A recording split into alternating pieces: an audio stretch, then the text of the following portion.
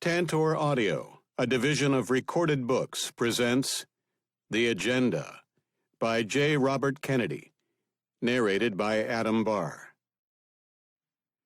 We may get to the point where the only way of saving the world will be for industrial civilization to collapse.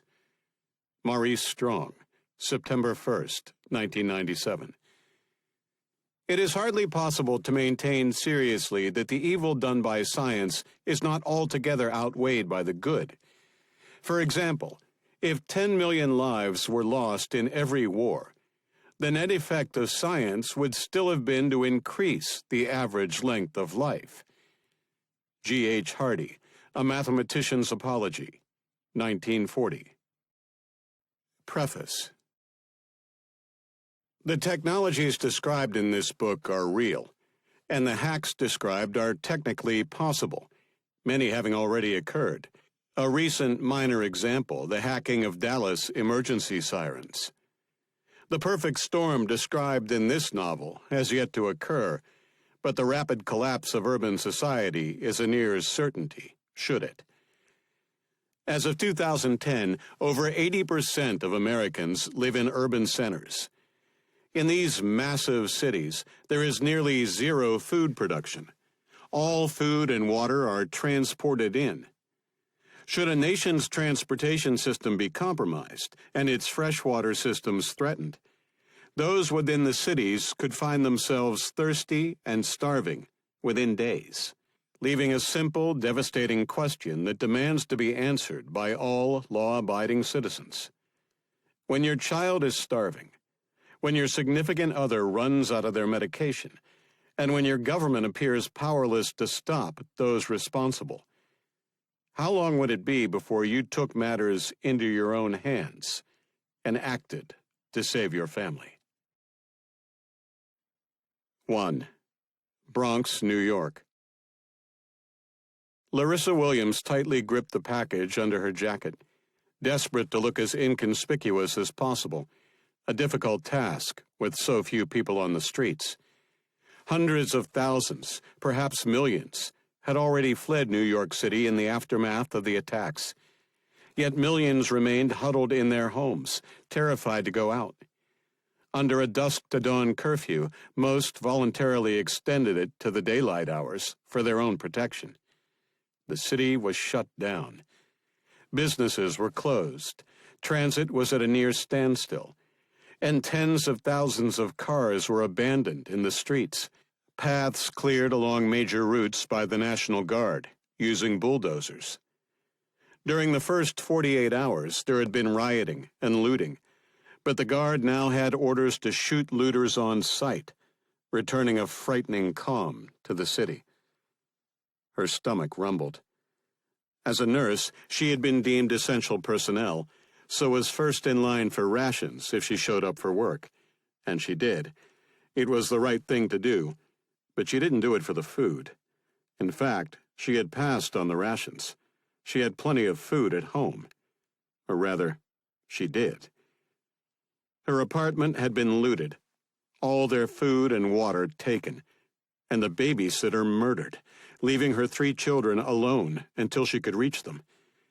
It had been hours since she had received the desperate call from her young son, and had heard nothing since, not even from her brother, who had promised to help. And yet, that wasn't what preoccupied her thoughts. Before leaving the hospital, she had done something she felt horrible for doing, something she had never thought she could do. She had become a thief. One of the very looters she had urged shot just yesterday. All the food she had to feed her 3 children was now gone, and they would be starving by tomorrow. She was racked with guilt, though felt justified, albeit only slightly. She was, after all, feeding children, not herself. But what if she were caught? Would the National Guard accept her reasoning? She doubted it. She would probably be arrested, for she had taken food from the mouths of the sick and dying. Yet she had no choice. Weren't the lives of her 3 young children worth as much as the patients this food had been earmarked for? And many of those people were certain to die. Didn't it make more sense to feed those who could live through this crisis?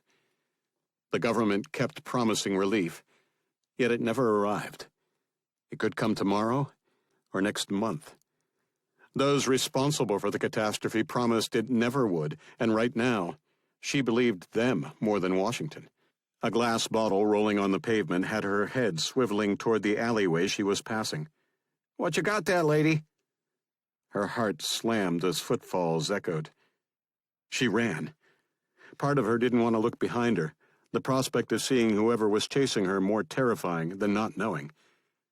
She spotted a National Guard unit ahead at the next intersection, at least a dozen armed men who were there to protect her. Yet she was a thief, breaking the law. Would they shoot her for looting? And if they did, who would take care of her children? She glanced behind her, finding herself alone. One of the soldiers walked toward her, tapping his watch. 5 minutes, ma'am."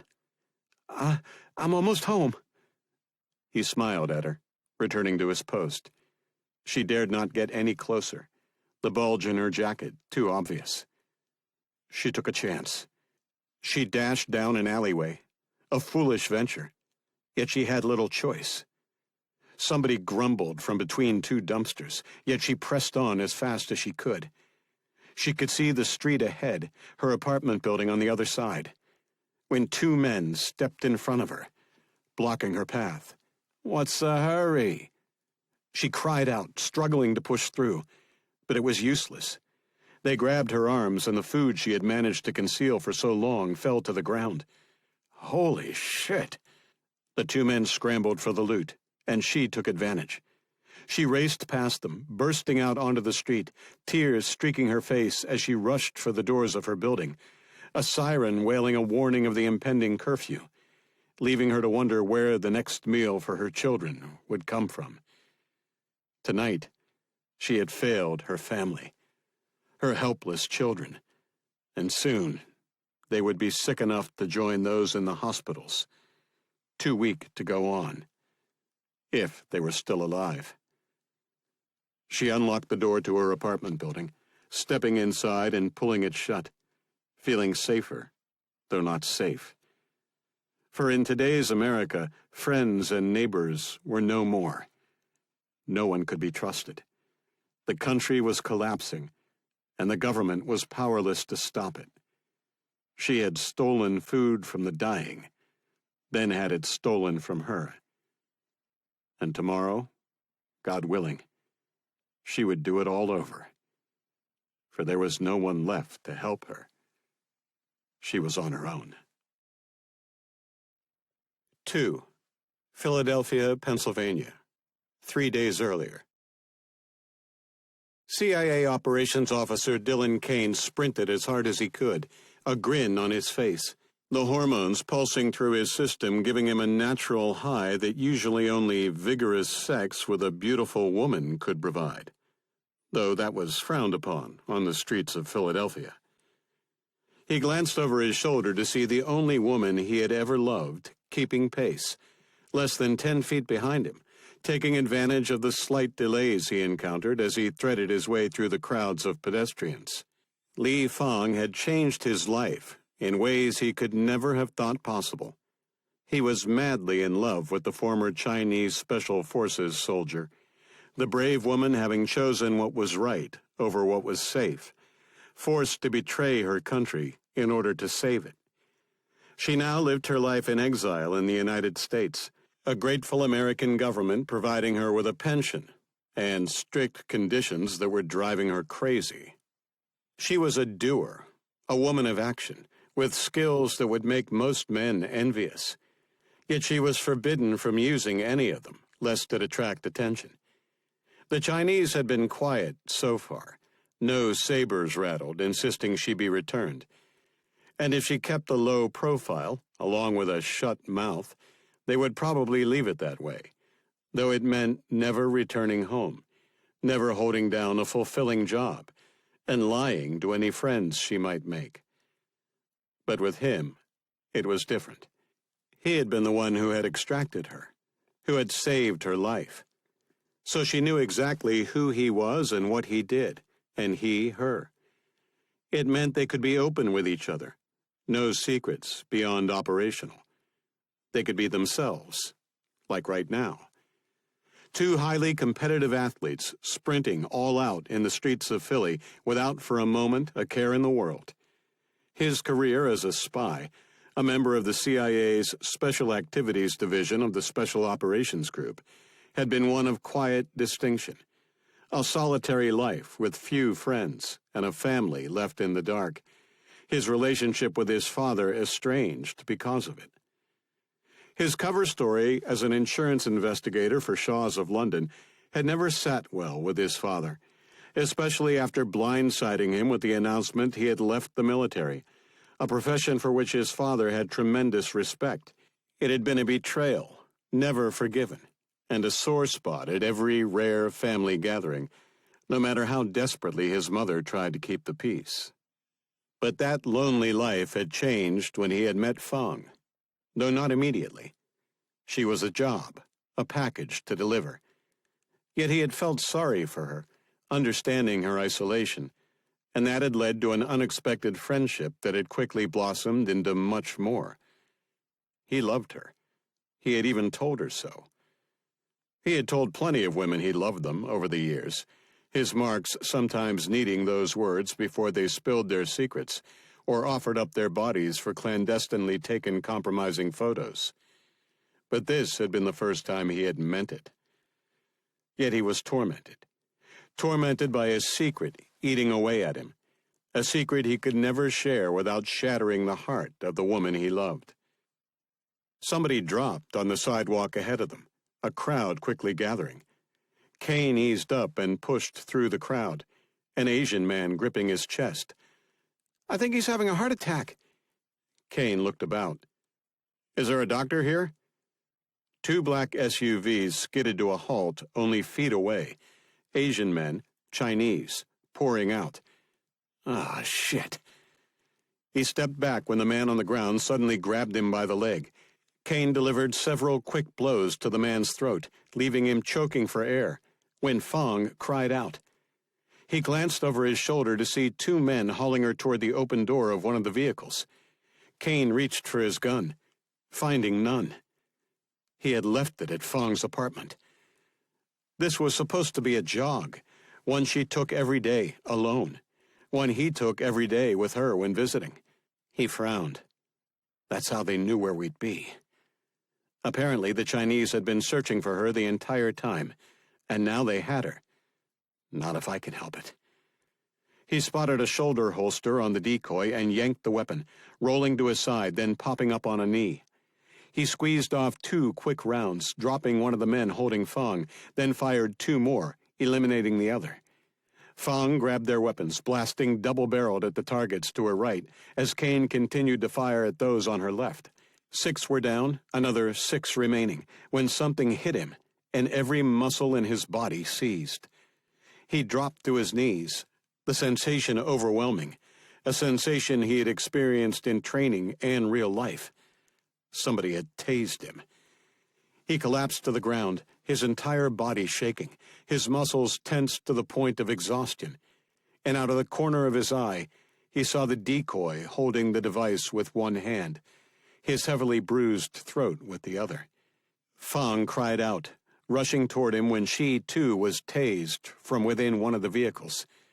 She tumbled forward, smacking her head hard on the pavement. Kane reached for her but couldn't, incapacitated by the 50,000 volts coursing through his body. The surviving attackers grabbed her and hauled her inside the lead SUV, its tires chirping as it sped away, the other quickly following. Kane felt hands on him as onlookers, cowering moments ago, rushed to his aid. "Get me off," he moaned, and he was hauled to his feet. He stumbled into the roadway, staring at the vehicles as he struggled to regain control of his muscles.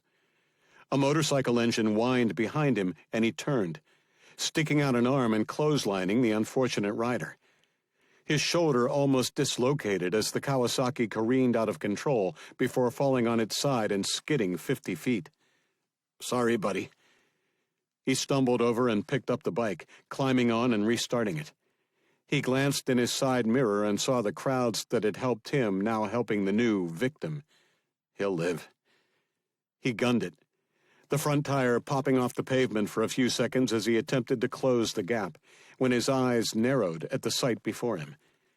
He could see the SUVs in the distance, blasting through every intersection, the lights green the entire way ahead of them, and as they cleared, turning red. This is way too well coordinated. He pulled his phone from his armband and speed-dialed one of the few friends he had in the world, and the only person he could think of that might be able to help. 3. LaRue White Residence, Fairfax Towers, Falls Church, Virginia.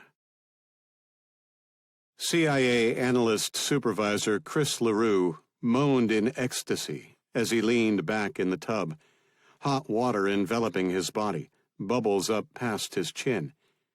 But all of that had been forgotten as his girlfriend, CIA operations officer Sherry White, sitting at the opposite end of the tub, worked her magic with her toes. It was exquisitely dirty, and as his eyes rolled back, he gasped out a warning that only encouraged her further. His phone rang. "Oh, God, don't stop." She didn't, though she did offer commentary. "That's Dylan's ringtone, isn't it? Tomorrow I'm bringing some equipment from the office to sweep this place. There's no way it's just a coincidence. Every time we get in this tub together, he calls. Oh, God. Yes. Is that a yes to sweeping the apartment or something else?" He sighed, his tension relieved, then gave her a look. "Yes to both." He reached for his phone and swiped a wet thumb across the screen. "Hello?" "Hey, buddy, it's me. I need your help." LaRue recognized the urgency in his friend's voice and immediately began his one-handed struggle from the slippery tub, Sherry becoming all business, her lithe, highly trained form leaping clear and offering a hand. "Somebody just kidnapped Fong. I need eyes, and I need them now." "Just a sec." He placed the call on speaker. "I'm at home with Sherry. You're on speaker." He glanced at her as she quickly toweled his hands and arms dry, then her own. "Fong has been kidnapped. Call my team," he whispered, then raised his voice as he headed naked for the living room, a trail of bubble bath and water behind him. Sherry dialed her phone as he logged into his laptop. "Where are you?" "I'm in Philly. I've lost sight of them, but I think they're hacking the traffic signals. They were getting greens, and I kept getting reds." Kane's voice was strained, occasionally punctuated with the loud whine of what sounded like a motorcycle engine. Sherry stepped away slightly. "Hi, Sonia. It's Sherry White. Hold for Chris." She sat beside him and pressed the phone to his ear so he could speak to one of his analysts, Sonia Tong. "Sonia, it's me. Assemble the team. I need access to the traffic cameras in Philly. Lock on to Dylan Kane's cell phone and look for a hack of the system and... Wait." He leaned toward his phone, sitting on the living room table beside his laptop. "Dylan, what are we looking for?" "Two black SUVs. Ford Expeditions. I've got a plate on the second vehicle." Sherry held her phone close to LaRue's as Kane read off the plate, then pressed it back against his ear. "Sonia, did you get that?" "Yes, sir. Just a second." The voice of Randy Child, one of his young hotshot analysts, jacked in. "Sir, it's Randy. I'm seeing your hack. Looks like they're just taking a straight shot east. Can you give him some help on the lights?" "Just a sec." Keys tapped, then Kane laughed. "Awesome. I've got greens." Child cut in. "He's got green lights, but I can't stop the hostiles. He might be able to catch up, though." "You can't get them reds?" "No. They're in the system deeper than I am, but they seem to be just setting and forgetting them once they're past. They're heading somewhere in a hurry, and they seem to just want to get there first." LaRue exhaled loudly. "Any guesses?" Tong replied. "They're heading for the Delaware by the looks of it." Child cursed. "If they get there, they can put her on a boat, and we'll never find her." LaRue exchanged a concerned look with Sherry. "We need eyes in the sky." Tong was way ahead of him. "Sir, I've got someone on a motorcycle and two black SUVs on camera. Patching the feeds to you now." LaRue's screen changed to show a map with 3 pulsing dots. He smiled. "Dylan, you're gaining fast. You should be on them any second now. I see them. Sonia, send local PD and notify the local FBI office. He's going to need backup. Roger that. Already on with local PD now. They're dispatching units. Child cut in. FBI has been notified. Good. Dylan, are you armed? Affirmative. LaRue pointed at Sherry. Get me the director. Sherry grabbed the landline and quickly dialed. This is Officer Sherry White for Director Morrison. We've got an urgent situation. Authentication code 9er Alpha Charlie Echo 4. She waited, her finger tapping her naked thigh, when Kane cursed. Make sure you keep those locals out of my way. LaRue saw the problem. Local police cruisers now chasing Kane, 2 cutting in front of him from side streets. Sonia, deal with it. Yes, sir. Kane gunned his motorcycle and threaded it between the 2 cruisers. I've got the director. Sherry pressed the handset against LaRue's free ear. Sir, this is LaRue. I've got Dylan on the other line. Someone has just kidnapped Lee Fong, and he's in pursuit. I need clearance for him to take action. Where is he? Philadelphia. He's in pursuit of 2 black SUVs, one with Lee aboard. Locals? Also in pursuit, though at the moment they think Kane is a suspect. Let the locals handle it. We can't have one of our own killing people on the streets of Philadelphia. Sir. Tell him that's an order, directly from me. LaRue closed his eyes. Okay. Dylan, the director says to stand down and let the locals handle it. You tell him to go There was a burst of static as the motorcycle engine overwhelmed Kane's voice. Himself. Morrison's voice rose slightly. What did he say? LaRue wasn't sure what to do. He didn't agree with Morrison's order, yet the director was right, technically. The problem was he was ignoring who Kane was. There was no way he would stand down, not when Fong was involved. Don't think he heard me, sir. He's on a motorcycle doing over 60 on city streets. Sherry pointed at the screen, the 3 dots almost converging. Sir, he's about to engage them. I need a go or no go. Morrison cursed. Tell him he's cleared to engage. Have him identify himself as a Homeland agent without his ID. I'll get the identity live by the time they run it. LaRue grinned. Thank you, sir. He leaned toward his cell phone. Dylan, you're cleared. You're now Homeland if asked. Copy that. Engaging now. 4. Philadelphia, Pennsylvania.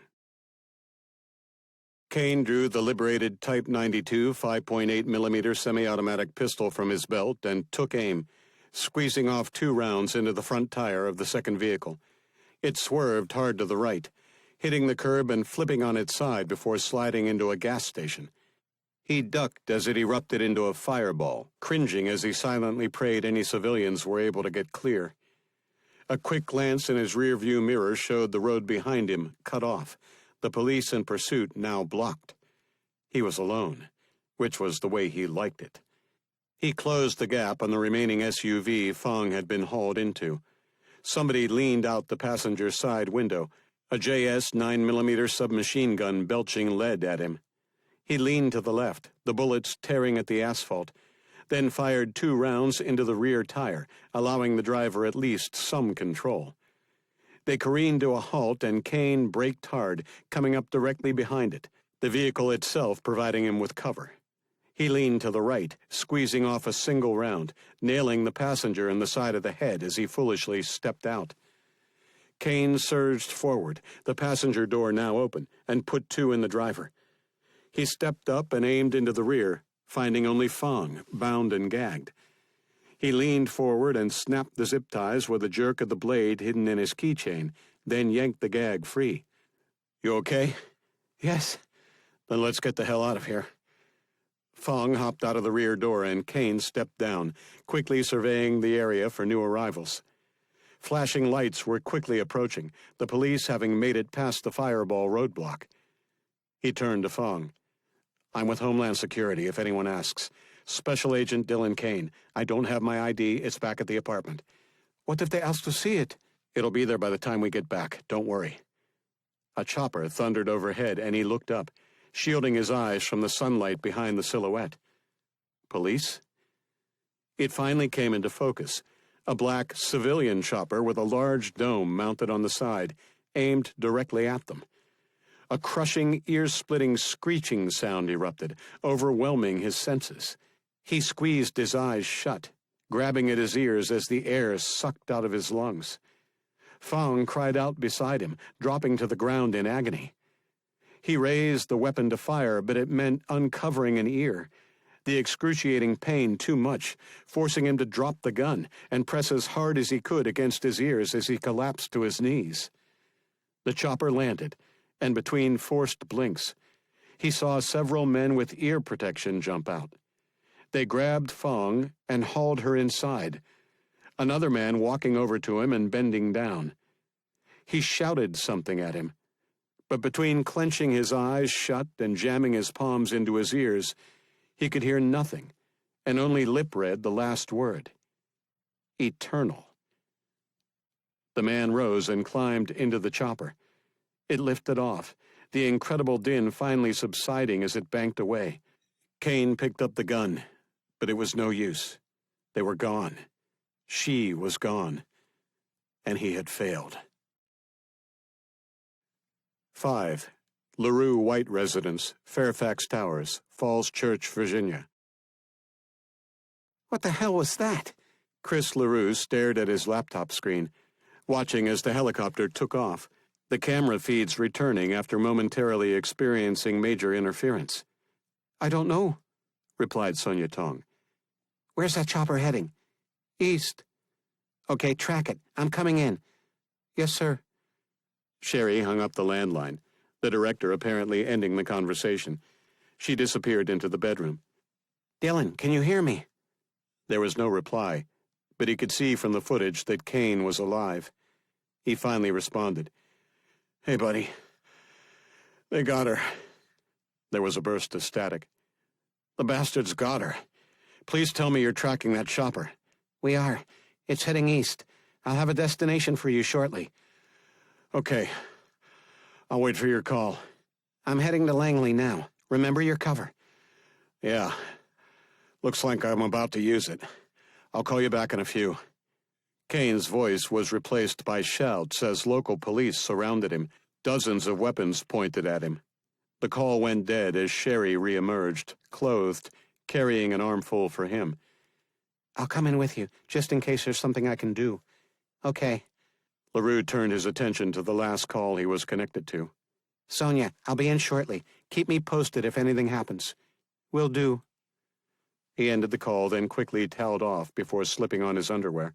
He sat, awkwardly catching the pair of rolled-up socks Sherry tossed him, batting them about several times before finally snagging them. I'm definitely not a sports guy. It's got to be the Chinese. Sherry handed him a shirt. They were after her, not him. He wasn't even a target. Otherwise, they would have shot him when they took her. LaRue agreed. They've clearly been looking for her since she defected, so it makes sense. They don't like loose ends, especially loose ends that know state secrets. He stepped into the bathroom, applied antiperspirant, then a spray of Yves Saint Laurent cologne. Sherry leaned in and inhaled deeply. Love that stuff. He eyed her in the mirror as he buttoned up his shirt. Don't get any ideas. She patted his package. I know. Business time. LaRue pulled his pants on and stuffed his shirt tails inside. Belt? Sherry disappeared, then returned a moment later with one as he zipped his pants. He quickly fed the belt through the loops as his phone rang. Sherry put it on speaker for him. Sir, it's Sonia. We've got a destination on the chopper. It landed on the roof of Temple University Hospital. LaRue's eyebrows rose as he buckled his belt.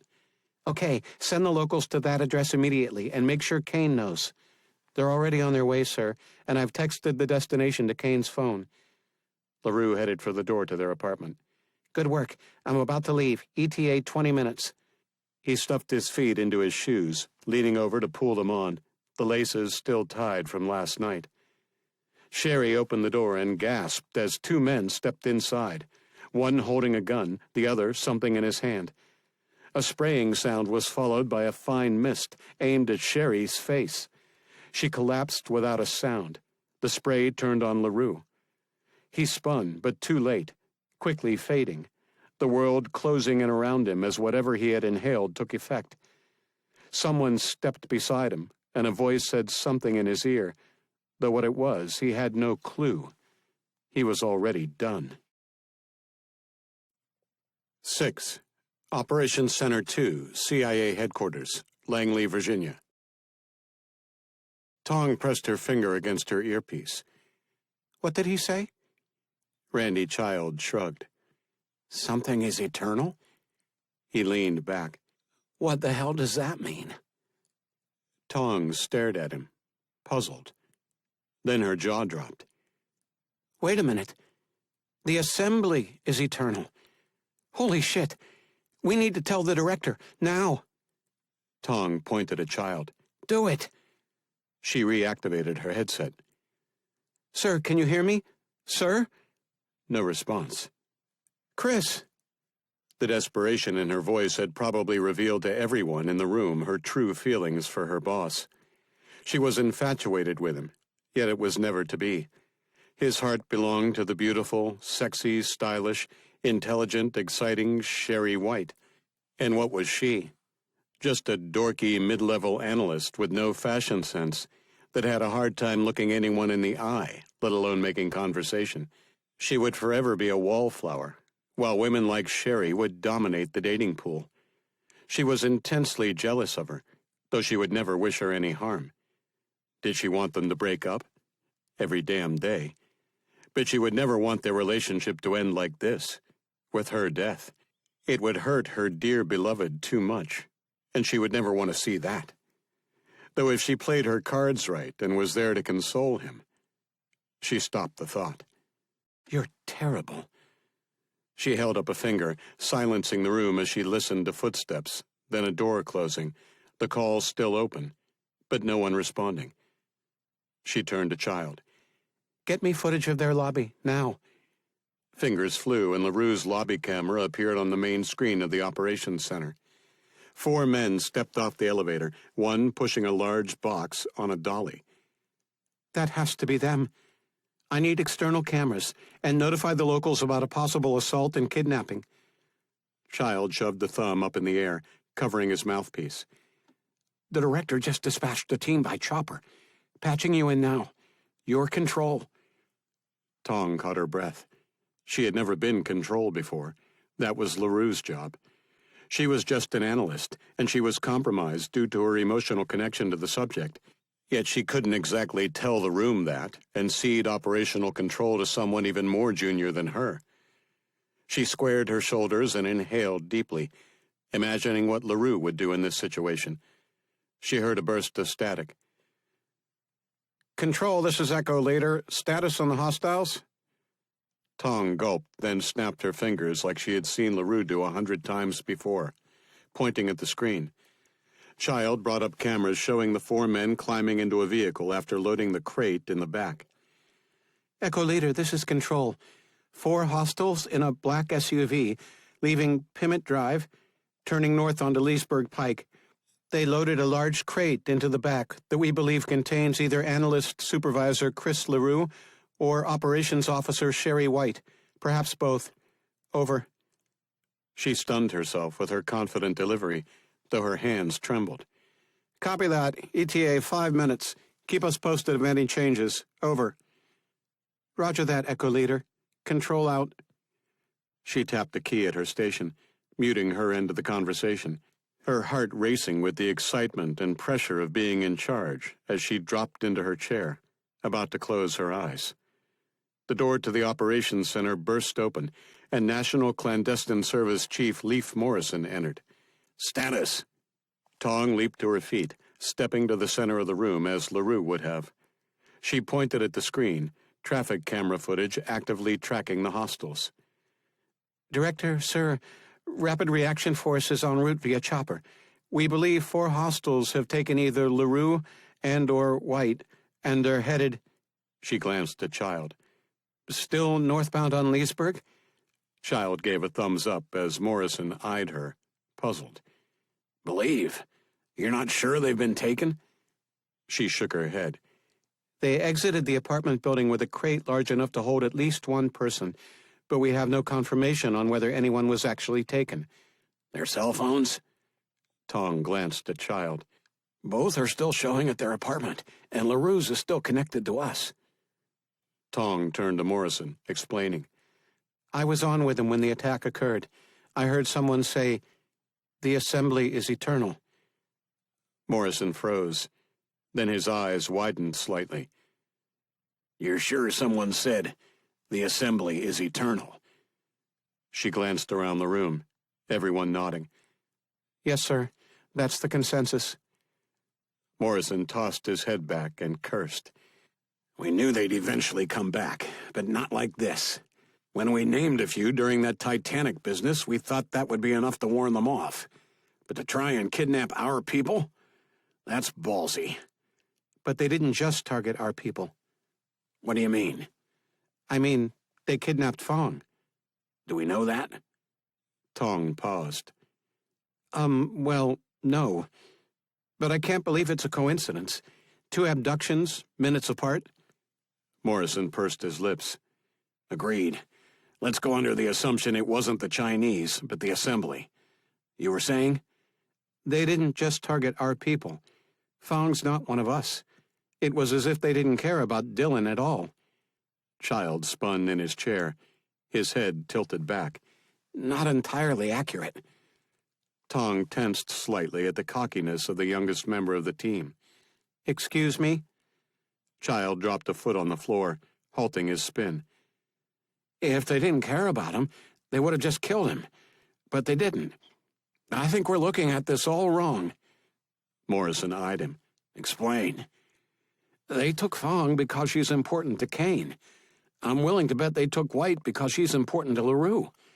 Who are the biggest thorns in the side of the assembly? Kane and LaRue. Tong's eyes popped wide as she realized what Child was getting at. Their leverage. They're going to use them as leverage over Kane and Chris. Morrison's head bobbed slowly as he folded his arms, a finger tapping his chin. Makes sense and fits the facts. If White was the one who was kidnapped, and if you're right, they must be planning something big, and they didn't want any interference from us meddling kids. Child spun in his chair.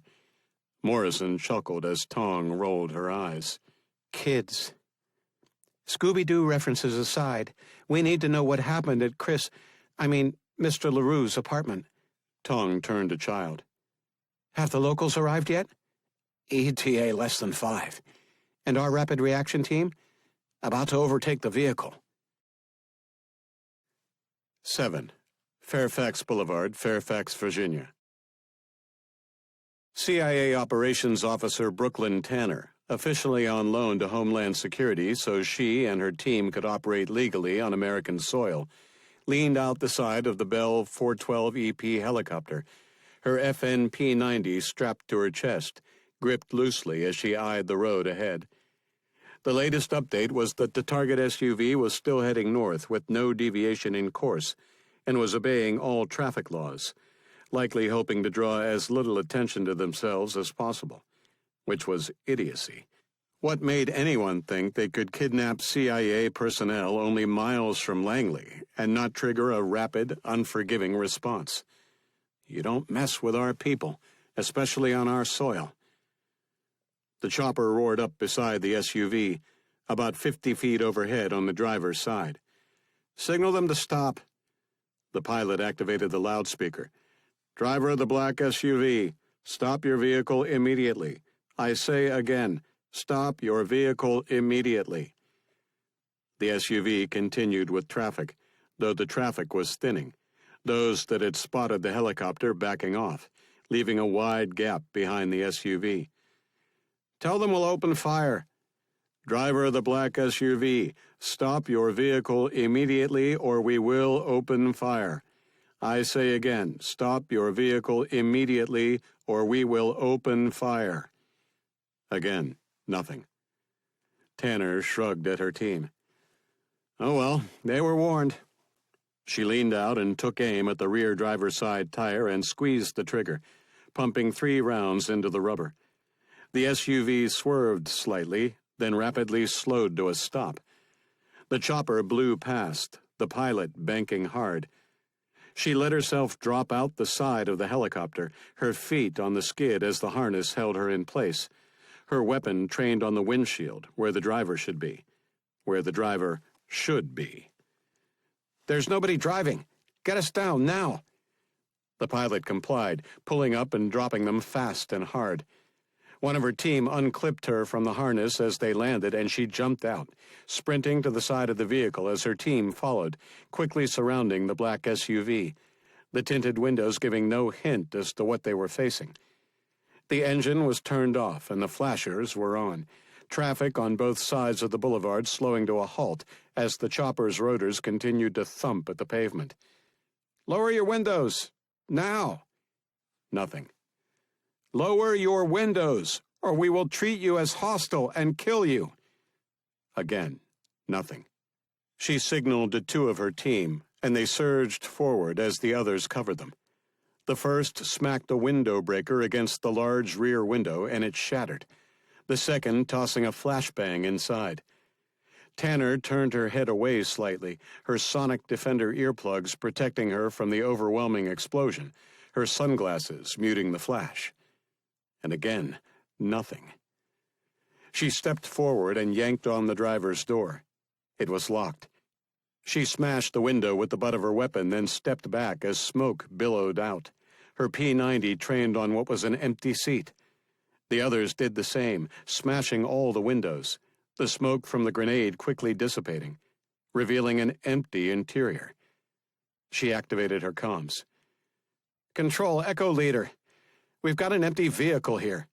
Did you see anyone leave when we stopped it? Over. Negative, Echo Leader. Nobody left the vehicle. Then Control, either they were never in this thing or there's a ghost in the machine. Hey, Brooklyn, check this out. Tanner leaned inside, one of her men, Operations Officer Michael Lyons, pointing at the navigation display, a warning message flashing. Tire pressure reduced. Emergency override engaged. What the hell is that? She checked where Lyons was pointing, a device sitting on the dash with wires extending through the sunroof. She stepped out and looked at the small black dome sitting on the roof. Control, we're going to need some techs out here. I think this thing has been customized so it can either drive itself or be driven remotely. Copy that, Echo Leader. Is there any sign of our people? Tanner leaned back inside, finding no crate or anything else to suggest it had ever been there. Negative, Control. The vehicle is completely empty. Retrace the route and see where they got out. Over. Retracing the route now, Echo Leader. Stand by. Tanner headed for the chopper as local police began arriving, her heavily armed team causing some hesitation in how to respond. She pointed at Lyons. Go settle them down before they start shooting. He grinned. Yes, ma'am. He jogged over, holding up his Homeland ID, weapons lowering. Tensions eased. She leaned into the chopper. Let's get airborne, just in case we get lucky. 8. Operations Center 2, CIA Headquarters, Langley, Virginia. Tong stood in the center of the room, the pressure of an operation gone bad weighing heavily on her shoulders, and now she understood the burden her boss and fantasy, Chris LaRue, must feel every time he was in command. She didn't envy him, and understood why he had been reluctant to take on the role. She glanced at Morrison, the man who had forced him into the job, still standing at her side as the chopper powered back up. I'm sorry, sir. I screwed up. He continued to stare at the display. Screw-ups happen. It's what you do next that matters. She nodded, then turned to the team. Okay, let's retrace the route. Look for any gaps. We need to see when they were out of our sight, then see if they took longer than they should have to get to the next point. You got it. Child hammered away at his keyboard, the screens rapidly following all the shots they had of the SUV, a simulated route running beside it, as the gaps in the cameras were too many for a complete picture. Okay, here. They went under this bridge. We don't have any footage of them, but when they do appear, they're about 40 seconds later than they should be. Tong shot a smile at Morrison, who responded with a frown. And he was right. It meant she had screwed up. She should have caught the discrepancy earlier, but hadn't, and now LaRue and White might be lost. She activated her comms. Echo Leader, Control. We've got a new location for you. Relaying coordinates now. She snapped her fingers, and Child tapped at his keyboard, then gave a thumbs up. Confirm receipt. Over. Confirmed, en route now. ETA, 2 minutes. Tong turned to the team. They won't be there. Let's analyze all the footage of the vehicles in the area at the time the exchange must have happened. See if we can spot them. Look for vehicles that head under the bridge, but don't come out. This was well planned and well coordinated.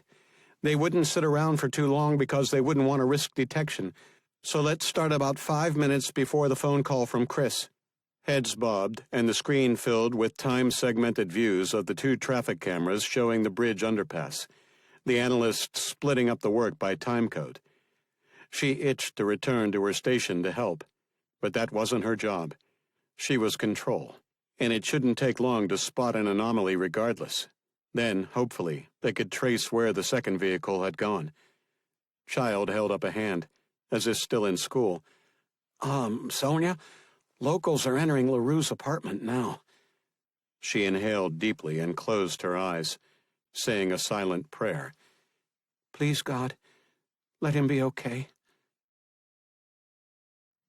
9. LaRue White Residence, Fairfax Towers, Falls Church, Virginia. Hey, buddy. You okay? LaRue groaned, then grunted when someone smacked his face, too firmly for his liking. You good? He opened his eyes, blinking them rapidly, then raised a hand to block the next friendly smack. Yeah. What happened? Not sure. You were out cold when we got here. He pushed up on his elbows and moaned, his head throbbing. He grabbed his temples with one hand and massaged them as he closed his eyes. What the hell was in that?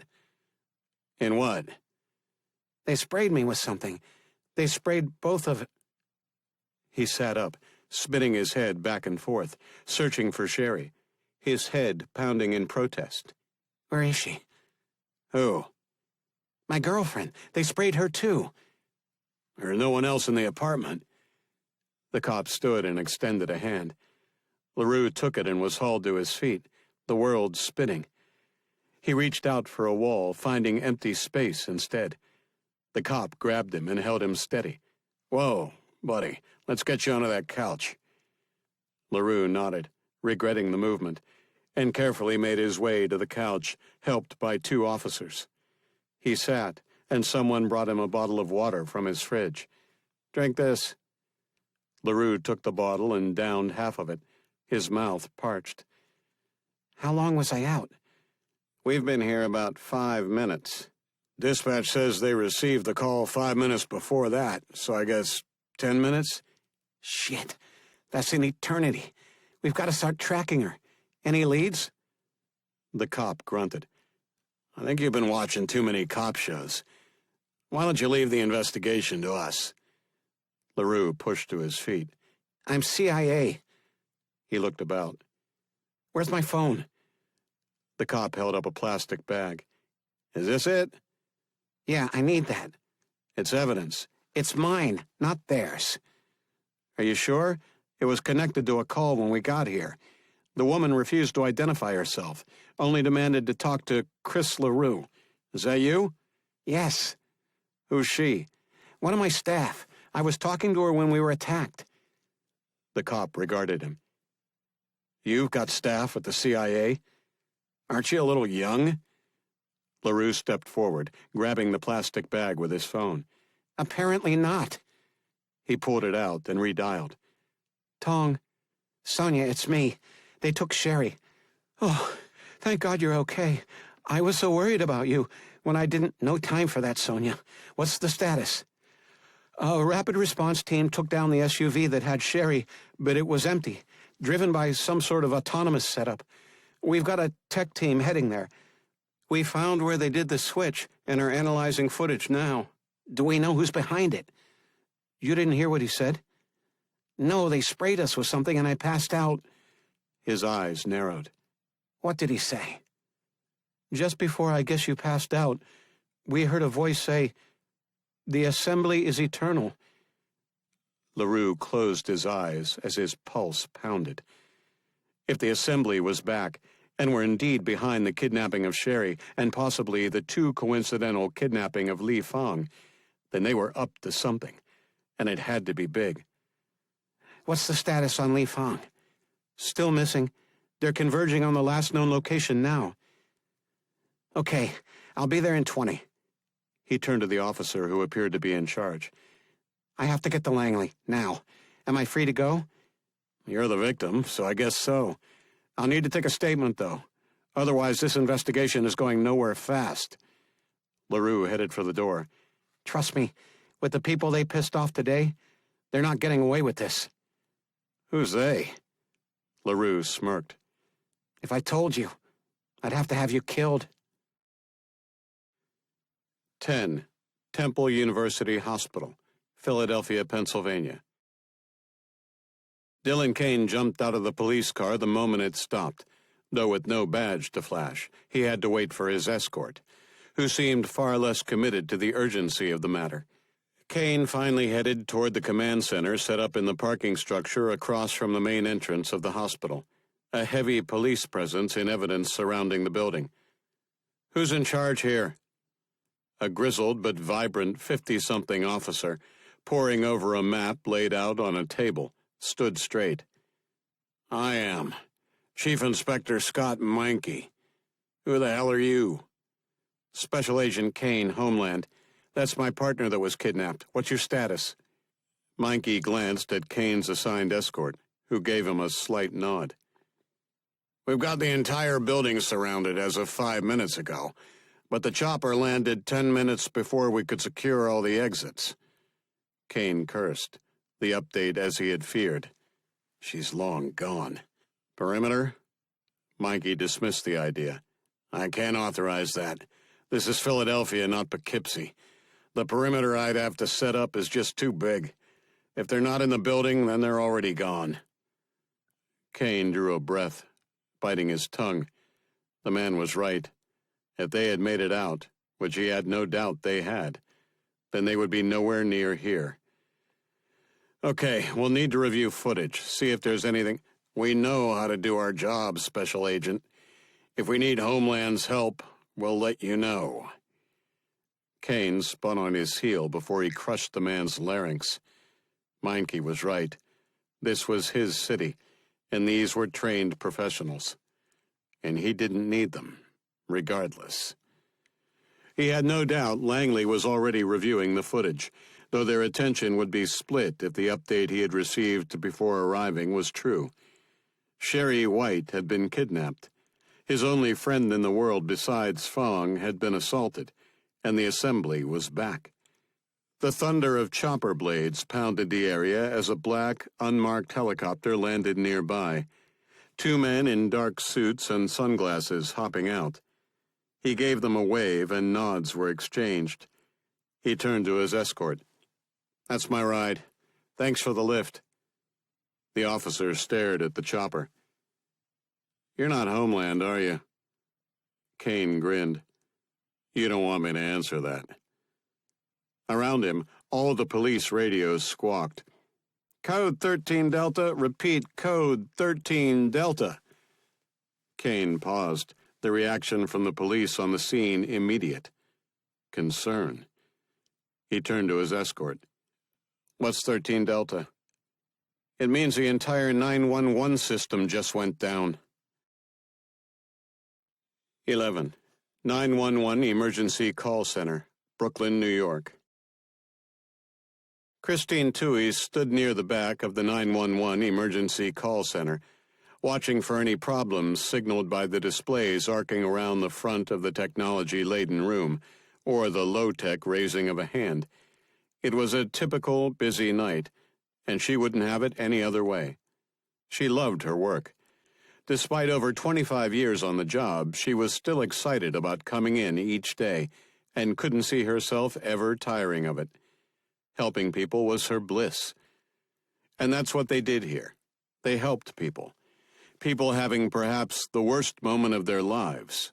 Victims of a crime, a horrible accident, or a medical emergency for a loved one. Each one was unique in that it was some new individual who had probably never before called, and who had probably never before experienced what they were now going through. It demanded compassion and patience, and every one of her people were saints as far as she was concerned, especially with some of the abuse they had to put up with. You don't call 911 because McDonald's shorted you a McNugget, or your boyfriend cheated on you. A chart showing incoming call trends abruptly spiked, the green line turning yellow, then red. Every station's call status indicator glowed red, signaling all of her people were on calls. Oh no. Some disaster had to have just struck the city she loved. There could be no other explanation. The call origin map showed the spike spread across the city, which could only mean one thing: another 9/11 type disaster. Hands started shooting up and supervisors rushed forward. But Tui couldn't wait for their reports. She stepped down toward the sea of operators and tapped the nearest with her hand up. "What's wrong?" "They're just hanging up, ma'am." "What?" "I've taken 5 calls in a row. As soon as I answer, they hang up." "Me too," said the operator at the next station. More nods from the others, the supervisors rushing over to confirm the same. What the hell is going on? She stared at the displays, the call volume continuing to skyrocket, the average time per call plunging, and more concerning, the number of calls the phone company was reporting couldn't get through was shooting through the roof. Whatever was happening was dangerous, and people could die. Reliable access to the 911 system was essential in a big city like New York, and whatever was going on had to be stopped. "Christine, it's the VoIP lines."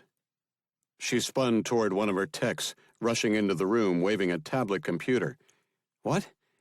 "All the calls that are hang-ups are from voice-over internet protocol lines, internet phones." "So, no landlines or cell phones?" "No, those volumes are the same. It's only the VoIP calls that have spiked." She looked back at the screens, the dropped calls continuing to climb rapidly. "What's causing it?" "Dunno. If I had to hazard a guess, somebody's system has been hacked." Tui cursed, pointing at one of her people. "Get me the commissioner now." She turned to the tech as the call was placed. "Is there anything we can do?" He pursed his lips, staring at the screens for a moment before replying. "I could set the system to automatically block any incoming calls from VoIP lines." Tui didn't like the sounds of that. Blocking any legitimate call went against everything she had been trained to do. "How many people would be affected?"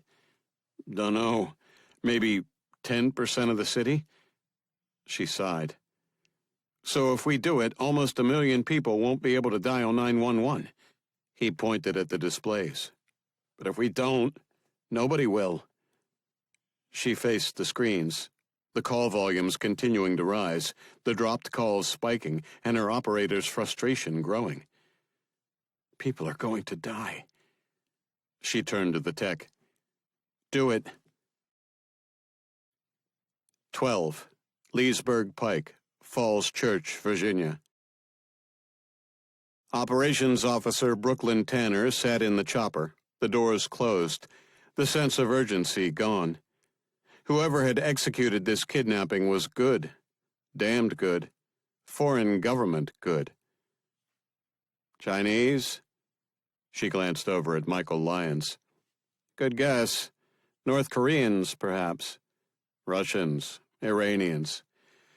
Could be anyone or no one. White was clearly targeted. This wasn't random." Lyons agreed. "I've seen her at the farm.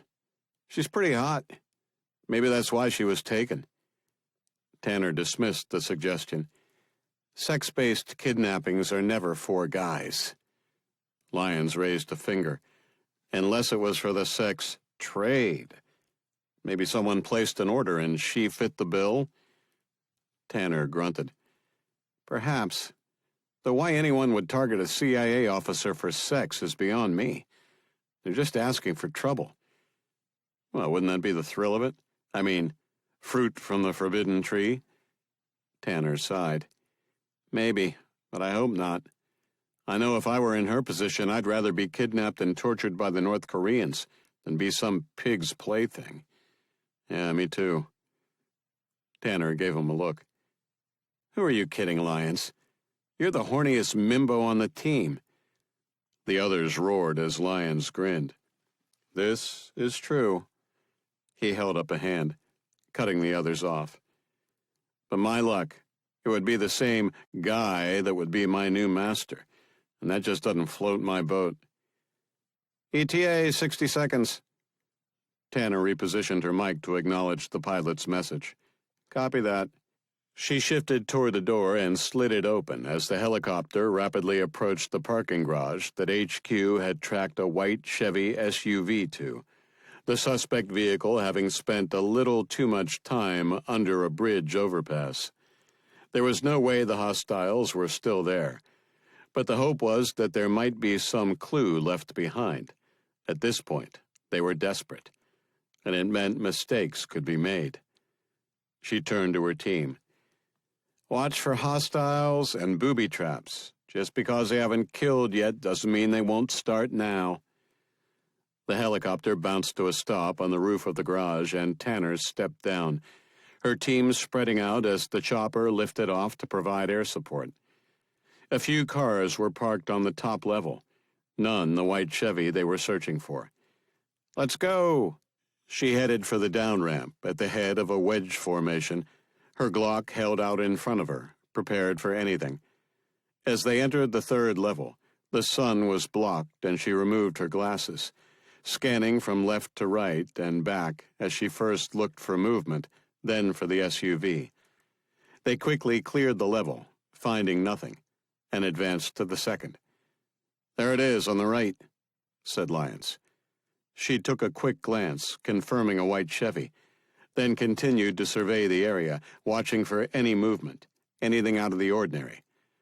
She indicated for her men to take up covering positions around the vehicle, and they rushed forward as she continued to search for anything odd, such as unusual video cameras, lights, installations, or idling engines. A chime sounded. Then there were voices, a woman and children. A door opened and a family stepped into view. Tanner spun toward them, holding out her hand. Go back downstairs. This is a police operation.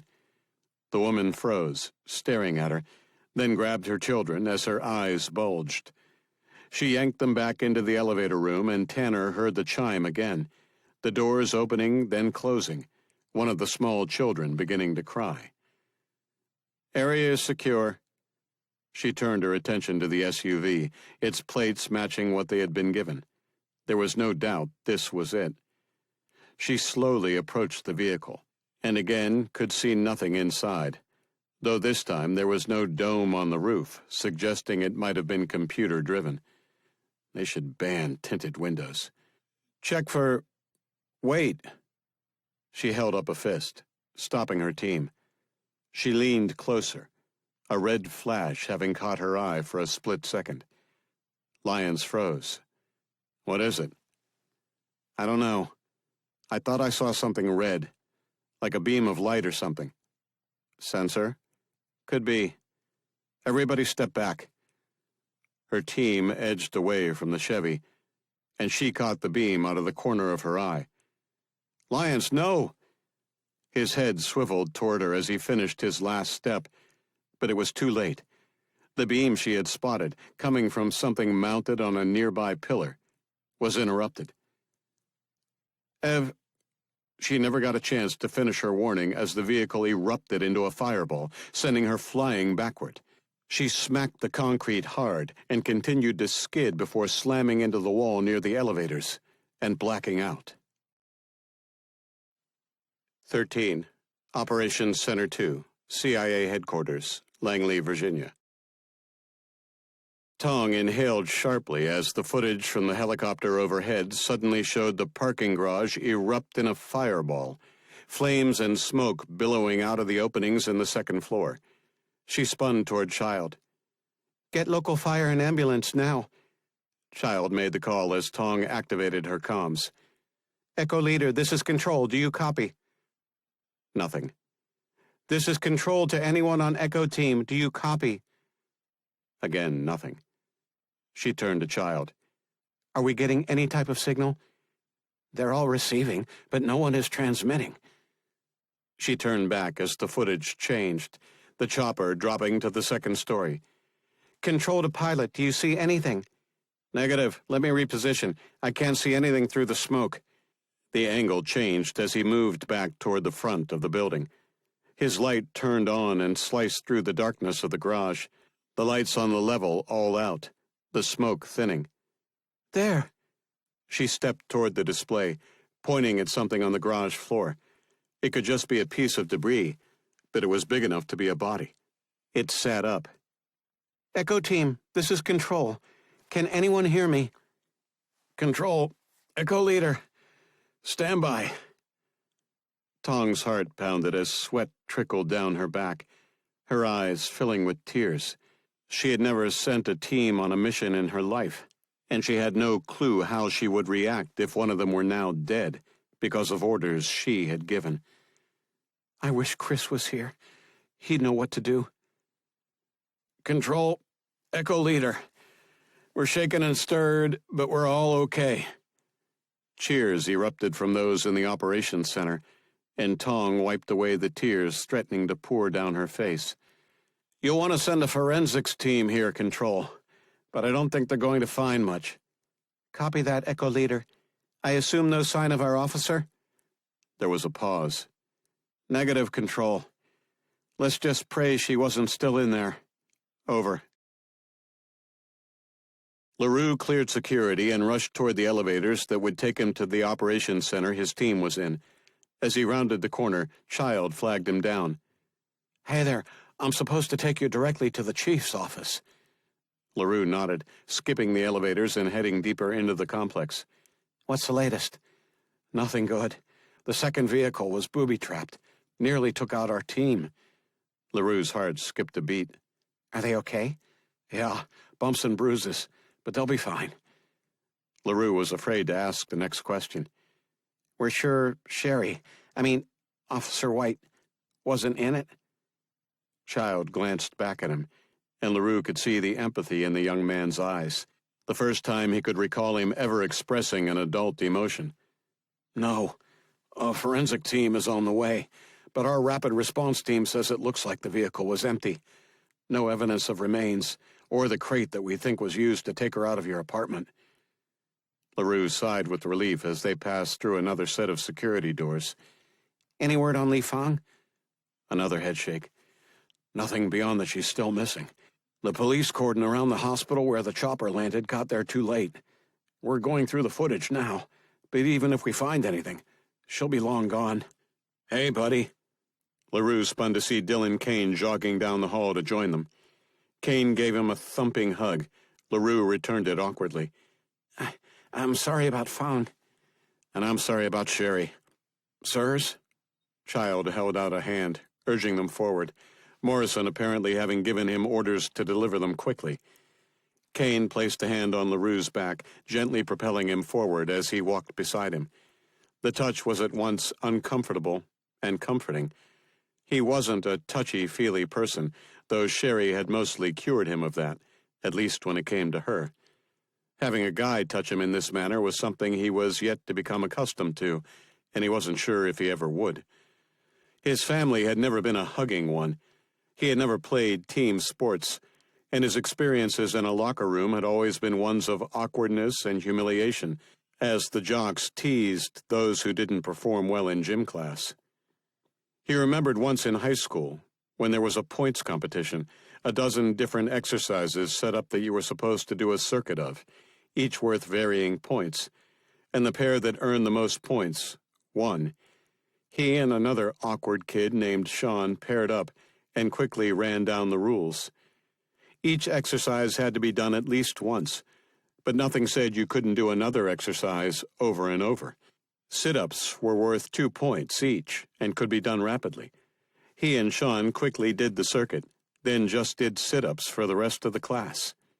They won, and the jocks were pissed.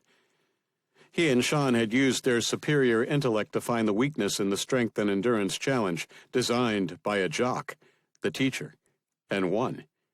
Handily. It wasn't worth it. The teasing and insults lasted for days. The pain of the names that were never supposed to hurt lasted for years. He glanced over at Kane, his best friend from high school, the man, boy, who had protected him for his sophomore and junior years, who had made those years at least bearable, and found himself yearning for those simpler days. But it was foolish to do so. He had put over 10 years between him and high school, enough time for much of the horrible experiences to fade away, replaced by the past couple of years of an incredible life with Sherry, success at work, and the respect of his peers. He was looked up to now by team members both younger and older than him, by his supervisors and fellow analyst supervisors far older than him, and by officers like Kane, or Delta operators like Bravo Team. He spoke with confidence now when dealing with situations that could mean life or death, though he still quaked on the inside at times. And much of this newfound confidence was because of Kane's faith in him, of his friend's efforts in getting Sherry back into his life, and of Morrison taking a chance on him. "You okay?" He glanced at Kane. "Not really." "I hear you. Let's get our women back, then kill these bastards once and for all." The director's aide saw them approach and lifted her phone, whispering for a moment before hanging up. "Go right in, gentlemen." Child opened the door and Kane gently pushed LaRue through. "Chris!" Tong erupted from her chair, racing toward him and hugging him hard, her head buried in his chest. "Thank God you're okay." She let go of him, stepping back quickly, staring at the floor as she clasped her hands in front of her. Sorry. I shouldn't." She sighed, then snapped her mouth shut, returning to her chair. Kane grinned at LaRue, his eyebrows climbing suggestively, Tong clearly crushing on her boss. "It's okay. I'm lucky to be alive, I guess." Morrison, sitting behind his desk, gestured toward 2 empty chairs. "Thanks, Randy." Child nodded and left the room, closing the door behind him. "Glad to see you're okay, Chris. But I don't think luck had anything to do with it." LaRue's eyes narrowed. "What do you mean?" "You two were targeted, not your better halves. If they were the targets, then you two would most likely be dead. Especially you, Dylan, since you took out so many of them. They want you two alive, with leverage over you." Kane pursed his lips. "Fong and Sherry." "Exactly. They know you two won't do anything to risk their lives." Kane growled. "So there is no doubt it's the assembly. We heard the recording. One of the team that took Officer White was heard saying the assembly is eternal. That's not a coincidence. Nobody knows about the assembly, and that's the only link you two have beyond high school. They're up to something, and they don't want you two involved, and by extension, the CIA." LaRue hated to say what needed saying. "We can't let this influence the CIA's reaction." Morrison smiled. "And it won't, trust me. As heartless as it sounds, 2 lives are not going to stop us from confronting the assembly." Kane grunted. "Just give me the nod, and I'll find them myself." Morrison delivered. "Consider yourself unleashed."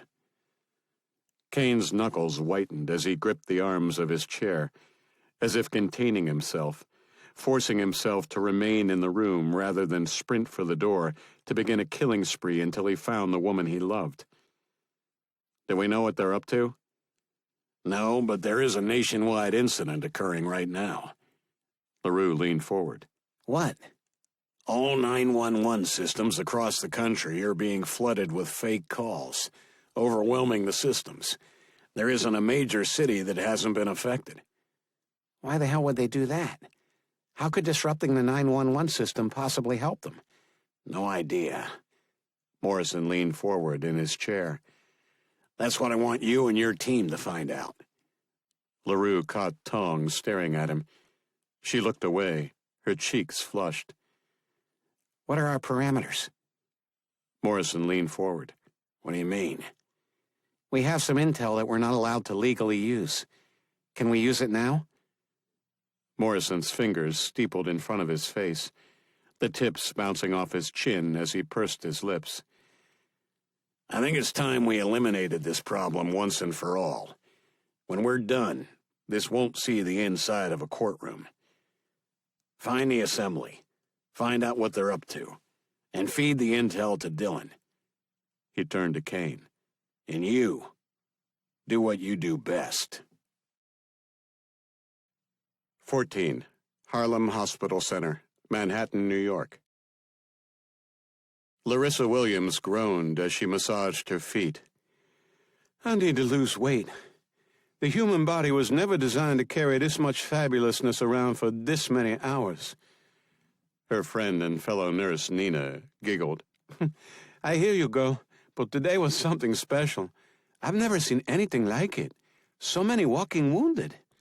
She waved a hand at the television. What the hell is going on anyway? The entire 911 system goes haywire, and nobody can get through. It's crazy. Larissa agreed. Yeah, and it wasn't just here. Apparently dozens of cities were affected. Well, I hope they catch the bastards responsible. Larissa grunted. They should line them up against a wall and shoot them. I'll second that. No judge, no jury. Just execute the sons of bitches. Maybe then these hackers will think twice before messing with people's lives. How many people died today because of it? Larissa frowned as she slipped her shoe back on. The news is saying dozens died just here. A lot of people couldn't call ambulances, and once the criminals realized what was going on, there was some looting, and a few people were shot. Nina sighed. What is it about situations like this that make people think they need a new TV? Larissa chuckled. I don't know, but I know I could sure use one. Nina gave her a look. You definitely could use one. You do know that they have flat screens now, right? Larissa smiled. Hey, I know, but I also have mouths to feed. And that no-good loser of an ex-husband of mine hasn't paid child support in over a year. Shoot his ass, too. Damn right. Larissa pushed to her feet. Okay, I'm out of here. If you need me, you know where not to find me. You go on home to those boys of yours before they get up to no good. Larissa tossed her head back and growled. Don't get me started on them. You know that yesterday I caught Michael holding a gun outside the apartment? The older kids were showing it to him. What is it with kids today?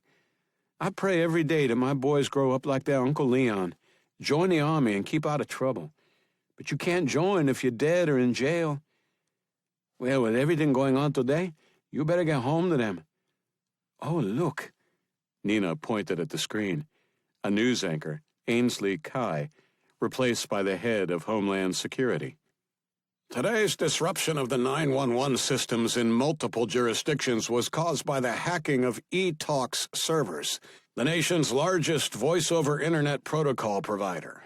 This allowed the hackers to send calls from these phones through the E911 system that links your home's VoIP system to your local 911 system.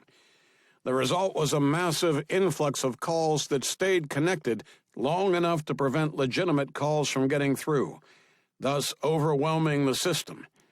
The security breach has been plugged, and Croft Technologies' Secure Vault anti-intrusion system installed to protect from further breaches. At this time, we have no suspects. However, the investigation has just begun. Nina batted a hand at the screen. Blah, blah. What else is new? It'll be the Russians or the Chinese, and we'll do nothing about it. Larissa frowned, her friend right. I'm going home. See you tomorrow. She stepped out of the changing room and headed for the elevators, waving goodbye to the night shift. She shivered as she left the building and headed for the subway.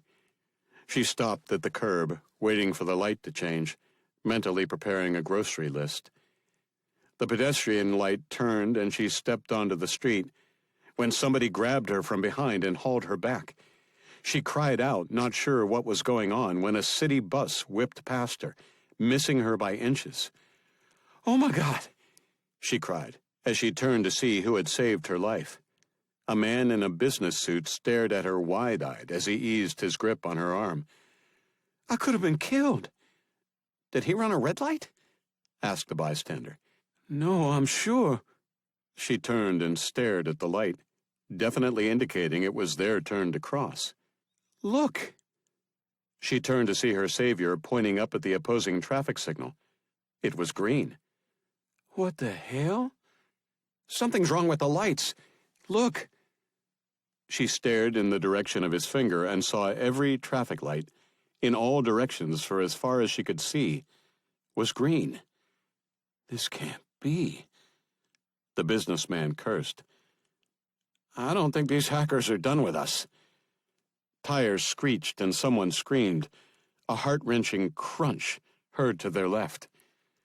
Oh, no. 15. Operations Center 2, CIA Headquarters, Langley, Virginia. LaRue stepped inside Operations Center 2, his team already manning their stations. All rose to their feet, concern written on their faces. He waved them down. I'm okay, everyone. Thanks for your concern.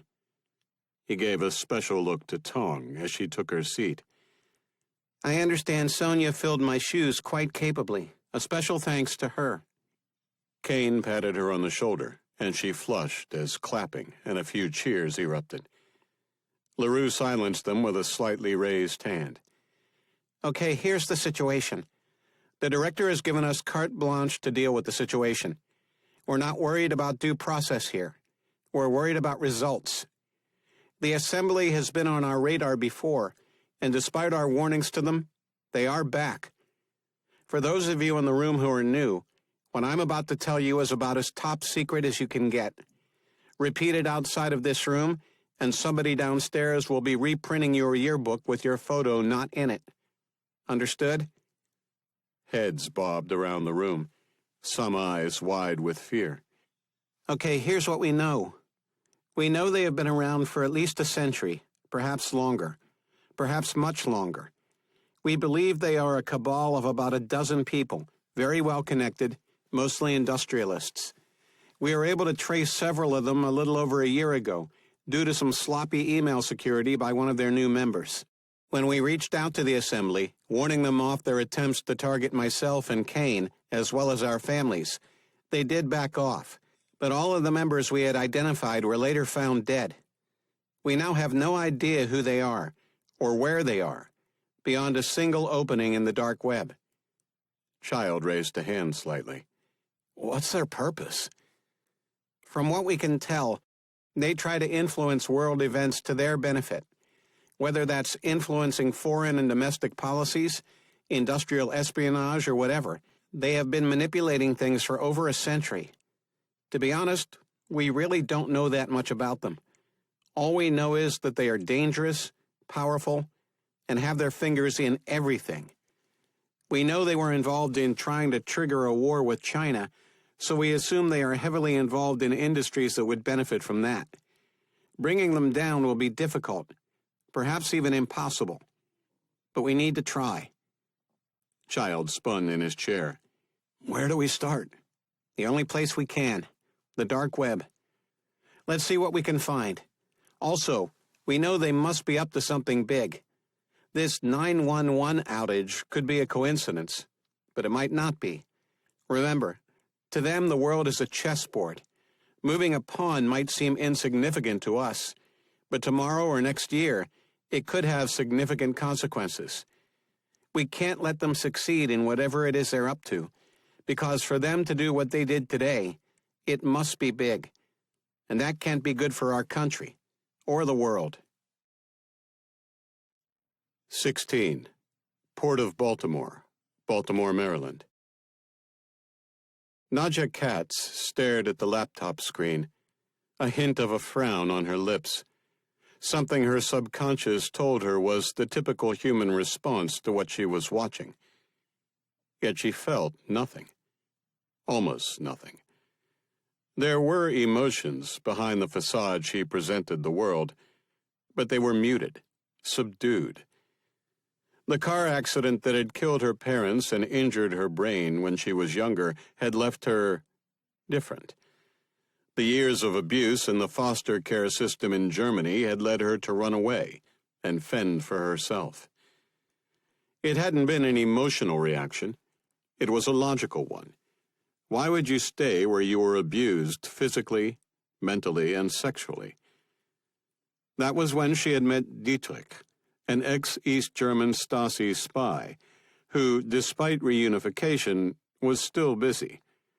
He had taught her the trade, taught her to kill, and she had excelled. When you don't have emotions to get in the way, it's easy to remain calm when about to make the kill. It reduced the mistakes caused by unchecked adrenaline or a cluttered mind. When Dietrich had died, she had taken over his business and eventually found herself employed by the assembly, as he had been, becoming one of their go-to problem solvers, until they had betrayed her, deciding she knew too much.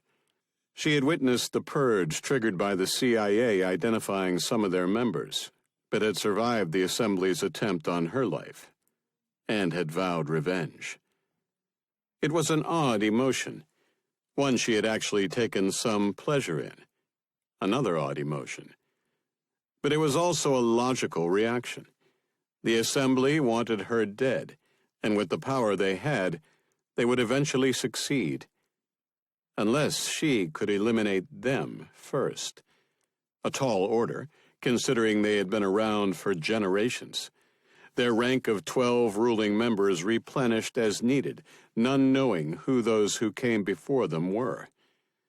They rarely, if ever, met together, almost always meeting by video conference. The system configured so each could only see the faces of those they helped to recruit. When privy to these conversations, where she would never see any of the faces, as she wasn't an assembly council member, it always made her wonder who number one was. He was the oldest recruit, though not necessarily the oldest in age. He might have been recruited when he was 30 or 40, others in their 60s. She hadn't known who they were, except that they were powerful men, all controlling vast amounts of wealth, whether through corporations they owned or inherited, or positions they occupied.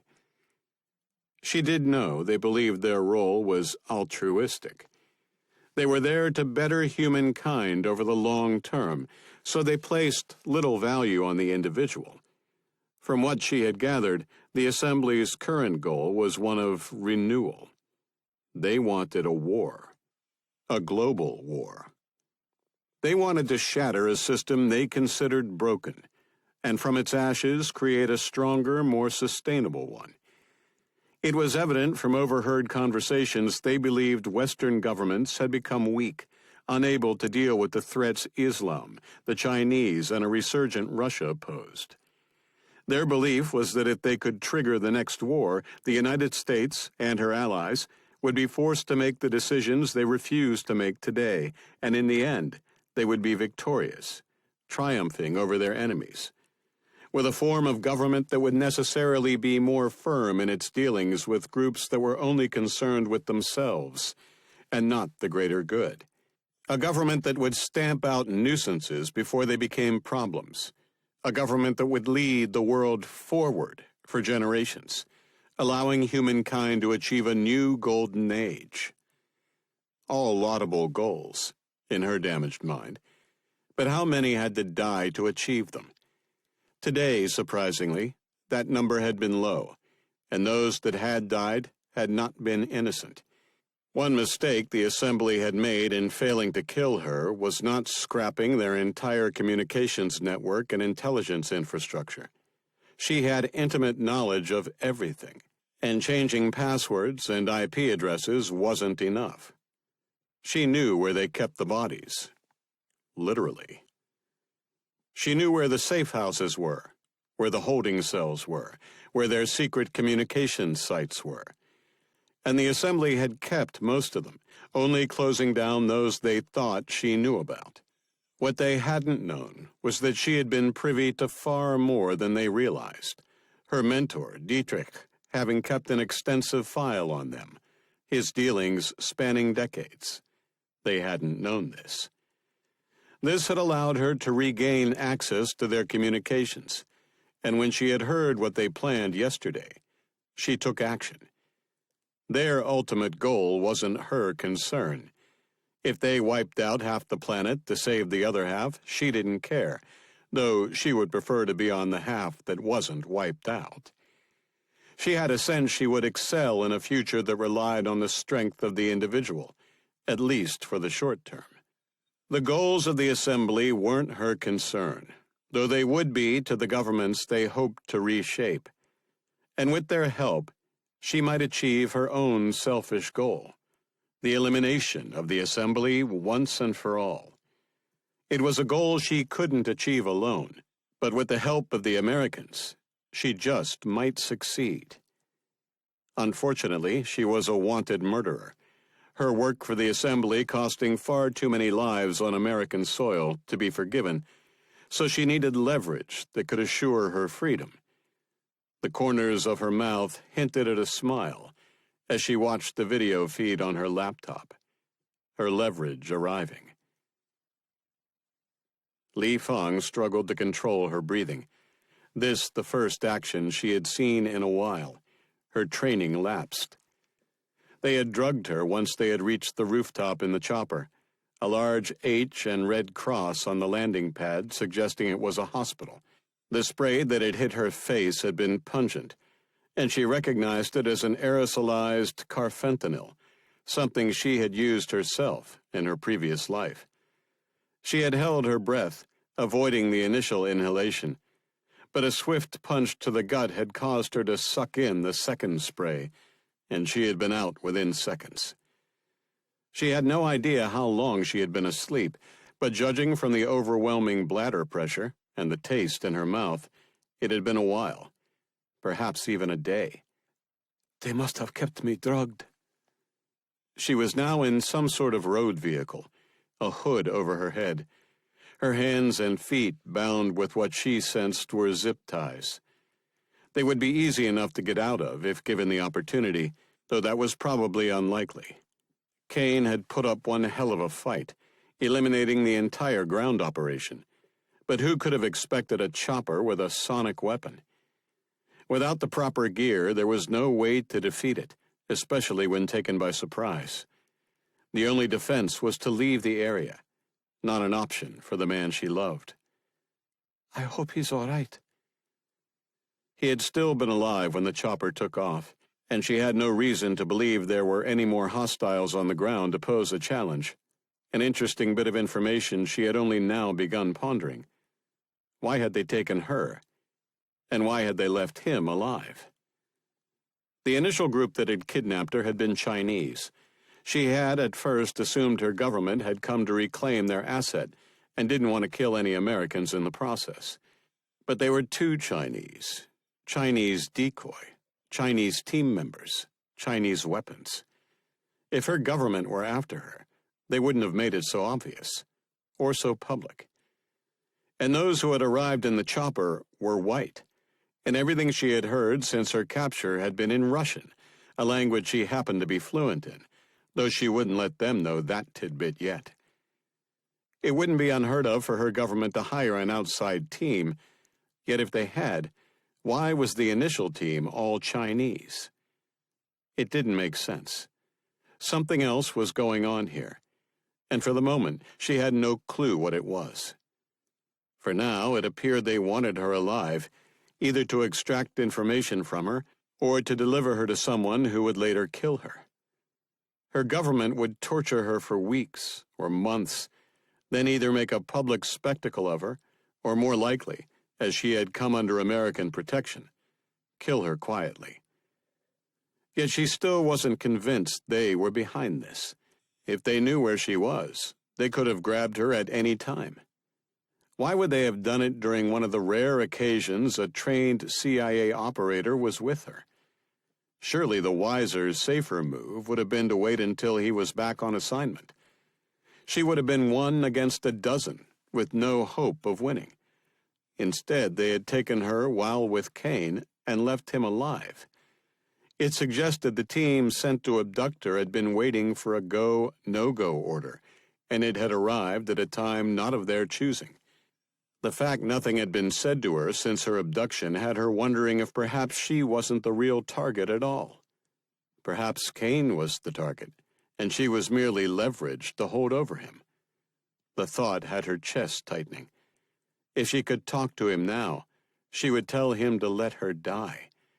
She didn't want to be anyone's pawn, and she didn't want anyone hurt because of her. She let out a long, slow breath.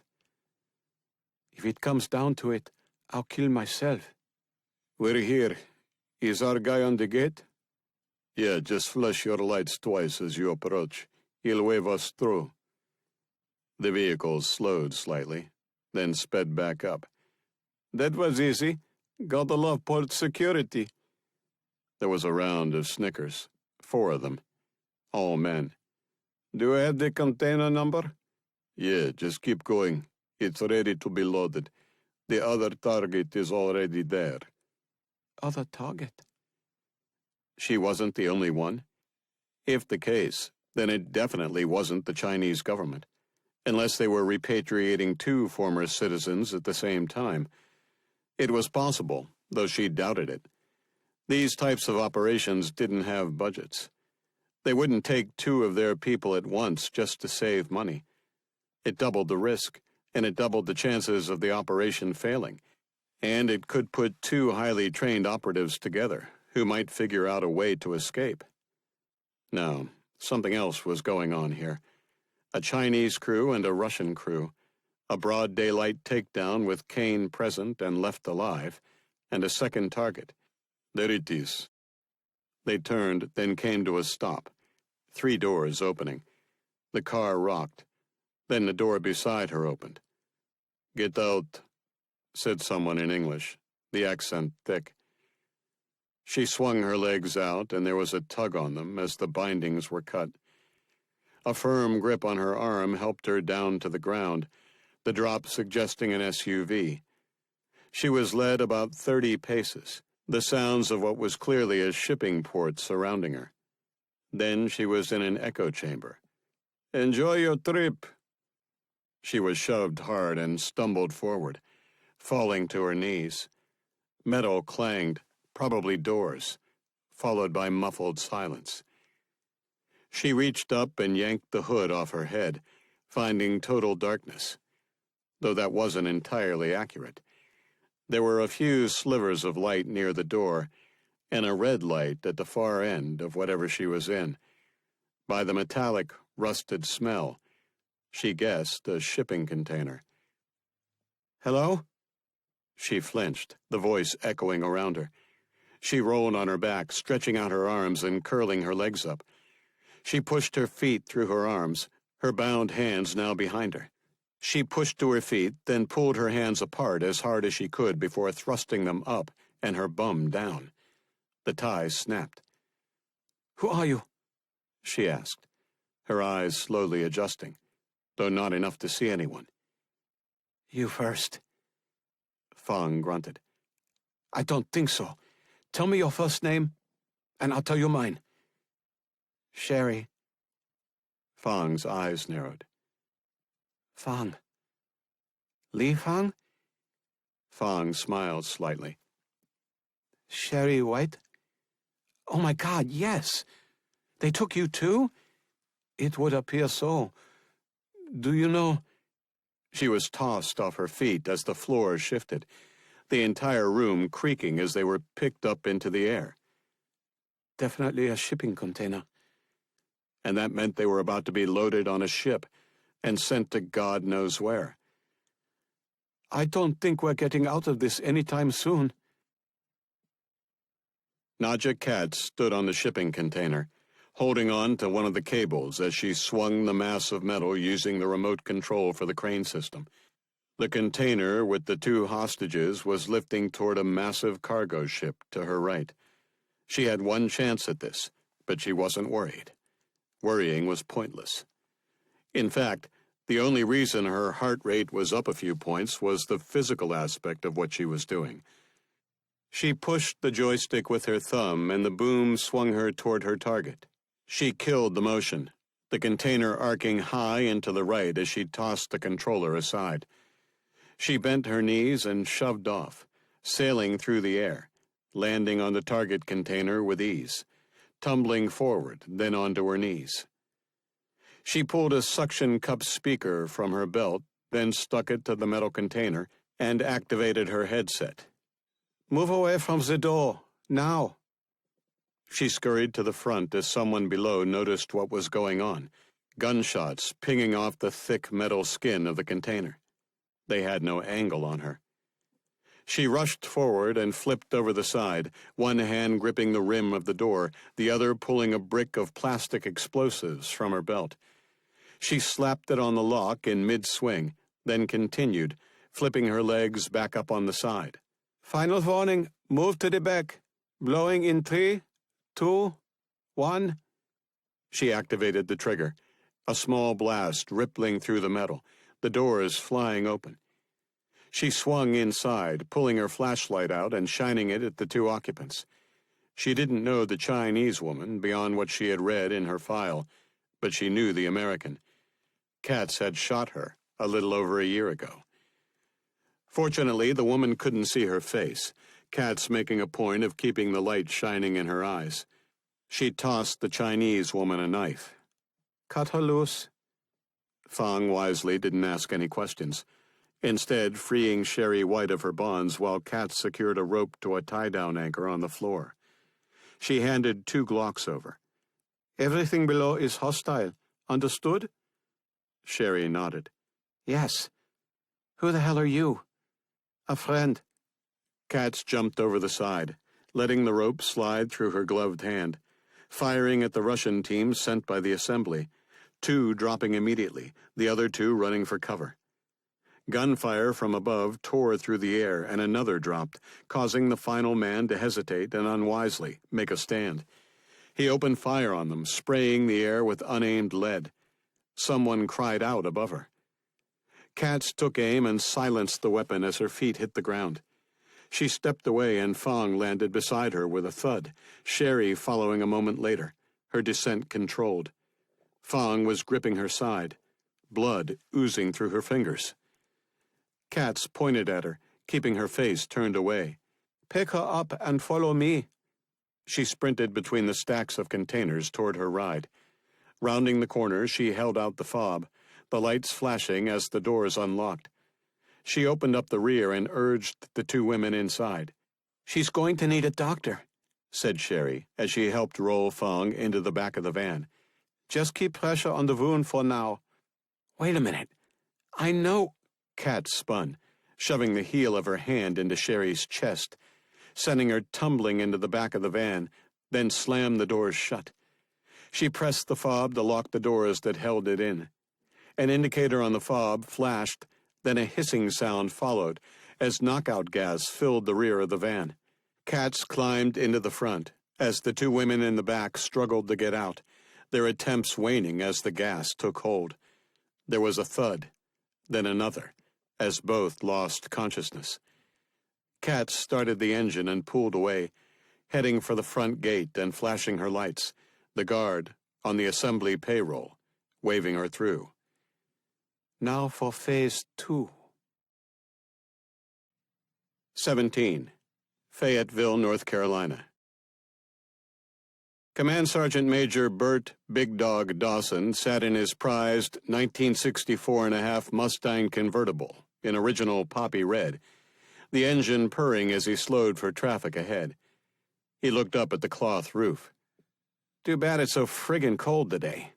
It's a sacrilege to drive with the top up in this car. Sergeant Leon Atlas James agreed, his impossibly deep voice vibrating through the vehicle. It's not that cold. I'm game if you are. Dawson saw the light ahead change to red and eased off the gas as he approached the railroad crossing. Not worth it. We're almost there. He crossed the tracks with enough room for him to clear, but out of habit checked his rearview mirror to make sure he hadn't misjudged his ass end. He hadn't. Something caught his eye to his left, and he turned his head, spotting a train in the distance rapidly approaching. He squinted slightly, and he inched forward a little more, just in case. He checked his rearview mirror again, the car behind him on his bumper. Look at this idiot. He's on the tracks. Atlas leaned over and peered out the window, then toward the train. Shouldn't the gates be coming down? Dawson cursed. Something's wrong. Traffic passed in the opposite direction, oblivious to the oncoming danger, the light ahead now green. The car in front of him moved as he spotted a school bus coming toward him. He's not stopping. Holy shit, BD. Dawson cranked the wheel and hammered on the gas, blocking the bus as the high-pitched squeal of the train's brakes threatened to overwhelm his senses, its horn blasting as the engineer warned the cars still on the tracks. Atlas twisted in his seat, staring at the locomotive. It's gonna hurt. The train slammed into the car behind them, tearing it in half. The wreckage tossed into a nearby parking lot, crashing into several parked cars. Dawson jumped out with Atlas, and they rushed toward the school bus, the driver sitting stunned, her eyes wide as the children behind her screamed in horror as the train continued to lumber past, the massive force a juggernaut that wouldn't be stopped before it had finished wreaking its havoc. Dawson pounded on the door, and the driver finally noticed him. She opened it. Is everyone okay? She glanced back at the children. I think so. You got a phone? Yes. Call 911. Tell them what happened. Oh, okay. Dawson sprinted after Atlas, the big man already halfway toward the shredded car. Dawson arrived to find the driver bloodied but alive. He began checking for broken bones and other wounds. The woman moaned. Just stay still. Help's on the way. The woman stared ahead in shock, saying nothing as he continued assessing her. Her eyes shot wide open. My baby! Dawson tensed. What? My baby! Where's my baby? Dawson glanced behind her. Nothing left of the rear seat. He almost dared not ask the question. Where was your baby? The woman turned slightly, wincing, then screamed as she stared in the rearview mirror. My baby! Oh my God! Where's my baby? Dawson didn't know what to say, instead falling back on his haunches as he turned away from the horror and sorrow on the young mother's face. A paramedic rushed over, gently pushing him aside. I'll take over, sir. Atlas rounded the car as Dawson rose. Anything? No. It might be on the other side, but I'm guessing it was shredded by the impact. Dawson sighed and closed his burning eyes. BD. He opened his eyes and looked to where Atlas was pointing. What the hell is going on? Those gates are still up. Dawson shook his head. I don't know. But with everything that's happened over the past 2 days, I can't believe it's a coincidence. 18. Operations Center 2, CIA Headquarters, Langley, Virginia. So we've got a 911 system overwhelmed from a VoIP network hack. The traffic signals are being messed with in most major cities, causing gridlock. And now the railroad gates are all stuck in the up position, wherever they're centrally controlled. LaRue listened to Morrison's summary as he struggled to keep his eyes open. He hadn't slept since Sherry had been kidnapped yesterday, the trail cold. They had no idea where she or Fong were, and there had been no word from the assembly on what was needed to get them back. It was frustrating. and terrifying. He sighed, saying nothing. Chris. He looked up. Huh? He cursed at having nodded off for a split second. Oh, God. Sorry, sir. I haven't had any sleep, and, well, you know how Sherry feels about energy drinks. Morrison smirked. I'm not one to interfere with a man's love life, so I suggest you get some sleep before you start making mistakes. Yes, sir. LaRue straightened in his chair, remembering what Morrison had said. With respect to what you said, you're right. Those are the hacks we know of. Who knows what others are happening that we don't know about yet? Morrison stood, pacing back and forth in the operations center as he squeezed his chin. And no claims of responsibility yet. No, which suggests they're not done. Anything we can do to stop them? Find them. That's about it. Morrison paused. Are we safe? Yes, our systems are protected and isolated. We're mostly intranet-based, as opposed to internet-based. Morrison eyed him. What the hell does that mean? It means we're wired internally, with no links to the outside. Our systems that are connected are isolated from the internal network. There's no way anyone can hack us. Unless they do it from the inside, said Child. LaRue agreed. True. But even then, they'd still be stuck on the internal network, wouldn't they? Not necessarily. If we actually had a mole, and they were skilled enough, they could tap our network internally with a transmitter that would allow communication with the outside world. We've got all kinds of sensors to detect that type of stuff. But just like we can hack pretty much anyone in the world, we have to assume someone out there can hack us. Not very comforting. Morrison motioned toward the displays, several news feeds showing the chaos in the cities and the aftermath of several railroad incidents. If these are all related, which we have to assume they are, what the hell's their endgame? What do they hope to possibly achieve by messing with traffic lights and the 911 system? No idea. This is big. A lot of resources are going into this, and this is a significant coordinated undertaking. So government? It's definitely not anonymous or some other white hat hacker group trying to send a message. Even a black hat group can't pull something like this off. To hit every major city in America takes money and resources. So definitely a foreign power. Or the Assembly. Morrison inhaled loudly. Are they capable of something like this? LaRue chewed his cheek a moment, then let out a loud sigh. I don't know. They would definitely have the funding for it. And if they've been around for as long as we think they have, they could have people on their payroll everywhere. We already know the former Secretary of Defense was compromised. And Black Tide had thousands of personnel before it was shut down. I think this is them, and they've taken Sherry and Fong to try and keep us from looking too hard. Child spun in his chair. Well, we're not going to let that stop us, right? LaRue tensed, but agreed. Right. The best way to save them is to figure out what's going on and stop it. The door to the operations center burst open, and Morrison's aide rushed in. Sir, there's a situation. Morrison stood, the aide whispering something in his ear. His eyebrows hopped. Are you sure? A quick nod. We'll be right there. He turned to LaRue.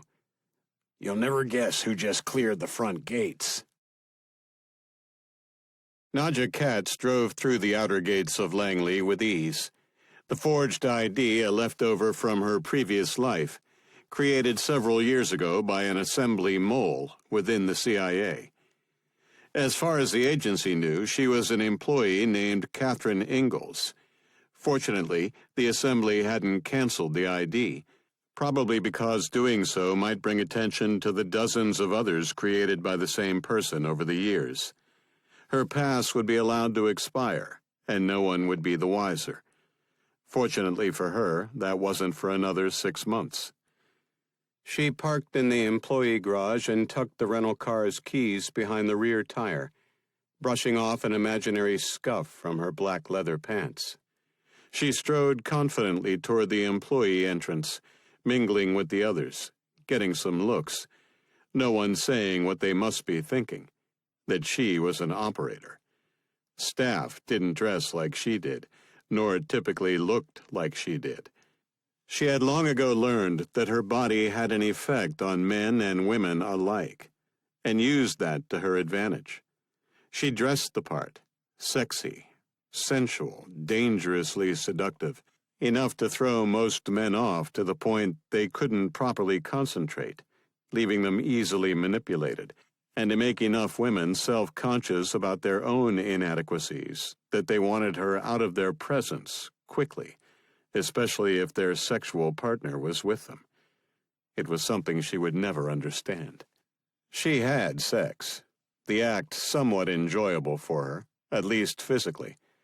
The mental aspect was never really there, just a dull sensation in the background. It made truly satisfying sex difficult, that easier to achieve on her own than with a partner. For her, sex with a partner usually needed pain, her own pain, to trigger a genuinely physical and mental response that was completely orgasmic.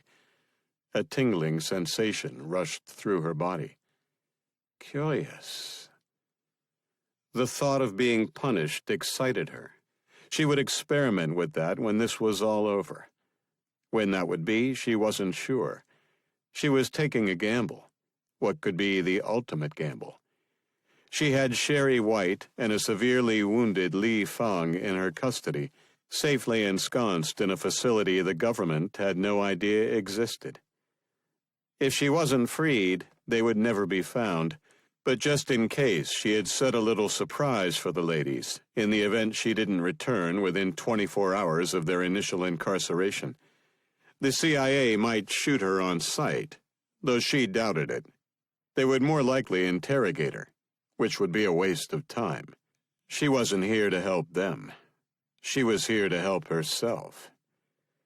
That meant certain information would be imparted. Then they would have a choice: help her and save their people, or not help her and either let her go or hold her. Either of those latter options meant her prisoners died. She was curious to see what their choice would be, though only one of those outcomes was the preferred one. And to ensure it, she could talk to only one person. She walked up to the security desk with a seductive smile. The guard adjusted his tie. Yes, ma'am. May I help you? Yes, you can. Contact Director Morrison and tell him you have a walk-in. I want to speak to Operations Officer Dylan Kane at once. 19. 3rd Avenue, Manhattan, New York. Larissa Williams sat in the back of her Uber taxi with her eyes closed. The past 24 hours had been hell. Emergency rooms across the city were overwhelmed, the traffic light hack of last night resulting in hundreds of pedestrian casualties, with far too many of those fatalities. The lights were working again for the moment, so she had taken a taxi rather than risk walking the streets to get to the subway, as the traffic control system had randomly failed all day. Traffic was at a crawl, but at least it was moving, albeit slowly. She sighed as the pedestrians double and triple checked before crossing the road. She had provided first aid to the woman who had been hit last night, but it had been of no use. She had died before paramedics could arrive. There go the lights again.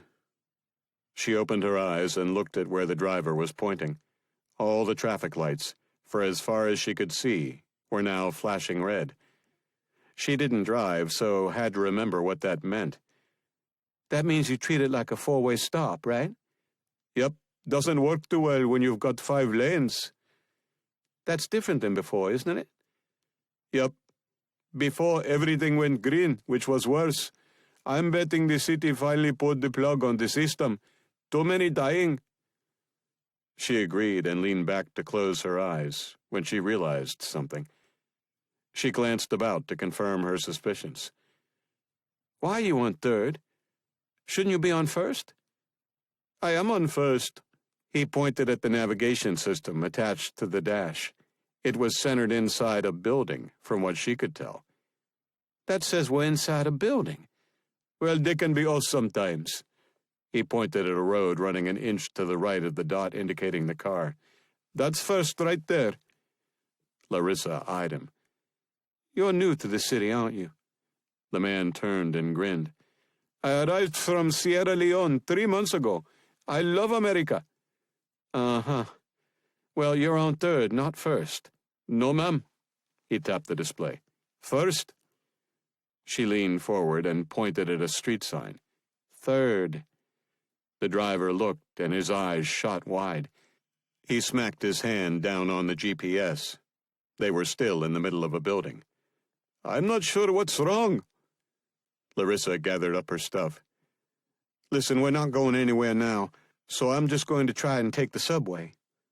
The driver shrugged. Your choice. You prepaid. Uh-huh. She climbed out and shut the door, weaving between 2 lanes of traffic before reaching the sidewalk.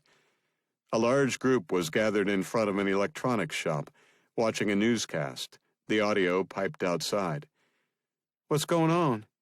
She asked as she joined the throng.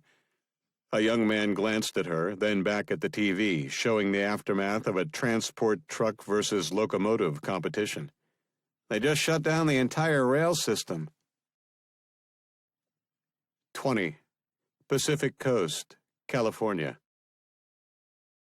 Vincenzo Anastas peered through the thick fog, unable to see the bow of his ship, the MV Caliente, a supertanker carrying 2 million barrels of oil.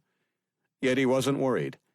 A few decades ago, he would be anchored offshore, waiting for the fog to clear. But not in the 21st century with satellite navigation. As long as everyone obeyed the rules, radar and GPS satellites would keep them on course and away from the navigation hazards present off most shores. He stared at the computer display showing their location, the shore to the east off their port bow. He peered out the window, seeing nothing but fog. Or was it? He could have sworn he saw something, just a glimpse. He stepped out onto the weather deck and leaned over the rail, peering hard into the fog. He could hear horns from other ships and the sounds of birds. Nothing out of the ordinary. He turned to go back inside when he heard something he shouldn't. Sea lions. Very close sea lions. He rushed back to the railing and peered over the side at the water below. Not 50 feet from their hull was a large rock jutting from the water. Dozens of sea lions spread out over its surface. We're off course. He rushed back inside. I'll stop! I'll stop! Aye, Captain, I'll stop. His helmsmen killed their speed, the massive propellers slowly winding down. Stopping a behemoth like this, a long process. Sound collision alarm! Sounding collision alarm, aye! A wail no mariner wanted to hear tore through the air. What is it, Captain? He ignored his first officer, instead examining the map. He pointed to the port side. There! That should be 300 meters off our bow. Yes, sir. It isn't? No, it's right there. He jabbed a finger through the deck toward the sea lion's perch. His jaw dropped as he continued to examine the map. Oh, no. Another hazard was indicated, and if he estimated their actual position, they were about to run straight into it. All engines astern! All engines a... The ship jerked, tossing them all forward before his order could be fully acknowledged. He smacked into the helm, his ribs protesting as he swore he heard a series of cracks. He gulped in a breath, the pain sharp and overwhelming as the din of tearing metal screeched through the ship. Then a roar as the engines built up power. His last order executed. Stop the engines! All stop! But no one was at the helm. His helmsman pulled himself to his feet, reaching for the controls. Yet it took several seconds before he could kill the engines. And it was too late. He could feel them drifting off the shoal, the damage already done. Captain, we have a breach of the forward hold. He clasped his ribs and limped over to where his first officer stood, the displays indicating the integrity of the holds storing their precious cargo showing the forward hold losing pressure. And that meant only one thing. They were spilling oil off of Long Beach, California. 21. The Oval Office, the White House, Washington, D.C. President Jacob Starling sat in the corner of one of the couches in the Oval Office, half a dozen of his most trusted advisers seated around him, another dozen aides lining the walls. The doors closed as the last to arrive stepped inside, Director Leif Morrison from the CIA. "What's he doing here? Isn't he special ops?" Starling looked around the room. "Okay, ladies and gentlemen, what's going on?" His chief of staff, Andrea Craig, spoke. "Sir, yesterday evening, the 911 systems of our nation's cities were compromised by a hack to eTalk's voice-over IP system. They've shut down their service and are patching it now, as well as installing Croft Technologies' SecureVault system. That particular crisis is now over, and 911 operations are returning to normal." Starling's head bobbed with the first bit of good news in over 24 hours. Craig continued. "The traffic light systems have been intermittently hacked in dozens of major cities. New York City has just shut down the system entirely. Too many casualties every time the system was turned back on. That solves the immediate danger, but will cause unprecedented gridlock." Starling held up a finger, sensing something his government might help with, at least with manpower. "Can we provide them with personnel to help?" FBI Director Fitzgerald cleared his throat. "We're trying to identify the sources of the hacks, but until we do, we have to leave everything essentially on a flashing red. The cities are putting police at every major intersection to try and get traffic moving, but they're going to need help. States of emergency are being declared, and the National Guard is being sent in to assist." "How long?" "We're hoping to have traffic moving again in a few hours, but it will be brutally slow, Mr. President. The automated systems are vital to smooth traffic flow in a modern city. Police and guardsmen standing in the middle of intersections aren't going to be coordinated. But worse, people are abandoning their vehicles. It's going to be a nightmare, Mr. President." Starling frowned. His idea of throwing federal employees at the intersections apparently not a good one. "And the railways?" Craig shook her head. "The system has been fried. Anything connected to a central control has been wiped. Each gate is going to have to be manually reinstalled. It's going to take days, if not longer." Starling sighed. "Anything we can do there?" Fitzgerald threw up his hands briefly. "Again, we need to find the source of the hack. Otherwise, they'll just do it again, like we saw with the traffic signals. Police and National Guard units are rolling out to the crossings, so we should be able to get rail traffic moving by midnight, but they have to slow at every crossing. That's going to delay shipping times dramatically." There was a knock at the door. Then it swung open, one of the Joint Chiefs' aides rushing in.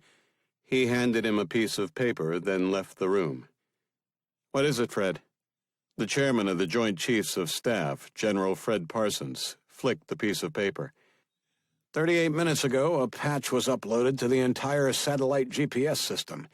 This patch reset the system so that all readings are now off by 200 meters. Starling's eyes widened. "What the hell? Was it a software bug?" "No, Mr. President, this was an unauthorized upload." Starling's pulse quickened, and he inhaled sharply. This isn't the time to panic. 200 meters. What does that mean? What does that gain anybody? "Mr. President, it essentially means every navigation system in the world just became useless. Sir, this is a coordinated attack on our transportation infrastructure. It has to be. They've turned our roads into parking lots, slowed our rail system to a crawl, and now with this, they can affect our shipping systems. Every modern ship relies on GPS to dock at our ports and navigate our waterways. That system is now useless. Do we have any idea who's behind this?" Morrison cleared his throat. "Mr. President, we do. but I'll have to ask that the room be cleared. Starling's eyebrows shot up. I think we can trust everyone here, Leaf. I'm sorry, Mr. President, but we can't. Indignant protests erupted, but Morrison stood his ground, ignoring them, instead keeping his focus on Starling. Starling stared back, assessing the man, then sighed. Clear the room. General Parsons rose. Yes, Mr. President. The room slowly emptied, the protests subdued, though annoyed glares were tossed in Morrison's direction. Vice President Harold Vance remained seated. Him too. Vance eyed Morrison. Are you kidding me? No, sir. Harry, please. Starling gestured toward the door, and Vance let out a heavy sigh as he rose. You'd think it was damned aliens or something. He stepped outside and the door closed, leaving the two men alone. Starling motioned to the other end of the couch. Have a seat, Leaf. Thank you, Mr. President. Morrison sat, crossing his legs. So what is it that you can't say in front of my top advisors? Mr. President, do you remember the briefing I gave you on the assembly? Starling tensed. You think they're behind this?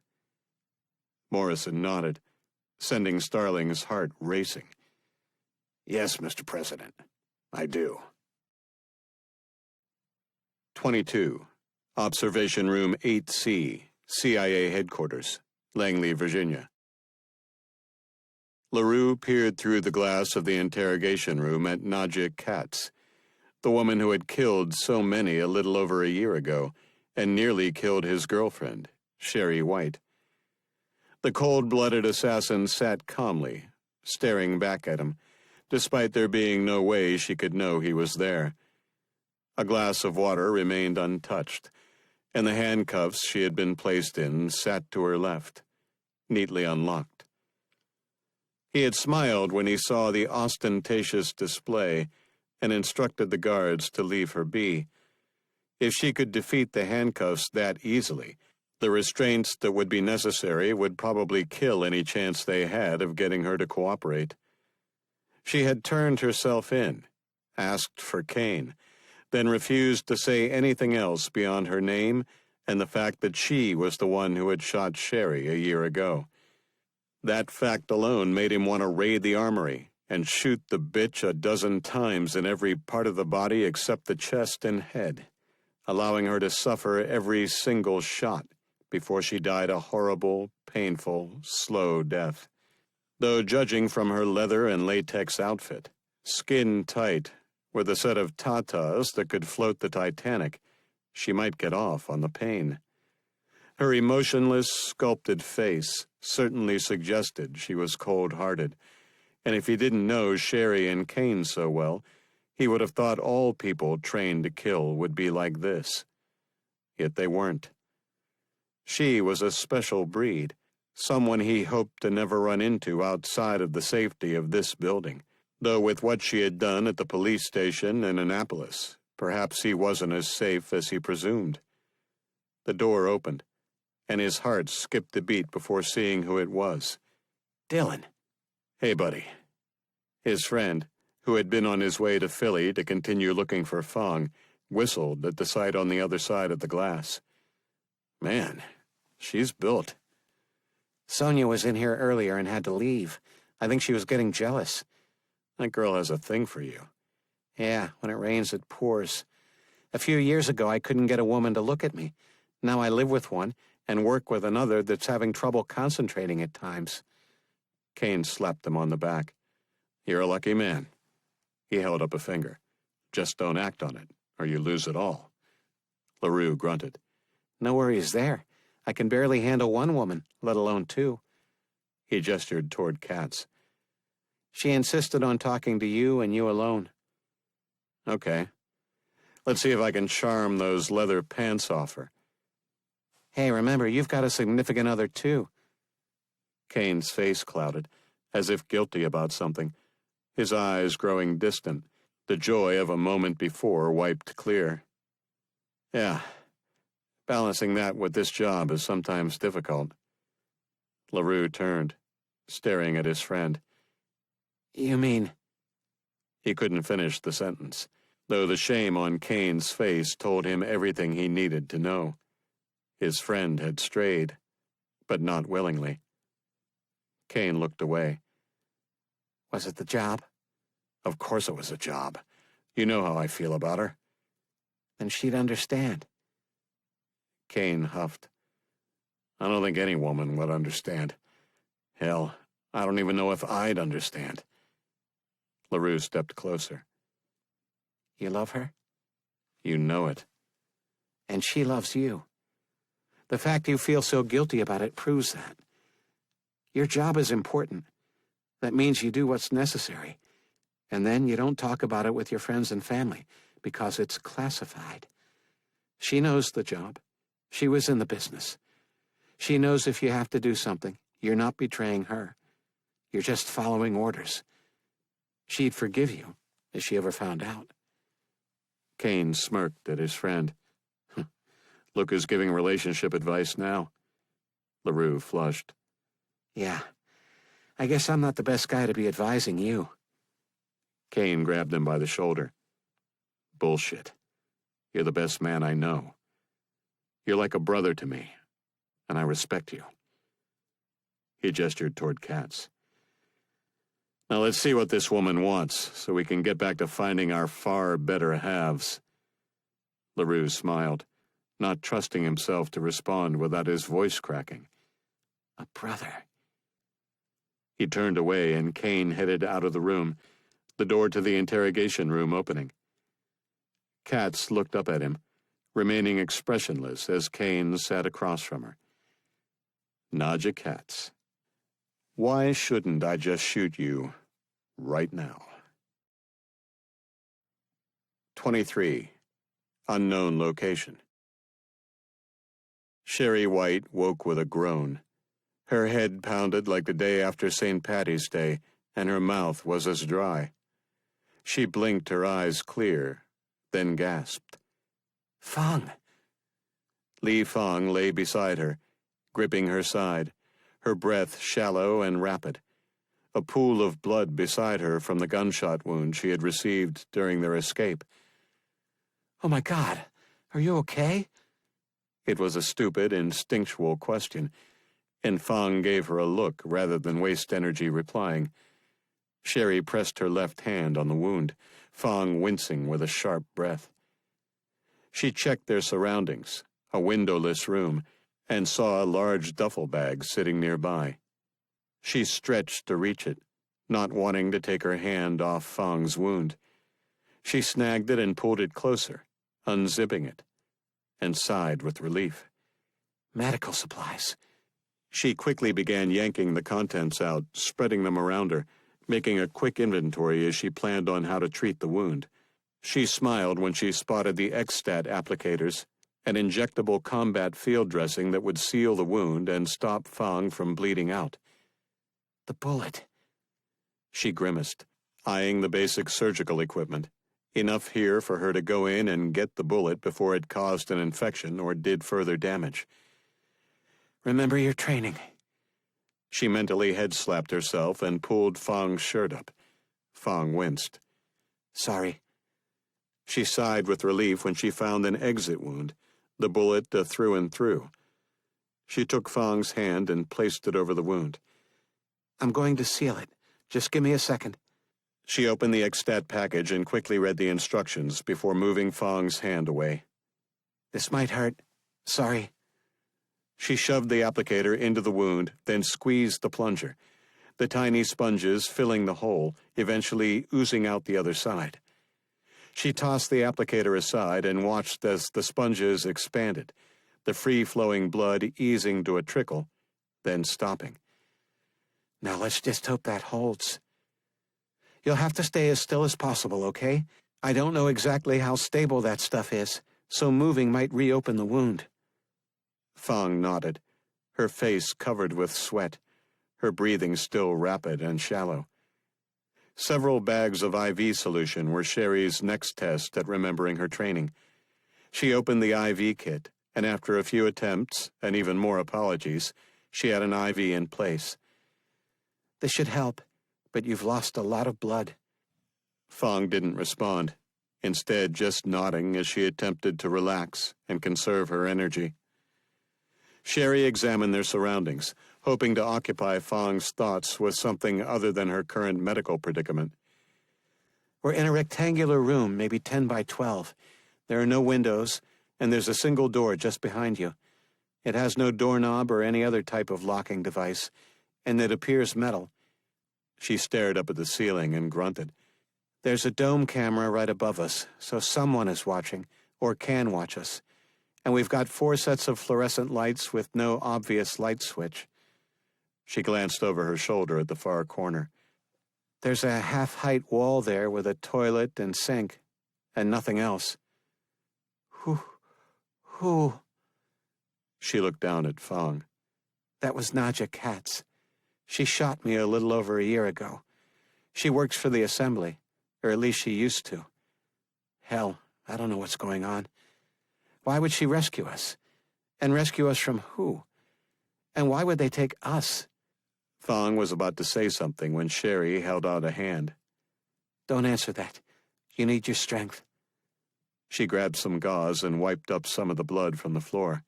Damn, she really lost a lot. She re-examined her supplies. There was no blood plasma here for a transfusion, but she was a universal donor, type O. If she could figure out a way, she could transfuse her own blood into Fong and quite possibly save the woman's life. She chewed her cheek as she examined the supplies. She could use the needle from the second IV kit on herself and the tube from it. That would allow her to get the blood out of her, though it could be slow. But where to hold it? She needed to hold the blood somewhere before she could give it to Fong. Her eyes popped wide, and she stared at the IV already set up. Skip the middleman? Would that work? She had no idea. It hadn't been covered in her training. If she inserted a needle in both their arms with a tube between, how could she be sure it would be her blood going into Fong's and not the other way around? She had always seen the bottle or bag of blood hung high during a transfusion, at least in the movies. So gravity must have something to do with it.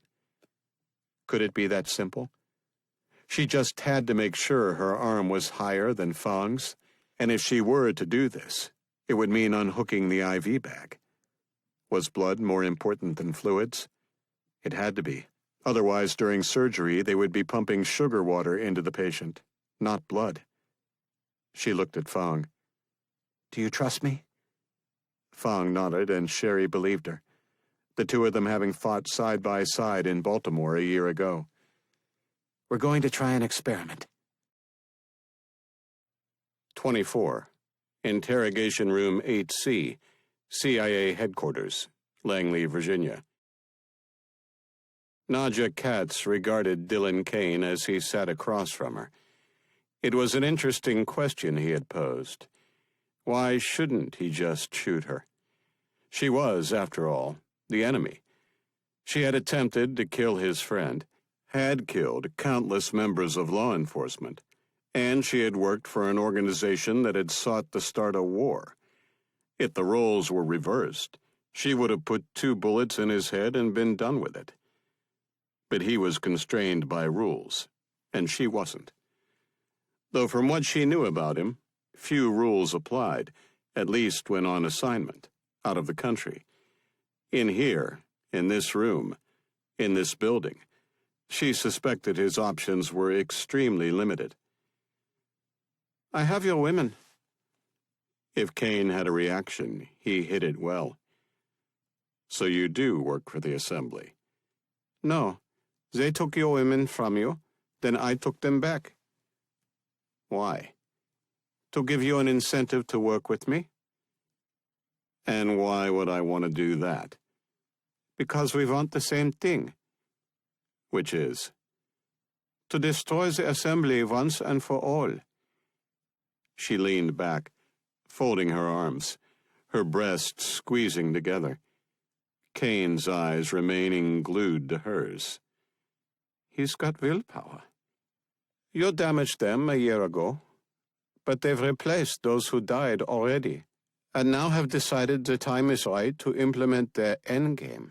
They took your women to keep you off balance, to disincentivize you from interfering. She leaned forward slightly. Now I've eliminated that leverage they had over you. Now you're free to act. Kane continued to stare at her, emotionless. Hand over our people and I'll listen. No. Kane rose. Then I'll arrange transport to one of our black sites. The Constitution doesn't get in the way there. A hint of a smile crept up the side of her face. One of them was wounded. A quick breath that would have been missed by most betrayed Kane. Who? Does it matter? Isn't one your girlfriend? The other the girlfriend of your best friend? Shouldn't you care about both? Kane didn't respond. Even her emotionless nature knew it wasn't a fair question. Of course he would care about Fong more, though he was moral enough to at least struggle with his preferences. Who? Not your concern. Just know that one of them will die without medical assistance, and both will die if I don't send a coded signal within... She checked her watch. 22 hours. Kane returned to his seat. What do you want? I want your cooperation. I can help you bring down the assembly, but I need access to your resources. Help me, and I'll set your women free. Why? Why do you want to bring them down? Katz leaned forward, staring deep into his eyes. Because they tried to kill me, and I don't like it when people try to kill me. Kane pursed his lips. I can understand that. He leaned back and she mirrored his moves. What are they up to? The implementation of the ultimate agenda. Which is? A war that will fundamentally change society for the betterment of mankind. Every great war triggers a surge in technological advances, a unification of society against a common enemy that sets their petty differences aside. Then, an economic boom that lasts decades. The Assembly stands to profit from all this, as well as use it as an opportunity to reshape the democracies of the Western world, to more suit their vision of what's best for mankind over the long term. Which is? Think elected authoritarian rulers, providing the illusion of peace and freedom within the borders, and zero tolerance for any dissent or threats from outside. So, dictatorship. I presume military. Of a sort. Closer to the modern Chinese model, I would guess. Can you imagine how great a country the United States would be if it weren't constrained by the laws that currently hamper its leaders? You could rule the world, unchallenged. Problems like ISIS, Russia, North Korea, even China, could be dealt with swiftly and brutally. Do you think in World War II that your leaders worried about how things would play out on CNN? They leveled cities, destroyed factories with civilians inside.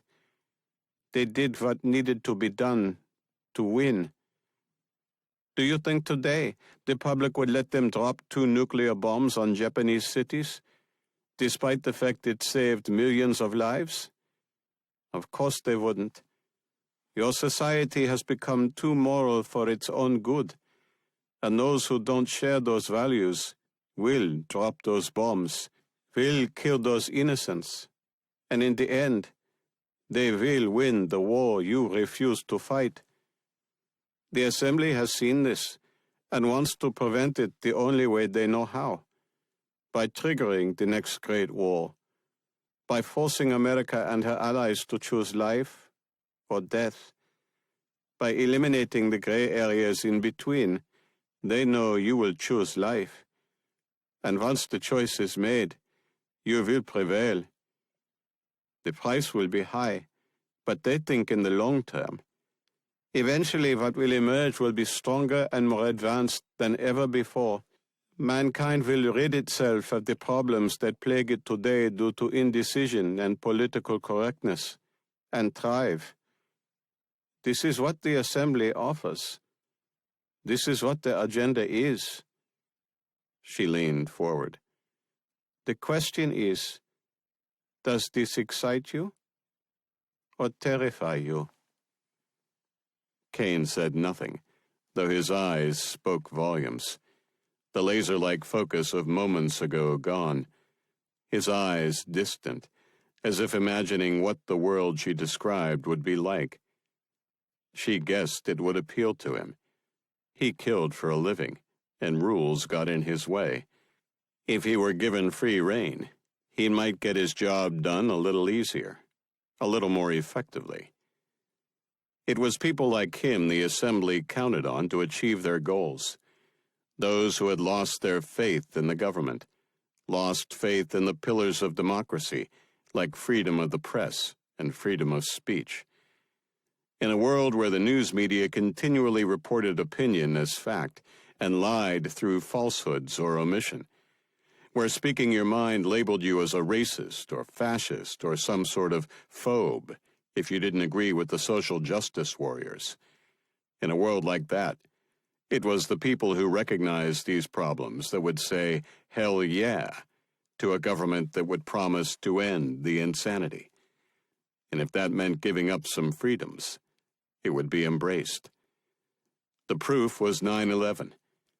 More than 15 years later, few complained about taking off their shoes at airports, about being barred from bringing a bottle of water or shampoo on a plane, of being subjected to random searches, despite not being in the target demographic responsible for 99% of terrorist attacks, or the countless other forms of security and surveillance that Western societies now took for granted.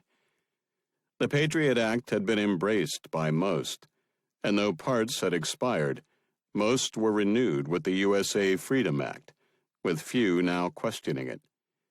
And it would be the same when the Assembly had their way. Things would change, a promise made that it would be short-term. Then eventually the public would forget what it used to be like. The generation that had fought for the freedoms they enjoyed would be gone, and the youth, so quick to take offense at anything that didn't meet their narrow world view, would never have experienced the nation that once was. A prime example was today's Russia, where too many of the youth cheered on a leader mired in the Soviet past, a past none had ever experienced. They wanted strength and respect, yet didn't understand the oppression and atrocities committed to maintain those desires. Were Western democracies that vulnerable? She believed they were, as did the Assembly.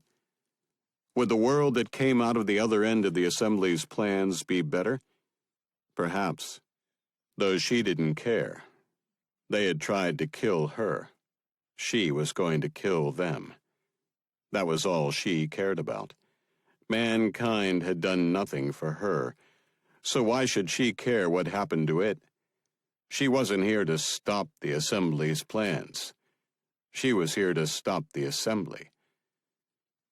Somebody rapped on the glass behind Kane. Then the television mounted on the wall to her right flicked on.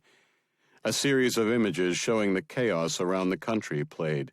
Tankers spilling oil, derailed trains, traffic chaos, and terrified people. A computerized voice spoke. "We are the utopians. We are responsible for bringing your cities to a standstill. We have poisoned the reservoirs of 10 cities in the continental United States with an undetectable poison. Anyone who drinks this water will become violently ill within 5 to 7 days, then die as your hospitals are overrun and unable to treat the infected. We have the antidote and are willing to share it if your leaders are willing to meet our demands. You will hear from us again soon, but know this, your leaders are no longer in control. You are no longer safe, and your cities are no longer habitable. Return to the country, return to your origins, and never let what will happen over the coming days happen again." The screen went blank. Then the broadcast repeated. Kat stared at the images, the human suffering of no interest, though the carefully chosen script had her curious. The screen turned off, and Kane looked back at her. So if the Assembly is behind this, then who the hell are the Utopians? 25. Moore Residence, Abbott's Park Apartments, Fayetteville, North Carolina. "Leon? Come here." Atlas glanced toward the bedroom door as he dried his hair. He and Dawson had been covered in dirt and blood by the time they left the accident scene, and he had been called up as he reached his girlfriend Vanessa's apartment. "What is it?" "An emergency broadcast alert. You've got to see this." Atlas rushed into the living room and watched the brief broadcast, his mouth agape the entire time. It repeated, and he turned it off. "What does it mean?" He looked at Vanessa. "It means we've got big problems." "Is this why you were called up?" "I'm guessing." He pointed at the phone as he rushed back into the bedroom to finish dressing. "Call my sister." Vanessa dialed as he quickly pulled on some pants, then stuffed his undershirt into them. She entered the room, holding out the phone. "It's ringing." Atlas took the phone and Vanessa pushed him onto the bed, grabbing his shoes from the corner. "Hello?" "Hey, Larissa, it's me. You okay?" "Oh, Leon, what a day. It's been crazy here. First—" "No time. Did you hear the emergency broadcast?" "No, what?" "Just listen. Can you leave the city?" "No way, it's gridlock out there. Nothing's moving." "Okay. Here's what I need you to do.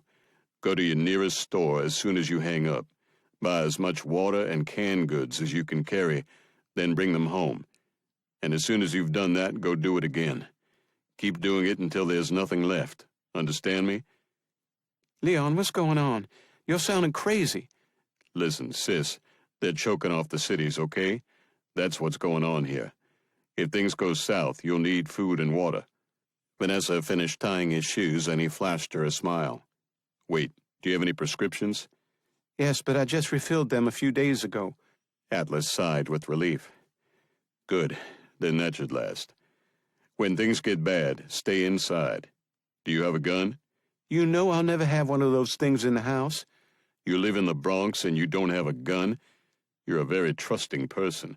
"Don't you start—" "You're right. I'm sorry. Now, what are you going to do as soon as you hang up?" "Get as much food and water as I can." "Exactly. And keep doing it until it's no longer safe." His sister's voice finally sounded as scared as he believed it should. "Leon, is it really going to get that bad?" He closed his eyes, picturing his sister and her children, all alone, thanks to that deadbeat bastard of an ex she had. It could. Just get yourself stocked up. Don't tell anyone you have supplies. Keep the door locked. And if it truly hits the fan, I'll come get you. Understood?" "They'll let you?" He stood. They might not have a choice. 26. The Oval Office, the White House, Washington, D.C. President Starling frowned at the broadcast. Morrison had said it was the Assembly behind the hack attacks, but now these utopians were claiming responsibility. At first, he had thought it might be one group claiming credit for another's work, but he was assured that was unlikely. It meant Morrison was wrong. "Do we have any intel on these guys?" FBI Director Fitzgerald held up a tablet computer. "Yes, sir, but not a lot. They're a fringe group, Econuts. They've been linked to several protests surrounding pipelines and logging operations over the years, but nothing like this. Certainly nothing technical. No hacking." He looked up from the tablet. "Frankly, Mr. President, this just doesn't match their M.O. Starling agreed. reading the script broadcast through the hack of the emergency broadcast system. "Clearly they've gone to computer camp," he sighed. "Do we know who they are? I mean, names." "We have a few, but they haven't really been on our radar. If we monitored every environmentalist organization, we'd have nobody left to investigate the real crimes." Starling grunted, indicating the television, now on a news channel, the talking heads delighting in the chaos. "Look like real crimes to me." Fitzgerald bowed slightly. "Of course, Mr. President. I didn't mean to imply otherwise." Starling raised his hand. "No need to apologize, Cliff. I know what you meant. Find them. Round them up. And I'm going to have to address the nation. Let the networks know." He tapped the transcript of the broadcast. "Do we know what 10 cities they're talking about? Have we detected any poison?" "No idea, sir, though every city with a population over 1 million is performing testing now and advising their communities to not drink the water." Starling sighed. "God help us all." He looked out the windows at Washington, D.C., now secure under the blanket of darkness, the capital of their great nation, for some reason, left untouched. How long can a city like New York hold out? Days at most. And that's the problem. That's what they're talking about in their message. They're targeting our cities, our modern way of life. There are no farms in cities. All of the food is brought to the cities. They've disrupted our shipping systems, rail and road traffic, and now our water supply, which is also transported in through aqueducts and tunnels. The human body can last weeks without food, but only days without water. People will become desperate for water within a few days, and they'll drink from the taps unless we shut down the supplies. If we don't, and these utopians have indeed poisoned the water, then people will begin to get sick. Millions will be dying in our biggest cities, and there won't be anything we can do about it. Can we be sure there's a poison? No. That's the beauty of what they've done. Because they created havoc through these hacks, our citizens have no reason to doubt their claim about the poison. There doesn't need to be one to create panic. I guarantee you, Mr. President, before this week is through, we will have people killing for the last bottle of water in their local supermarket." Starling closed his eyes and drew a breath. He looked at Fitzgerald. "Arrest every member of that group now. Do whatever it takes. I don't give a shit if it stands up in court next year. Our country needs saving today." 27. Williams Residence, Bronx, New York. Larissa Williams rode down the elevator with her 3 children, her heart pounding as she replayed the conversation with her brother. Immediately after getting off the phone, she had turned on the television to make sure he wasn't crazy and had heard the emergency broadcast. It had terrified her. Something bad was happening, of that there was no doubt. This wasn't a government broadcast. It was some terrorist organization, though like none she had ever heard of. The typical terrorists usually demanded death to America and Israel, the killing of Jews and Christians, and various other hateful things, and they usually shot or blew up people. But mass poisoning? She had never heard of that. It didn't fit the pattern she thought of as terrorism. Islamists preferred martyrs to the cause. Poisoning water supplies didn't produce martyrs. Perhaps it's not Islamists. Just because 99% of the terrorist attacks around the world were committed by Muslims didn't mean this one was. This had to be related to the hacking she had already encountered herself. The 911 system, the traffic signals, the trains, the GPS. That sounded more like the Chinese or Russians. But the message at the end of the broadcast was what had her puzzled. Your cities are no longer habitable. Return to the country. They weren't calling for death. They were demanding a return to the country. She pursed her lips. That's an environmentalist message. Environmentalism was the new religion. True adherents capable of killing for their beliefs.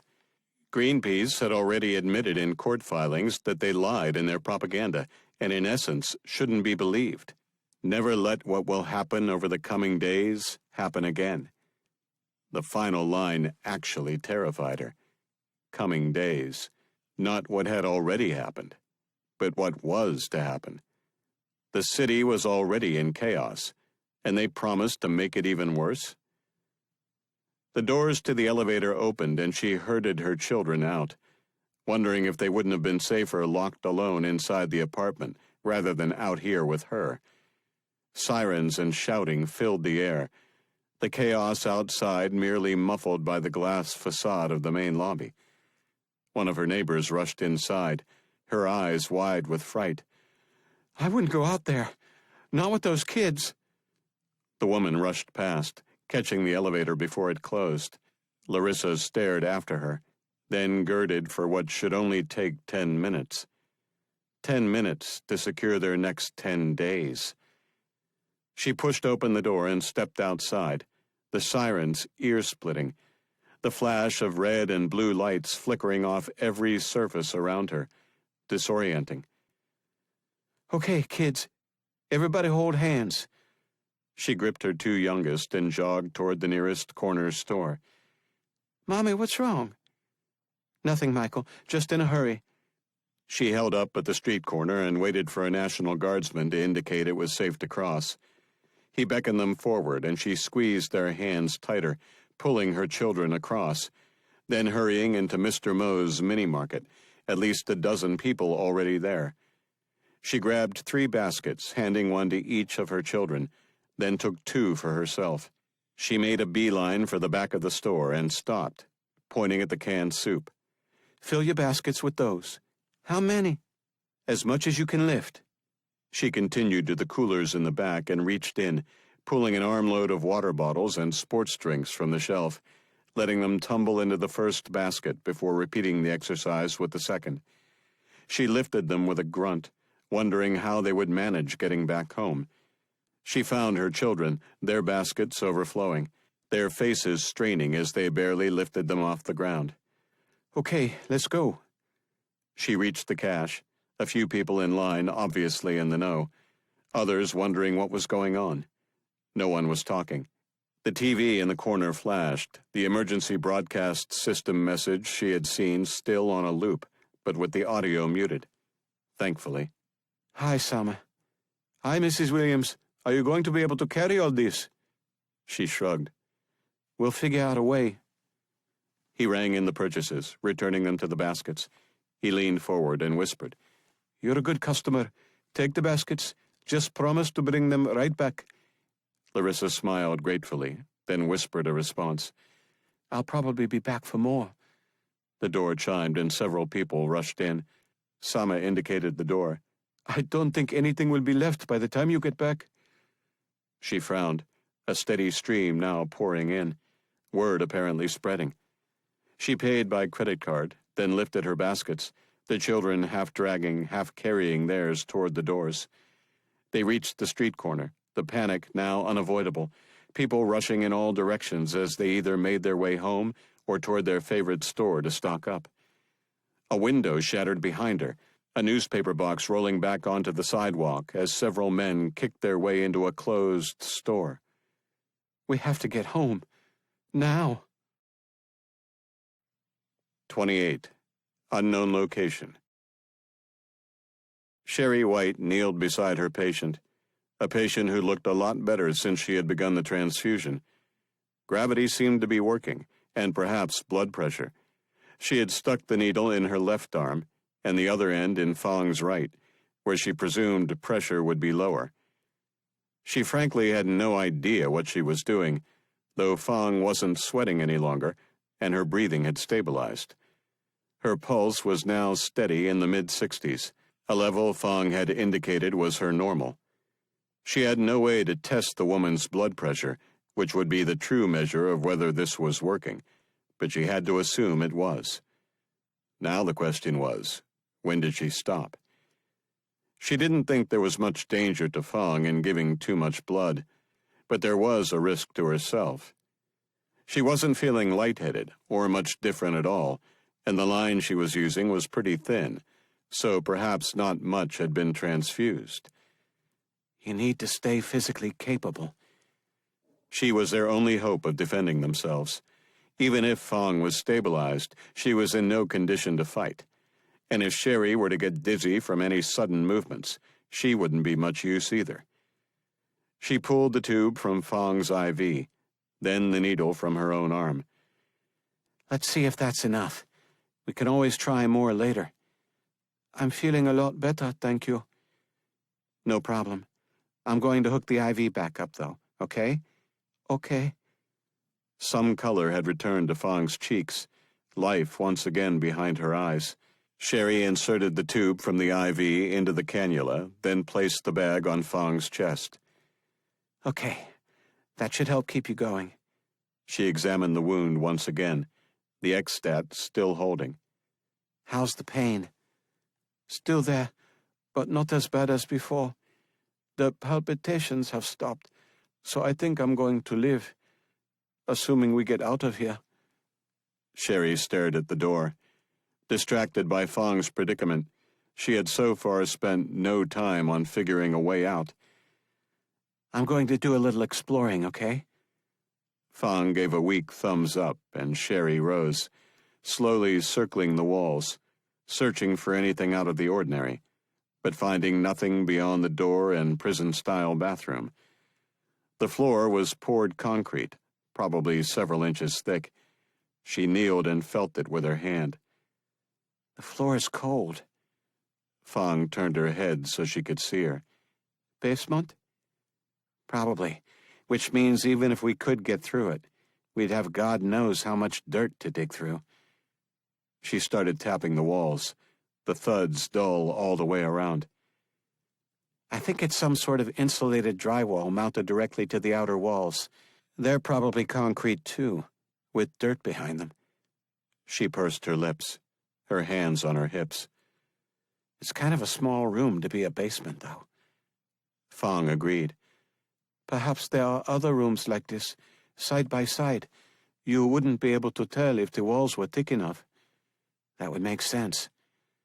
Sherry jerked her chin toward the bare door, bereft of any hardware. This door suggests it was built to be a cell, so it makes sense there could be others. I wonder if there are any other prisoners here. Could be. Though if that Katz woman isn't working for the assembly, then this place is probably hers. I doubt she's going around collecting people. Why not? She took us. Why not others? Fong dismissed the idea. I think we're leveraged because of who we are, or rather, who we're dating. Sherry sat cross-legged beside her. That makes sense. She smiled at Fong. And I would hardly describe our relationships as dating, would you? I think Chris is going to propose to me soon. Fong's face clouded over, and she turned away slightly. What's wrong? Are you and Dylan having problems? Fong turned her back, her eyes glistening. I don't know. He seemed distant when he came back last time. He couldn't look me in the eye. A thought crossed Sherry's mind, one she didn't dare voice. Kane was a spy, and spies were asked to do things ordinary people wouldn't. It had already been made clear she would be expected to sleep with men if it were necessary. In fact, one of her first assignments had been to seduce LaRue and get him to spill state secrets. It had been a test, and he had passed, greenlighting the accelerated career path he now found himself on. Morrison now trusted him completely. It had broken her heart when LaRue had found out the truth, the betrayal doubly so, as he had developed true feelings for her. The worst part was that she, too, had fallen for the shy, awkward geek, even requesting to be removed from the assignment. Her request had been denied, the mission too important. It was Kane that had brought the two of them back together, LaRue forgiving her, the two of them inseparable since. Kane loved Fong, though she knew from his lifestyle he wasn't the commitment type, at least not before Fong. Kane was a changed man, and if he was feeling guilty about something, which was what it sounded like to her, then he still loved her. What do you think is wrong? Fong sighed. I think he slept with another woman. Sherry's teeth clamped down on her cheek for a moment. You think he's having an affair? Fong shook her head, a little too vigorously, wincing and grabbing for her wound. No, but I think he slept with someone on the job. Sherry decided there was no avoiding the subject, and dove in. You know it's part of the job.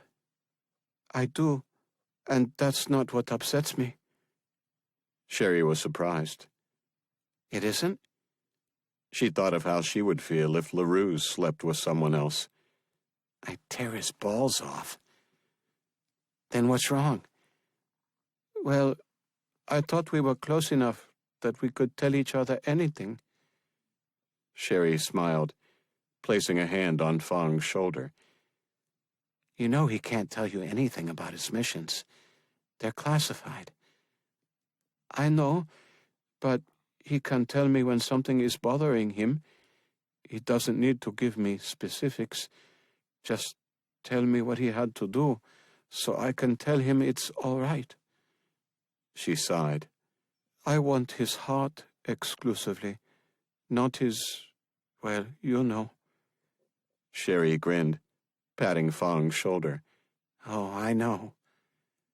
She inhaled sharply, then sighed. You know, I think when you see him next, you're just going to have to confront him. Make him tell you what's bothering him, and if he won't, tell him what you suspect. If it isn't that, then you'll both feel better. And if it is, and he knows you're not upset, then he can share his feelings. Fong looked at her with a slight smile. I think that's a good idea. Her smile spread.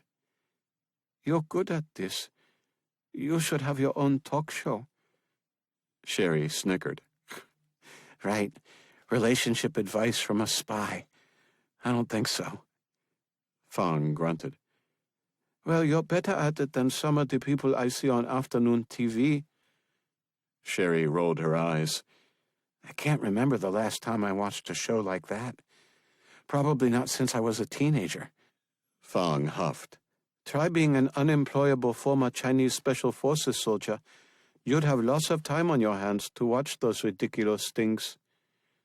Sherry smiled at the woman, understanding the frustration. Fong was used to being a woman of action, but now she had to keep a low profile and could never hold down a job that might make use of her former skills. Not that she needed a job. LaRue had told her a generous pension had been arranged for her. She would never have to work again. It was probably the worst punishment a grateful nation could bestow on her. Fong stared up at the lights in the ceiling. I think the only way out of here is either through that door or through the ceiling. Sherry glanced up at the camera dome. Yeah, but she's watching us. Fong pursed her lips, her eyes narrowing. Is she? If she's working alone, then I doubt she's sitting on the other side of the wall watching a monitor. She's off somewhere, doing something. Sherry yawned, eliciting a concerned look from Fong. You should get some rest. You should too. Fong smiled. I'm feeling good right now. I'll take first watch. We don't know how long this will last. Sherry regarded Fong, not wanting to sleep in case something happened, though the woman was right. She was exhausted and wouldn't be of any use in a few hours, regardless. And Fong might not be in any condition to watch over her by then. Okay, but wake me if you need me. Fong smiled. Don't worry. I will. Sherry lay down beside her and positioned several pressure bandages under her head, and was out in seconds. 29. Interrogation Room 8C, CIA Headquarters, Langley, Virginia. Nadja Katz stared at Kane. I have no idea who the utopians are, but I guarantee you they're not behind this. Kane leaned back and folded his arms. And why should I believe you? You're a criminal. You lie for a living. You claim to know what's going on, yet... He waved a hand at the television. This would suggest everything you told me is bullshit. Kane played the game well. He had to know she would never turn herself in without reason. Yet he was right about one thing. A critical part of her story was now in question. She had been honest about her desire to take down the assembly. Yet the reason she had given for this also to be in the best interests of the CIA was what the assembly was now doing to the country. But if they weren't responsible, then the CIA's motivation had just been eliminated. Good thing I still have leverage. If you don't believe me, then we're done here. I'll deal with the assembly myself. She uncrossed her legs and began to stand when Kane raised the finger. You're not going anywhere. Katz sat back down, a smile, expected in these situations, forced onto her face. You forget I have your women. You do. Tell me where they are, and I'll let you go. Do you think me a fool? They're the only thing keeping me alive. She pointed at the screen. I guarantee you that they are not behind what is going on. A bold statement, backed by nothing. She leaned back, staring at the glass. I can prove it if you let me. How? She continued to stare at the glass, certain whoever had the power to let her leave was standing on the other side, Kane a mere pawn in this game. I'll take you to their top operative within the government, and I'll make him talk. Kane leaned over, breaking her line of sight. And just who might that be? No, I'll take you to him. That's the deal. Kane drew a breath, letting it out slowly. And just where is this operative? She smiled, this time genuinely, a perverse pleasure at work here she wasn't accustomed to. If I know how your government works, at this moment, he's probably at the White House. Kane laughed. Bullshit. She shrugged, tapping her watch. Time is ticking. Your women die in less than 22 hours. Do you really want to quibble? She leaned forward. Listen, if I'm right, we stop what's going on. If I'm not, we still bring down the assembly, and you save the lives of your women. Either way, you win, and I win. Everyone walks away happy. You're telling me that the assembly has an operative with access to the President of the United States? Kane shook his head. I don't believe it. Katz wagged a finger. You misunderstand. I'm telling you that I will take you to one of their operatives with access to the President. He will confirm everything I've told you. Kane's thumb rapped on the table as he stared at her. I need a name. You wouldn't believe me if I told you. She tapped her watch again. Tick-tock. Someone knocked on the window. Checkmate. 30. Albany, New York. Joseph Medina sat across from the target's residence, awaiting confirmation from his assembly contact. Apparently, a former agent, Nadja Katz, had interfered with assembly plans. He had worked with her once before. She was efficient and brutal, precisely the type of agent the assembly went for. In fact, he considered himself efficient and brutal as well, though he never saw her take any pleasure in carrying out her missions, whereas he did, to excess. Nothing gave him a surge of exquisite pleasure like shooting someone, or better yet, beating the living shit out of them. There was something about hearing a victim cry out, begging for their life, offering their soul to avoid any further blows or cuts or ripped flesh. Torture was fun. He enjoyed inflicting pain in a methodical, deliberate way. He didn't indiscriminately beat someone. He targeted specific areas repeatedly until he achieved the desired result, whether a broken bone, a collapsed lung, or a damaged kidney. Pain was what he desired, pain delivered by him.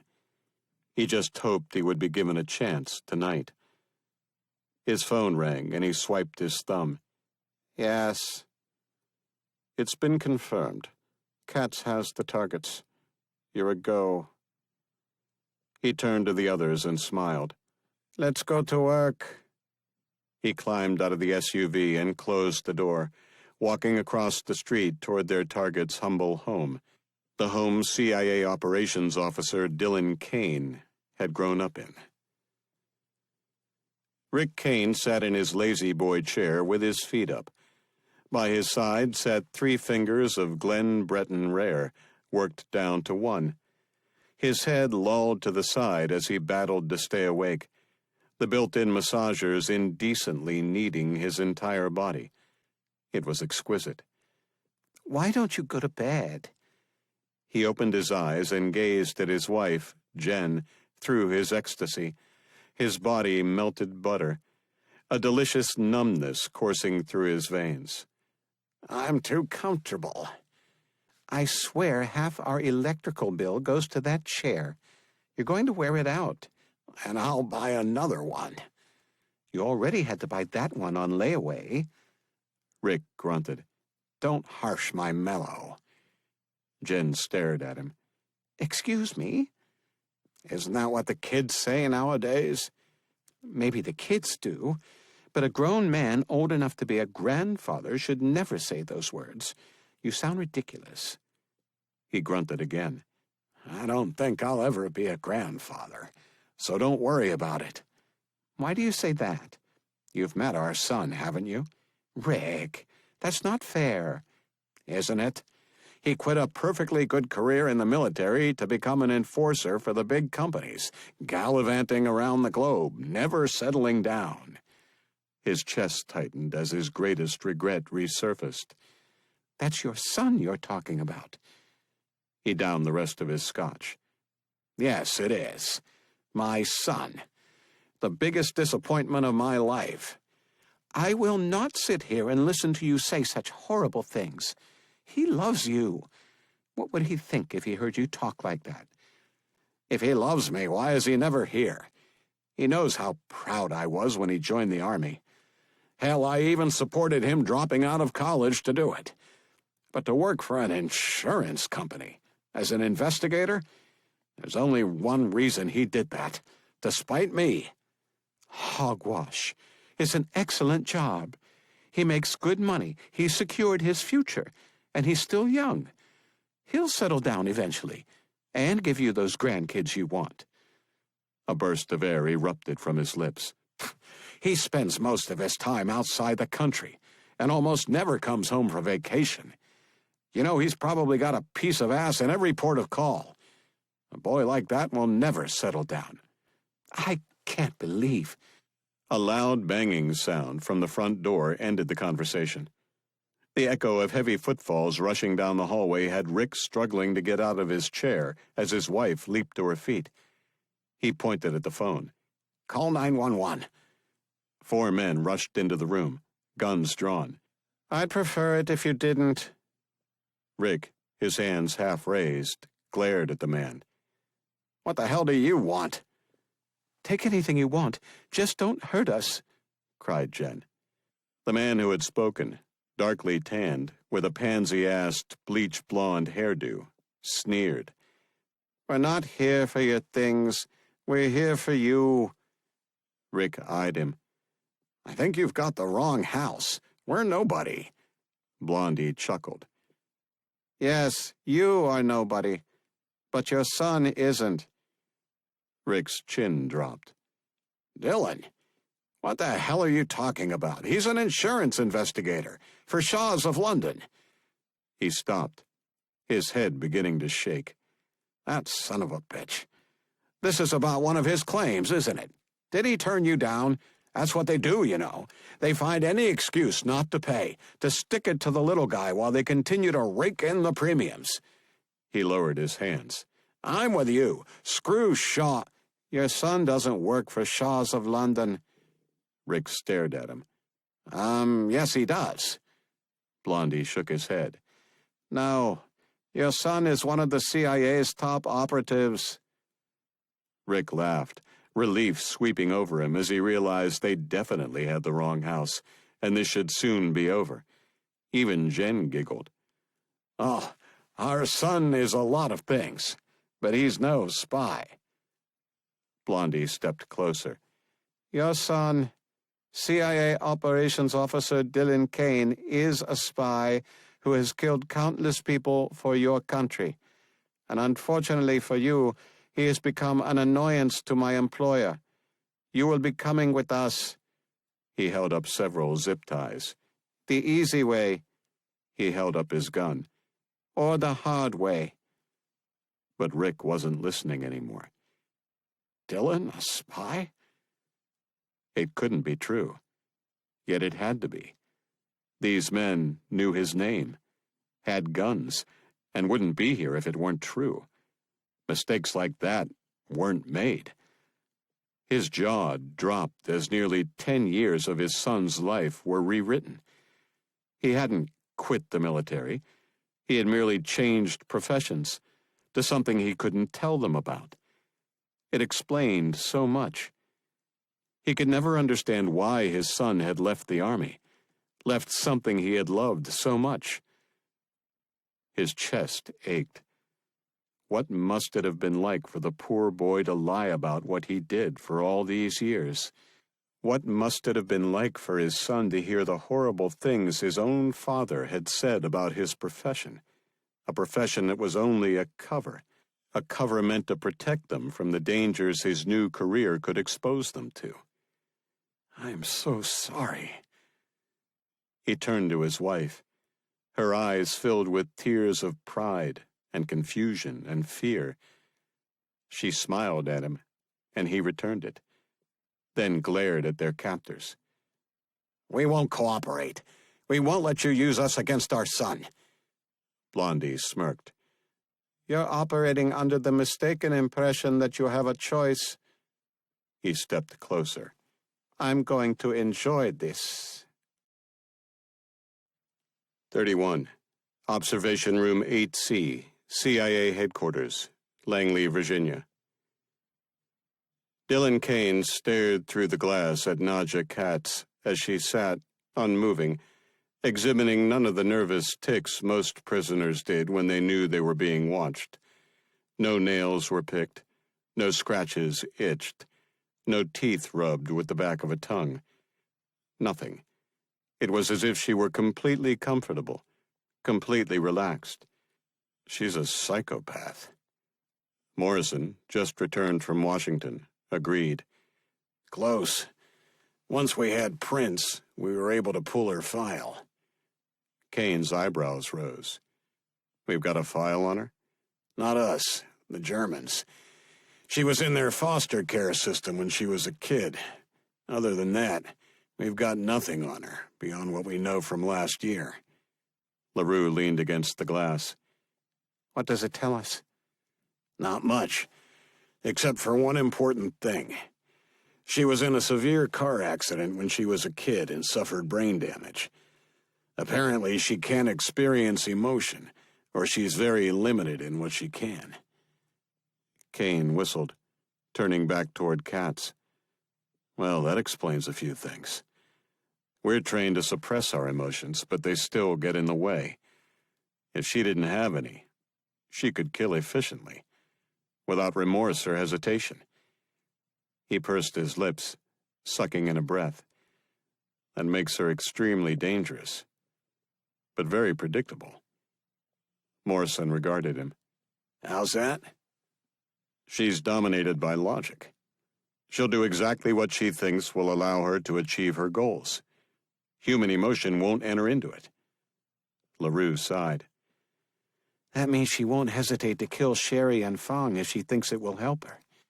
Exactly. She's not governed by what's morally right or wrong. She won't feel any last-minute remorse and change her mind. If she commits to killing them, then she will. There will be no stopping her. Morrison grunted. We can work that to our advantage. Kane eyed him. How? Logic. If we can reason with her, to show her how letting them live helps her, we just might be able to convince her. Just as remorse or morals won't get in the way, neither will arrogance or bullheadedness. If she's completely logical, we just need to figure out how to convince her it's in her best interest to let them go. LaRue cleared his throat. She's determined to bring down the assembly, and she needs our help to do it. And if they're linked to this current crisis, letting her might work in our best interest. Morrison leaned against the door and folded his arms. Go on. LaRue pushed off the glass. Look, she has Sherry and Fong. She'll never hand them over because she knows that's her only leverage over us. We should forget trying to convince her to change her mind. She won't. So if we want them back, we need to help her achieve her goals as quickly as possible, especially if one of them is wounded. Morrison looked at Kane. And you? What do you think? I agree with Chris. Let me go with her to Washington. What can it hurt? She could escape. If she wanted to get away, she wouldn't have walked in here in the first place. And if she did escape, she would no longer need leverage. So she should, logically, release Fong and Sherry. Morrison tapped his chin when Kane's phone vibrated in his pocket. He fished it out, the call display indicating his father was calling. His eyes narrowed. Something wrong? Asked Morrison. It's my dad. And that's unusual? Kane said nothing, instead staring at the vibrating phone. Something must have happened to Mom. They almost never talk, whispered LaRue to Morrison. Kane swept his thumb. Dad? We have your parents. Do not interfere. The assembly is eternal. The call ended, and Kane's heart raced. He squeezed the phone hard, the reinforced case cutting into his hands, the pain snapping him out of the fog of emotions that overwhelmed him. They've got my parents. LaRue's hand darted out, taking him by the arm as Morrison grabbed the phone off the wall. Who? The assembly. They said they have my parents. Not to interfere, and that the assembly was eternal. Morrison turned away from them, his voice low. I want a team sent to Officer Dylan Kane's parents' home immediately. Notify local law enforcement of their possible abduction. And send units to Analyst Supervisor Chris LaRue's parents' house as well. LaRue's head whipped around, and Kane watched the color drain from his face. His hand reached into his pocket and he pulled out his phone. Tears filled his eyes as he held it up for Kane to see. Mom and Dad. Put it on speaker. LaRue swiped his thumb, tapping the button so everyone could hear. Hello? We have your parents. Do not interfere. The assembly is eternal. The call ended, and LaRue collapsed into a chair. He looked up at the others. What do we do now? Morrison placed a hand on his shoulder. We do our jobs. But they'll kill them. They might. But we have to assume from their track record that they'll kill them anyway. He turned to Kane, jerking his head toward Katz. Take her. Do what you need to do. Rules of engagement? None. 32.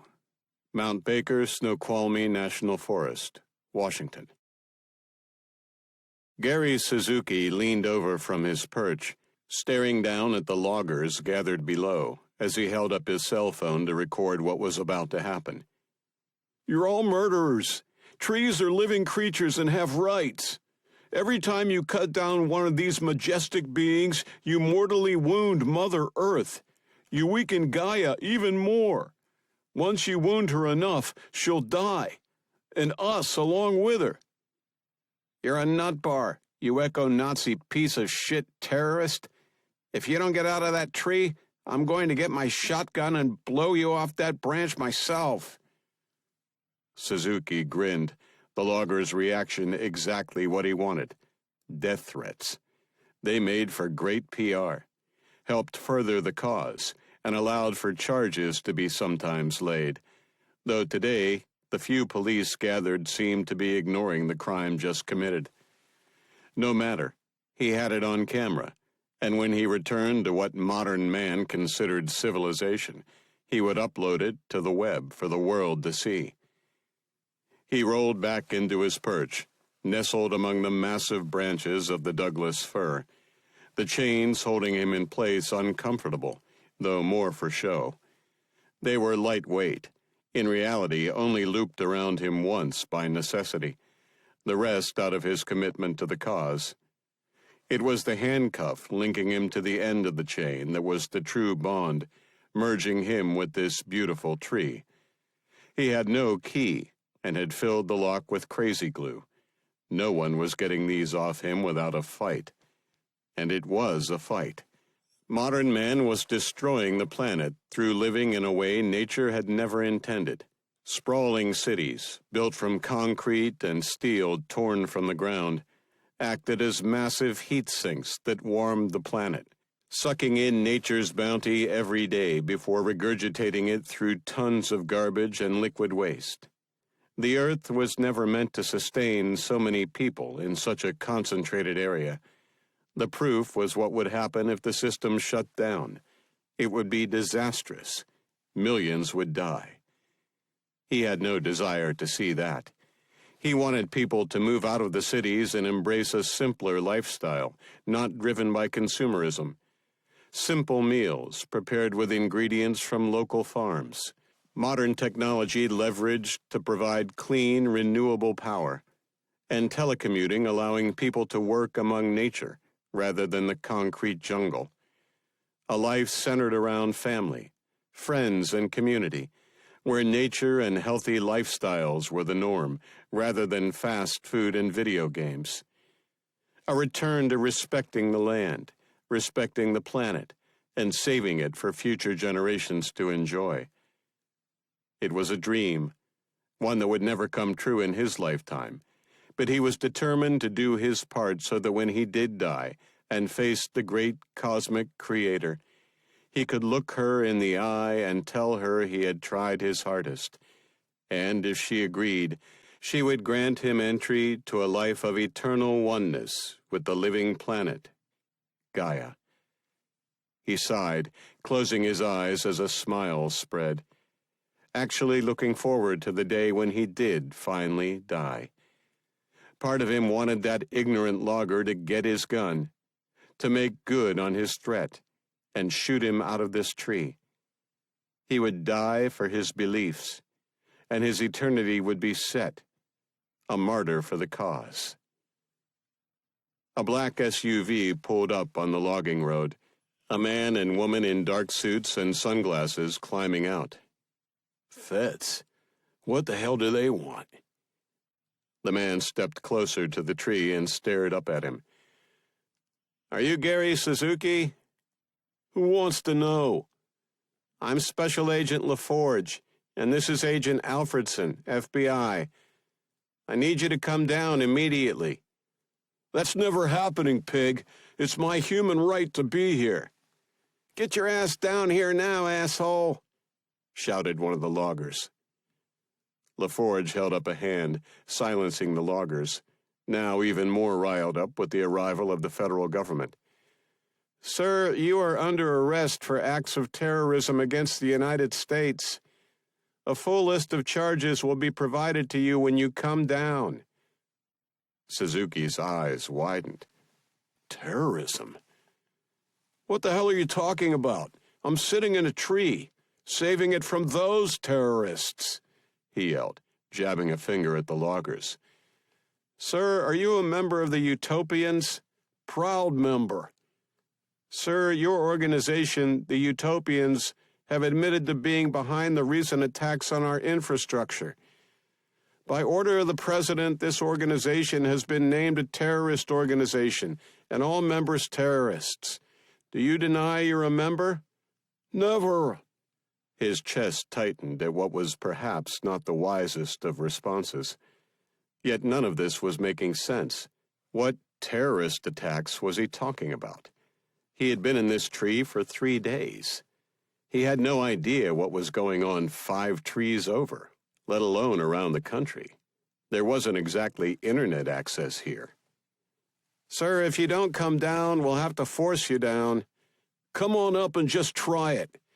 "No, sir, you misunderstand. We have no intention of putting our lives at risk, and we have no time to waste." He turned to the loggers. "Who wants to cut down a tree?" Half a dozen men raced for their pickup trucks, brandishing chainsaws moments later. LaForge turned back and stared up at Suzuki. "Your choice." Suzuki's heart sank. They were going to cut down the tree, even with him in it. Bullshit. It was ridiculous. Police wouldn't do something like that. It would be against the law. He was just a protester. He could see the loggers doing it. They were already murderers, but not FBI agents. It made no sense. They think you're a terrorist. He frowned. If he were an Islamist terrorist sitting in a tower, they would shoot him without hesitation. And if that's what they thought of him, if something indeed had happened, and the organization he represented was being framed, for that's what it had to be, there was no way his group would commit violent acts, then they might just kill him. "Wait, I'm coming down." He began extricating himself from the chains, then cursed, staring at the handcuffs. I've got a problem." "What?" He held out his hand. "I can't get these off." LaForge stepped back, pointing at the tree. "Bring him down." The loggers stared at each other, confused. It was clear they had assumed the FBI agent was bluffing, yet now the order had been given. You serious?" LaForge pointed up at Suzuki. "You know what's been happening around the country? All the people that have died because of those hacks?" Heads bobbed. Well, it was his group that did it. The one who had threatened him earlier glared up at him. "That's good enough for me." He fired up his chainsaw. "Hang on, asshole. I'll be seeing you soon." 33. The Oval Office, the White House, Washington, D.C. Roger Croft shook President Starling's hand with a smile.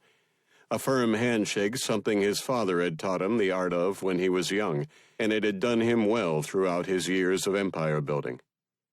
"Mr. Croft, a pleasure to meet you. Harry has been talking you up for some time." Croft smiled at Vice President Vance as they all took seats in the Oval Office.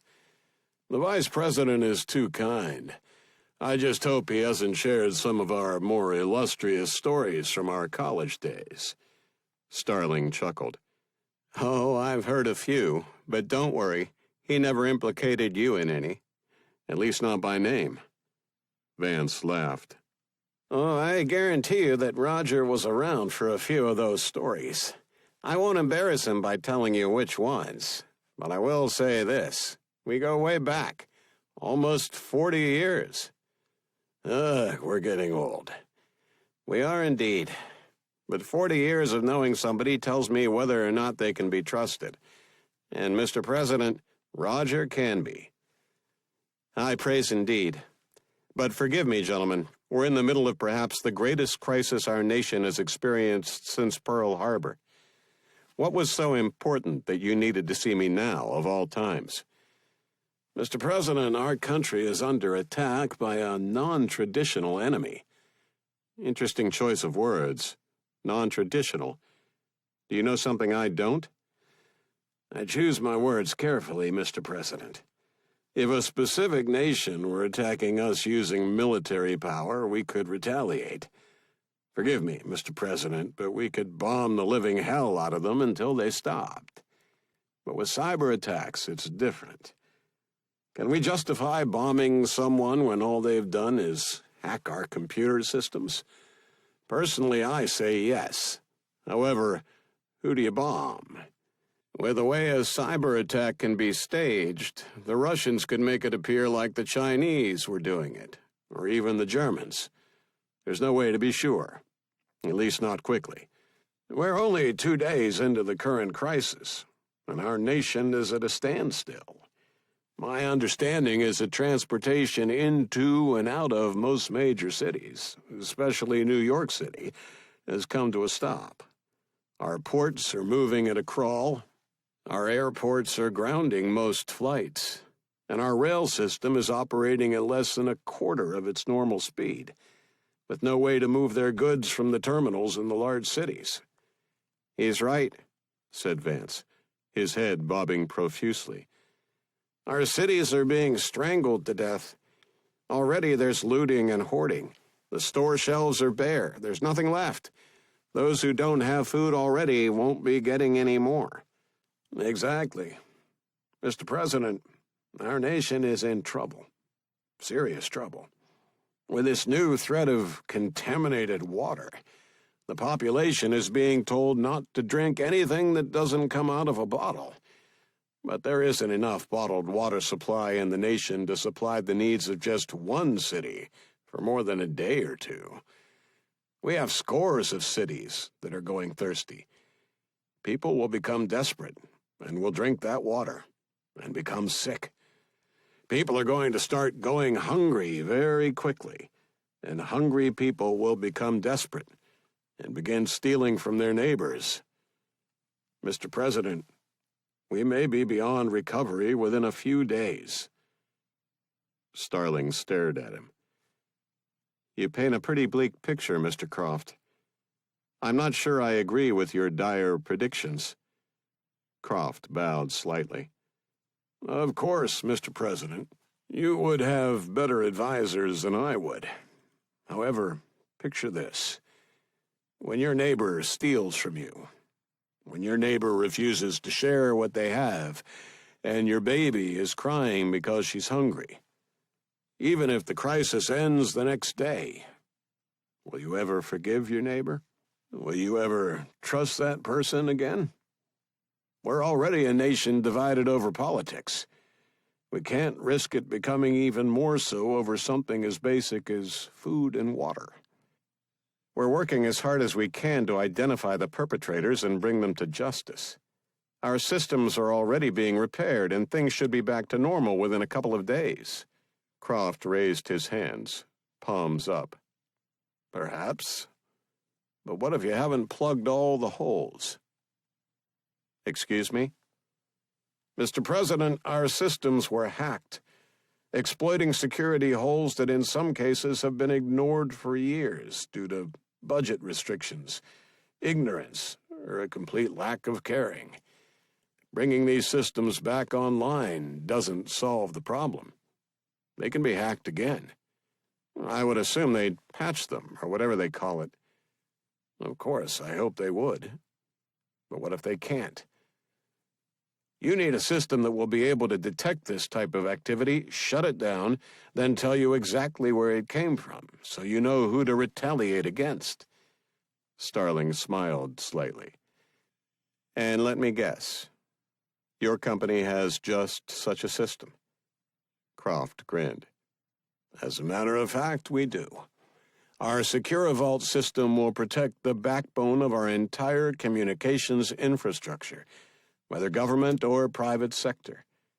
We're already installed on thousands of servers worldwide, and with your approval, we can begin installing tonight on an emergency basis.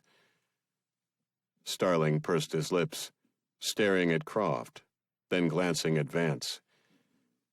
What do you think? Vance waved his hand. It's a no-brainer, Mr. President. I've read the briefs. Hell, I've been telling you for months that after that Korean incident, we need a system like this. We went to war over what some madman did.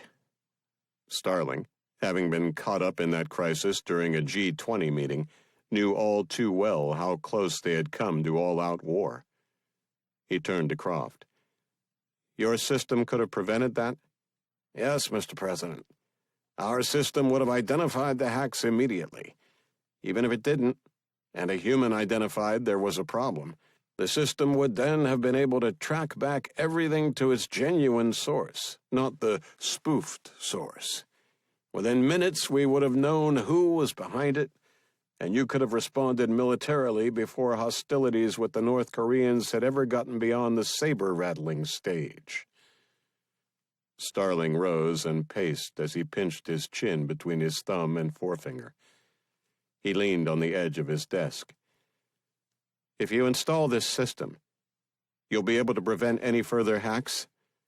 Yes, sir. And tell you exactly where they're coming from. How quickly can you implement it? Mr. President, we have over 20,000 employees spread across every city in our great nation, awaiting your order. If you give me the word, they'll begin installing tonight. I can have our country secure within 48 hours. Starling looked at Vance, who nodded slightly. Starling sighed, then stood. Do it. 34. Interrogation Room 8C, CIA Headquarters, Langley, Virginia. Kane entered the interrogation room and waved a hand at Katz. Okay, let's go.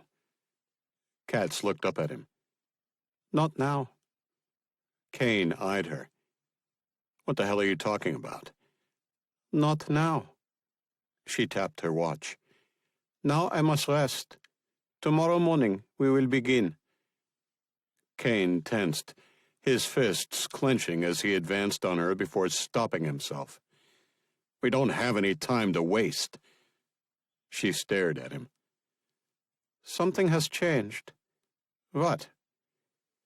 He inhaled, debating whether he should reveal what had happened to his parents and those of LaRue. Nothing. Not true. You've become emotional. You know I have your girlfriend, and I am here, with no ability to hurt her. You already know only time can hurt her, and if I felt there wasn't enough time for us to begin until tomorrow, we would be going now. Something else has happened. Tell me, or I let your girlfriend die. Kane's hand darted out, grabbing Katz by the throat and shoving her out of her chair and onto the floor. He squeezed hard, her face turning red. Yet there was nothing in her eyes. No fear, no anger. Nothing at all. He let go, and she struggled for air, her flushed cheeks returning to normal. If I were a vengeful person, I'd let your girlfriend die for that. Kane put some distance between them before replying. You and I both know you aren't. A slight smile appeared, something Kane initially thought shouldn't be possible, before he remembered that she apparently could experience mild emotions. Or was she faking the emotions, a learned behavior to fit in better with others? All he knew was that it was frustrating, not being able to read her. You've read my file? What little of it there is. Then you're aware of what happened when I was younger? Yes. Then you know there's nothing you can do to me that will make me change my mind. She stood, straightening her clothes. I will require a bed, facilities, dinner and breakfast, and my bag. Kane cocked an eyebrow. Your bag? My car is in the parking garage. The keys are behind the rear tire. The bag is in the trunk. Tomorrow at 11 a.m., we will depart for Washington. By then, I believe your country will be sufficiently motivated to do whatever needs to be done. Kane glared at her. 11? 11. If anyone bothers me a minute before, our deal is off, and your girlfriends are dead. Kane punched the wall, leaving a fist-sized divot, before storming out. He burst into the observation room, struggling to control himself. I'm going to kill her. In good time, replied Morrison. He turned to LaRue. Make the arrangements, then get some sleep, both of you. We'll all be able to think better in the morning, when either this thing begins to resolve itself, or things get a whole lot worse." Kane glared through the two-way mirror. "Oh, trust me. This is getting worse before it gets better. Far worse." 35. Virginia Mason Medical Center, Seattle, Washington. Gary Suzuki cradled his broken arm, his eyes swollen, his shoulder aching. Hooked up to more leads and tubes than he cared to count, he was lucky to be alive, the sons of bitches having actually cut the tree down. He had been fortunate it had fallen away from the side he was on, allowing him to ride the trunk, rather than have it fall on him. Yet here he was, lucky to be alive. But that poor tree was dead. "I hope they at least make good use of it, rather than let it go to waste." The FBI agent responsible, Special Agent LaForge, stepped into the hospital room with his partner, Alfredson. "Are you ready to talk?" "Ready? Don't you mean able, you psycho? I'm going to sue your asses, all of you. I'm suing those terrorist loggers, the company they work for, the FBI, everybody I can think of. You're not going to get away with what you did. I have rights, you know. You can't do what you did and think you'll get away with it." LaForge pulled out his notepad and pen. "Mr. Suzuki, I already have. I have a dozen witnesses willing to testify that when they arrived, they found you lying on the ground, some unknown person having already cut down the tree. We arrived, effected your rescue, and brought you here for treatment." "That's bullshit, and you know it." "Yes, and who do you think the judge is going to believe? Two decorated FBI agents, or you, a person of no fixed address with a record a mile long?" Suzuki glared at him, the heart monitor beeping far faster than it should. He inhaled and held his breath for a moment before exhaling slowly, his heart rate easing. "This is the problem with today's society. The government has too much power." "And is that why you did what you did? To try and bring down the government?" "I sat in a damn tree, you psycho. How the hell is that going to bring down the government?" The beeping raced higher. "Not you, Mr. Suzuki. Your organization." "I have no clue what you're talking about." LaForge motioned to Alfredson, who tapped on a tablet before turning it around.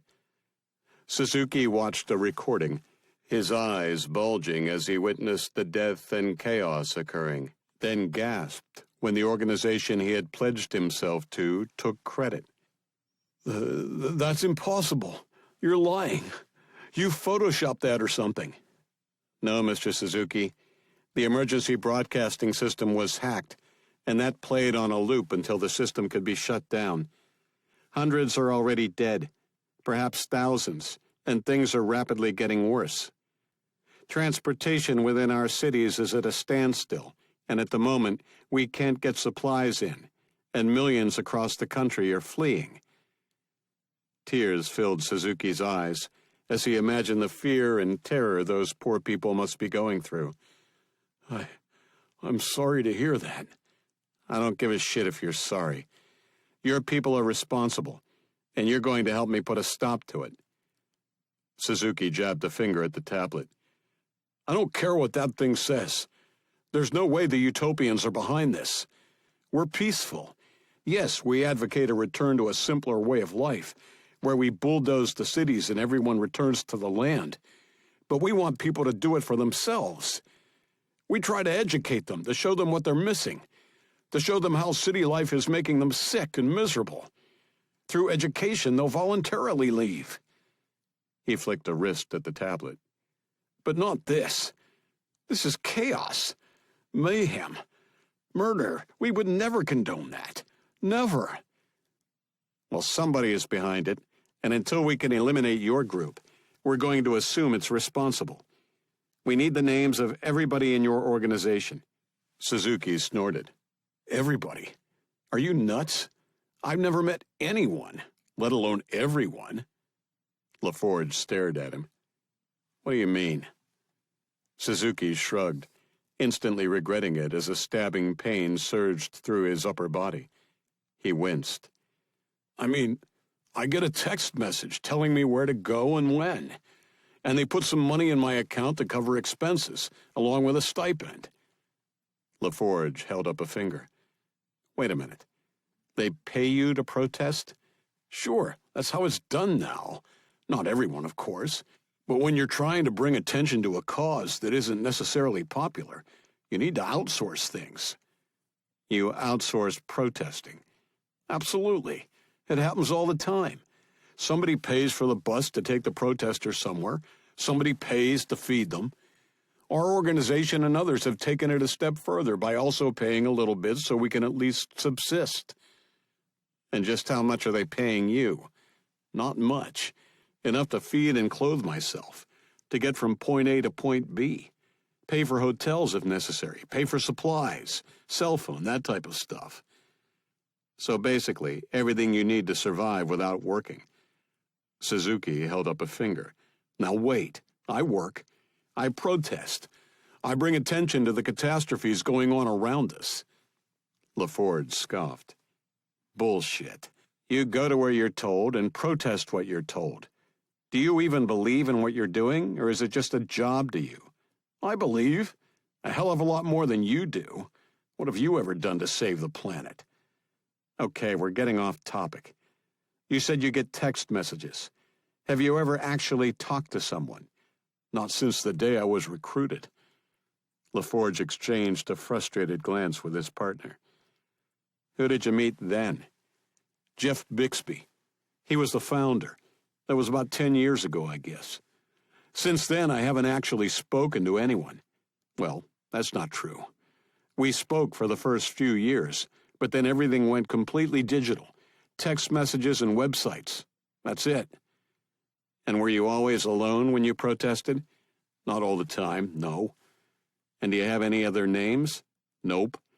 We were always instructed to use first names only. That way, if we were ever arrested, we couldn't name names. LaForge glanced at his partner. Sounds like a terrorist cell if I ever heard one. Alfredson agreed. LaForge jabbed his pen into the pad. This Jeff Bixby, where can we find him? Suzuki caught himself before he shrugged again. No idea. He glanced around the room. My phone will have the text messages, though. Maybe you can trace the number. Alfredson stepped out for a moment, returning with a plastic bag. She pulled out a shattered cell phone. Is this it? I guess that's not going to be of much help. LaForge exhaled loudly. Okay, do you remember the number? Suzuki grunted. Who uses numbers anymore? LaForge rolled his eyes, then stepped toward the door. Can I go now? LaForge turned. No. You're under arrest for terrorism. You're not going anywhere for a long time. But I didn't do anything. LaForge flipped his notepad closed and left the room, shutting the door behind him, leaving Suzuki to turn his head away and sob. He had been a victim his entire life, and now, once again, karma was biting him on the ass for some cosmic reason he would never understand. He just hoped that one day he would rebalance things and save his soul. 36. Maggie Harris residence, Lake in the Pines Apartments, Fayetteville, North Carolina. Do you think things are going to get worse? Command Sergeant Major Bert Big Dog Dawson glanced at his fiancée, Maggie Harris, as he pulled on his boots. Definitely. She eyed him. You're supposed to say, "No, beautiful, I'm going to fix everything by morning." He deadpanned her. No, beautiful, I'm going to fix everything by morning. Ha ha. What should I do? I'm probably not going to see you for days. Dawson stood. Watch the TV. If things start to get bad here, take your ID and head for the base. You're still an employee, so they'll let you on. I'll make sure the colonel has you on the list, in case they decide to restrict access to military only. You'll be safe there. Should I go now? He pursed his lips as the images flashed on the screen. No, I don't think so. It looks like it's limited to the larger cities. He pointed to the closet. You've got a 2-week emergency kit in there, so there's food, water, medical supplies, batteries, everything you might need, including zombie-killing implements. BD, I'm scared enough as it is. He grinned. Remember, aim for the head. You have to scramble their brains. She punched him in the arm. You're an asshole. He grabbed her and pulled her close, giving her a hug, then a kiss on the top of her head. He could see the scar from her gunshot wound through her hair, and thought of her recent stroke from which she was still recovering. He sighed. Changed my mind. I want you on the base. She looked up at him. Are you sure? A minute ago you said it was safe. It is. But you're still weak from the stroke. I don't want to be worrying about you when I'm gone. It's not really fair, though, is it? I mean, I'm taking advantage of my position. Damn right you are, as you should. But you know the Colonel. He needs someone organizing his life, and he hasn't taken an assistant since that last disaster personnel sent him. He'll be happy to have you there, and you'll actually be doing your country a service. He pointed at the screen. Now's not the time to be selfish. He grinned. Oh, you're good. You should go into politics. Dawson grunted. You know what I do to people I hate, and I just end up hating myself. She patted his chest. This is true. There was a knock, and Dawson peered through the peephole before opening the door. Hey, guys. Sergeants Carl Niner Sung and Jerry Jimmy Olsen Hudson stepped inside, Niner closing the door behind them. There's some excitement in the streets, so I thought we should come on over and make sure things are good. Jimmy jerked his thumb at his chest. I thought we should, 'cause I'm a caring sort of guy. Thanks, Jimmy, said Maggie. I'm going to get ready. Niner stepped toward the television. You're coming in? BD insists it's my duty to help our country in its hour of need. Niner's head bobbed as he dropped onto the couch. Make yourself comfortable, said Dawson. Niner grinned.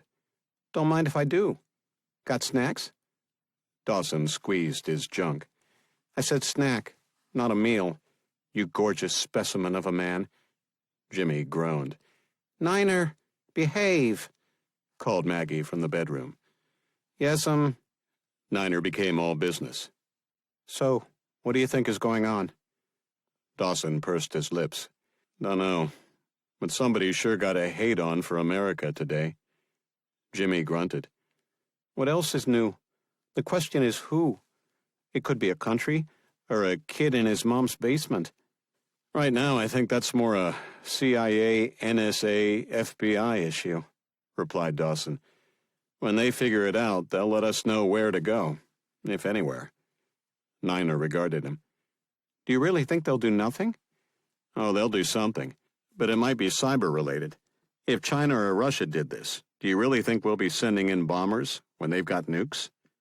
Niner sighed. I wish we had never invented the bomb. Then we could go in and blow the living shit out of them. Dawson jabbed a finger at him. And that's why countries like Iran want the bomb, so we don't do just that. Don't worry. We've got a treaty now, so that's impossible. Jimmy snorted at Niner's Ralph Wiggum impression. Now, remember, ours is not to question why. Yeah, stupid is as stupid does. Maggie reappeared, looking fabulous yet practical. Okay, gentlemen, is my escort ready? Niner leaped to his feet, bowing deeply as he extended an arm toward the door. Your chariot awaits, madam. Maggie grabbed her chest. Madam? What is this, a whorehouse? Dawson grinned. Some nights. Maggie slapped his shoulder with the back of her hand. Careful. Niner smiled with delight. Ooh, you're going to pay for that one. Jimmy pointed at the television. Look at this. They all turned to read the headline on the muted television. President orders emergency security upgrade to nation's electronic infrastructure. 37. United States Strategic Command Headquarters. Offutt Air Force Base, Nebraska. Captain Cartwright escorted the team from Croft Technologies to the primary server farm, buried deep under the base. He was new, posted only a few months ago, though knew his stuff. You didn't get assigned to the United States Strategic Command if you didn't. But it also meant the night shift. Next year, when the next crop was rotated in, he would be more senior and would be asleep next to his wife at this hour. But not today. He eyed the two men, sharply dressed in suits that were beyond his pay grade, with physiques that would have them fitting into any Marine outfit with ease. I just got the order from the Pentagon an hour ago. You guys must have already been in town. The lead, a man introduced to him as Clarence Daniels, nodded. Lucky break. We were installing an upgrade in Omaha yesterday. It took a little longer than expected, what with everything going on, so we booked a hotel. We were asleep when we got the call to come here. Cartwright swiped his security pass, the panel going green, a beep and click signaling they had been cleared for entry. He pushed open the door. After you, gentlemen. The two entered, heading down the hall and stopping in front of another door.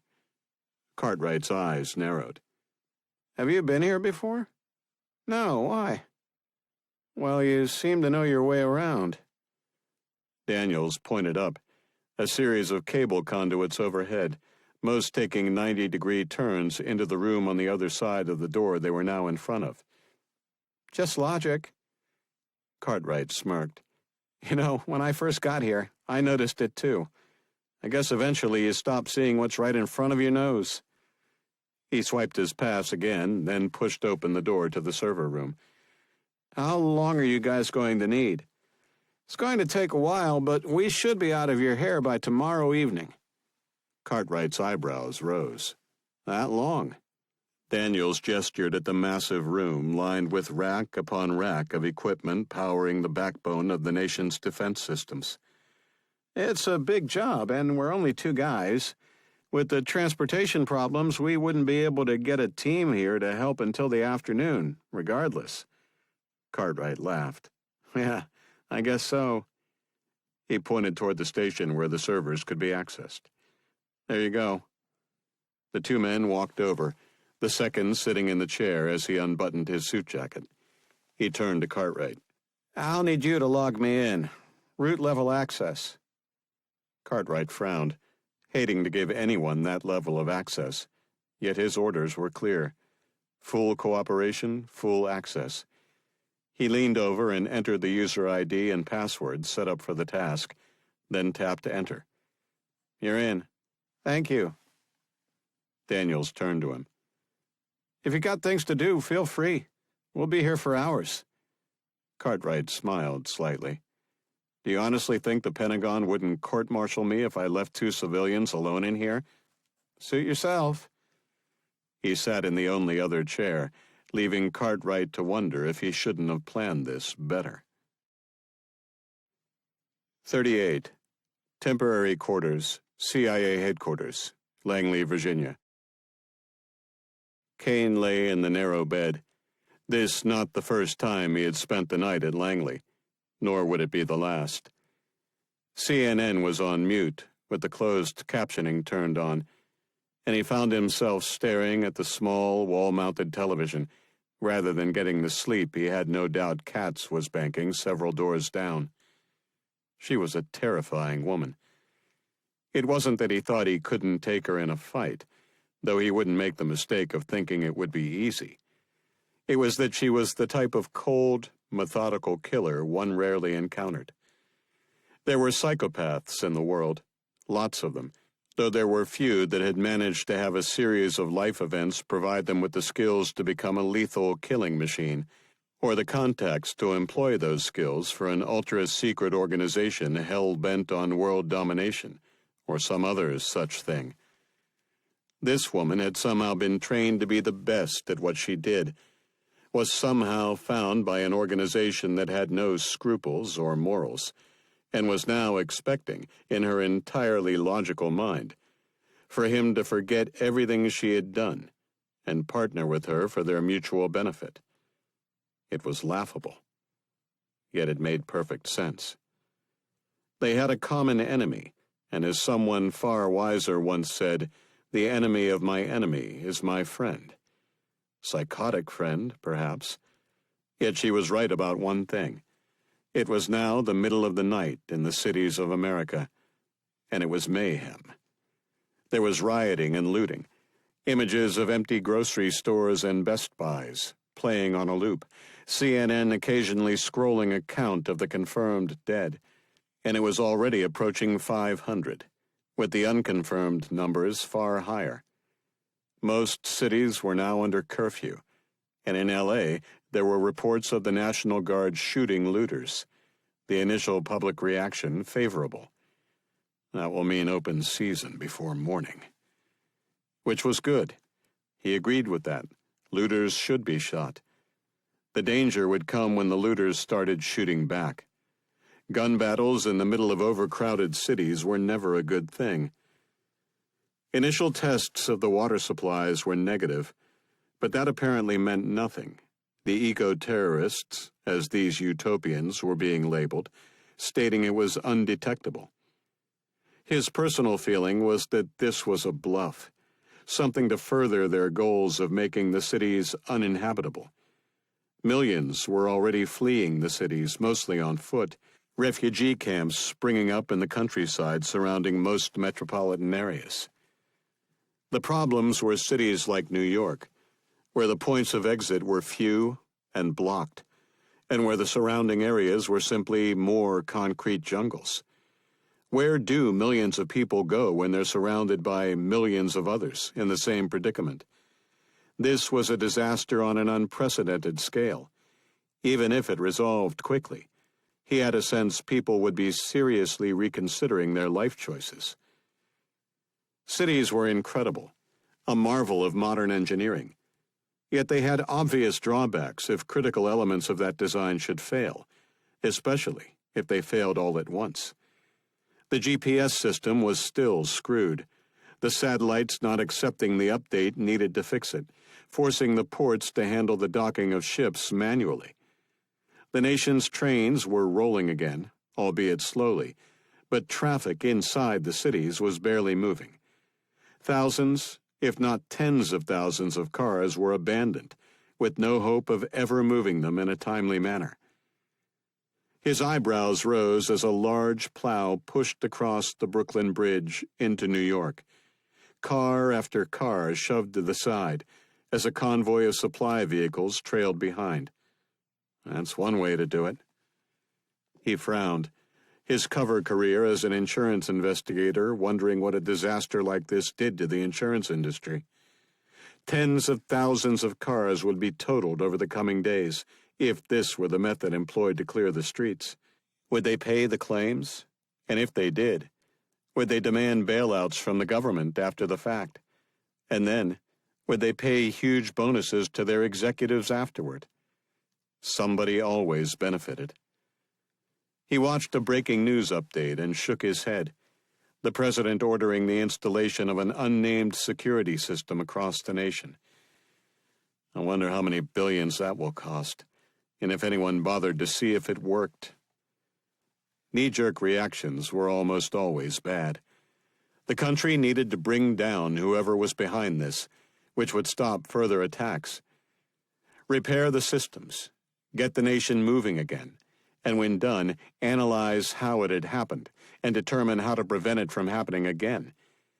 Installing something so quickly across so many systems before knowing exactly what had happened was foolish and seemed uncharacteristic of a president he actually respected. He must have been pressured. There was a knock at his door, and his eyebrows popped. "Come in?" The door opened, and LaRue poked his head in. "You awake?" Kane gestured toward the television as he propped himself up. "Sort of." He indicated the lone chair in the room, and LaRue sat. "Can't sleep?" No. I can't stop thinking about Sherry. Kat said that they'll die within 22 hours, and I can't stop picturing how she'll do it. It has to be some sort of trigger device. Maybe when the time is up, the room fills with water, or sand, or something, or gas.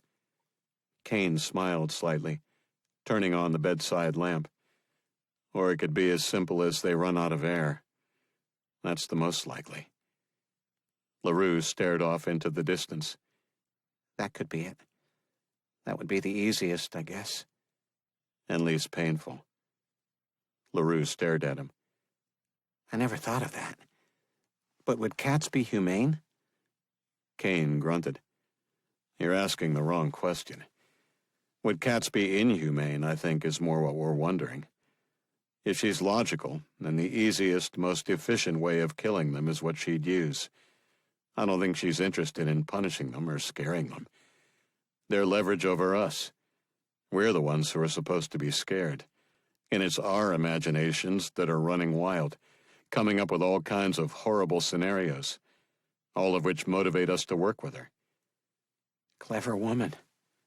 Yes, the damned woman is practically Vulcan. LaRue brightened at the mention of Star Trek. Kane, well aware his friend was a huge fan. So, if we think logically, then we should analyze what was said, and if we do... LaRue's eyes widened. We run into a problem. What's that? What's the one detail we know? Kane shrugged.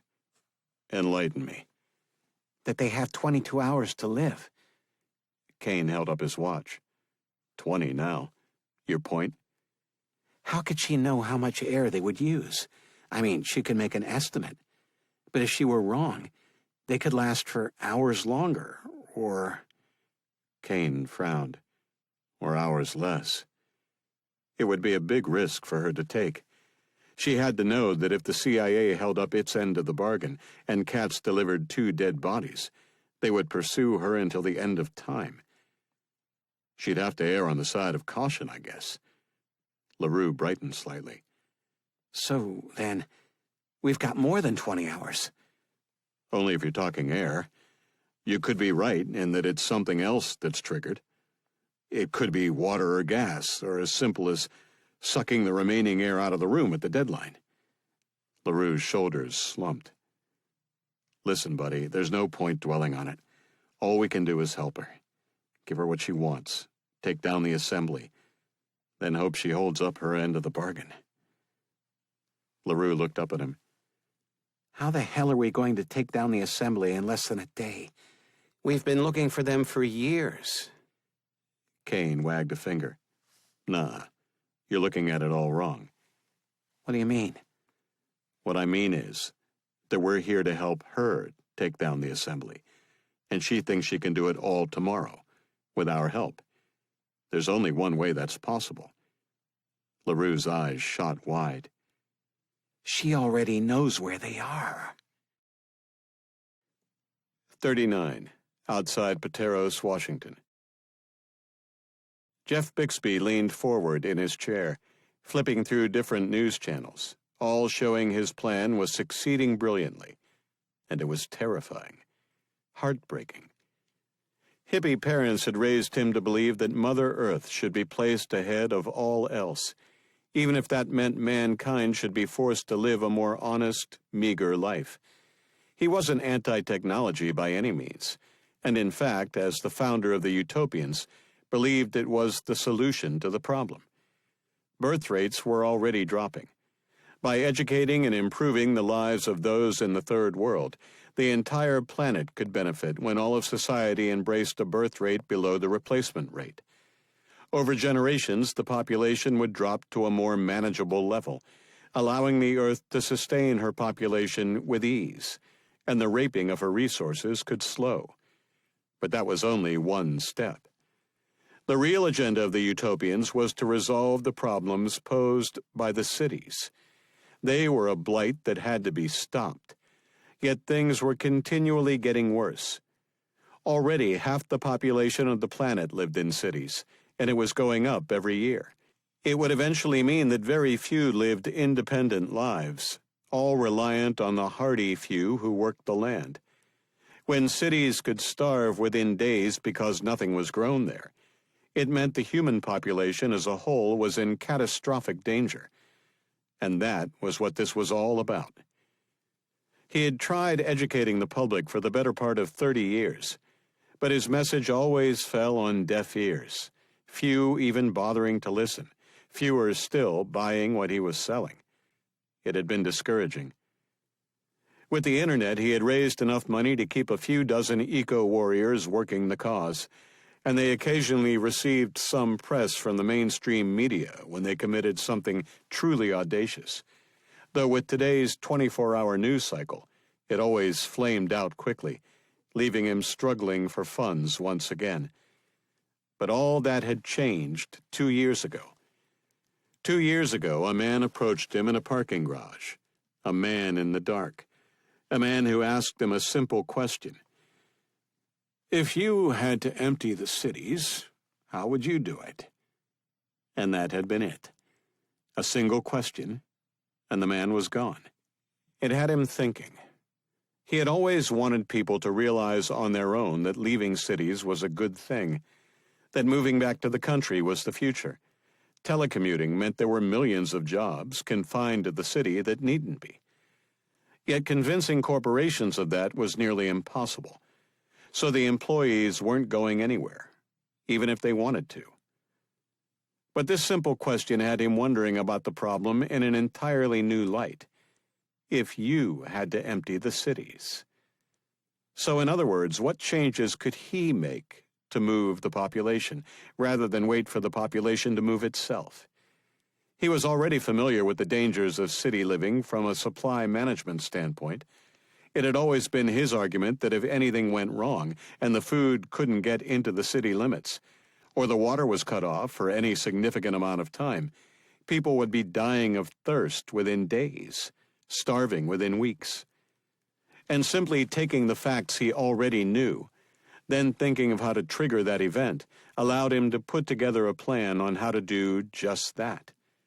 Disrupt the system. And a week later, in the same parking garage, there was a note on his windshield with an email address. Send me your plan, and I'll fund you indefinitely. He wasn't an evil person. He didn't want people to suffer, to be killed, and frankly, it had never occurred to him that there was anything to it. A mysterious man asked the question, then later asked what answer he had come up with, offering to fund his organization's good work. So he typed it up and sent it. No harm done. It was a fantasy regardless. Nobody would act on it, certainly not him. He had no means to execute it. But a week later, the plan had been sent back to him, with modifications, and another simple question. Will this work? They had expanded upon his plan, modified some of it, and included terrifying details, along with casualty expectations. It was so well thought out that he had no doubt it would succeed with horrible efficiency. Yet there was still no way he could execute it. The tech resources and know-how required far beyond his capabilities. He had delivered a make-believe scenario where the transportation infrastructure was shut down, preventing movement within the cities, and the movement of goods nationwide to feed them was slowed. A simple plan that in theory would work, with no real idea of how to accomplish it. Whoever this man was, he seemed to know exactly how to do so. And that terrified him enough to not risk ignoring the message. So his answer to the simple question was brevity itself. Yes. And besides anonymous, generous donations through the utopian website that he assumed were from the mysterious stranger, he hadn't heard from him again until 2 days ago. A simple text message. Leave the city, now. The fact that they knew he was in Seattle scared him. Normally, he practiced what he preached, he and his family owning a hobby farm outside of Seattle. But he had been in the city, meeting with a student group interested in hearing about his cause. The message, received near the end of his speech, rattled him so much he had lost his train of thought, bumbling his way through his closing remarks.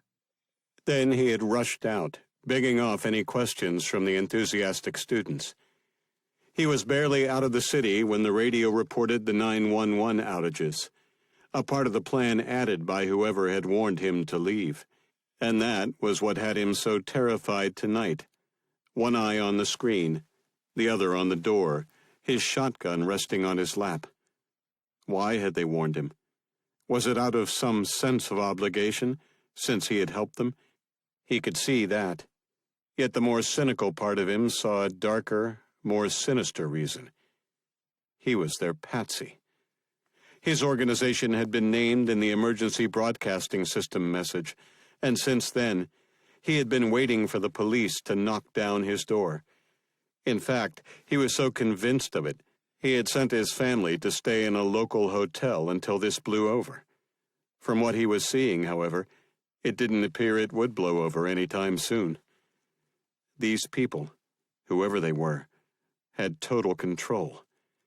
His plan, their plan, had been executed perfectly, in ways he could never have thought of. It would never have occurred to him to mess with the GPS system to delay boat traffic, or to hack the railroad crossings to delay the trains. His plan had been simple, basic, and undetailed, and had been implemented so perfectly, so efficiently. He had to wonder how powerful a group was behind this, and how vicious. Surely they weren't motivated by the same altruistic dream that drove him. He wanted utopia, one brought on by man's own realization it had made a mistake, not through a bloodbath of orgasmic violence like he was witnessing. If the authorities thought he was behind this, he was going to prison forever. He would never see his family again. His life was over, all because he had answered a simple question. How? He had been a fool. His entire life spent futilely attempting to change minds, and when asked for how to force it, his social justice warrior self had leaped at the opportunity to come up with a plan. But it had been a fantasy. The latest death toll estimates appeared, and he closed his eyes. This is my fault. He opened his eyes and noticed lights flashing on the walls around him. He pulled aside the curtain and saw at least half a dozen police cruisers pulling up his long driveway. He stared at the gun and made a decision. Special Agent LaForge flinched at a weapon discharging, the muzzle flash briefly illuminating the interior of the house they had ridden up on. Everything black once again, only the flickering of what was probably a television now visible. "Surround the house," he shouted, local police quickly executing his order, guns drawn. Yet he had a feeling it was unnecessary. A single shot. No evidence of a window broken. No evidence of a shot taken at his team as they arrived. It could have been a misfire, an accidental discharge triggered by a shaky finger at the sight of the flashing lights. But he doubted it. Jeff Bixby, founder of the Utopians, had shot himself rather than be taken.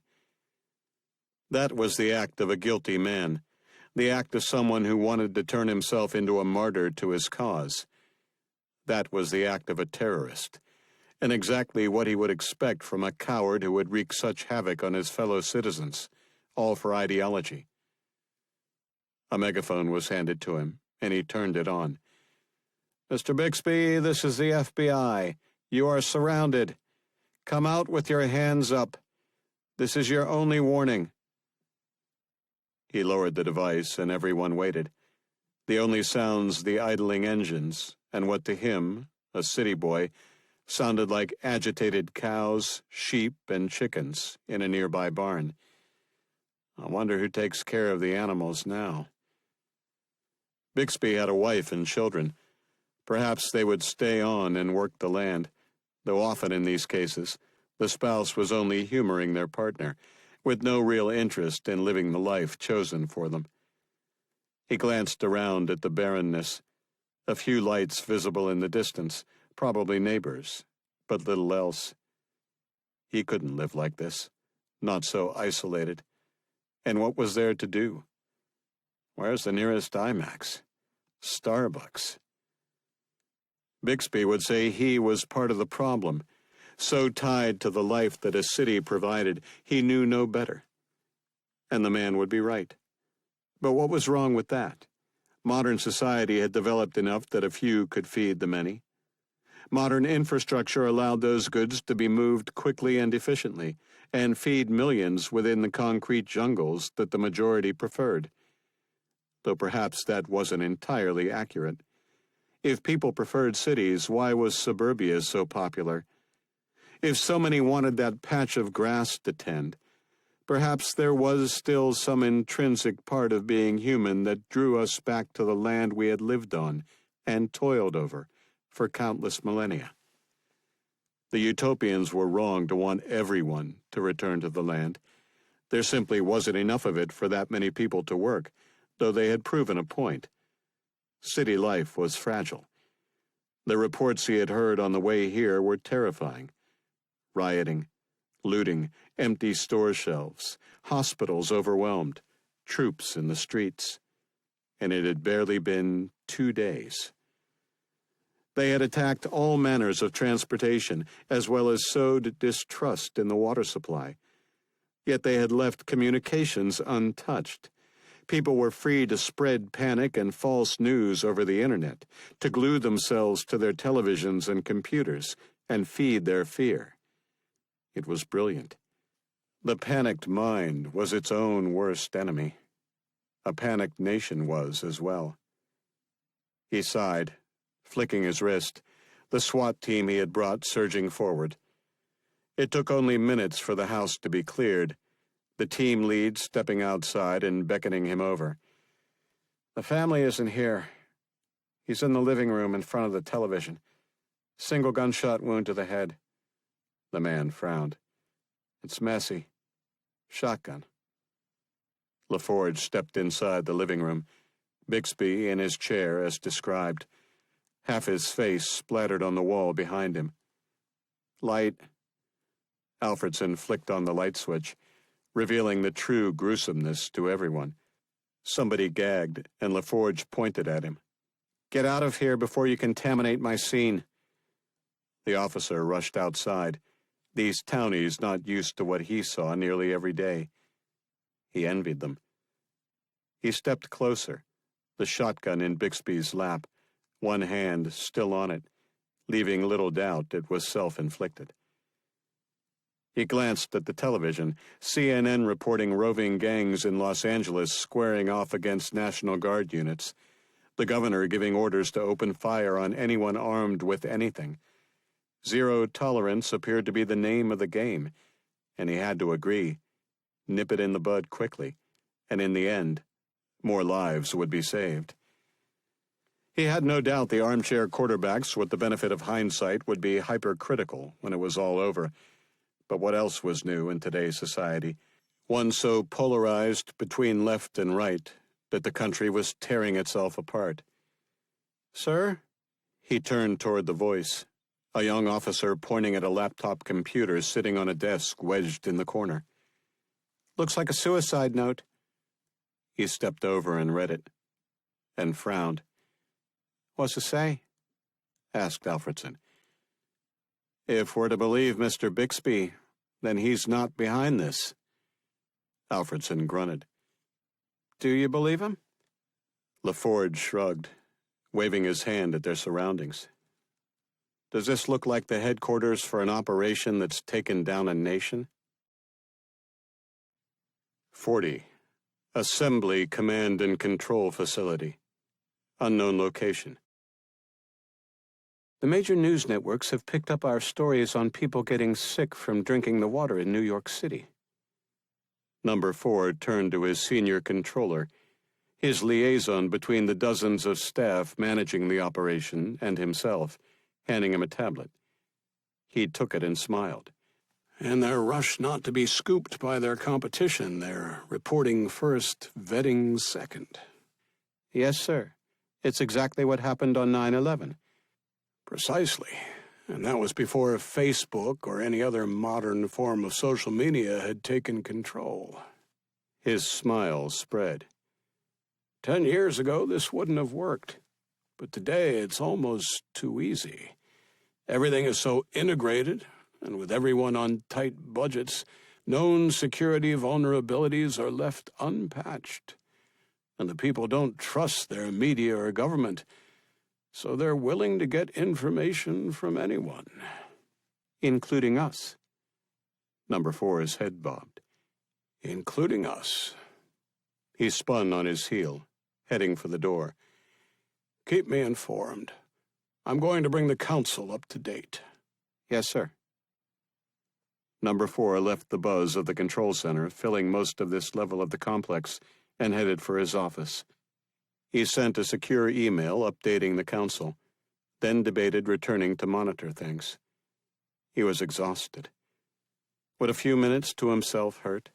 And who would know? He headed for the elevator and pressed the button. It chimed almost immediately, the doors opening. He selected B3 and receded into the corner, closing his burning eyes. Moments later, he was at his destination, the VIP residential area, the entire level reserved for him and visiting dignitaries, council member representatives. Today, only he and domestic staff were here. Can I get you anything, sir? He stared at the busty blonde he had chosen to serve him, in more ways than one. There were advantages to absolute power, and he indulged himself at every opportunity. He had been a member of the Assembly Council for almost 2 decades now, the trappings of money and inherited power something he thought he had understood before he was approached all those years ago to join this ancient organization his father had been a member of. When his father had died, the truth had been revealed, and he had been given a choice. Replace him.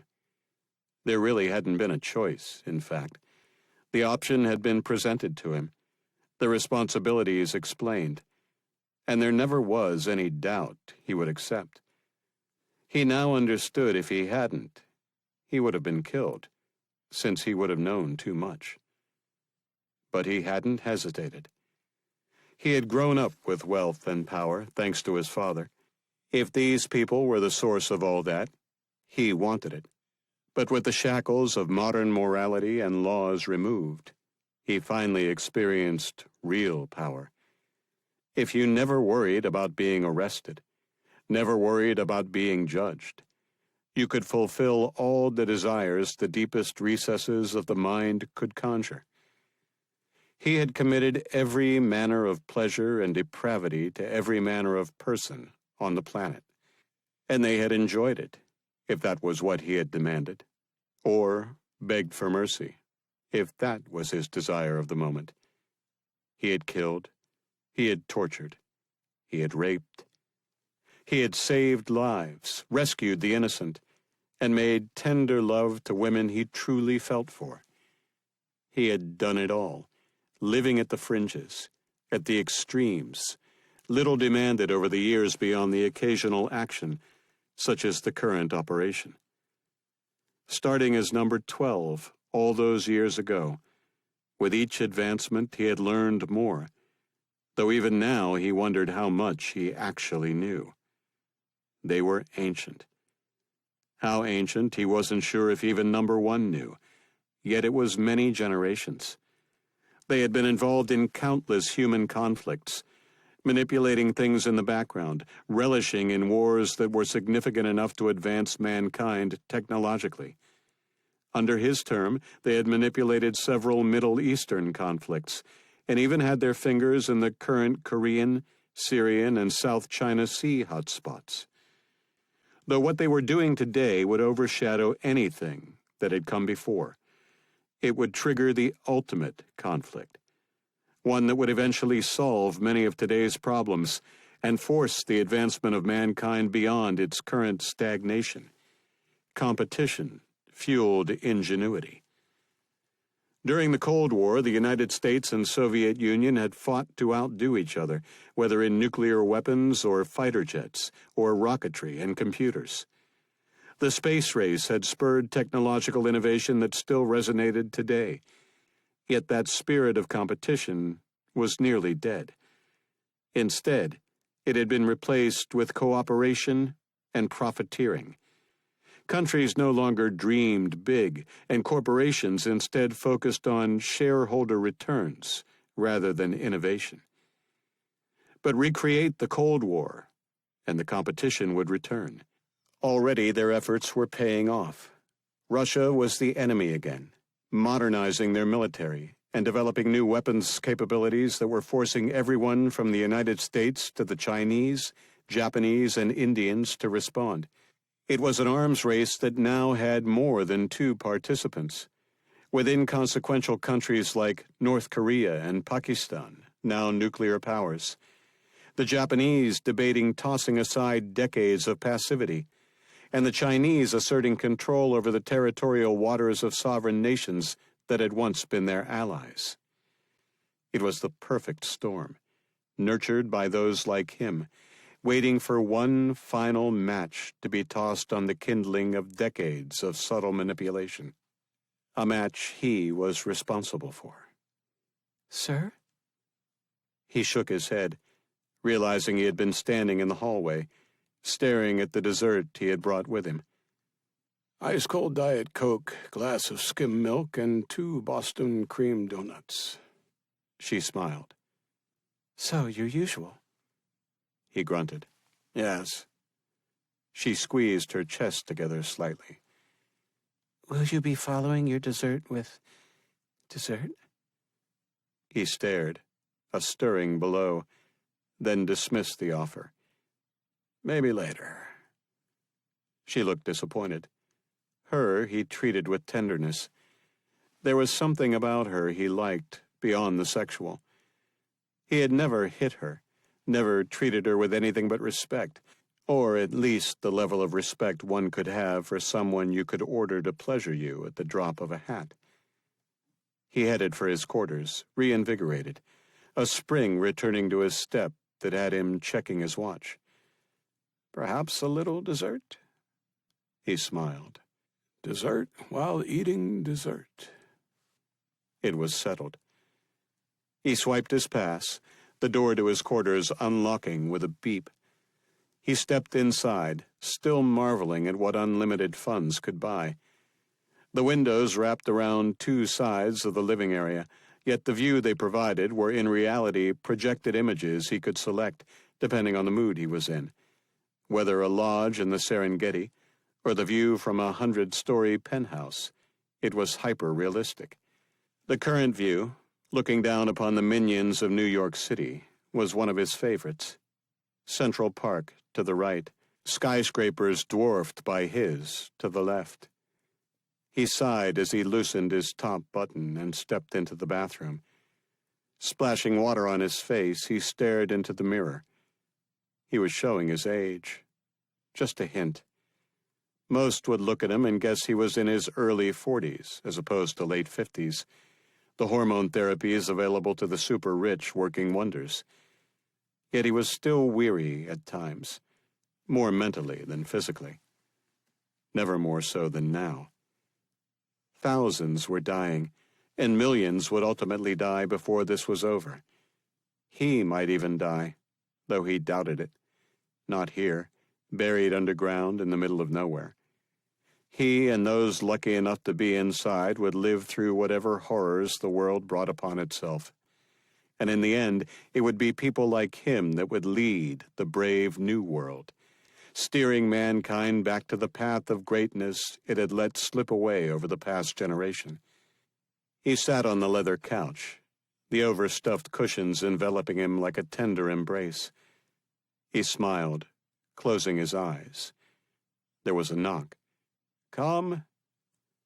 The door opened, and his dessert entered on a tray and in high heels. Change of plans, darling. She smiled. I had a feeling. I think she really likes me. He inhaled deeply as things were daintily removed. She's paid to like you, and you're an old fool if you think it's anything more. Yet did it really matter? If she were putting on a show for his benefit, then so be it.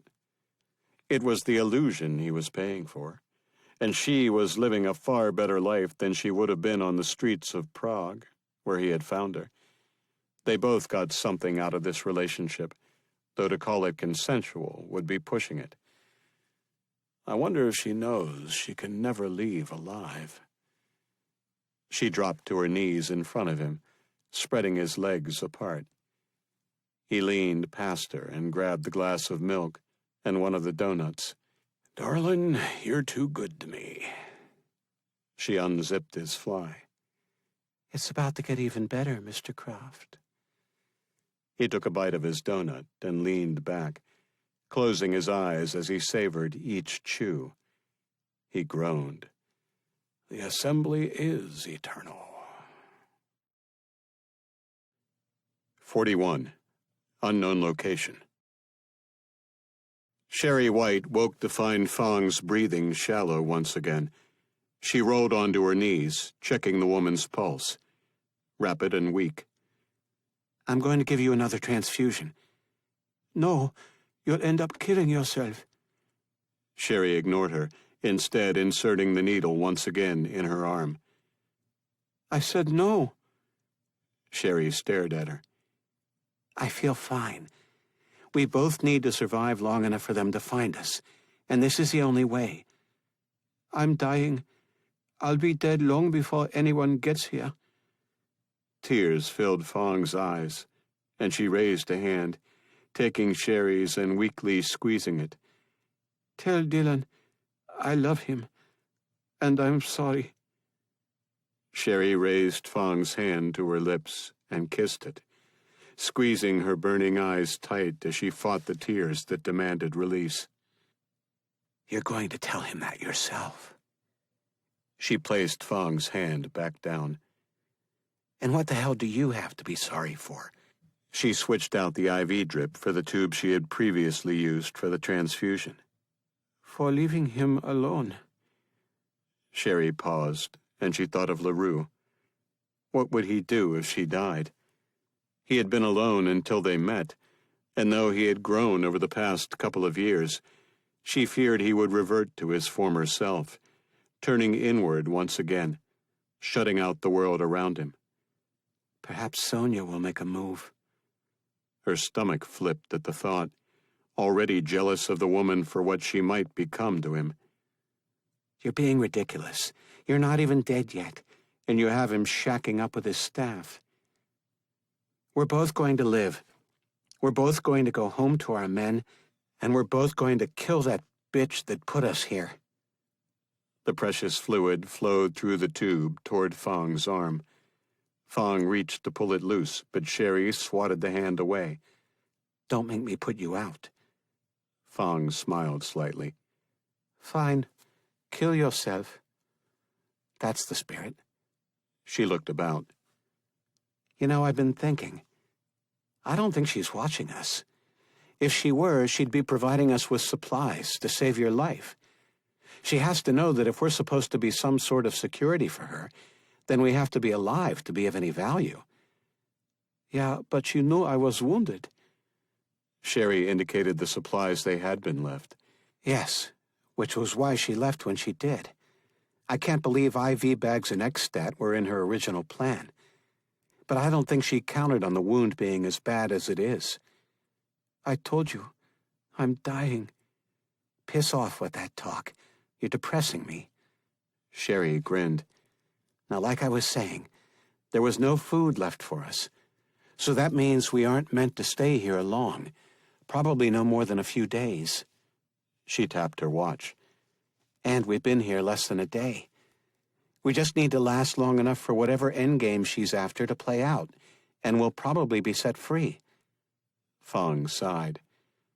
You don't have enough blood in you to keep me going that long. Sherry smiled. Don't worry. We'll be fine. She looked away, not trusting she wouldn't reveal her true fears. For Fong was right. She might be able to do this one more time, if that. Any more, and she risked her own life. She was willing to do it, and she would. Yet she feared whoever did find them might find 2 corpses. They had to get out of here. Waiting wasn't an option. She stared at the door, then up at the ceiling. When we're done, I'm going to check out that ceiling. Fong moved slightly, and Sherry looked at her.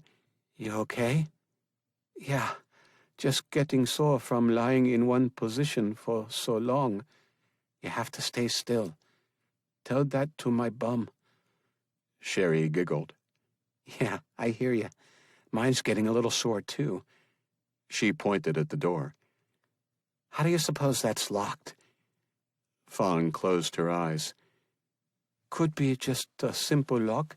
Key, tumblers, nothing special. Right. But this place was prepared. There's the camera, for one thing. The wires are hidden, so it wasn't just slapped in here. And a door with no lock or any hint of hardware on one side isn't a standard order. This place was prepped long before yesterday. What are you getting at? Well, if this place was prepped, I wonder if they'd use something as simple as a key. Keys can get lost. Keys have to be duplicated if you want more than one person to have access. I'm thinking they might have gone a little more high-tech. Fong shrugged and winced. Well, even if they did, it's all on the other side of that door, so we can't get at it. Sherry's head slowly bobbed. I wonder. She exhaled loudly. I wish Chris were here. He's the tech guy. He'd probably already have us out of here. So would Dylan. Sherry patted Fong's shoulder. Well, they're not here. And it's a well-known fact that we're not only beautiful, but brilliant. I think it's time we puzzled our way out of this box, don't you? Fong smiled, already appearing a little better than a few minutes before.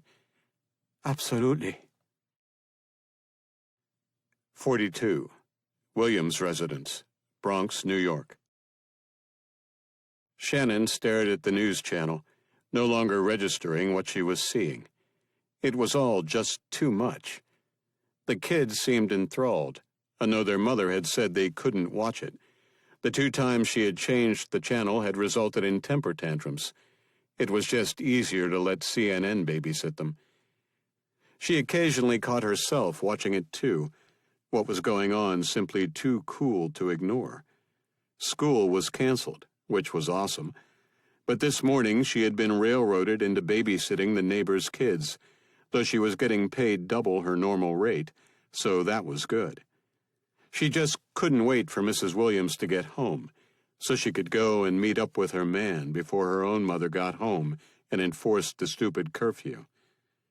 She stared at her phone and sighed.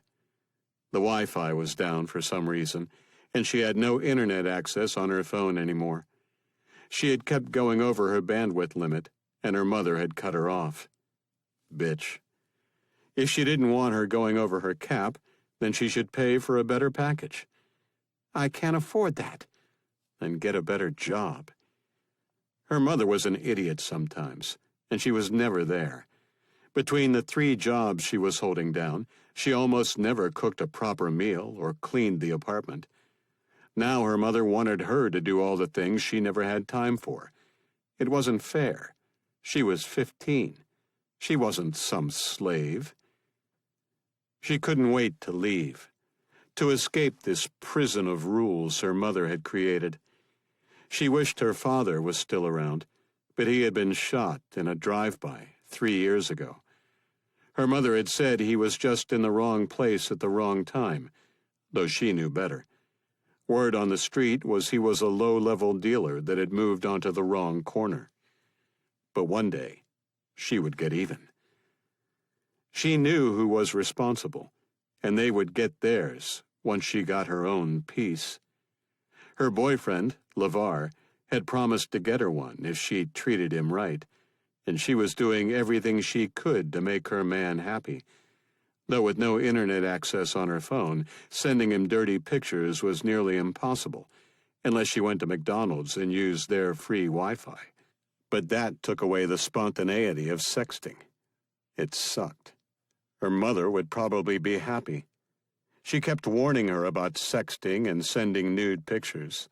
Though her mother was so out of touch with how things were today, Shannon didn't pay attention to much of anything that came out of the woman's mouth. Besides, LeVar loved her. There was no way he would share those pictures with his friends. She was his baby, and he had promised to take care of her forever.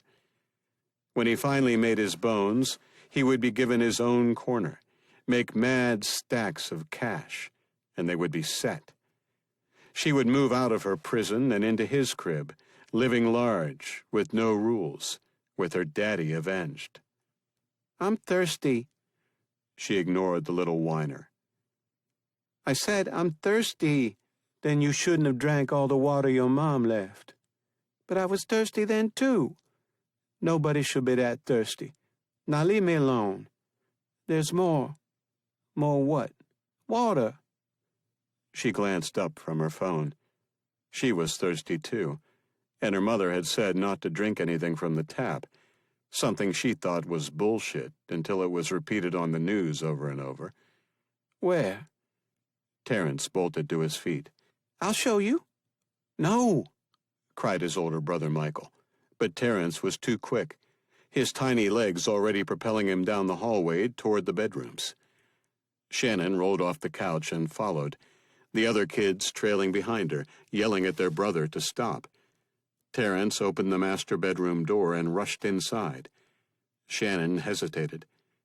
The one room always off-limits when babysitting was the parents' bedroom. Terence emerged with a bottle of water. See, I told you. Where'd you get that? Terence disappeared again, and Shannon stepped inside the forbidden room. He yanked open the closet, and she gasped. Dozens upon dozens of bottles of water, along with canned goods, sat neatly stacked, enough to last them weeks. She stepped slowly toward the trove, still not believing her eyes. She reached out and ran the tips of her fingers along the supplies everyone so desperately needed. She had heard about the looting, of course, and about the hoarding, but had never actually witnessed it. They had so much. Yet Mrs. Williams had explicitly told her mother they had almost nothing left. That lying bitch. A rage built inside her. Why should she and these runts have all this? Why do they deserve to eat while the rest of us starve? She pulled out her phone and texted her man.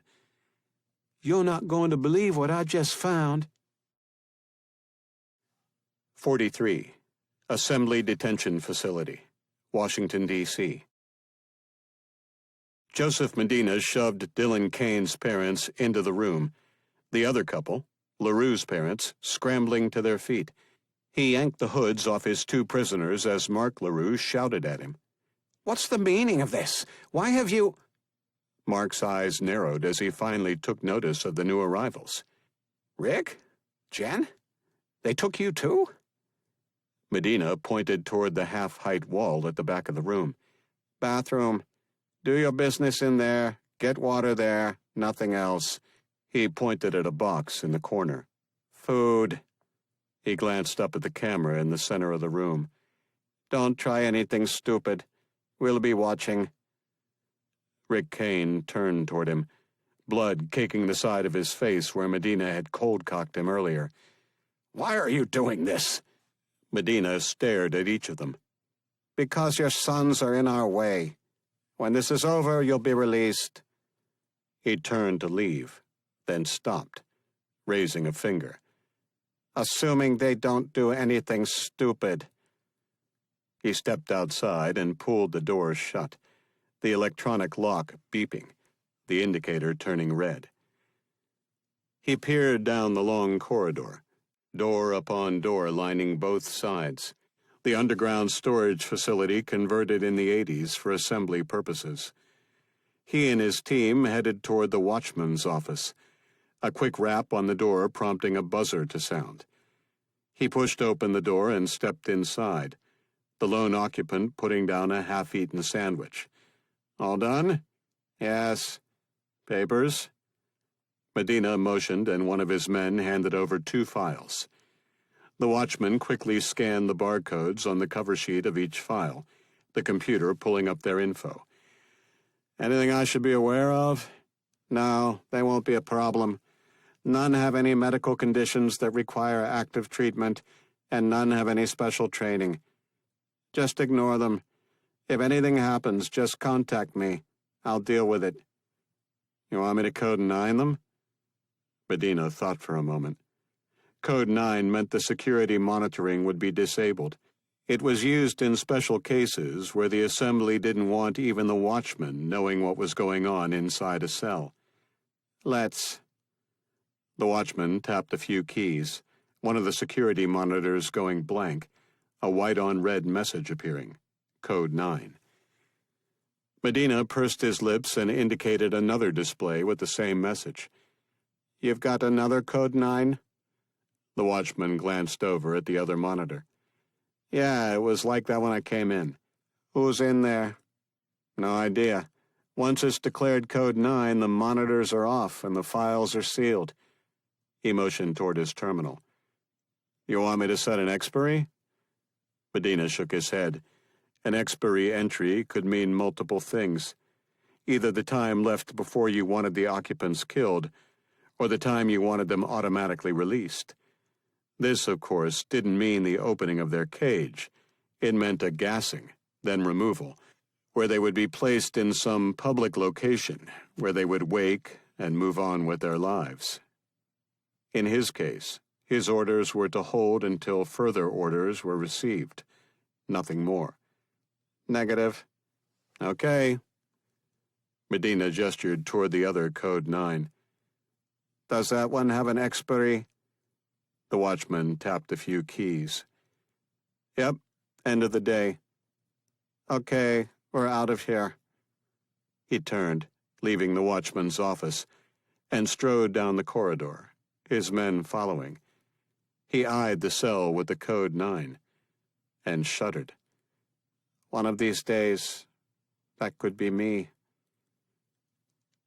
Sobbing hugs were exchanged before Rick Kane sat on one of the two beds, his wife beside him, the LaRues opposite. Do you have any idea what's going on? Asked Mark LaRue. It has something to do with our boys. The LaRues exchanged nervous glances. What? Do you know something? Mark looked at his wife, who nodded.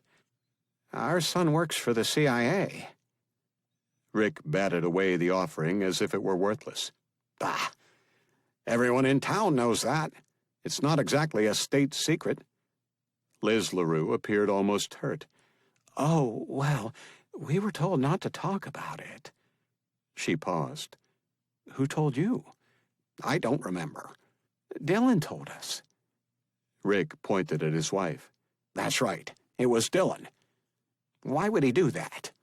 Mark's eyes widened. And how would he know? Rick leaned against the wall, getting comfortable for what he feared would be a long wait. Like I said, it's not exactly a secret. You mean others know? Rick thought back. Had he ever actually heard anyone else mention it? Had he mentioned it? The LaRues weren't exactly a topic of conversation. They knew each other through their boys when they were friends in high school, but other than that, there hadn't been much contact, beyond the occasional encounter at the grocery store or Home Depot. I don't know. Come to think of it, maybe I only ever heard it from Dylan. He shrugged. Sorry. Maybe you're right. But I doubt your boy has anything to do with this. Mark stared at him. We're here, and they told us it was because of him. So obviously he has something to do with it. He jabbed a finger into the air at him, pissed for some reason. What does your boy have to do with any of this? He's just an insurance agent. He is not an insurance agent, cried Jen. He's an insurance investigator. Big difference. Rick held up a hand to quieten her. No, he's not. It turns out that was just a cover story. His chest swelled with pride. Our boy is a spy. The LaRues exchanged glances, then burst out laughing, Mark giving him a look. Dylan? A spy? I think someone's been pulling your leg, Rick. Don't you think if he were, Chris would have told us? If he wasn't allowed to tell us, why the hell would you think your son, the minor analyst, would be authorized to tell you? Or even be privy to that kind of intel? Privy to that kind of intel? Do you hear yourself? And I'll have you know, my son is not some minor analyst. He's an analyst supervisor now, with his own team of 10. He runs ops and everything for the CIA.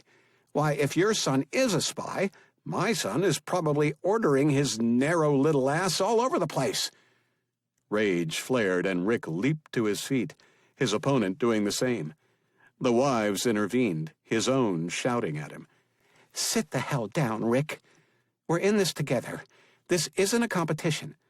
Obviously, both our boys are important, and both are in the CIA. Exactly, agreed Liz, pushing her husband back onto the bed. We need to all calm down and figure out what we're going to do. Now's the time for us to come together, not tear ourselves apart. Mark agreed and rose, extending a hand. I'm sorry, Rick.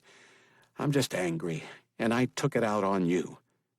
Rick shook the hand, then pulled Mark in for a thumping hug. Forget about it. I was an asshole. Yes, you were. But so was I. Mark grinned. 2 assholes locked in a room together can be dangerous. They both sat, and Rick glanced around at the plain room, his eyes settling on the door, a door with no handle. What the hell is this place? No idea. Our heads were covered when we were brought in. It sounded kind of closed in, though, like a narrow hallway or something. Our footsteps echoed, you know? Yeah, I noticed the same thing. We arrived in a car or something, and it was parked inside. We went through a security door. How do you know it was a security door? I heard a buzzer sound, then the door opened. Oh. Then we walked. Somebody asked where the other 2 were. Somebody else said, cell 16. Then we walked some more. And here we are. Rick flicked his wrist at the LaRues. I guess you were the other 2. Yeah. Same thing with us, except when that same question was asked, they were told you hadn't arrived yet. Rick closed his eyes for a moment, exhausted. They hadn't slept all night, and it had to be morning by now. He checked his watch, only to remember it had been removed. Does anybody have a watch? Everyone checked. Headshakes the response. I guess they don't want us knowing what time it is. Mark grunted. Or they think we have some sort of fancy James Bond-type watches that can send secret signals to our sons. Rick snorted. Something tells me it isn't like the movies. He sighed. So what do we do now? I think we sit and wait. If our sons really are involved, then they know we've been taken. Otherwise, why would they take us? Rick looked at Mark. What do you mean? Well, we're obviously some sort of leverage or ransom play, right? That only works if the other party knows we've been taken. Didn't that guy say something like, because your sons are in the way? Jen jabbed at the air between them. Yes, that's right. That's exactly what he said. Then he said that we'd be released, assuming they didn't do anything stupid or something like that. Rick pursed his lips as he drew in a breath. Okay, that could be a problem. Liz regarded him. Why? Because my Dylan is an idiot who is always doing something stupid. I always thought Dylan was a fine young man, said Liz, who quit college and quit the military, who quit everything he ever started. Rick's wife turned on him. Rick, you know that isn't true. He left college to fight for his country. And now you know he never quit the Army. He joined the CIA to become a spy. Rick's head bobbed slowly. He was still processing this new bit of history redefining information. Everything he knew about his son for the better part of the past decade was a lie, and he had treated his son like shit because of it. He was an asshole of the worst sort. He had shunned his own son. You're a horrible father.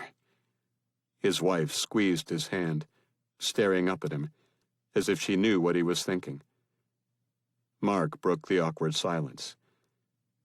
So, your son's a spy. You must be so proud. Rick squeezed his eyes shut, fighting the burn, allowing only a quick nod. Yes, we are. Replied his wife for him. Very proud. Shocked, too, to be honest. I always knew something was going on. He could never really look me in the eye when I'd ask him about his job. He seemed distant, almost ashamed. I had always assumed he was ashamed of what his crotchety old father felt about it, but now I guess he was ashamed of having to lie to his mother. She sighed, and Rick opened his eyes, knuckling them dry. The poor dear. Rick inhaled sharply. So, back to the question of the hour. If we're being held because of what our sons do for a living, what do we do about it? What can we do about it? Mark waved a hand at their surroundings. We're locked in a room with no doorknob, with a camera watching us at all times. I think we should sit tight and let our boys deal with it. If they're good enough to piss people like this off, then they're good enough to save us. Rick felt another surge of pride at the words. Mark was right. Their boys would save them, and then they would have a long overdue conversation. Father and son. 44. Assembly, Command, and Control Facility. Unknown location. Roger Croft entered the control center, a smile on his face, well rested for the first time in too long. The operation was on near autopilot now, his team well trained, having rehearsed this operation for over a year, performing many dry runs to test their abilities to penetrate government and private systems for even longer. With internet hacks, it was far too easy to make it appear someone else was behind it, and when those looking for someone to blame were involved, they almost always jumped at the first piece of evidence they found. He and the others had enjoyed a good chuckle when the Americans had blamed the Russians for hacking a power plant, because a remnant of code once used by the Russians was found. That was akin to blaming Japan for a car bomb because a Toyota was used. Laughable, yet convenient. Everyone was hoping it was the Russians, Chinese, or North Koreans. It wouldn't have fit the narrative if it were the Iranians, since there was a shiny new treaty with them at the time. And when this operation was over, the proper breadcrumbs would be laid, and there would be someone to blame, someone who could never be forgiven. And Cold War II, already underway with Russia's renewed belligerence, would coalesce into something that would last decades, every bit as fierce as it had been from the 50s to the 80s. And in the ensuing decades, mankind would advance by leaps and bounds. Peace would once again be achieved, and this time, the annoyance that had helped destroy it would be eliminated, or at a minimum, dramatically curtailed. He stared at the displays, the chaos continuing. Status? They're starting to organize. As expected. Status of the Offutt Air Force Base op? Unknown. Until they're finished, our operatives have no way to communicate with us. We expect late afternoon, early evening, before we can trigger the endgame. Croft inhaled sharply, unable to suppress his excitement. Things will never be the same. His senior controllers smiled broadly. Agreed. And mankind will never know who they have to thank for their next great leap forward. Croft placed a hand on the man's shoulder, pride washing over him. The assembly is eternal. 45. Temporary quarters, CIA headquarters, Langley, Virginia. Are you ready? Katz remained seated, assessing Kane's mood. His tone was curt, and the tautness of the muscles in his neck and face suggested annoyance, if not outright anger. She was leaning toward anger. After all, she had made them wait almost half a day. But there was a method to her perceived madness, for it was never madness with her. Madness implied emotion, something she was never driven by. To say she wasn't extremely motivated would also be false. She was. Though death was something she didn't fear, it wasn't something she welcomed. She enjoyed her life, such as it was. There was satisfaction in doing a job well, of accomplishing something she had set out to do. And there were the small pleasures. At times, she did find herself not driven by emotion, but driven to experience it. They were there, buried deep within, and those rare occasions they did surface. They were enjoyable, even if they were negative. They were something, a distant memory from her childhood that part of her yearned to experience once again. And to do that, she had to remain alive. And to ensure she did, the assembly had to be removed from the equation, so hit squads the world over would stop searching for her. And a motivated American government would be her best hope of achieving her goals. She rose, tugging her skin-tight leather jacket down slightly, her man-distracting cleavage bouncing with a pop. Yes. Kane motioned toward the 4-inch heels on her boots. You're going to fight in those? She clicked one on the tile floor, the metallic sound giving away her secret. I always train in what I'm going to wear. They're solid metal. One kick and I can crush a man's skull in. She stared at him. Care to test them? He gave her a look. Let's just keep those puppies on the floor, shall we? She smiled slightly. I'll need my weapons. Out of the question. She sat. Then I guess your girlfriend dies. He glared at her. Why do you need a weapon? Weapons. She stressed the S. Okay, weapons. Because we're going to be kidnapping someone. Someone who is very well guarded. 46. Seattle FBI Field Office, Seattle, Washington. Any luck with that number yet? The FBI tech shook his head, and Special Agent LaForge frowned. How hard can it be to trace a phone number? It's VoIP, so the number can be from anywhere. What do you mean? It still has to link back somewhere, doesn't it? Yes, but when you create an account, you can pick what area code you want to use. You can be sitting in Pittsburgh and make it look like you're in Kansas City. LaForge exhaled loudly, dropping into a chair. So the number's useless? I didn't say that. I'm running a trace on it now.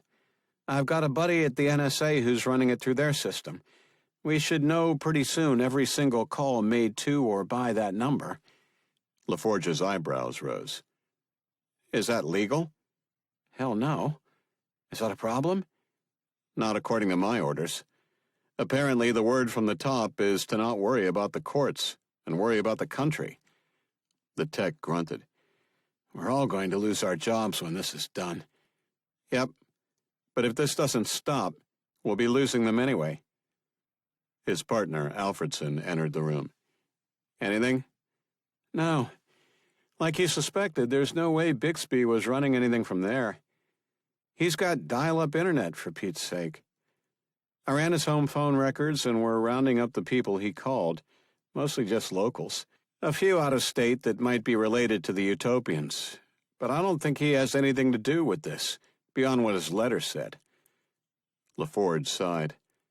The letter had been detailed, though brief. He claimed responsibility in that he had come up with the kernel of a plan, communicated it with some unknown person, then been told to leave Seattle. He felt responsible, couldn't live with what he had done, and wanted his wife and children to know he loved them and was sorry. Beyond leaving the phone number he had been communicating with, and the single Gmail address he had sent his plan to, there were no other details that were of use. The Gmail account had been opened by Tiberius Kirk the day of the initial communication, and closed the day after the final email was sent. The address was 24593 Federation Drive, San Francisco, the apparent address of Starfleet headquarters, and the account's security question had a mother's maiden name of Uhura. They were clearly meant to think some Uber dork had created the account, though he wasn't so sure. So much of what they had uncovered to this point was misdirection. The Utopians had been a red herring, meant to waste valuable time.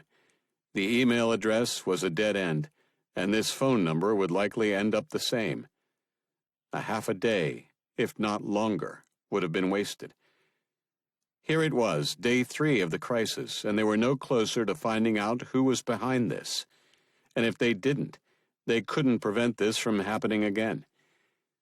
The door opened, and 2 suits entered, accompanied by an FBI officer who pointed to a terminal in the corner. "Over there." The tech spun in his chair. "What's up?" "They're from Croft Technologies, here to install the SecureVault system." The tech's eyes narrowed. Why wasn't I informed?" "Check your email. Everybody just was a few minutes ago. Emergency directive from HQ. Apparently this thing is being installed nationwide. Every system." LaForge tensed slightly and looked at Alfredson. "Why do I have a bad feeling about this?" 47, New York Avenue Northwest, Washington, D.C. Kane sat in the passenger seat as Katz drove their Homeland-provided SUV toward a destination she had refused to share. A chopper had brought them from Langley to save time, though Washington was almost untouched by the crisis, something that hadn't gone unnoticed by the populations of the cities that were devastated. People were demanding to know why the city where the fat cats lived hadn't been hacked, why the politicians weren't suffering, and how they could take the crisis seriously when they weren't experiencing it themselves. He understood their rage. He turned to Katz. "Who are we targeting?" "You'll see when we get there." "And he's guarded?" "Yes." "By?" "Does it matter?" "Yes, if you intend to kill them." "Secret Service." Kane's eyes shot wide. "Really? Who the hell—" "You'll find out." Yeah, when we get there." He sighed and reached into the back seat, pulling forward an aluminum case. He entered a code on the small security panel, and it clicked open. "Okay, if they're Secret Service, we are not killing them." Katz glanced at him. "You're so fickle. You wouldn't hesitate to kill Secret Service equivalents in China or Russia." "They're not Americans." "So it's okay to kill anyone who's not American?" "I didn't say that." "What if they were British or French?" "They're our allies." "So only if there's the enemy?" "Yes." Katz's head slowly bobbed. "Interesting. So you morally justify killing by what country happens to be on the wrong side of your government's friends' enemies' ledger?" Kane stared at her. Was her question serious? Normally, he would think she was simply pushing his buttons. But with the brain injury she had suffered, was this, in reality, a learning experience for her? He imagined that during her life there would be few, if any, she could ask these questions of. Surrounded by criminals since she was recruited, any questions asked would have received dubious responses. He might be the first moral person she had ever had a conversation with. Could his answers make a difference? Could he actually influence her in some way? He doubted he could change her mind on an emotional level, but if she were truly logical, did right and wrong come into play? And if it did, would morality and human decency determine what was right or wrong, or would it be the law of the land? If it were written somewhere that it was wrong, would she obey that?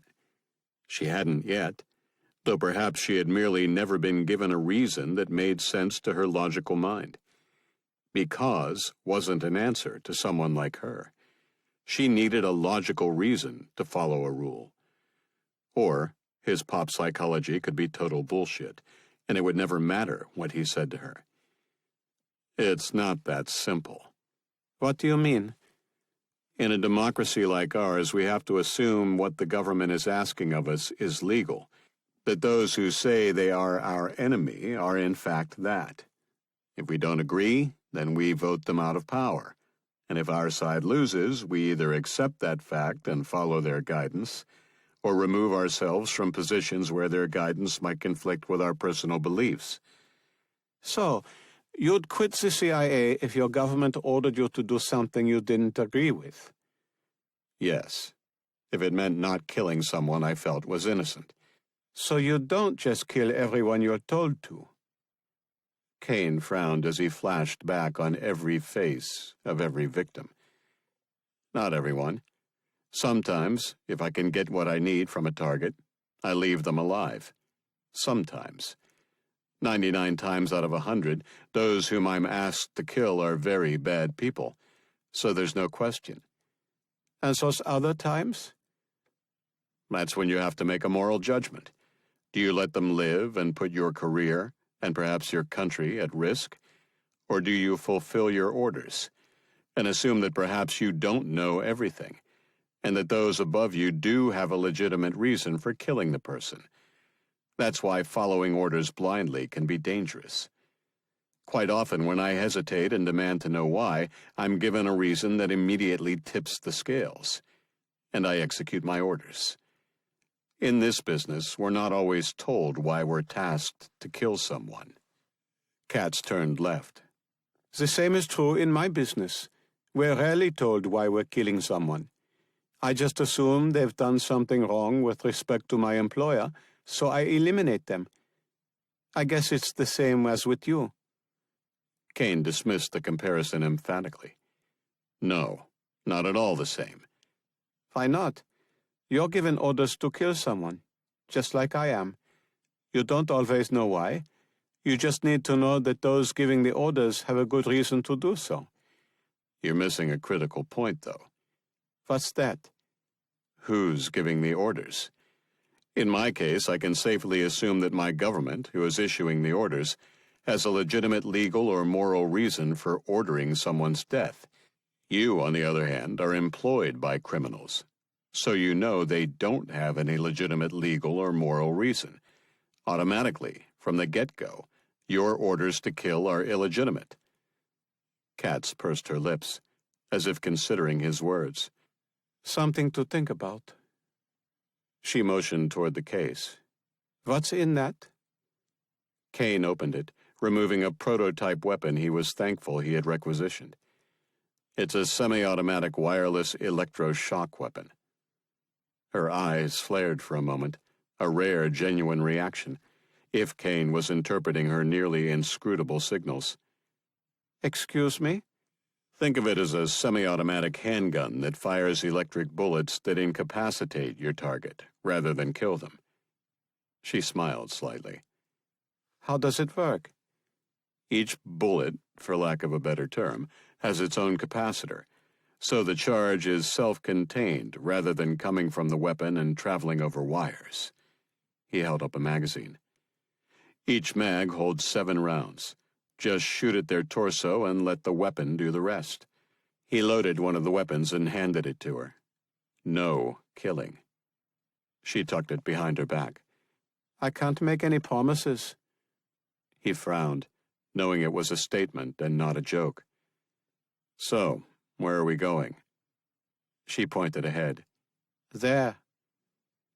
Kane eyed her as he realized where she was pointing. An upscale restaurant. What, are you hungry or something? No. Our target has lunch here every Thursday at noon, without exception. Even in the middle of a crisis? She pointed at a black limousine with 2 flags on the hood, a pair of suits guarding it. Apparently. Kane cursed. This was going down, and this was why she had forced him to wait overnight. She had known where and when her target would be most vulnerable. Katz drove past and turned down an alleyway a block later, guiding them to the rear delivery entrance of the restaurant. You've been here before?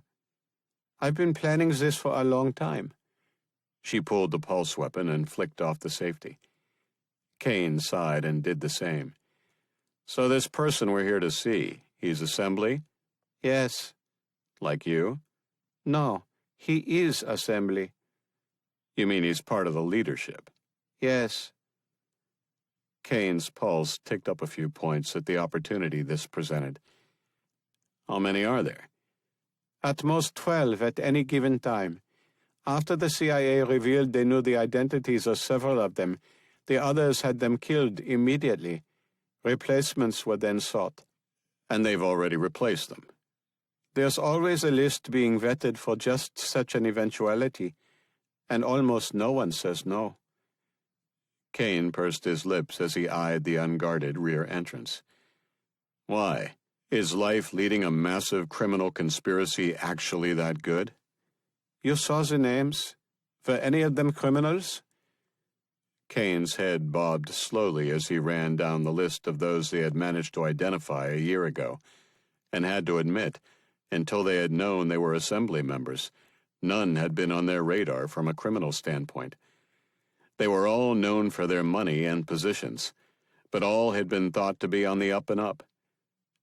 So what are you saying? It's not a criminal organization?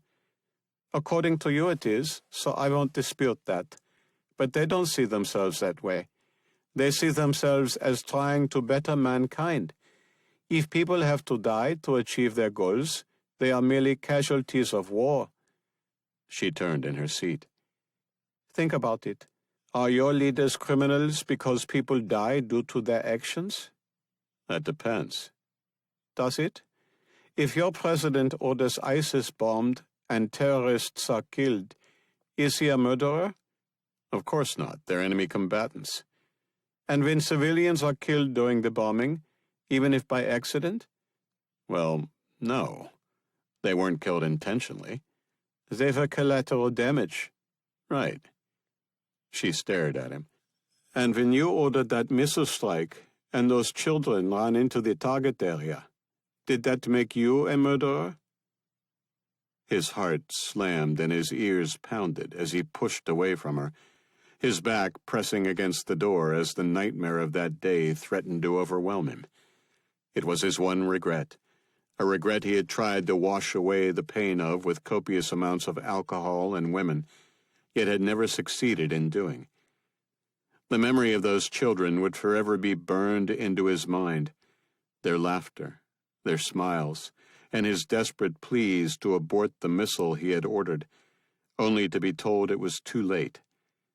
He had watched through his scope, and though it was an invented memory, could picture every single one of those children torn apart by the ensuing explosion, the pain on their faces, their cries of terror, their horrible, excruciating suffering. How did you know about that? I've read your file. Her eyes narrowed. It still troubles you? What kind of a question is that? Of course it does. Interesting. You did nothing wrong. You were cleared of any wrongdoing. So why dwell on it? Because innocent kids died, he growled. And if you had a heart to go along with that damaged brain of yours, you'd know that kind of thing tends to screw someone up. I guess I'll never know. She checked her watch. Let's go. It's time. Time for what? I assume you've got a plan, asked Kane as he climbed out. Yes. Care to share? No. Katz headed toward the rear entrance and yanked it open with confidence. Kane followed her inside and found himself in a dingy hallway, the sounds of the kitchen ahead.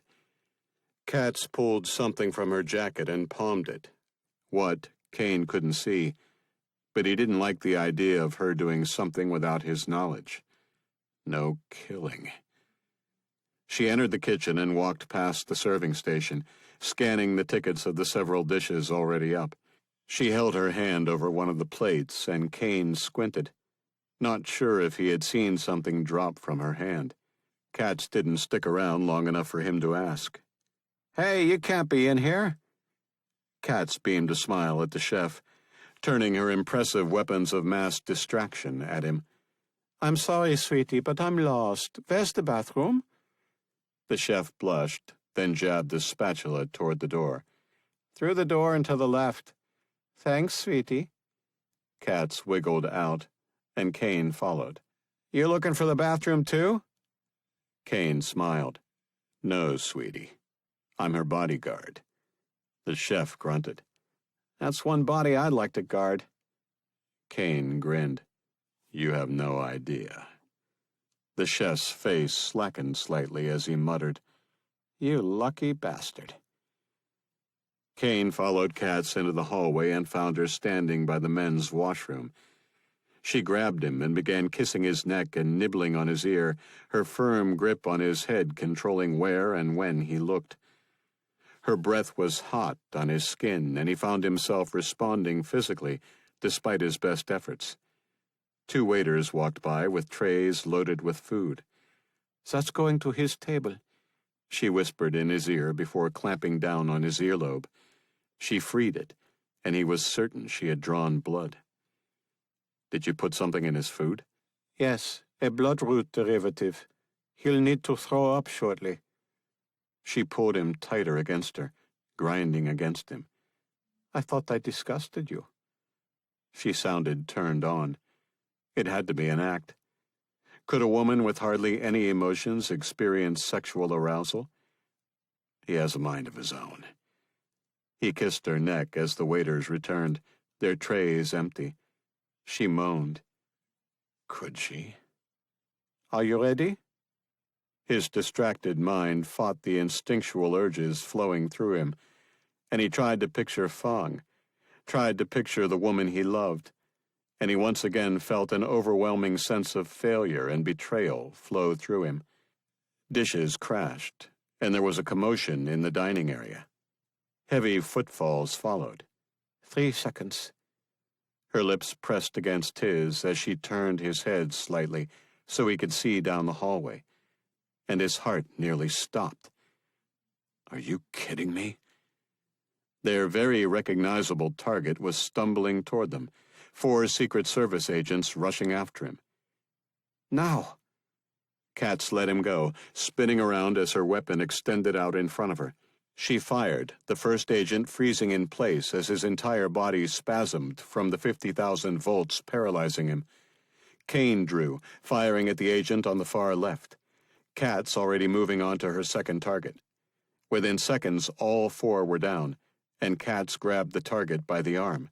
No, I'm gonna be sick. Plenty of time for that, said Kane, as he grabbed the other arm. They half-carried, half-dragged him through the kitchen, their weapons still at the ready, the kitchen staff raising their hands high as they passed through, and moments later, they were outside. Katz opened the rear door and tossed the man into the back seat. I'll drive, she said, as she rounded the vehicle, Kane climbing in with their prisoner. Katz started the SUV and floored it, sending them hurtling down the narrow alleyway and out into city traffic. I'm gonna be sick. Kane leaned over and lowered the window.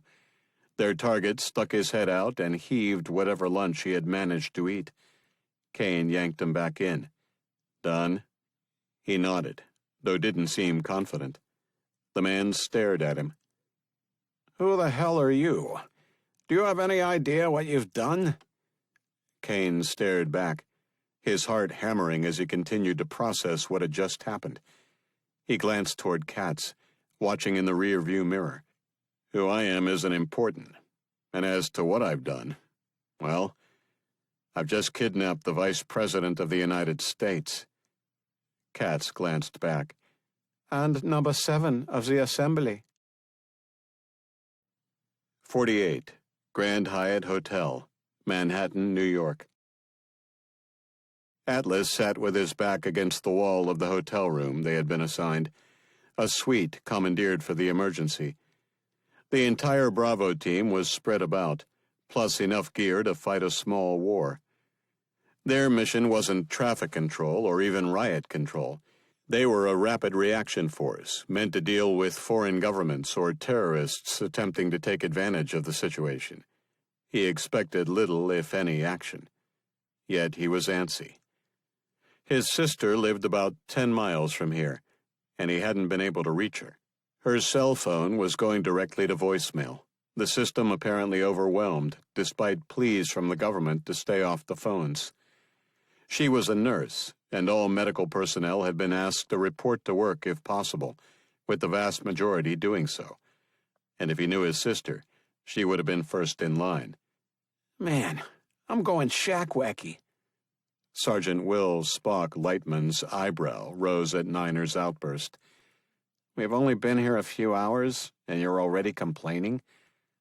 Niner leaped to his feet, pacing in front of the window, wisps of smoke dotting the horizon as rioters and vandals took advantage, lighting fire to abandoned cars with near impunity. We should be out there doing something.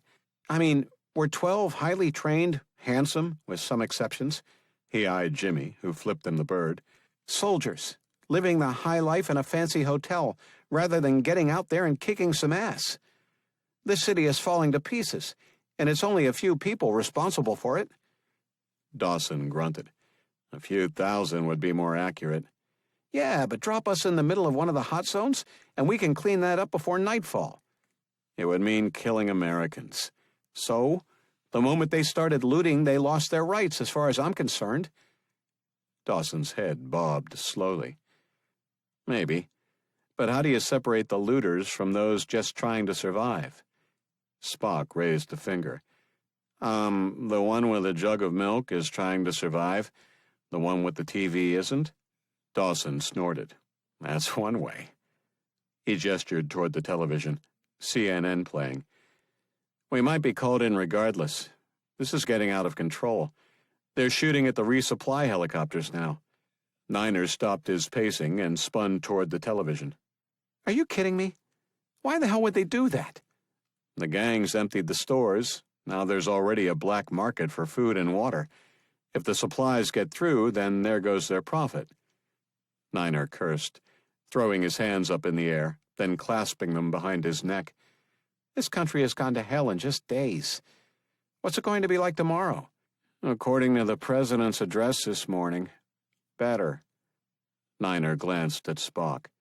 Right. And he knows that how? Things are starting to move.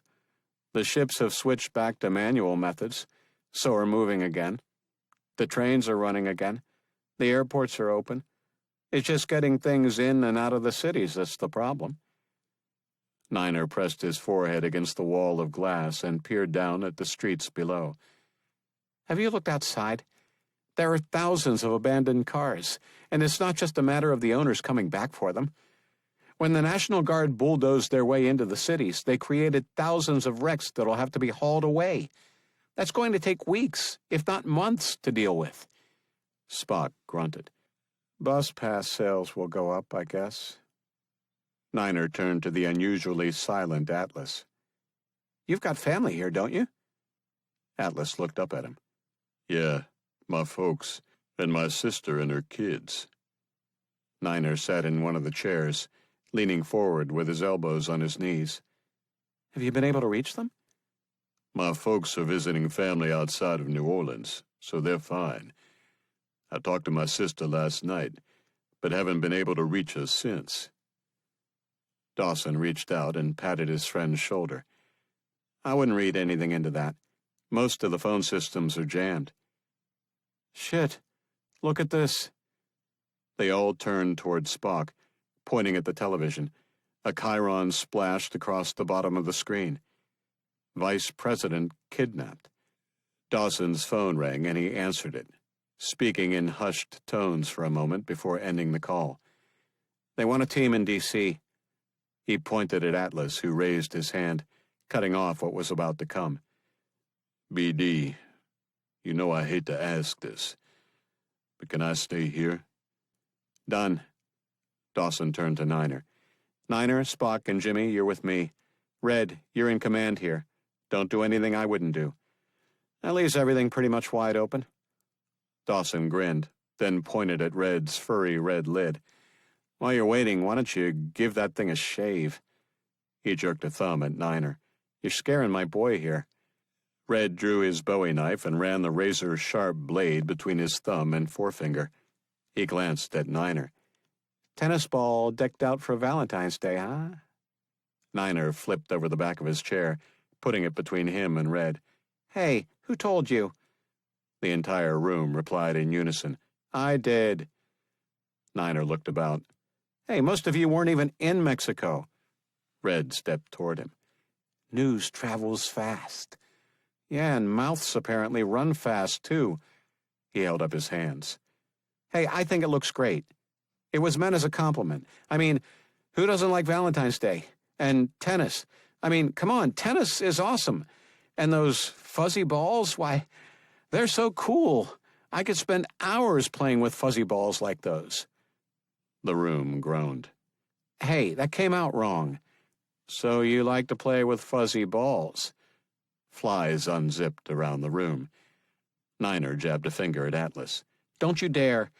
We might be about to go into battle, and I don't want my comrades here feeling inadequate. Atlas gave him a look, enjoying the momentary distraction at Niner's expense. He squeezed his package. Nobody has ever called them tennis balls. Niner grinned. Volleyballs? Atlas head bobbed. Once or twice. Niner jabbed a finger at Atlas' nether region. Keep them slung. I don't need to be traumatized before I go into action. Your loss. Niner turned his attention back to the knife-wielding Red. Get your ass in the bathroom and put that thing to use. Red tapped the side of his head with the dull edge of the blade. So let me get this straight. You like to play with fuzzy balls. We've established what kind of balls those are. So essentially, what it boils down to is, you called me a dickhead. Niner's eyes shot wide for a moment, his head tilting to the side. Close one eye for me and I'll let you know. The room roared with laughter as Red lunged at Niner hopping back toward the door. Red turned to Dawson. BD, you better get him out of here. I'm liable to test my blade out on that turkey waddle he calls a set. Niner feigned personal injury. One harmless little comparison to a red tennis ball, and we degenerate into ball shaming. Atlas' impossibly deep voice delivered the knockout blow. With balls like these, shame is the only honest reaction. Niner bit a knuckle, then turned to Dawson, his voice cracking with his best Eddie Murphy delirious impression. Tito, get me a tissue. Dawson rolled his eyes. Let's go before I kill you. He jabbed a finger at Red. And I'm serious. You should do something about that. Your wife's already called the colonel asking him to order you to. The entire room roared, Red blushing slightly as he ran his hand through the fuzzy top he had grown since his ordeal in Syria. Is it really that bad? Yes, cried the chorus. Fine. Did anybody bring some clippers? Yeah. Atlas rose and grabbed his electric razor with trimmer, tossing it to Red. You might want to rinse it out first. Red looked at it. Why? Because the last time I used it was on my volleyballs. 49. United States Strategic Command Headquarters, Offutt Air Force Base, Nebraska.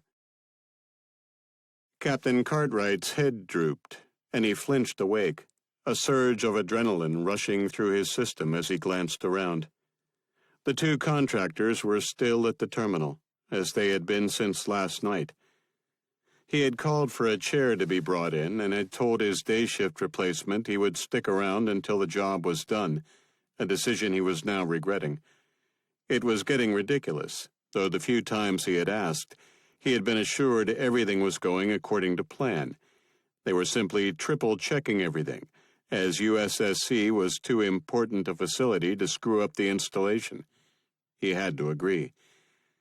If World War III were to start, this would be where America's response would be triggered. A common misconception was that the football, the briefcase that always accompanied the president, actually launched the missiles. It didn't. It merely sent coded, authenticated orders that would be routed to this facility, where they were then actioned. It was this installation that would transmit to the silos and subs the orders to launch the missiles, through the very equipment in this room. The system was isolated, with no way to hack it, though there were also systems in this same room with external links, those the contractors were securing. The two systems, however, had no physical connections. The isolated systems used hard lines to the silos spread across the country, manned by crews specially chosen for the task. It took a special type of soldier to turn the key that meant the death of millions. There was a reason they had been called steely-eyed missile men. They were the human component that ensured it was a person who actually performed the launch. The risk of an accidental technical glitch simply too nightmarish to contemplate. It took 2 turned keys to launch each batch of missiles, with the orders delivered from this facility. It was essential that things be secure. Though the missile control system couldn't be hacked, disrupting the other systems could still wreak havoc across the facility, proving a distraction should there be an emergency. He yawned and rubbed his eyes with a pair of knuckles, his head drooping once again. A snort woke him, and he forced himself to his feet. He glanced toward the terminal, only one of the contractors at it. His heart raced. "Where's the other guy?" There was no answer as fingers flew across the keyboard. He stepped forward, grabbing the contractor by the shoulder and spinning him around. "I said, where's the other guy?" A shoe scraped on the floor behind him, followed by something pressed over his mouth and nose, a pungent odor filling his nostrils as he instinctively gasped for breath. His world became a fog as the seated contractor rose, staring at him as his reality slowly slipped away. A shot of adrenaline pumped through his system as a stray thought caused a visceral, horror-laden reaction. These men weren't here to install a new security system. They were here to hack the missile control system. They were here to launch the missiles. "Please, don't." His mumbled plea fell on the deaf ears of ideologues who could do no wrong. 50. Minuteman III Launch Control Facility, outside Carlsruhe, North Dakota. Captain Tony Doherty stretched, then spun in his chair. The 2-person launch control facility was claustrophobic, though they were tested for that. You couldn't station a soldier in a closed environment, with no possible exit for 24 hours at a time, if they had any phobias about tight spaces. Personally, it didn't bother him, though by the end of a shift he was ready to escape like a bat out of hell. The isolation was one thing, and though he liked the guy he worked with, there was only so much you could talk about, especially this time of year. Football was finished, baseball had just started, he didn't like basketball, and his partner hated hockey. You could only debate The Walking Dead for so long, and beyond that, they didn't like the same television shows. They kept busy during their drills and inspections, these tasks designed to keep them on their toes to pass the time, yet they only filled the void for relatively few minutes of an otherwise extremely long day. One of the problems previous generations of crews used to suffer was complete isolation from the outside world. When inside the bunker, they used to be cut off, but recent upgrades had made internet and satellite TV available to them, though not today. The systems were undergoing maintenance, a far too frequent event. No internet, no phones, no access to news. And today that was particularly frustrating, especially with what was going on when they had arrived last night. "I wonder what's happening out there." His partner, Lieutenant John Fraser, leaned back and turned toward him. "I think the zombies have already taken over the eastern seaboard and are making their way inland." Doherty grunted. "Seriously, enough with the zombies. You're going to slip up and tell me what happened in last week's episode. Then I'm going to be pissed and have to shoot you." Fraser raised his hands. Okay. He sighed. "I don't know. But the way things were going when we pulled in, I'm not sure what we're going to find when we walk out of here." "If things truly went to shit, they'd let us know, though, right?" "I doubt it." "Worried about someone in particular?" Doherty folded his arms. Most of my family live in cities. My wife and kids are off base, of course, so I think they're safe. But my folks are in Chicago, and so are my sister and brother. It looked like they were getting hit pretty hard by all this. My mom's in Seattle. My dad's visiting his folks in Atlanta. Both weren't looking good either. Maybe when we get out of here, they'll have figured out who's behind it, and it'll all be over. My money's on North Korea. Or the Russians. Or Chinese. No way. They're not stupid enough to do something this big. Thousands are dying. Billions of dollars are being lost. When this is over, we're going to war, and whoever is behind it knows that. They're just too crazy to care. Fraser sighed. And you better throw Iran into that mix. They're nuts. Could be. And they're 12ers. So they're a special breed of insane. Fraser scratched at his 5 o'clock shadow. Do you think the Koreans would be that crazy, though? I mean, the dear leader, or whatever he calls himself, has to love himself too much to risk death, right? He has to know we're going to bomb the shit out of them until we know he's dead. It can't be them. He doesn't want to die. Then who? It could be the Iranians. They want to bring on Armageddon, and this is one way to do it. Fraser's eyebrows shot up. Shit. Do you think we'll get a launch order? No way. We'll just use conventional weapons on them, bomb them into submission. Once they have the nuke, though, it'll be another story. Yeah, but we've got a treaty now. Doherty grinned at Fraser's sarcastic tone. Don't get me started on that. Fraser held up his hands in mock surrender. I'm sorry, I forgot. No talking about Iran or Islam or any other bullshit like that. Doherty bowed slightly in his chair. I thank you for your cooperation, and so does my doctor. He made a show of checking his pulse. Crisis averted. He motioned at the door. What do you plan on doing? Getting my ass home, finding out what's going on, and taking action accordingly. My wife and I already hit the grocery store when I heard what was going on, and we already had a disaster kit, so we're fully stocked. I'll probably just sit tight, but if things truly go to shit, I'm thinking I might pack up the family and take them to my sister's cottage. It's about a day's drive. I could be back in time for my next shift, and they'd be safe up there. Doherty regarded him. I can't see it being that bad. Can you?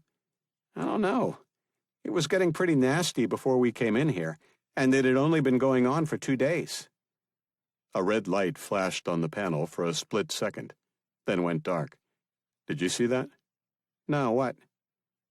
Doherty leaned forward, tapping the communications failure indicator. It remained dark. I could have sworn the comm system failed for a moment. Sensor glitch? Must be. Let's run a diagnostic. With everything going on now, we can't be too careful. 51. Unknown location. Sherry stepped up onto the sink, praying it would hold her weight, and for the moment, it appeared it would. She tapped the ceiling, the sound as solid as every other surface surrounding them, which was a disappointment. There would be no false ceiling that would lead to ductwork they could crawl through and make their dramatic escape. It's only that easy in the movies. She took a chance. There was a camera with complete coverage of the room, yet no one had come yet to tell her to stop what she was doing, further confirming their theory that Katz was not here. They were alone, unmonitored, left to their own devices. She grabbed the frame surrounding one of the 4 lights spread across the room, then yanked at it. It moved a couple of inches, and she gave it another tug, then another, pulling it free after a few more tries, revealing a solid ceiling behind it, with some wire bundles. What do you see? Some wires. I'm guessing electrical, maybe aligned to the camera. Cutting that might get someone's attention. What good would that do? I could jump them, or demand some more supplies for you. The sink tore loose from the wall, and she dropped to the floor, grabbing one of the bundles of wires to slow her fall, tearing it loose from the ceiling. The entire lighting assembly crashed to the floor, wires ripping free from what appeared to be a plaster job applied over the electrical installation. Water sprayed everywhere, the wires, some of them torn, sparking. This can't be good. She picked herself up and stared at the wall where the sink had been mounted. The pipes inside bent, one of them broken. She spotted a cut-off valve and twisted it, stopping the water, then stepped away from the still sparking wires. But if that doesn't get her attention, nothing will. Sherry grinned at Fong. I've never been known to be subtle. She headed quickly to the door and pressed her ear against it. Nothing. She waited, still hearing only the continued arcing of the torn wiring. Yet that could mean everything or nothing. If the door was thick enough, she wouldn't hear anything regardless. Yet she had to believe if they were being monitored, what had just happened would produce a reaction. Surely Katz wouldn't let them get away with what she had just done. Though perhaps she had merely dismissed her actions as fruitless attempts at escape. They were no closer to getting out of here than they were a few minutes ago. No great secret escape tunnel had been revealed. She paused. Or had it? She rushed back toward the hole in the wall and peered inside. She could see pipes running parallel to the floor, but not very far. The area behind the wall pitch black. The dead light for this corner of the room providing no help. If only I had my cell phone. She reached inside and felt nothing beyond the pipes in either direction. She leaned back on her haunches and eyed the hole. It appeared to be a triple layer of a hardened drywall, with insulating layers between, a club sandwich of noise-suppressing materials, all coated with a half-inch layer of plaster. Not as impenetrable as she had thought. Yet what was beyond was the real question. The pipes suggested that if there were anything beyond these walls, it would be to the sides, not the back. The front, where the door was, would obviously lead out, but she had to assume if any wall were reinforced, it would be that one. What are you thinking? She looked at Fong. I'm thinking that I might be able to tear apart this wall, and maybe get into the next room. What would that give us? Perhaps access to a room with an unlocked door, or to a room with someone we might not want to meet. Sherry pursed her lips. The thought had occurred to her. If this was a prison, then whoever was on the other side of these walls might not be a nice person. Yet this wouldn't be a regular prison, where only bad guys were sent. This was some sort of illegal prison for freelancers like Katz. If that were the case, those in the next cell might be as innocent as they were. It was an interesting conundrum. She stared at Fong, who wasn't looking good. We have to risk it. I don't know how much longer you're going to be able to hold out. Go ahead.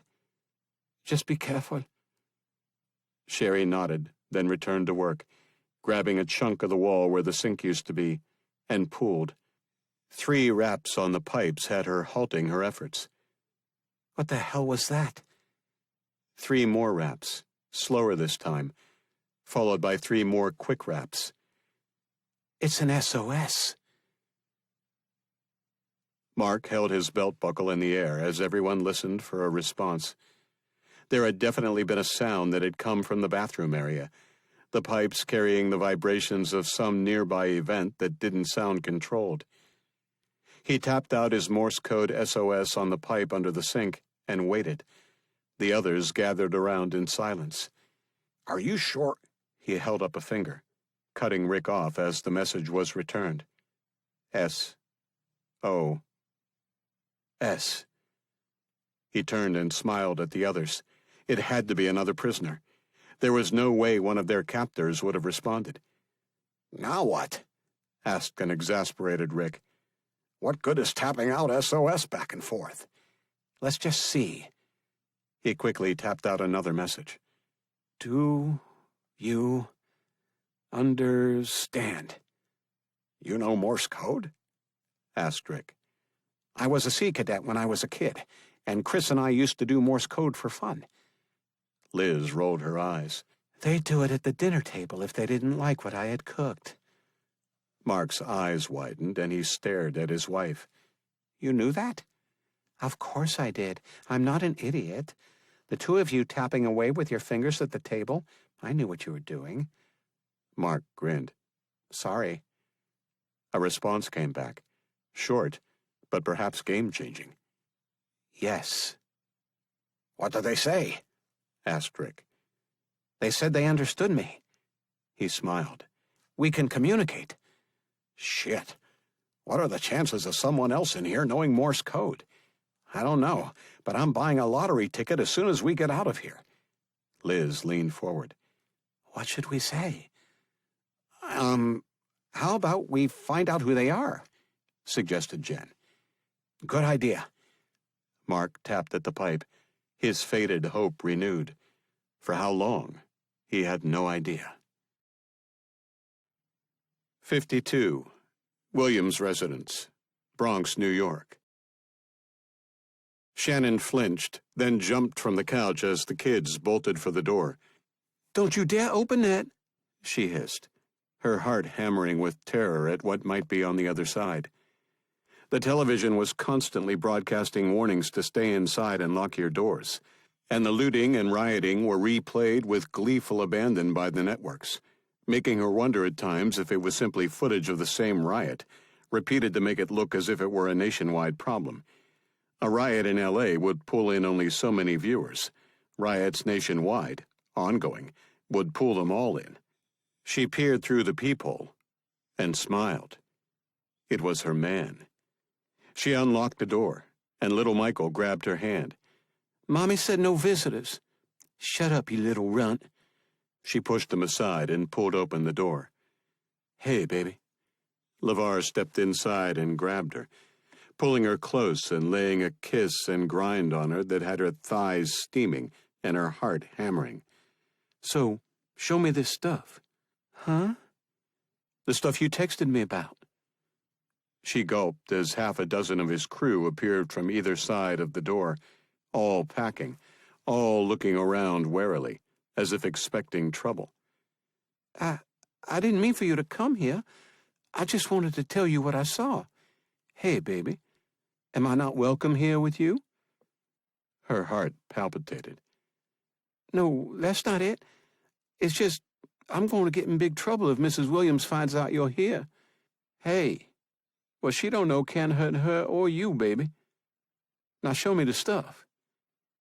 She trembled, his tone no longer gentle.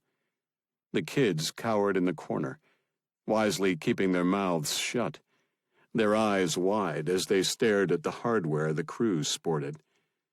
She led LeVar down the hall and into the bedroom. She pointed at the closet. In there. He jerked his chin toward it, and two of his boys yanked the bifold doors open. He whistled. Would you look at that? He stepped forward and tapped one of the water bottles. These are going for $10 a hit, and that's up from $5 last night. By tomorrow, there'll be 20 at least. He lifted one of the soup cans. And this? Shit, this is already $20 a can. He tossed it to one of his boys, then smiled at her. Baby, with this, we're set. When this is all over, you and I live in large. She smiled, butterflies in her stomach. You're going to take it? She pointed at the hoard, then jerked a thumb over his shoulder, his crew surging forward and grabbing the supplies by the armload. Yeah, why else would I come here? I thought you came to see me. He laughed. Baby, I can see you whenever I want. This shit. He grabbed another can, tossing it in the air, then catching it with the opposite hand. This shit is like oil, and we've got a gusher. But she's going to kill me. She's got kids. Hey, everybody's got mouths to feed. Why should she have all this? What makes her so damn special? He opened a can of soup and tossed the lid on the floor. He took a swig of the chunky chicken noodle, then chewed. He sighed as he swallowed. I'm hungry, too. Why should I go hungry? He glared at her. You don't want me to be hungry, do you, baby? She shook her head, terror filling her. This was a side of him she had never seen before. He was ambitious, and he wouldn't take shit from anyone. But right here, right now, She had no doubt he would shoot her where she stood if she were to try and stop him. Besides, I'm a businessman, and this is business. You tell her that if she wants to feed her kids, she can come see me. I'll give her a good price. He laughed, and the others joined in as the closet quickly emptied. All of Mrs. Williams' hard work taken in minutes by those who hadn't planned ahead, who were looking to exploit the situation rather than help. And suddenly, everything she had been ignoring on television made sense. This was a crisis. People had to remain calm and work together. And what was happening on the streets was wrong. What was happening in this bedroom was wrong. She reached out and grabbed one of the boxes from his crew. You can't do this. It's not right. LeVar's boy glanced at him, not sure of what to do. LeVar nodded, and the box was yanked away. Don't get in my way, bitch. He raised a finger, jabbing it into her chest. Just who the hell do you think you are?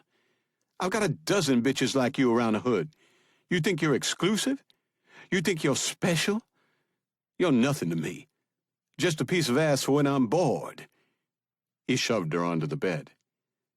Now get out of my way. The words stung, each a slap in the face, each a punch to the gut. He had never talked that way to her before, and it was the first she had ever heard of there being anyone else. Her heart hammered as her chest ached. Her mouth filled with bile as she wanted to die right then and there. The others were laughing at her, the entire exchange heard by people she had thought were her friends. She was nothing. She was just a stupid little girl who had thought she was running with the big boys, when instead she was merely another one of his hoes, another bitch to satisfy his needs.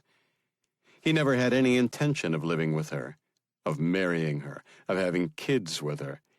In fact, if she thought about it, they barely did anything together, except have sex. They almost never talked, except when he was done with her, fueling her fantasy of what was to come. But it was all bullshit. It was designed to keep her on a leash, to make sure she would be there the next time he wanted a booty call, and if she weren't available, he would just call the next girl on the list.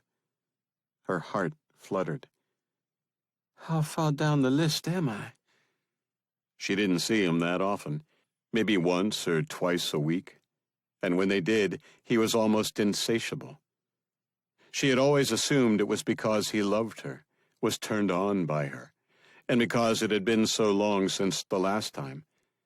But if he was like that every day, then maybe he was getting his needs satisfied elsewhere, and she would only get the call when none of them were available. A pit of rage formed in her stomach, and her pulse pounded in her ears. This was bullshit. This wasn't fair. This wasn't supposed to be her life. And now she was the laughingstock of all her supposed friends. And with the internet, everyone would know. Everyone at school would know. She would be endlessly tormented, endlessly teased, trolled on Facebook and Snapchat until she would be forced to go into hiding. Yet even then there would be no hope. Her stupid mother would never understand. She would never let her quit school. She would never move them to another neighborhood. She would force her to go out and face the humiliation, day in and day out. No freaking way. She rolled off the bed, LeVar's back to her, as if he had forgotten she was there, or was so done with her he no longer cared. She reached out and pulled his piece from the back of his pants, then aimed it at him. Whoa, baby, what the hell? He stepped back, his hands raised. You think you can treat me like shit and get away with it? You think you can do what you did to me, then just throw me away like some hood rat? He stepped back a little farther, the others in the room giving her space. She edged closer to him, her hands trembling as she held the gun out in front of her. You think you can ruin my life? Humiliate me? Hey, baby, I'm sorry. I didn't mean it. He pointed toward the window. It's crazy out there, baby. And you know me, I'm just trying to keep ahead of the man, you know. You just pissed me off when you tried to stop me. I didn't mean it. You know you're the only one. I just said all those things 'cause I was mad." He held out his hands. "Come here, baby. You know you're the only one for me." She hesitated. He was his old self again. He was her future, her one true love. He was the man who would save her from the hell of living with her mother, the man who would help her avenge the death of her father. She lowered the gun, shaking all over, and he stepped forward. "It's okay, baby." He held out his hand. "Here, give me that. It's going to be okay." She handed him the gun, then fell into his arms, her chest heaving with sobs. But he didn't hug her back. She looked up at him, and he shoved her away. "You think you can hold a gun on me, bitch?" He aimed at her chest and fired 3 times, though she wasn't sure about the final shot. The pain was excruciating at first, then quickly faded as the pounding in her chest, the hammering in her ears, stopped almost immediately. She fell onto the bed, her arms flopping to her sides. The last sound she heard, the screams of the little boys she was responsible for, and the laughter of those she had thought were her friends. 53, 9th Street Northwest, Washington, D.C. Kane held his weapon on Vice President Vance as Katz blended with the unusually light afternoon traffic of a Washington perhaps unaffected directly by the chaos spreading across the country, but certainly terrified by it. She pulled into another alleyway and barreled through, the mirrors nearly scraping the buildings on either side as she raced toward a rapidly approaching dead end. You see that, don't you?" She said nothing, instead holding out her phone and tapping a sequence on the screen. A garage door, disguised to be part of the wall, rolled up, the gaping maw of whatever was on the other side revealed as they plunged through. Kane looked back to see the door automatically close behind them as Katz applied the brakes, tossing him forward, his aim never wavering, merely adjusting to track the vice president, also thrown against the seat in front of him. "Bring him." Kane grabbed Vance by the arm and opened the door, stepping into what appeared to be a simple garage, big enough to hold perhaps 4 additional vehicles, a Ford the only other car here. He hauled Vance out and followed Katz to the lone door, where she held her phone up to a security panel. There was a buzz. Then she pushed the door open. "Is this an assembly facility?" "Yes." "And your codes still work?" She stepped through the door.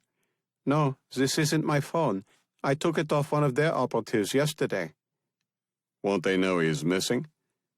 "Only if they find the body." She strode quickly down a corridor lined with what appeared to be storage units, some with red lights over the doors, others with green, each numbered sequentially. "What is this place?"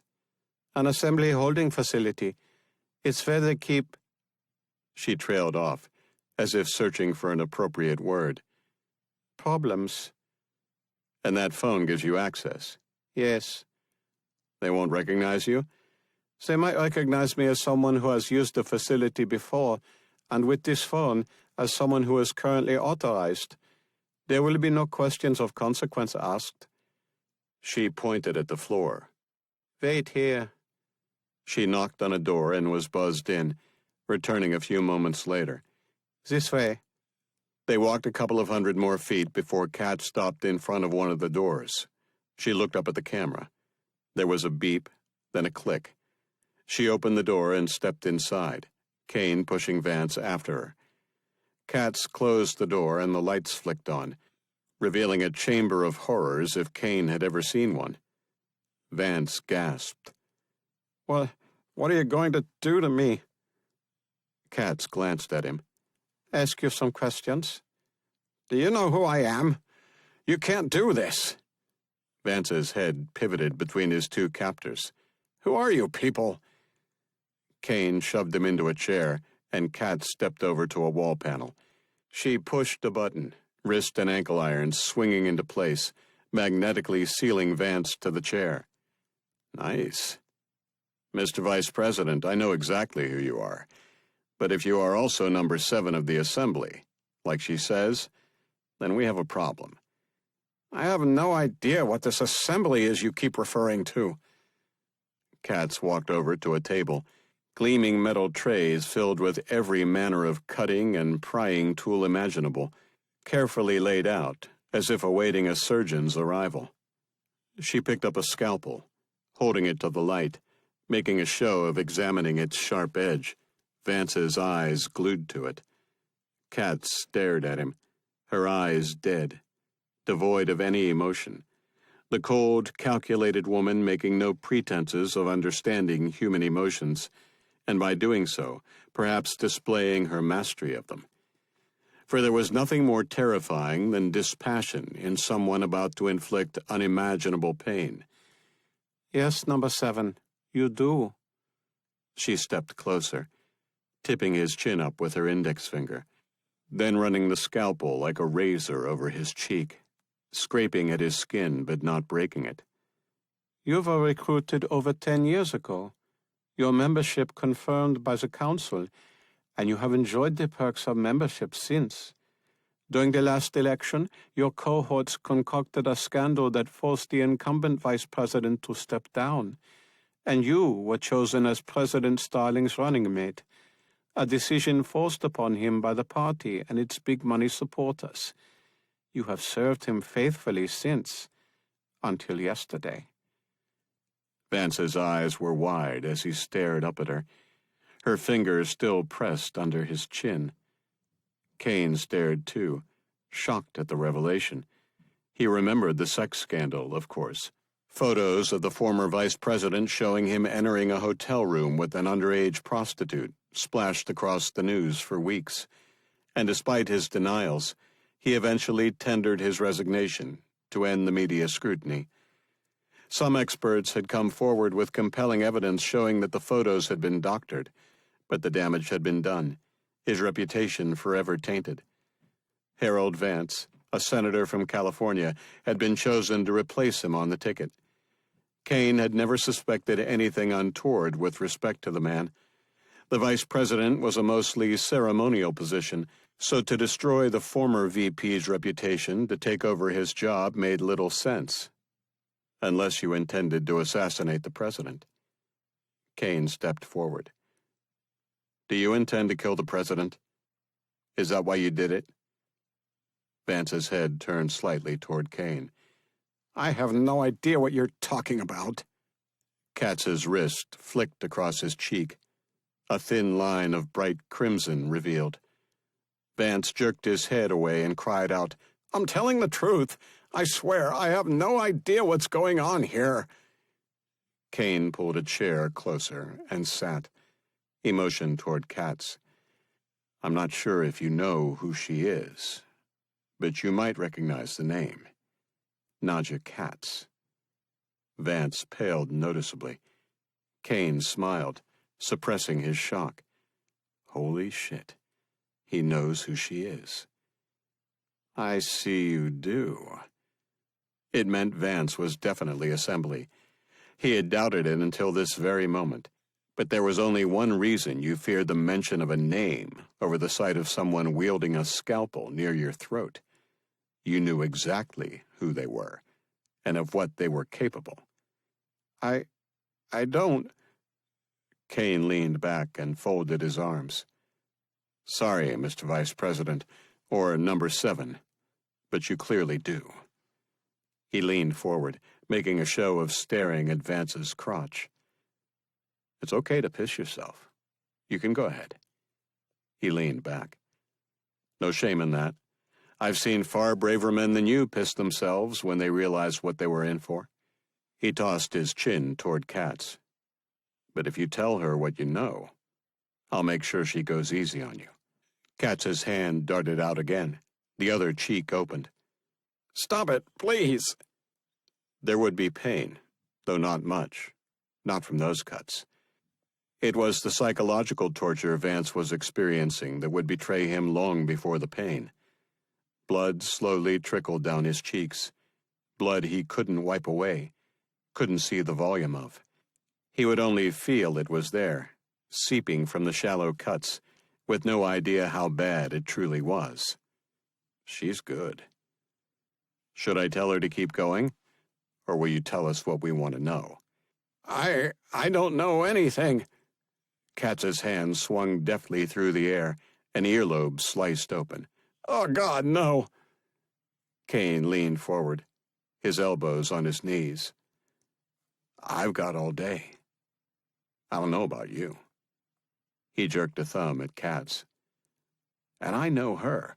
She's infinitely patient, as I'm sure you already know, from having read her file, when your organization hired her to do your dirty work. But then you decided she knew too much and tried to kill her last year. I'd say you pissed her off, but you know that's not true. She doesn't feel things like you and I do. Kane tapped his chest. Me? I hate watching this. I mean, I'm not some sadistic bastard who gets off watching a man get slowly hacked to pieces. But I have a job to do, and that job is to help her achieve her goals. Your job is to answer our questions. So, unless you want to die a slow, painful death, I'd cooperate now. Katz sliced open the other earlobe. I can't remember the question. Are you a member of the Assembly? Vance closed his eyes, dropping his chin to his chest, but said nothing. Katz sliced across his forehead, opening a nasty gash, the deepest yet. Oh, God! Yes. Yes, I'm a member. And your designation is number 7. Yes. And there are 12 members. Yes. 12 council members. There are thousands more that work for the organization on a permanent or temporary basis. Do they all know who they work for? Vance opened his eyes and stared up at Kane. No. Most don't. Are you behind what has been going on the past 2 days? Vance hesitated, his eyes turning up to stare at Katz. She raised her hand. Yes, he cried, recoiling from her. Why? I don't know. Kane pointed at him. Cut this son of a bitch. Katz complied, a shoulder sliced open. Vance screamed in agony, struggling in his chair as he tried futilely to free himself. Of course you know. You're one of the council. Not everything is shared. Katz raised her hand again, but Kane signaled for her to hold off. Explain. We only know what we need to know at our level. What do you mean? I thought the council knew everything. No, I mean everything below me, but not above me. What do you mean? We're numbered in order of how long we've been members. When a member of the council above us dies, we move up a level. Before you killed several of us last year, I was number 10. Every member knows everything that those who come after him knows, but not before, unless necessary. So what are you saying? That someone above you is responsible for what is going on? Vance's eyes bulged, and he leaned toward Kane.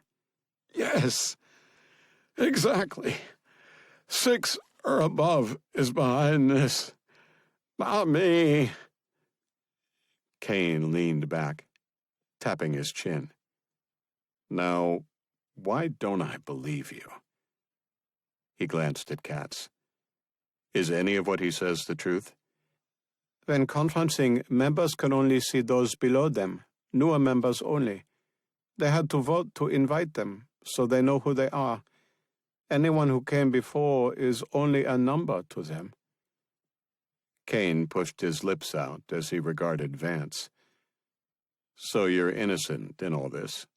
Yes. So you have no useful information for me?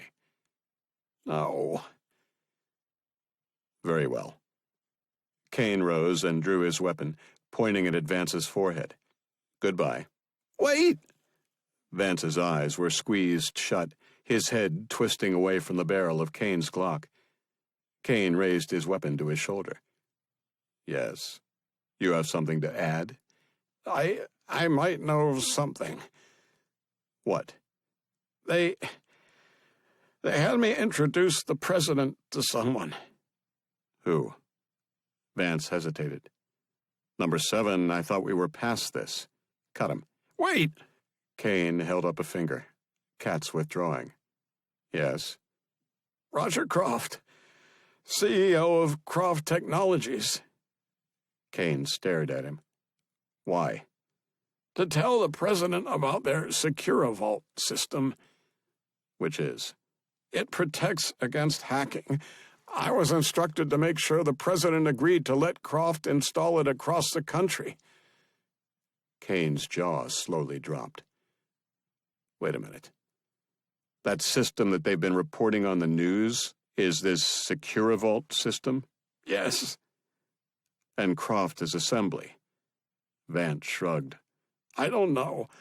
All I know is I've known him since college, and we've kept in touch. If he's a member, then he's higher than me. He wouldn't tell you. It's strictly forbidden. Kane sat back down. I see. He looked at Katz. So you were right. The assembly is behind this, and this security system they're installing must be the reason. He tensed at the implications. If this system is theirs, then it will probably allow them to access every system they install it on through some sort of back door. Nothing will be safe. Katz agreed. It makes sense. They want control of everything. Look around, they already have it. They've caused havoc around the country. Clearly, they're able to access pretty much everything they want already. Why would they need to install this system if they can already get in? Perhaps the systems they want access to can't be accessed by any current system. Kane's head bobbed slowly. An isolated system. Military. CIA. He shook his head. But surely the first time they tried to use it, we'd figure it out and yank the installation. They could only use it once. Perhaps once is all they need. Kane thought about what they could possibly be after that would require only a single hack. Financial? Maybe they're trying to steal a whack of money electronically? They have all the money they'll ever need. Kane gave Vance's shins a kick. You have to know something. Vance stared at him, his face covered in blood, his shoulder bleeding heavily. I don't know, he said, exhausted. Normally, the smaller things are debated by all 12, but in this case, they didn't involve me. You'll have to ask number 6 or higher.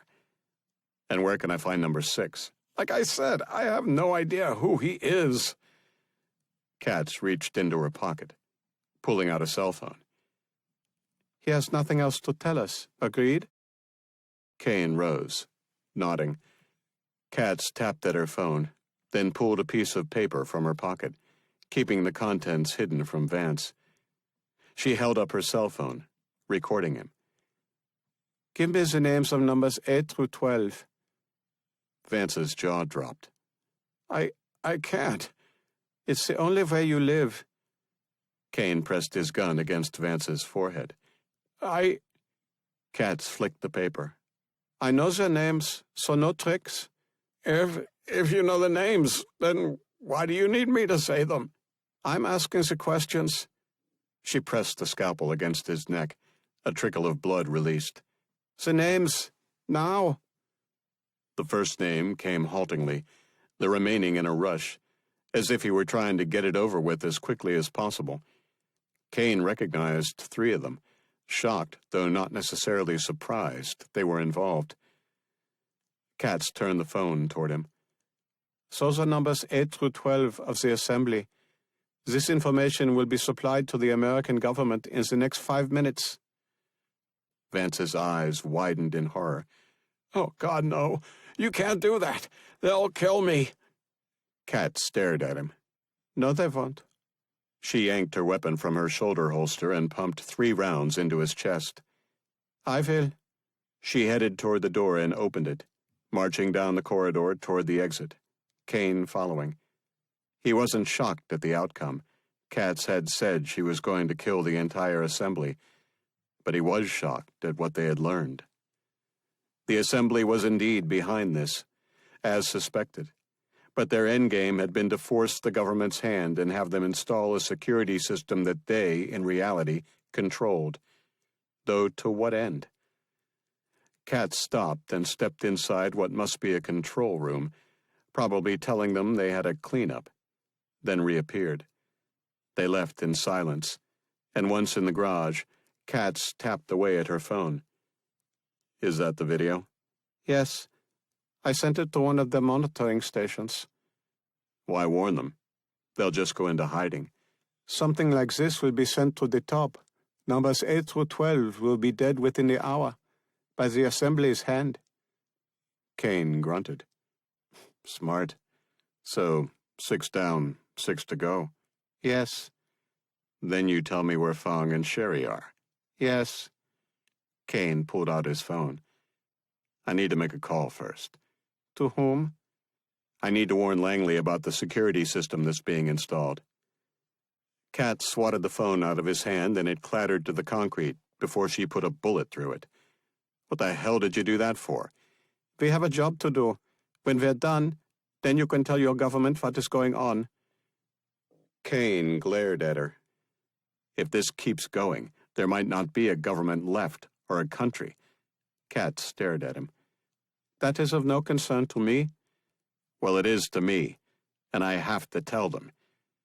He turned to find a way out of the garage when Kat spoke, her voice monotone. You have a choice to make. Your country or your girlfriend. Kane froze, his stomach flipping. He turned back toward Katz. What? Walk away, and you will never know where they are. They will die, and you'll never find the bodies.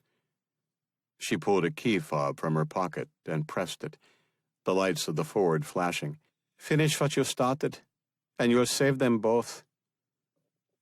Kane glared at her as the debate raged inside on what to do. He had to save Fong and Sherry, yet he also had an obligation to his country. Hundreds of millions of people versus 2. The choice was clear. He had to walk away. He had to sacrifice them for the greater good. But he could never live with himself. You'd never be able to live with yourself if millions die. He frowned as he continued to read Katz, an effort he knew was futile. How could millions possibly die? That would take weeks or months. Hell, it could take years, and this crisis would be over in days. They just needed to plug the security holes. If he delayed telling Langley just for an hour or so, would it make a difference? How long? Katz smiled slightly, clearly elated with his choice. That depends on you. Kane eyed her. What do you mean?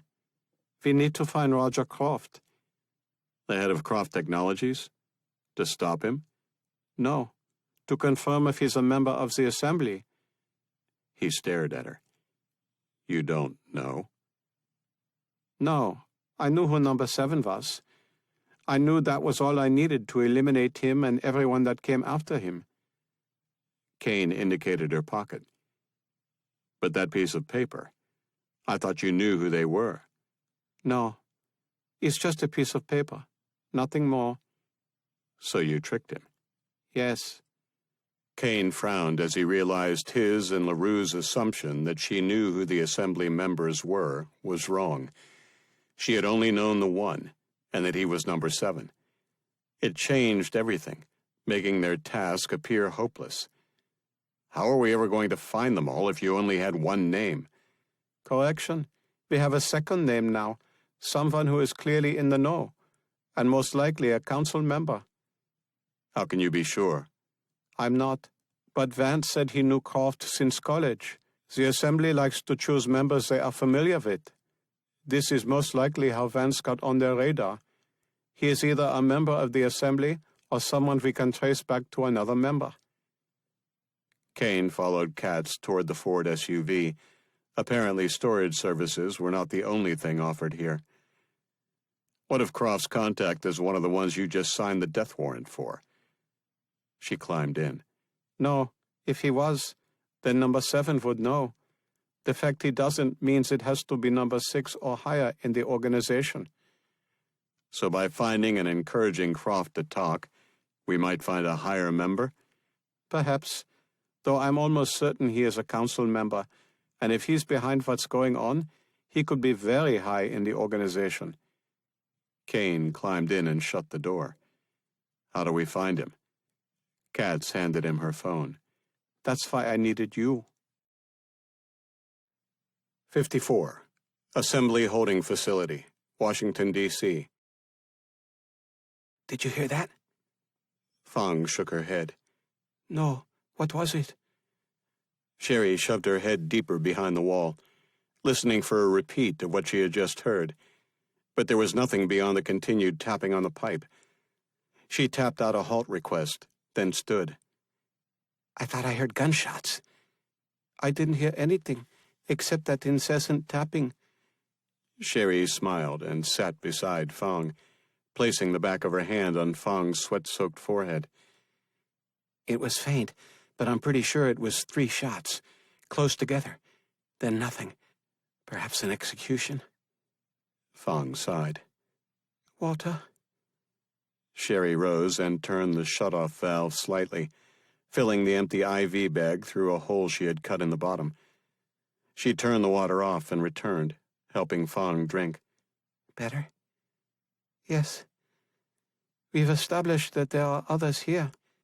Yes, Chris and Dylan's parents, which is insane. Not really. They took us for leverage. Then that failed, so they took the next best thing. It actually makes perfect sense. Sherry's head bobbed. You're right. Did you tell them who we are? No, I don't want anyone knowing we know them. It could put them in danger. Fong's eyes narrowed slightly. Surely they know. I'm not so sure. Think about it. The Assembly kidnapped us. Katz, a former contractor for them, rescued us, then put us here. We know the Assembly kidnapped the parents and put them in the same facility. That makes absolutely no sense, unless either Katz is lying and actually still works for the Assembly, or whoever is running this place thinks she is. So, the left hand doesn't know what the right is doing? Sherry smiled. I'm not sure if that's the right expression. If Katz were working for the Assembly and just lying about it, the Assembly would have no reason to kidnap the parents. I think she's telling the truth. I think she's working against them. But for some reason, this facility doesn't know. Fong agreed. That actually makes sense. The Assembly is supposed to be a large organization with lots of people working for it that have no clue who they're working for. Everything probably operates with access codes, no names. She probably was able to secure a code that was still valid. It's brilliant, really. She uses their facilities against them, and they have no clue it's happening, because their Achilles heel in this case is their anonymous nature. Because nobody knows each other, they just assume if you show up with a valid code, you're meant to be here. Amazing. So even if we escape this room, we're still in an Assembly facility that might be heavily guarded. Sherry sighed. I think I liked it better when I thought we were alone in some basement somewhere. Fong patted her hand. Me too. She drew a shallow breath, and Sherry stared at her, concerned. She's not going to last much longer. Well, I think I'll get back to work. What's your plan? Sherry motioned at the camera. That's not working anymore, and no one's come to check on us. So that means I think we're free to do whatever the hell we want in here. They just don't care. That makes me think we're dead if we stick around. Agreed. So I'm going to work at that wall, see if I can tear my way through to another room, and cross my fingers, and everything else, that it's empty, with an open door. Fong smiled weakly. Good luck. 55. Harlem Hospital Center, Manhattan, New York. Larissa Williams checked the chart, then retrieved the medicine from the cart, scanning the barcodes on each to make certain they matched. They did. How's he doing? Larissa smiled at the young man's mother, who had sat vigil at his bedside since he had been brought in 2 nights ago, hit by a taxi during the initial problems. He had been lucky. He would survive, and in time, would make a full recovery. She glanced at the monitors, everything appearing steady and strong. He's looking good, ma'am. He's going to be just fine, I'm sure. She injected the prescribed dosage, then disposed of the needle. The doctor should be around shortly to give you the full story. The mother smiled. Thank you. No problem. Larissa pushed the cart out of the room and didn't make it 10 feet before she heard a scream. Help! She spun around and rushed back to the room to find the young man convulsing, his mother struggling to hold him down. What did you do? What did you give him? His vitals were spiking, and it was clear he would be going into cardiac arrest at any moment. She smacked her hand against the code blue button, and an automated system announced the emergency. Within moments, nurses rushed in, followed by an intern. What's going on?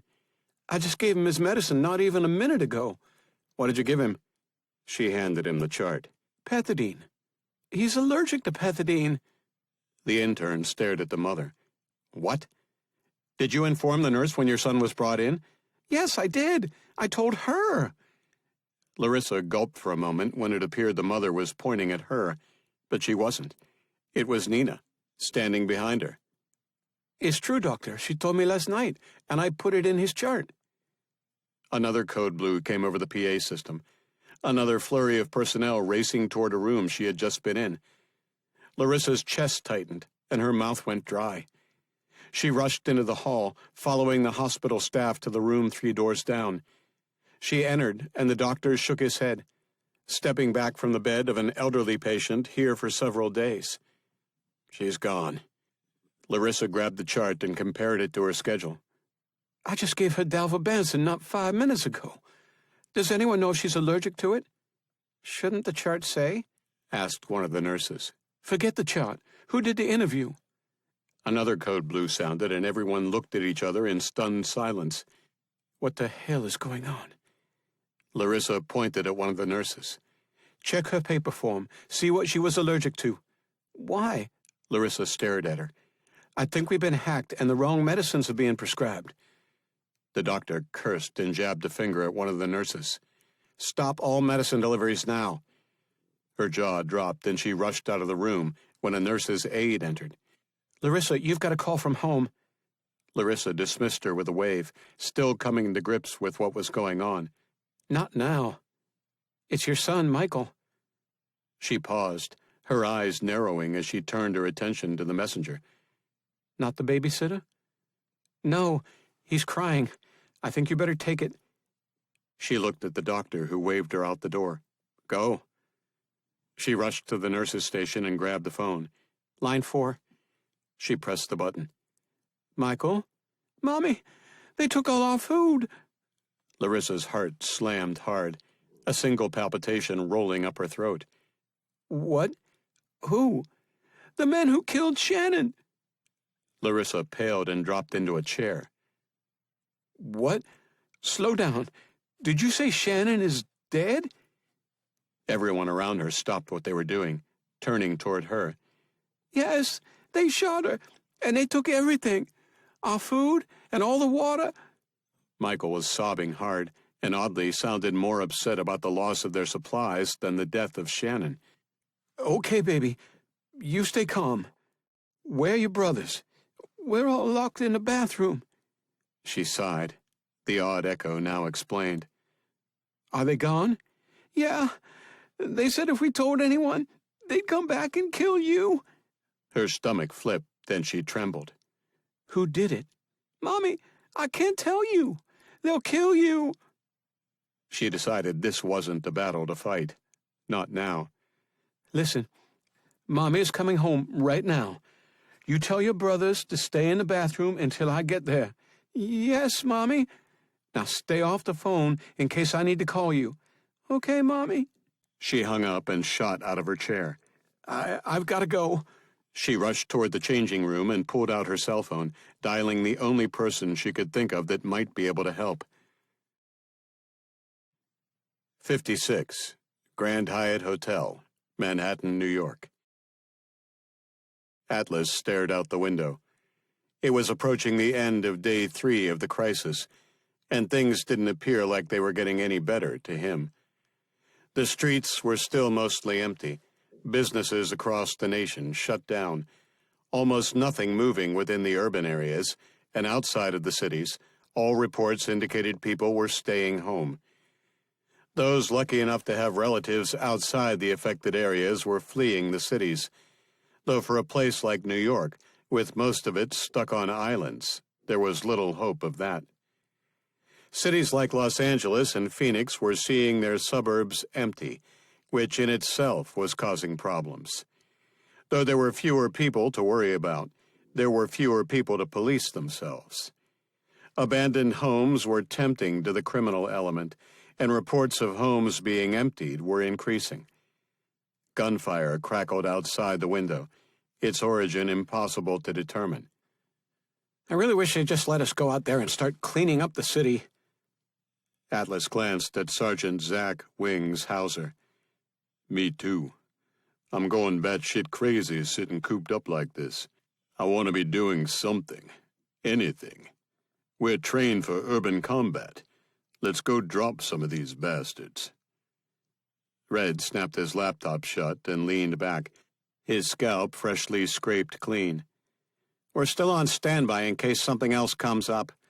BD and the others should be arriving at the kidnapping scene any minute now. Wings grunted. Lucky bastards. What, you don't like being stuck with me? Wings stared at him. No. Red snorted. Well, at least you're honest. Wings grinned, then leaped to his feet. Got a tinkle. Atlas was about to insult Wings' manhood when his phone vibrated. He fished it from his pocket and smiled. It's my sister. He swiped his thumb and took the call. Hey, sis, you okay? No. Oh my God, Leon, I don't know what to do. Michael just called and said that the babysitter has been shot and that all our supplies were stolen. I'm at the hospital. I'm leaving now, but I don't know when I can get there. What should I do? Atlas rose, the concern on his face ending all frivolity in the room. Have you called the police? No, they said they'd come back and kill me if we did. Atlas tensed, and he looked at Red. What is it? My sister says my nephew's babysitter has been killed, and the apartment looted. The kids are alone, and my sister is at the hospital. She doesn't know when she can get there. The police can't be called because they said they'd come back and kill her. Red dialed his phone, stepping away. Where are the kids now? Asked Atlas, staring out the window. They've locked themselves in the bathroom. He smiled slightly. Smart boys. Okay, and you told them to stay there, right? Yes. Wings stepped over. How far are we from your sister's place? About 10 miles as the crow flies. If we could use our Humvee, 20 minutes maybe? Hard to say with the roads the way they are. Red walked over. The colonel says we're to remain on standby until further notice. He suggested we might want to go stretch our legs for a couple of hours. Atlas smiled. I'm going to kiss that man when we get back. Red grinned. I think he'd like that. Wings snorted. Just make sure I'm there to see it. Atlas returned his attention to the phone. Listen, sis, I'm on my way. How long? You're hours away. No, I'm in the city. I'll be there soon. His sister's sobs of relief broke his heart. Oh, thank God, Leon. Please, hurry. Save my boys. They're all I have. I will, sis. I will. He ended the call and turned to the room. I can't ask any of you to come with me. Wings cleared his throat. Bullshit. I think I speak for all of us when I say, shall we go for a walk? Atlas beamed at his comrades in arms, his brothers, his family. This was why he loved the army. This was why he loved military life. Every single man in the room was willing to risk their lives for each other and for each other's families. He could count on each and every one of them if any of his loved ones were in trouble and he couldn't be there. That was the military. That was the army. That was the unit. His voice cracked. Thanks. Red slapped his hands together. Let's gear up. 57. Temporary Quarters, CIA Headquarters, Langley, Virginia. LaRue bolted upright in the bed, looking about in the darkness for what had woken him. A knock at the door answered his question. Enter. The door opened, a rapidly expanding sliver of light momentarily blinding him. He reached over and turned on the lamp on the nightstand and blinked a few times. It was Tong, appearing apologetic and staring at his bare chest. He grabbed his pillow and hugged it. Yes? Sorry to wake you, but I thought you should know. Baltimore Port Security just found 4 bodies that matched the description of the men who kidnapped Li Fang. LaRue's eyebrows popped and he rolled out of the bed, grabbing his shirt before noticing all he had on were tidy whities and black dress socks. He glanced at an ogling Tong. I'll be there in a few minutes. Her eyes never left his lower extremities. Yes, sir. She remained frozen in place. Sonia? Yes? Look at me. She tore her eyes away and stared at him, then blushed. Maybe I should wait for you in the ops center? Good idea. She left the room, another glance stolen before the door closed. LaRue stared at himself in the mirror for a moment. Tong had a crush on him, and he was flattered, but not interested, and slightly confused by it. He wasn't bad-looking, though he never thought of himself as sexy or handsome. Why any woman, let alone 2, would be interested in him, he had no idea. He was a little soft, but nothing 5 pounds of weight loss wouldn't take care of. He had been naturally blessed with the ability to never really gain weight, though he sometimes wondered if that was because he constantly forgot to eat, especially when he was absorbed in some project or a good game. Sherry made sure he never missed a meal when she was home, though between both their careers, their days apart were greater than their days together. He slapped his stomach. I think she might be responsible for a few of these. He hated exercise and doubted it would ever be part of his regimen, though he did enjoy playing the Wii with Sherry and had his eyes on a VR system that would really get them both moving. Moving. He smiled. His real workouts were sexual, Sherry insatiable at times. She would get turned on at the drop of a hat, horny when she was about to go out on assignment, and even more so when she returned. And he was a willing victim of her command over his body. He caught himself smiling in the mirror and frowned. I hope she's okay. He quickly dressed, having been ordered once again to get some sleep, his attempts last night having failed miserably. This time he had succeeded, at least for a few hours, and his mind was once again focused on the problem at hand. They had no leads since the kidnapping, and what use any would be was questionable since Nadja Katz claimed to now have them. It had occurred to him that it could be a lie, though he had no real reason to doubt her. The fact she knew they were missing meant something. If she didn't have them, then she probably knew where they were. If they accomplished her goal and took down the assembly, they could eliminate the organization once and for all, stop the current crisis, and save Sherry and Fang along with the parents. The problem was how to accomplish it. He found it hard to believe that Katz knew where all 12 members were, but it would be the only way to eliminate them within the time allotted. He buckled his belt and paused. What if she doesn't know? He frowned. If she doesn't, then eliminating them is impossible, and she knows it. His eyes flared. She's going to let them die. That had to be it. Katz had no emotional reasons for anything she did. She wanted to eliminate the assembly purely for matters of self-preservation. Revenge didn't play into it. But if she didn't know who they were, then why turn herself in? Surely killing them one at a time was something she could accomplish, though if he thought about it, the assembly could simply replace their membership and be back up and running within perhaps months. Kill them all at once, and that possibility was eliminated. Which meant once again she had to know where they all were, and needed their help to accomplish her task. After all, she couldn't be in 12 places at once, but the American government could. If that were the case, however, what was up with the trip to D.C.? He stepped out into the hall and noticed a buzz in the air. He spotted another team lead rushing toward him. What's going on? The vice president has been kidnapped. LaRue's jaw dropped as the woman rushed past him, leaving no opportunity for any follow-up questions. His brisk walk turned into a jog. You don't think? But he did. The vice president would be in D.C. He knew that from the morning briefing. And Kane had arrived there a couple of hours ago with Katz and hadn't been heard from since. Could Kane have kidnapped the vice president?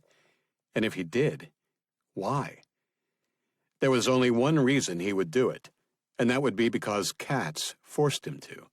It meant either the VP was a member of the assembly or was somehow involved with them. He shuddered at the possibility. One bullet, one clogged artery, the man could be president. The assembly could control the most powerful nation on the planet with a nuclear arsenal that could accomplish any ghoulish plans they might have. They had tried to start a war before. To what end, he had no idea.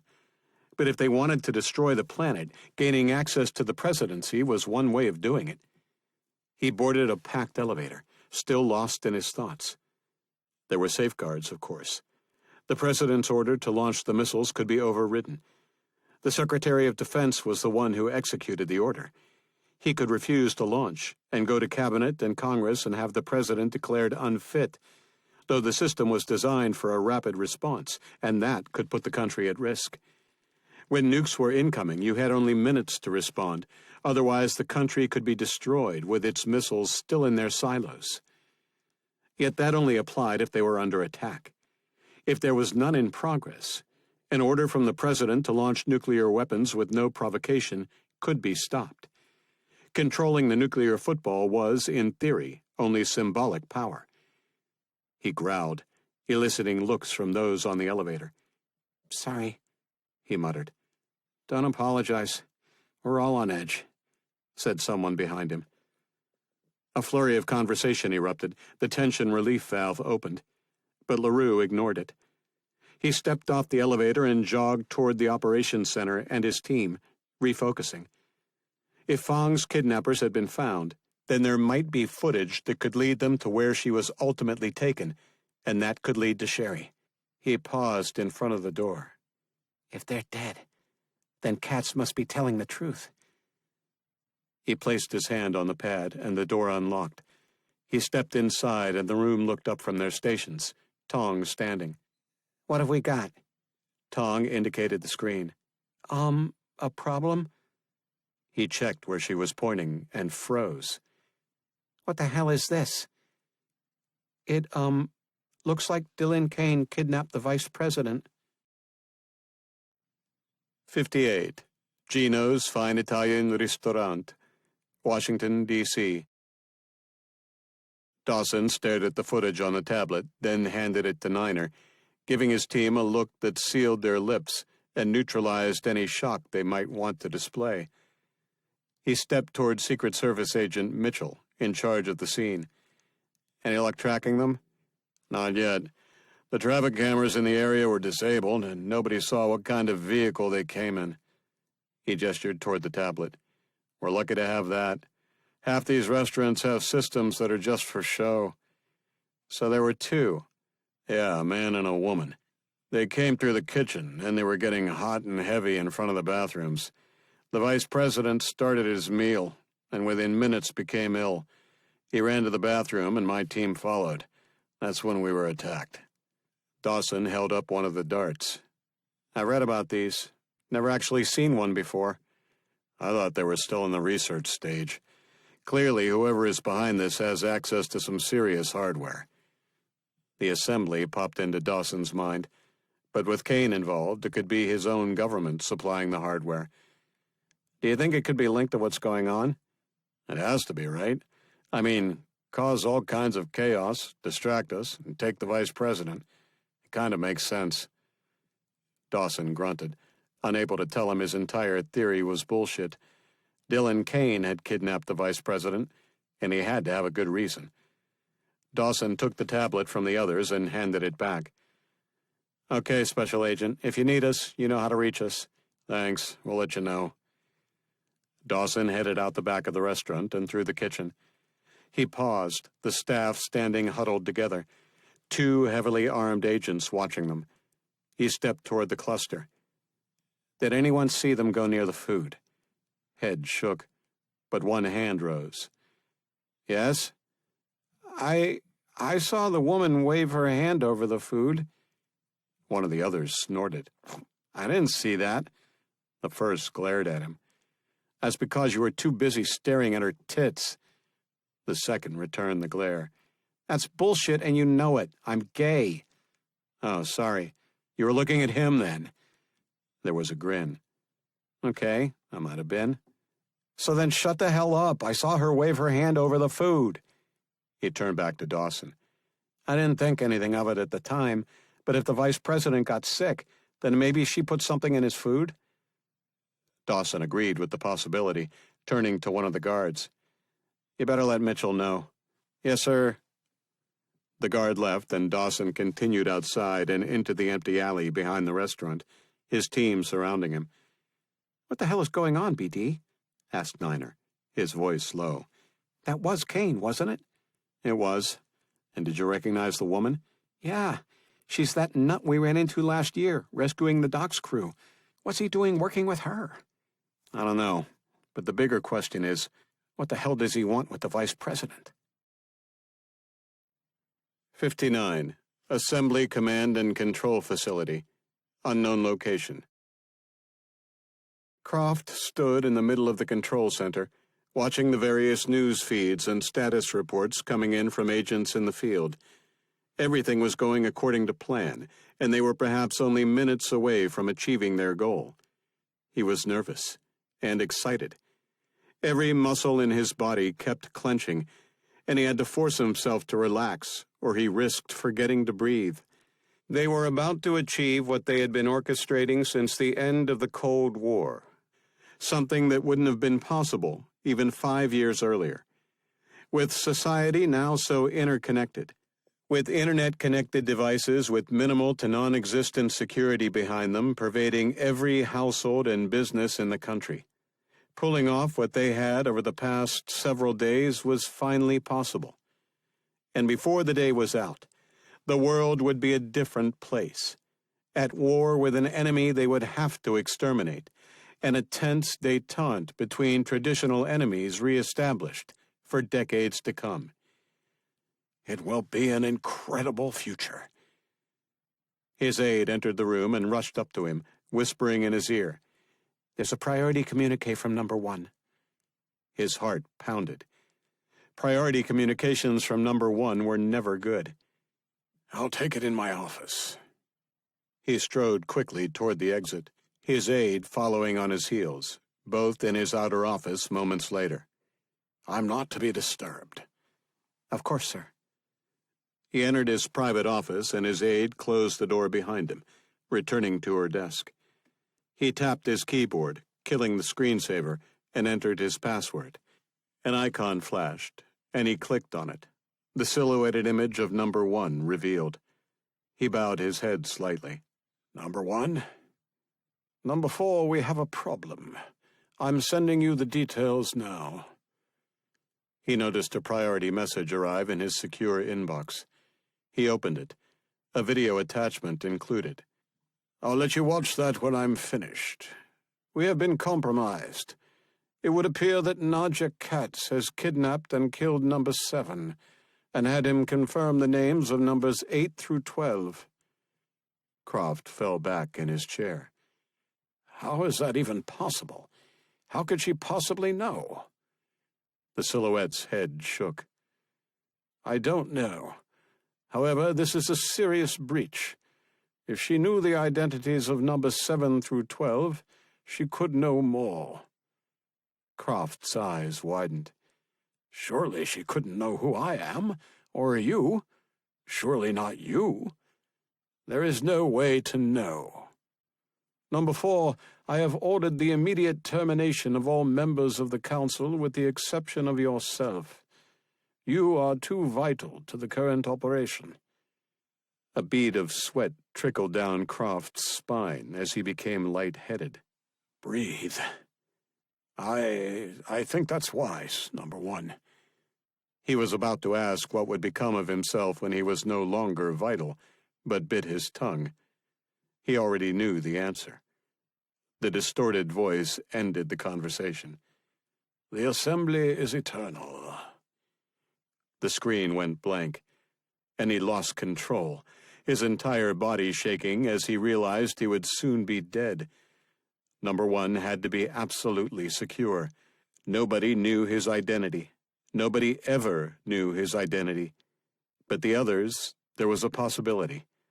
It all depended on where the breach in security had come from. It was at best from number 7 himself. 8 through 12 would have no idea who he was, so they were innocent in all this. Yet ironically, that fact assured their deaths were absolutely necessary. It was 2 through 6 that were the question marks, and number 1 was right.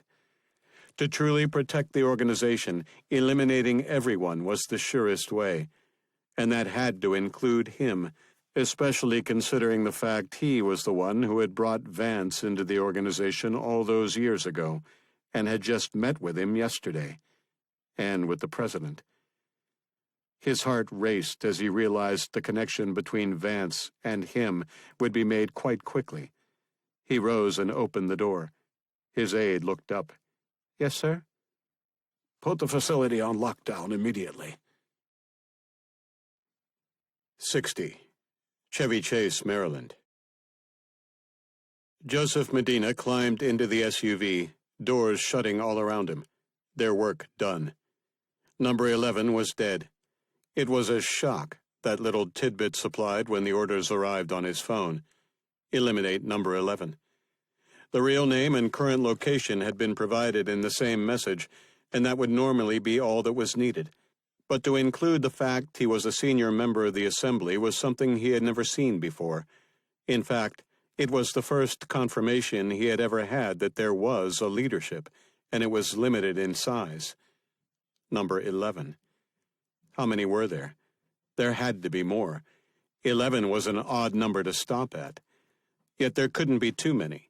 If there were dozens, he could hardly imagine numbers 33 and 42 having an argument. Nobody would remember who was who. 12 or 13 was probably the number. That would be nice. Traditional. But why was number 11 ordered killed? Had he betrayed them in some way? When he had put 3 bullets in the man's chest, he hadn't bothered to ask him why, and the man hadn't pleaded for his life. In fact, he was only aware he was about to die when he woke from the first bullet tearing into his chest. The wife knew, though only for a few seconds more. It was unfortunate.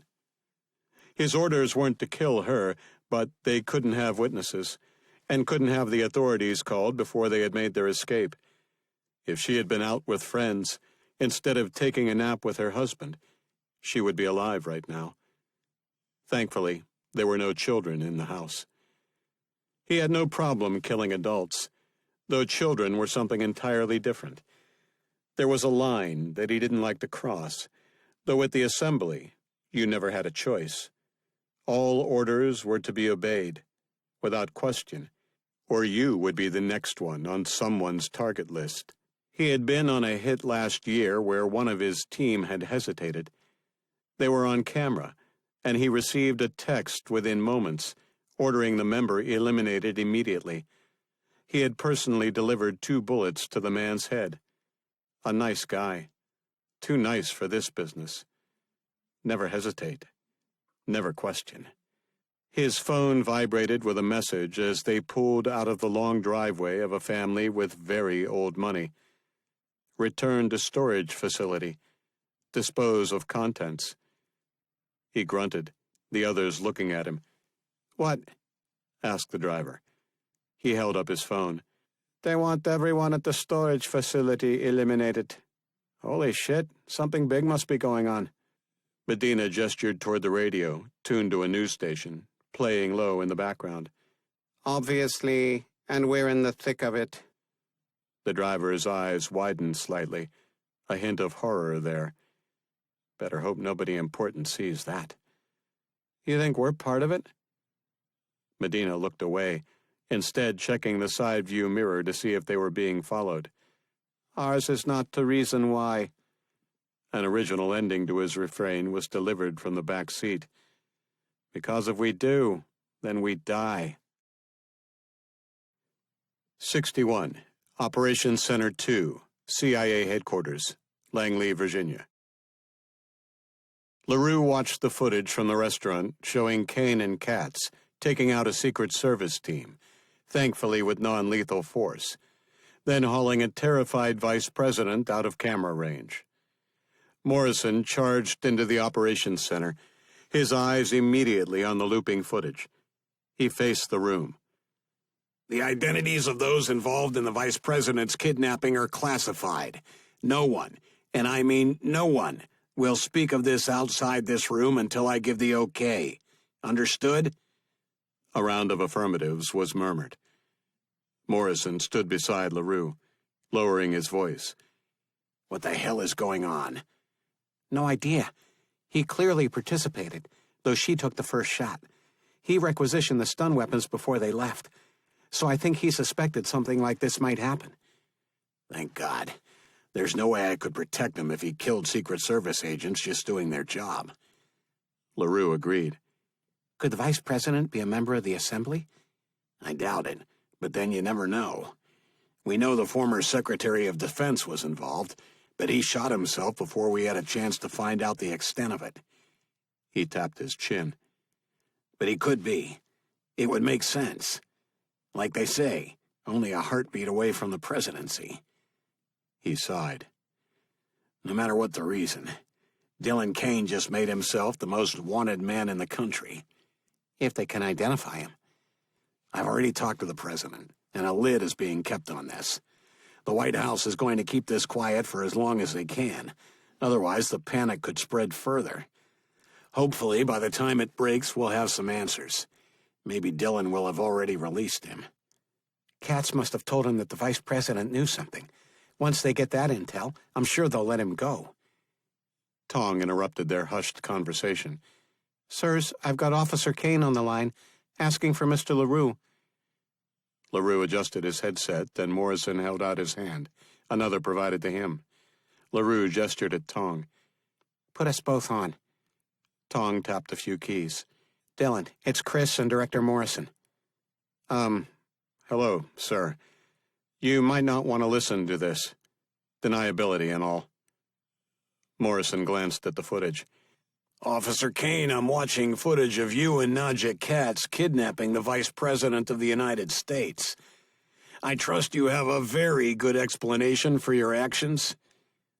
A burst of static indicated a deep sigh from the other end. "Sir, Vice President Vance was a member of the Assembly. Number 7, to be exact." LaRue and Morrison exchanged stunned looks. "Are you sure?" pressed Morrison.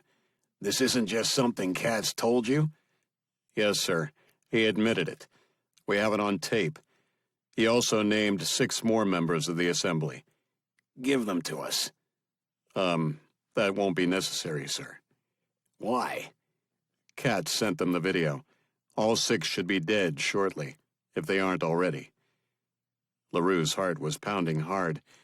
With half the Assembly dead or soon to be, They just might accomplish their goal, or rather, Katz's goal, and free Sherry and Fong.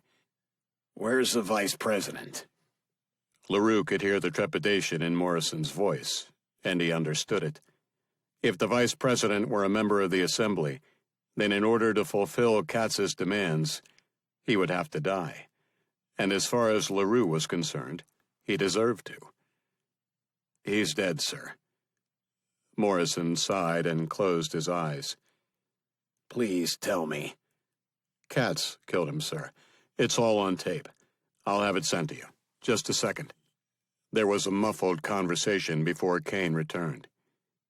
It's on its way now, sir. It will confirm he was a member of the assembly, give you the other 6 names, and show his death by Katz's hand. Where's the body? In a facility in D.C. It's probably long gone by now. I've been told I cannot give you the exact location. Otherwise, Fong and Sherry will be terminated. LaRue paused. Why would knowing where the vice president's body is compromise Katz's leverage? Morrison sat in an empty chair. Where are you heading now? Nowhere. I need your help. What do you need? I need you to find Roger Croft for me. LaRue's eyes narrowed. Croft? As in the CEO of Croft Technologies? Exactly. Why? Well, I've got a bit of a Kobayashi Maru situation here, Chris. I can't tell you that. I just need his current location, and I need it ASAP. Okay, can you tell? The line went dead, and LaRue spun toward Tong. Sorry, sirs, it was terminated at the other end. Comms failure? Asked Morrison. Negative. He hung up. LaRue sat at his station. Should we action this? Morrison nodded as he rubbed his eyes.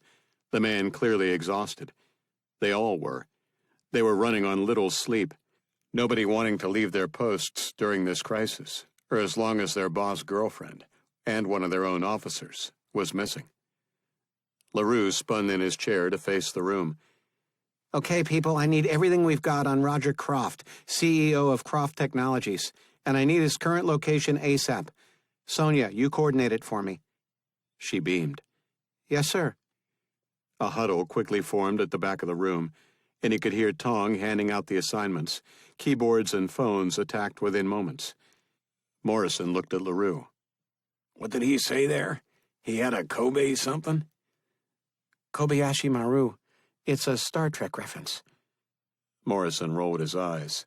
Okay, you better explain it to me. Not to get too geek on you, but it's a reference to a no-win scenario. And this is well known? Among sci-fi fans, yes. Is it a message? LaRue paused and thought about it. He had never known Kane to use Star Trek references, but he knew he was at least a passing fan of the franchise, the two of them having watched the original movies on DVD when they were in high school, though LaRue was pretty certain Kane was merely indulging his friend, as opposed to genuinely interested. He was a good friend even back then. He looked at Morrison. It has to be. There's no reason for him to say that particular line. He could have just said no-win situation, but he must not have wanted Katz to know what he was talking about. Risky. For all we know, she's a Star Trek fan. LaRue grunted. I doubt it. You sound pretty sure of yourself. I am. Think about it. Why do you watch television? Morrison pursed his lips. Escapism? Winding down at the end of a long day? Enjoyment. Exactly. Entertainment. Okay, entertainment. So? So Katz doesn't enjoy things. She's not wired that way. She's not going to watch movies and television for enjoyment. She'll only watch them as a means to an end. Research, perhaps. She might even watch comedies or dramas so she can better mimic the human condition for when she's on a job. But science fiction, set in the future, that's of absolutely no use to her. The people in Star Trek don't represent our present, so there's no benefit to her in studying them. Morrison's head bobbed slowly. Makes sense. So it's a cultural reference obscure enough that dinosaurs like me don't get it, and emotionally stunted killers like her would have almost no chance of having heard. Exactly. Okay. Then it was a definite message directed at you. that Katz wasn't meant to understand. Morrison stared at him. Then what the hell does it mean? I'm not sure. He said it when I asked him why he wanted Croft. Morrison jabbed the air in front of him. That's right. He said he had a bit of a Kobayashi Maru situation and he couldn't tell us why. So his situation must be related to the question, or more accurately, the answer to that question. LaRue straightened in his chair. Right. So it has to be related to Croft in some way. Morrison sighed. But how? Is he trying to tell us that he's a member of the Assembly, or that we should find him first? No, I don't think so. Us grabbing him first would put Sherry and Fong at risk, and he won't let her kill him unless there's a valid reason. And the only reason I can think of is that he's Assembly. Either way, Kane needs to get to him first. But he was trying to send us a message, something about Croft, something he couldn't tell us about. But why couldn't he tell us? LaRue leaned forward. For the same reason he couldn't tell us where the vice president's body was. Because Katz told him he couldn't. Morrison leaned closer. That makes sense. So that means it's something important to her. It's some piece of information that she doesn't want us to know, because if we do, it compromises her goals. LaRue stood, pacing, his arms folded, his fingers rhythmically tapping on his arms. What's her aim? To eliminate the Assembly. So whatever piece of intel Kane wants us to know would jeopardize that. Morrison turned in his chair to follow LaRue. Doesn't that bring us back to him being a member of the Assembly and us getting to him first, screwing up her plans? No, I don't think so. LaRue froze as a thought dawned on him, a smile breaking out. He spun toward Morrison. He's afraid that if we know what it is, we'll want to get to him first. You mean, if we knew what he was hiding, we'd want to pick up Croft ourselves? Exactly. Why? Because whatever it is serious enough that we'd want to arrest him, not protect him. Morrison pursed his lips. Now that makes sense. Kane doesn't want us interfering with Croft, but he wants us to know that Croft is important somehow. So important, we'd be tempted to arrest him, or at least pick him up to interrogate him. He stared at LaRue. Thin. Absolutely. LaRue turned to his staff. What do we know about Croft? Mark Therian raised his hand slightly. He's the CEO of Croft Technologies, a company he established 12 years ago. They're a major player in corporate and government security, over 30,000 employees spread across the world, with annual profits of... LaRue cut him off. Forget about the financials. He's a one-percenter, we know. What's he done lately? Therian's eyes scanned his screen. Then his eyebrows shot up. There's nothing confirmed officially, but CNN and Fox are reporting that Croft Technologies has been given a contract to install their system nationwide on every government server in the country. Installations have apparently already begun. Morrison rose and headed for the door. I have to call Washington and have this confirmed. If this is true, D.C. might have just handed our entire security apparatus over to the Assembly. 62. Assembly Holding Facility, Washington, D.C. Sherry stepped back, her chest heaving from the effort, her entire body dripping in sweat. She filled the IV bag with water and downed most of it before refilling it. She kneeled beside Fong and gave her a sip. How are you doing? I don't think I have much time left. Fong motioned with her eyes toward the torn-apart bathroom. How are you doing? Good. I've reached the corner. It's tough stuff, but I removed part of the broken pipe, so now I've got a tool to work with. I should be through to the next room soon. If there is a next room. Sherry smiled. Positivity, please. She took another swig of water. Well, back at it. She returned to the bathroom and wedged herself into the corner between the toilet and the wall. She picked up the pipe and balled-up blouse she was using as a glove and attacked the wall once again, jabbing and prying at it, small chunks of the multi-layered drywall slowly breaking away.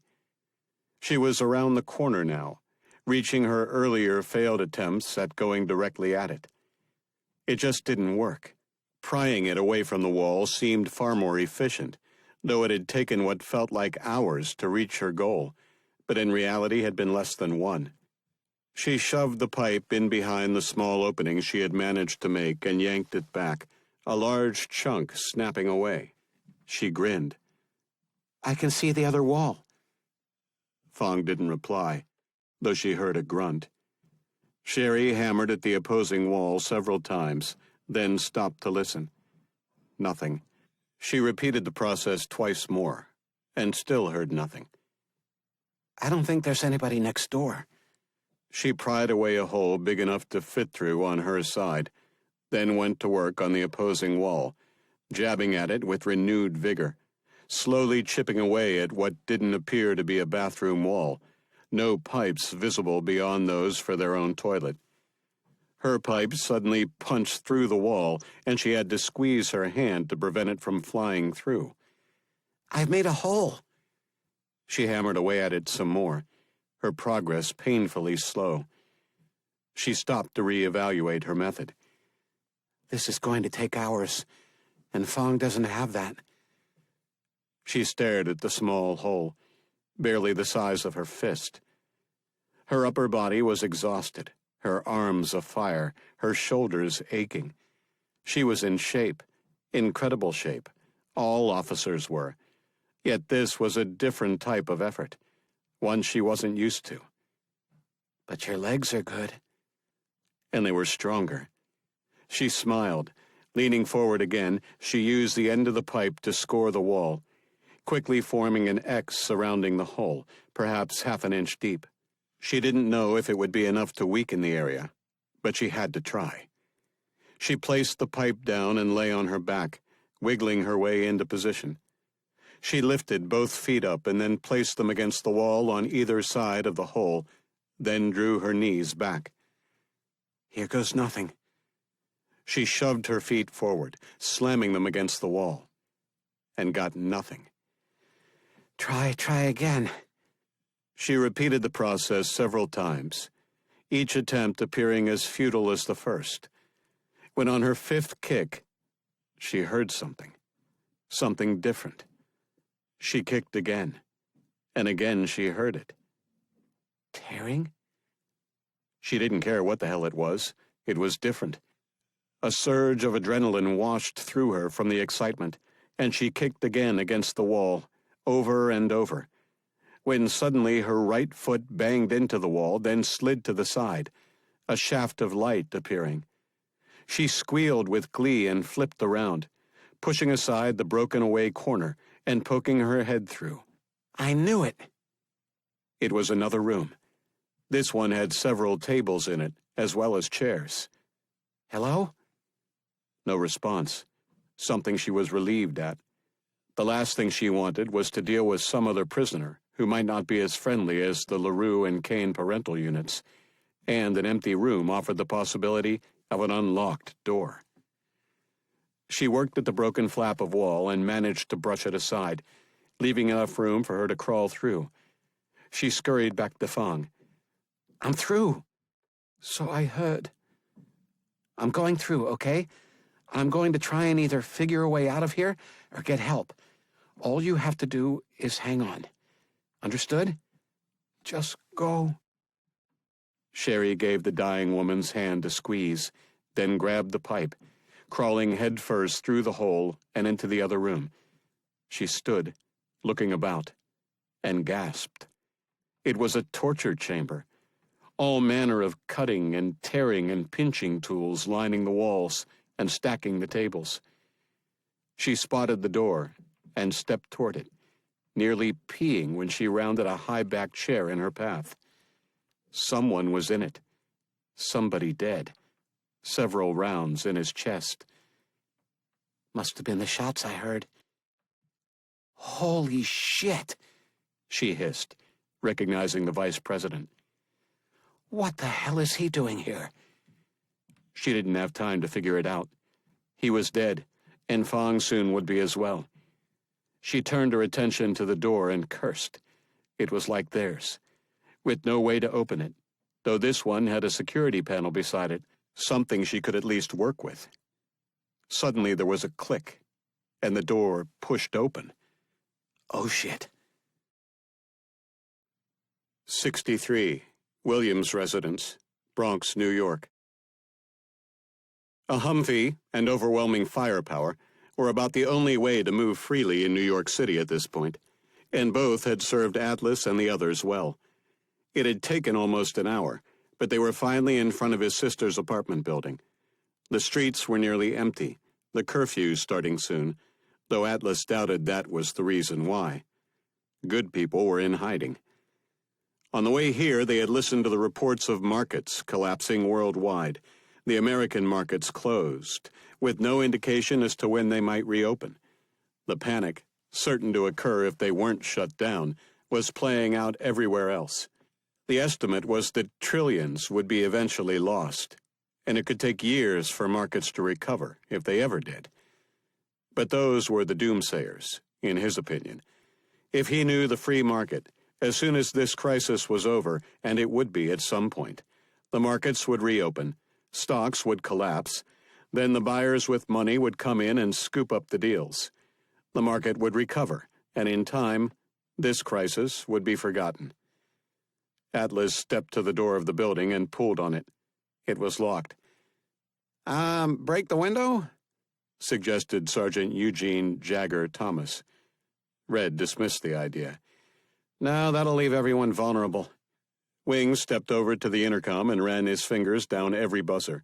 Within moments, they were buzzed in. Atlas yanked open the door. Some people are absolute morons. Red grunted. You're not going to get an argument out of me. He pointed at Jagger and Casey. Secure the lobby. The rest of us will go up. They boarded the elevator, and Atlas pressed the button for the 12th floor. When we last here? Asked Wings. Atlas pursed his lips, thinking back. A couple of years at least. I keep meaning to visit, but you know how it is. Tell me about it. When this is all over, I'm going to go visit my folks. You just never know, you know? Yeah.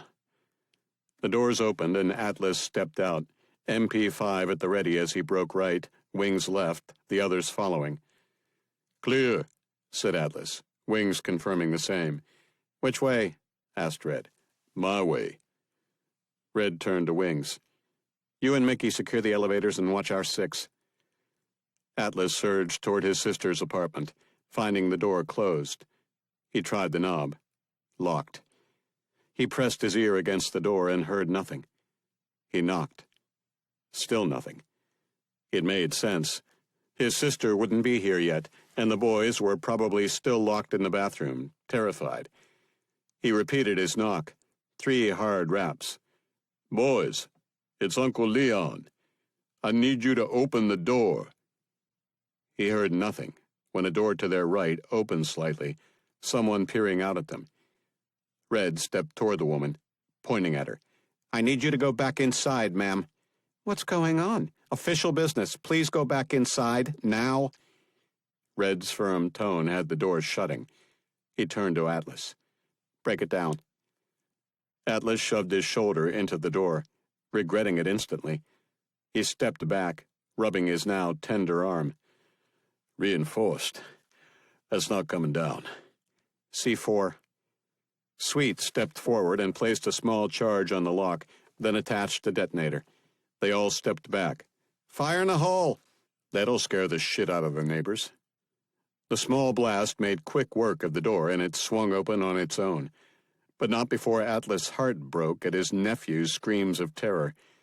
He stepped inside, the others following as they quickly cleared the apartment. I've got a body back here. African-American female, looks like she's in her teens. Atlas cursed as he approached the bathroom. That'll be the babysitter. He knocked gently on the bathroom door. Boys, it's me, Uncle Leon. You can come out now. It's safe. He heard excited murmurs on the other side, but the door remained closed. It's okay, boys. It's me. Your mom sent me to come get you. Uncle Leon? Is that really you? It was Michael. He would recognize that voice in a crowd of thousands. "Yes, Michael. It's me. I need you to unlock the door." There was a rattle of the knob. Then the door slowly pulled open. Uncle Leon! The door flew aside, and 3 bundles of terrified joy assaulted his legs as they hugged him hard. He dropped to his knees and embraced the 3 young boys, who had gone through something no child should ever have to. He squeezed them tight as he battled the tears. "You're safe now, okay? No one's going to hurt you." Michael pushed away, staring up at his face. You promise? Atlas struggled, but the tears won. "You have my word, little man." 64. The Oval Office, the White House, Washington, D.C. President Starling sat behind his desk, massaging his temples. His country was falling apart around him, the eerie calm outside his window making it far too easy to forget the horrors most of the nation was living with at this very moment. The Secure Vault system was rolling out across the country, and in less than 24 hours, thousands of installations had been completed. Phoenix apparently had full control of their traffic control systems again, as did Chicago. It gave him hope. The public was clamoring for their city to be next, too desperate to believe their public officials when they were told it was in progress. "Thank God I met Croft before Harry was kidnapped." He leaned back and sighed as he stared at the presidential seal in the plaster ceiling. Why the hell did they take him and use non-lethal force? None of it made sense. It had to be related to the current crisis, but how? The only theory he and his advisors had come up with was that whoever was behind the disaster now facing their nation was pissed that Vance had brought Croft in. With Croft's system now being installed, it was disrupting the plans of the Utopians, or the Assembly, or whoever the hell was behind this. From what he knew of the Assembly, they had no boundaries. They wouldn't hesitate to kidnap or kill anyone, including the Vice President, or even himself, for that matter. It had to be the Assembly. His latest briefing from FBI Director Fitzgerald indicated they thought the Utopians were patsies in this entire situation, the founder duped into providing a fantasy plan on how to bring the cities to their knees. He bought that. Morrison was right. He had to be. It had to be the Assembly. But how the hell were they to stop an organization they knew almost nothing about? He sighed. At least once Secure Vault was installed nationwide, their systems would be protected. The problem was, it wouldn't bring those behind it to justice, leaving the Assembly free to manipulate the affairs of mankind with impunity. They had to be stopped. But he was at a loss as to how to do so. His phone buzzed, and he pressed the intercom button. "Yes?" Mr. President, I have Director Leif Morrison, National Clandestine Service Chief, on the line for you. He says it's urgent. Put him through. His phone beeped again, and he lifted the receiver. "Yes, Leif. What can I do for you?" "Mr. President, is it true that Croft Technologies has been given a contract to install its Secure Vault system nationwide?" Starling's eyebrows rose slightly at the odd question, asked with such urgency. "Yes, I gave the order last night." "Mr. President, it's essential that you halt the rollout of the Secure Vault system immediately and detain anyone involved in the installation." Butterflies assaulted Starling's stomach. "What? Why?" "The Assembly is behind it, Mr. President. They're behind everything. They created the crisis so that you would install their system. We're playing right into their hands." Starling gripped his prized pen, given to him by his late wife on their first anniversary. "Are you sure? Harry recommended it to me personally. He's known Roger Croft for decades. Hell, I met the man last night right here in this office." "Mr. President, Vice President Vance was a member of the Assembly." The pen dropped, along with his jaw. He stood, running his hand through his thinning hair. "Bullshit. No, sir. We have his confession on tape. He confirmed he was a member and named 6 others. They're all dead, or soon will be. Starling twigged on a single word. Was. Do you know where the vice president is? No, sir, but he's dead. Executed by a former assembly agent. He dropped into his chair. And you're certain Croft is involved? Yes, Mr. President. You have to stop the installation of the Secure Vault system immediately. Otherwise, the Assembly will have complete control of all our systems. Starling closed his eyes. What have I done? Mr. President, please. Minutes count. Starling bolted to his feet. Understood, Leaf. I'll issue the order immediately. Thank you, Mr. President. You're doing the right thing. From your lips to God's ears, Leaf. Because if you're wrong, I could be condemning millions of people. 65. Operations Center 2, CIA Headquarters, Langley, Virginia. Sir, I might have found something. LaRue glanced up at Child as he rushed into the operations center, waving a tablet. What have you got? Child reached LaRue's station. I was at my desk, pulling footage on those bodies we found at the Port of Baltimore, and I might have something. LaRue's eyebrows shut up, a wave of guilt washing over him. Shit, I forgot about that. What did you find? Child tapped at his tablet, then handed it to LaRue. What am I looking at? Security camera footage showing how they were killed.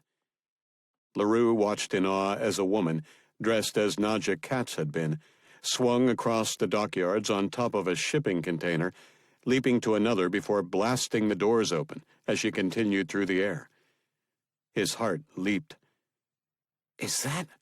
He hesitated to say it as 2 women slid down a rope to the ground with Katz. I believe it's Officer White and Li Fong. LaRue gulped as Fong dropped hard to the ground, gripping her side. She's been hit. Yes, sir, I believe so. The 3 women ran out of frame. LaRue handed the tablet back. Were you able to track them? Child brought up another video showing a box van leaving the docks. I believe they're in this vehicle. It came from the general vicinity of where they were running toward, and he pulled up a frame capture of the main gate. Katz is clearly behind the wheel a short while before. LaRue inhaled sharply, some hope returning. Were you able to trace it? I caught it on a few video cameras, and I'm pretty sure it was heading south, out of the city. They could be anywhere. But my money's on D.C. Why? Child shrugged. Hunch, I guess.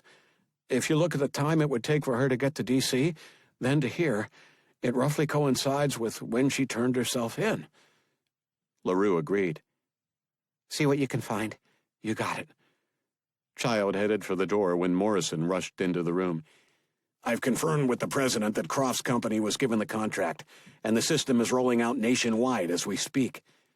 Child turned toward them, one hand holding open the door. They're here already. Morrison froze and LaRue spun in his chair. What? Croft Technologies, right? I saw about a dozen of them in the lobby earlier. Why didn't you say anything? I didn't know you were looking. I've been at my desk. Child's eyes narrowed. Why? Nobody answered, LaRue already grabbing his desk phone. Get me security. It's urgent. 1 moment, please. The call transferred, then was picked up a moment later. Security desk. Hold for Director Morrison. He handed the phone to his boss. This is Director Morrison. Immediately arrest all Croft Technology staff and contractors on site. Shoot them if they try to touch a computer. Understood? Apparently they did, Morrison handing the phone back. LaRue hung it up. I hope we get to them in time. Who the hell knows? The president is ordering the immediate halt and detention now, but it's been nearly a full day. If they were after a specific system, they would have prioritized it so they'd install there first. We may already be too late. Tong stepped over. They had to know they'd be caught, right? LaRue pursed his lips. Eventually, I guess. But would they be? If it weren't for Katz, we would never have found out about Croft. Right, but if their system is installed, wouldn't we get suspicious when the hacks continued? I'd hope so. LaRue stood, staring at the display still showing news reports from across the nation. He spun toward Morrison. Whatever they're going to do, it has to be soon. Very soon. Morrison agreed. We need to find Croft. Tong sighed. If only we had a starting point. Morrison's head swiveled toward her. We do. The president said he met with him, and the vice president, in the Oval Office last night. Tong and LaRue exchanged excited glances. Security protocols would have been in place because of the crisis, said LaRue. Which means they'd have done an IMSI capture of his phone when he arrived. And scanners would have been activated all over D.C., which means we can track him anywhere in the city. Run with it. Tong grinned and rushed back to her terminal, leaving a lost Morrison standing in front of an excited LaRue. What the hell is an IMSI? IMSI, International Mobile Subscriber Identity Catcher. They basically pretend to be a cell phone tower and scan for signals. We can pull phone numbers, text messages, intercept calls, listen in on calls. Pretty much the works, depending on the phone. They're illegal and can only be used with a warrant. But in times of national emergencies, they're automatically enabled so that we can track the movements of terrorists if they had their phones turned on during an attack. Right, I read about those. I just never heard IMSI said out loud. So you can trace him with this? If we can get our hands on the White House scan, we'll know what device to look for. Then see what scanners he triggered in the city so we can see where he went, what calls he made, anything. Can you just trace his cell phone? Yes, once we have the number, assuming it's on and has a signal. Morrison jabbed a finger at LaRue's station. Then get on it. I want to know the second you have him. He headed for the door. Now, I need to see what damage those Croft bastards did. Maybe we can get one of them to talk. Do you really think they know what they were doing? Morrison paused. I did until you asked. LaRue stepped toward him. That company has tens of thousands of employees. To install nationwide, they're using most of them. There's no way they're all involved in a criminal conspiracy, at least not knowingly. So we could be arresting patsies? I'm willing to bet that the only ones that actually know what they're doing are the ones installing on the system the Assembly actually cares about. And we have no idea which one that is. LaRue shook his head. Not a damn clue. 66.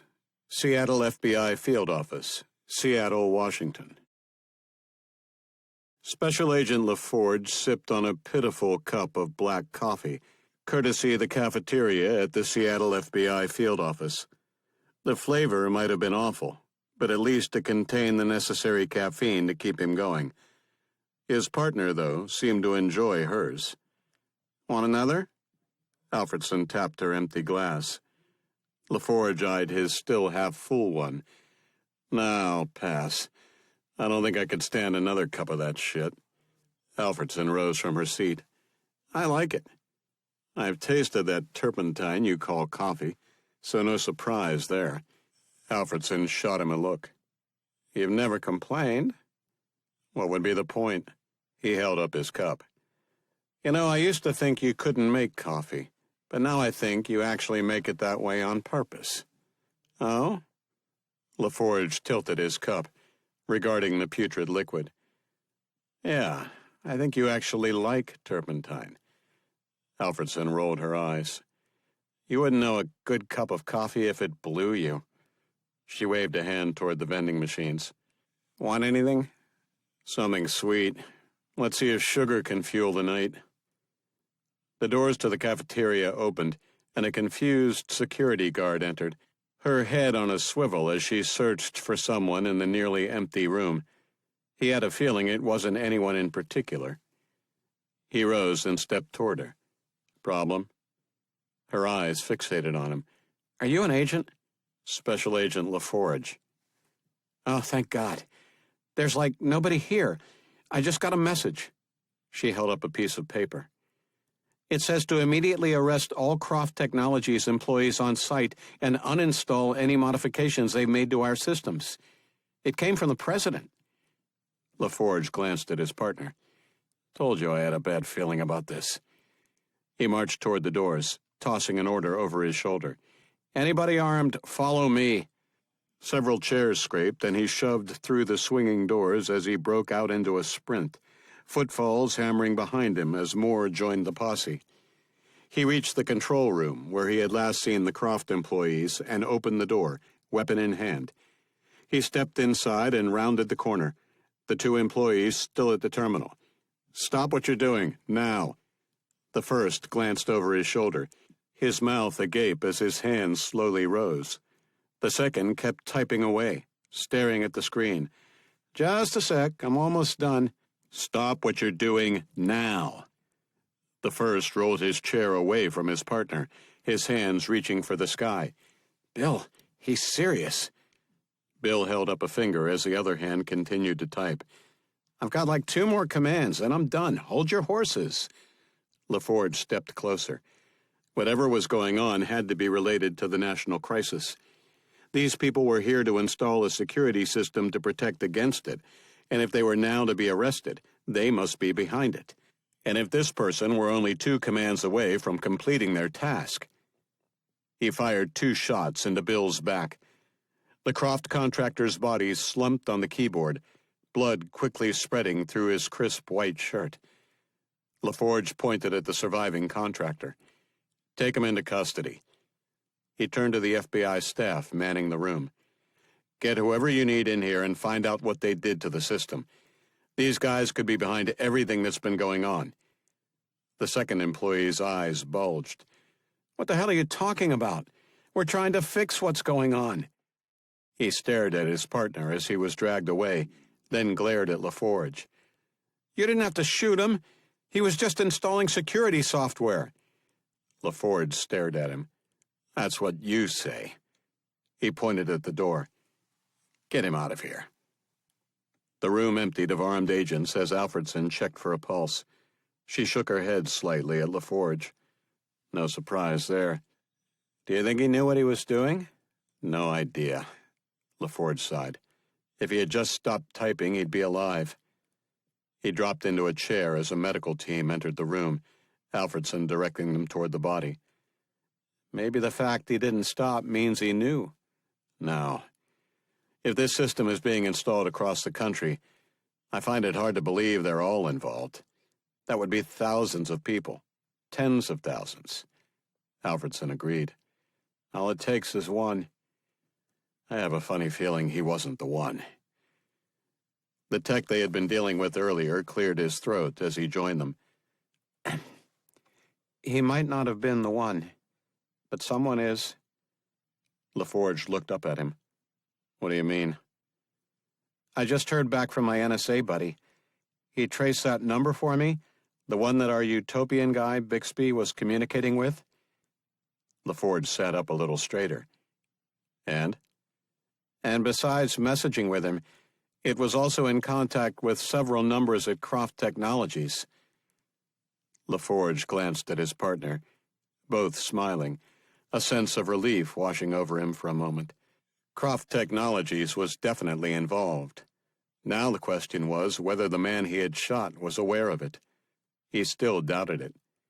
And he had a feeling this one shooting, the first of his career, would haunt him for the rest of his days. 67. Assembly Detention Facility, Washington, D.C. Sherry fell back behind Vice President Vance's chair and crouched, still gripping the pipe. 2 men stepped inside, chatting in something that sounded like Tagalog, her training giving her a taste of many common languages so she could at least recognize them for a debrief. They appeared unarmed. "Too bad." She surged forward, swinging the pipe, grand slamming the first on the side of the head. He collapsed, unmoving, probably dead. His partner gasped, dropping the body bag he had been carrying as Sherry raised the pipe over her head. He turned to leave when she two-handed it down on the top of his skull, a distinct indentation messing with his hairline. He fell through the still-open door. Someone shouted, and an alarm sounded. "Shit." She quickly confirmed neither had weapons, then tossed the pipe aside. It wouldn't work on prepared, armed guards. She heard footfalls in the distance as she rushed to the tables filled with the tools of the torture trade. She stuffed half a dozen small knives in her belt, then picked up 2 good-sized ones. She stepped to the door and listened, her trained ear counting 4 people approaching. If this is it, it's going to be one hell of a fight. She inhaled deeply as she struggled to calm her nerves, her experience at combat limited. She stepped back behind the chair, not happy with the prospect of being the sucker who had brought a knife to a gunfight. She jabbed one of the large blades into the back of the chair, then drew a smaller one from her belt. A guard appeared at the door, his weapon raised. She whipped the blade at him and he groaned, his hand reaching for the projectile now embedded in his throat. A second stepped into view, opening fire. Sherry ducked behind the chair, Vance's body shaking from the impacts as she drew a second blade. The bullet stopped as his magazine emptied, and she popped up, whipping her knife at him as he reloaded. He twisted in time, the sharp implement burying itself in his forearm as she surged around the chair, pulling her second knife from the back. The guard's eyes bulged as he slapped a new mag into the well, but it was too late. She shoved the first knife into his belly, twisting as the second sliced across his throat. Before he had a chance to hit the floor, she released her grip on both blades and disarmed the man, dropping to a knee as she took aim at the doorway. 2 more appeared. She fired twice, one dropping, the second opening fire, but too high. She delivered 2 more shots. Then there was silence, except for the alarm. She grabbed the second weapon and stuffed it in her belt, along with several magazines as she glanced down both ends of what appeared to be a terrifyingly long corridor, considering what she was seeing. Door upon door, suggesting dozens of people might be held here against their will. Yet no more guards were visible. How long will that last? She rushed to the next door over and put 3 shots into the lock, then kicked it open. She rushed inside and dropped to her knees beside Fang. I got out. Fang smiled. I heard. Sherry pressed the spare weapon into Fang's hand and placed another magazine on her chest. Safety's off, fully loaded. You shoot anything that comes through the door, unless it's me. Got it? Fang nodded, her face as pale as Sherry had ever seen it. I'm going to get help, okay? I'll be back as soon as I can. You just hang in there. Fang's head slumped to the side, and Sherry gasped. She reached for Fang's neck and felt for a pulse. It was there, but weak. She's out of time. 68. Operations Center 2, CIA Headquarters, Langley, Virginia. Child stepped over to LaRue's station. I've got something. What? Well, when you mentioned using MC scanners to track Croft, it gave me an idea. The ports already have scanners, and once the state of emergency was declared, DC scanners went online. So I checked for any phones that were at the port and then in DC. LaRue's eyes widened as he anticipated Child's next statement. And? Child grinned. I found her. Are you sure? Child's head bobbed furiously. Yeah, absolutely. I pulled the phone number, and it's the same damned phone Kane used to call us. LaRue smiled. Good work. Were you able to track her? Only roughly. I could see what scanner she was showing up on and when, but it was enough. He held up his tablet. I found her on a traffic camera, entering some alleyway. I pulled satellite footage of the area. The alley goes nowhere. It's a dead end, but... He tapped the display, showing an aerial shot. She's not there. The vehicle disappeared. He tapped again, a traffic camera showing her pulling out of the alleyway. That's 15 minutes later. He smiled. So where did she go for 15 minutes? LaRue took the tablet and flipped the image back to the satellite shot of the alleyway. There must be a garage or something in there. That's the only explanation. Child agreed. Exactly. She rescues Officer White and Lee Fong, takes them to D.C., disappears for 15 minutes, then, from what I can tell, drove straight here. When she then claimed they were her prisoners. LaRue jabbed the image of the alleyway. She must have left them there. He handed the tablet back. Send the Delta team to that address. Tell them to expect hostiles, with 2 friendlies on the site. You got it. 69. Gino's Fine Italian Restaurant, Washington, D.C. Do you think he'd kill him? asked Jimmy as the team stood around their assigned ride, awaiting their next orders. Niner shrugged. If he thought he had something to do with Fong's kidnapping, I wouldn't put it past him. Spock's eyebrow rose. But I thought Katz had her in white. Dawson sat on the running board. She does, but she rescued, air quotes were provided, them from the assembly, so if Vice President Vance is involved, then he's still to blame. I'd kill the bastard, muttered Niner, and Dawson knew the man was serious.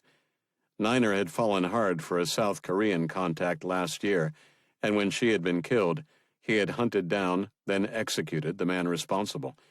There had been no hesitation. Jimmy gave his friend's shoulder a squeeze, everyone knowing what Niner was thinking of. Do you think they know who Dylan is? Dawson shook his head. I'd assume his identity would be scrubbed from the standard systems. At most, they'd get a classified hit. I'm more concerned with the footage getting out there. If it does, his cover will be blown. Spock cursed. That would be unfortunate. Hell of a way to end a career. Niner grinned, his troubles buried once again. He could come back and work with us. He was always good for a few laughs. One joker's enough, replied Jimmy. The two of you together were almost unbearable. Dawson held up a finger as his comm squawked. 01 Control, do you copy? Go ahead, Control. New orders have been sent to your secure phone. This is urgent. Dawson spun his finger in the air, signaling for the team to roll. We need you to head to the provided location, determine if there are any hostiles, and possibly rescue 2 friendlies. Dawson climbed in the passenger seat, handing his phone to Niner, who was driving. Niner punched the address Langley had sent into the navigation system, then hammered on the gas. Who's on site? asked Dawson. We believe Officer White and Li Fong are both being held there. Dawson could hear the excitement in the young voice, probably because he knew Sherry White was his boss girlfriend. I wonder if they know about Fong and Kane. If they hadn't, they probably did now. And be prepared to handle wounded. We believe Lee was shot, possibly a stomach wound. Shit, those are nasty. Copy that. We've got a full med kit with us. What's your ETA? He glanced at the nav display, then the light traffic, and Niner's lead foot. Less than 10 minutes. 70, Assembly Detention Facility, Washington, D.C. Sherry surged forward, her head swinging left and right as she made sure no one from behind surprised her. The corridor was long, several hundred feet, with at least several dozen doors visible, all with green or red indicators above them. She spotted a section of the wall to her right that looked different, an area jutting out about the width of 3 of her cells. There was a door hidden to the side, with an intercom. She fired 3 shots into the lock and kicked open the door, advancing quickly inside, her highly trained eye taking in everything, including the lone occupant. She put a bullet in his leg, dropping him back into his seat, then kicked the door closed behind her. Monitors lined the front of the small room, a weapons rack stood at the back, and there appeared to be no other way out. Where the hell are we? The man, gripping his leg and struggling for breath, glared at her. I'm not saying anything. She shot him in the other leg. He screamed in agony, his hands switching wounds as she aimed at his left foot. No, wait, please, no more. He rattled off a Washington address that sounded unfamiliar. She jerked her chin toward one of the phones. How do I get an outside line? You don't. As soon as the alarm sounds, we go into lockdown, so any escaped prisoners can't get out or communicate. Sherry frowned. It made sense. Shutting down all outside lines a reasonable precaution if this was indeed an illegal detention center. She glanced at the monitors, most showing cells with 1 or more occupants. What the hell is this place? There's got to be some sort of override. How do you stop it once you've contained the situation? Only an outside containment team can... A light flashed on the control panel. He leaned over in his chair and smiled at one of the monitors. Oh, you're dead now, lady. She glanced at the monitor showing 5 men leaving a vehicle, heavily armed. She aimed at his head. Which cell are the Canes and LaRue's in? No idea. She shot him in the shoulder. Holy shit! Okay, cell 16. She smiled. Thank you. You're welcome, bitch. Tisk, tisk. Such poor manners. She put a bullet in his head and turned toward the weapons rack. More firepower definitely needed. Joseph Medina scanned the garage area, finding it deserted. What the hell is going on here? He asked as he motioned one of his men toward the door they had gone through only hours before, with Kane's parents. Dunno, but it's effing loud. His man at the door turned and shook his head. No response, boss. Medina headed toward the keypad and entered his personal code, his clearance level high enough to treat them as a containment unit. The alarm silenced to allow them to communicate with each other and listen for threats. He turned to his team. Shoot anything that moves. We'll sort it out later. Smiles spread across the faces of his men, one even breaking out on his own. He readied his weapon. I have a feeling this is going to be a lot of fun. 71, Operation Center 2, CIA Headquarters, Langley, Virginia. Sir, I think I've got Croft. LaRue leaped from his chair and rushed over to Tong's workstation. Where? She pointed at the displays wrapping across the front of the operations center, a satellite image appearing, a pulsing red circle in the center. This is the tower that last picked up his cell phone. It's outside of Lovettsville, Virginia. At this point, he either turned it off or went out of range. LaRue stared at the screen. That's a huge area. Doesn't really help us. Tong grinned. Well, like you, I went with my gut. LaRue chuckled, and Child lived up to his reputation of never being issued a brain-mouth filter. Ooh, sucking up to the boss man. Tong shot him a nasty look, eliciting raised hands from Child, then a spun chair. What did your gut find? I checked to see if he owned any property in the area. LaRue smiled slightly. And does he? No. The smile disappeared, and Tong raised a finger. But there's a decommissioned Cold War bunker in the area. It was sold 6 years ago to a holding company, which just happens to belong to a senior executive at a Croft Technology subsidiary. LaRue smiled, his head bobbing slowly. That can't be a coincidence. He stared at the pulsing circle, another dot showing the location of the bunker just outside of the cell tower's range. Get me Dylan. Yes, sir. Tong tapped at her keyboard, then gave a thumbs up. Dylan, Chris, you still okay? Yep, never better. It's a lovely evening here in D.C. One could almost be forgiven for forgetting the world outside this little oasis was falling apart. LaRue chuckled. Well, fun's over. I might have a location on Croft. Good. The conversation here isn't exactly scintillating. Where is he? We think he might be in a decommissioned Cold War bunker. I'm transmitting the coordinates now. He snapped his fingers, and Tong sent the intel. Okay, I've got it. That's quite the hike, and we're on a clock. Can you arrange transport? Another snap and another nonverbal order actioned by his well-trained team. On its way. Great. See if you can get me the layout and some live images. I'd like to know what I'm getting into. Will do. LaRue paused, wondering if he should inform Kane of what they had discovered. You'd want to know. Dylan, I'm not sure if I should tell you this, but I know I'd want to know. Kane's reply was subdued. What?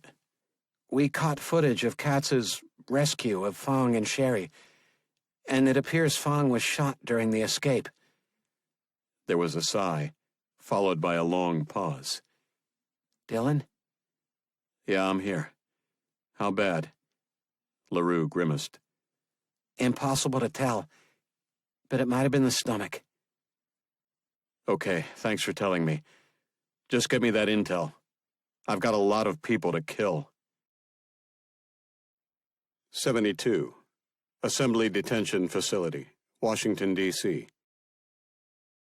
Sherry continued to monitor the displays as she geared up, wishing she had thought to take a vest off of one of her previous kills. Her eyes ran over the controls, and she spotted how to unlock the individual cells. She could open them all, releasing those held, which would provide the new arrivals with a lot of alternative targets, which would be good for her, but her alone. The cells could be filled with innocents like the Kanes and LaRues, and the team about to contain the security breach might have orders to kill anyone and everyone. She readied her 2 M4 carbine rifles. There was no way she would risk innocent lives to save her own. She would have to use the element of surprise. She held up her 2 weapons. And overwhelming firepower. Niner killed their speed and turned into the alleyway Langley had directed them to. It was empty. No doors. No ramps. No nothing. Dawson activated his comms as he stepped out of the vehicle, the others following.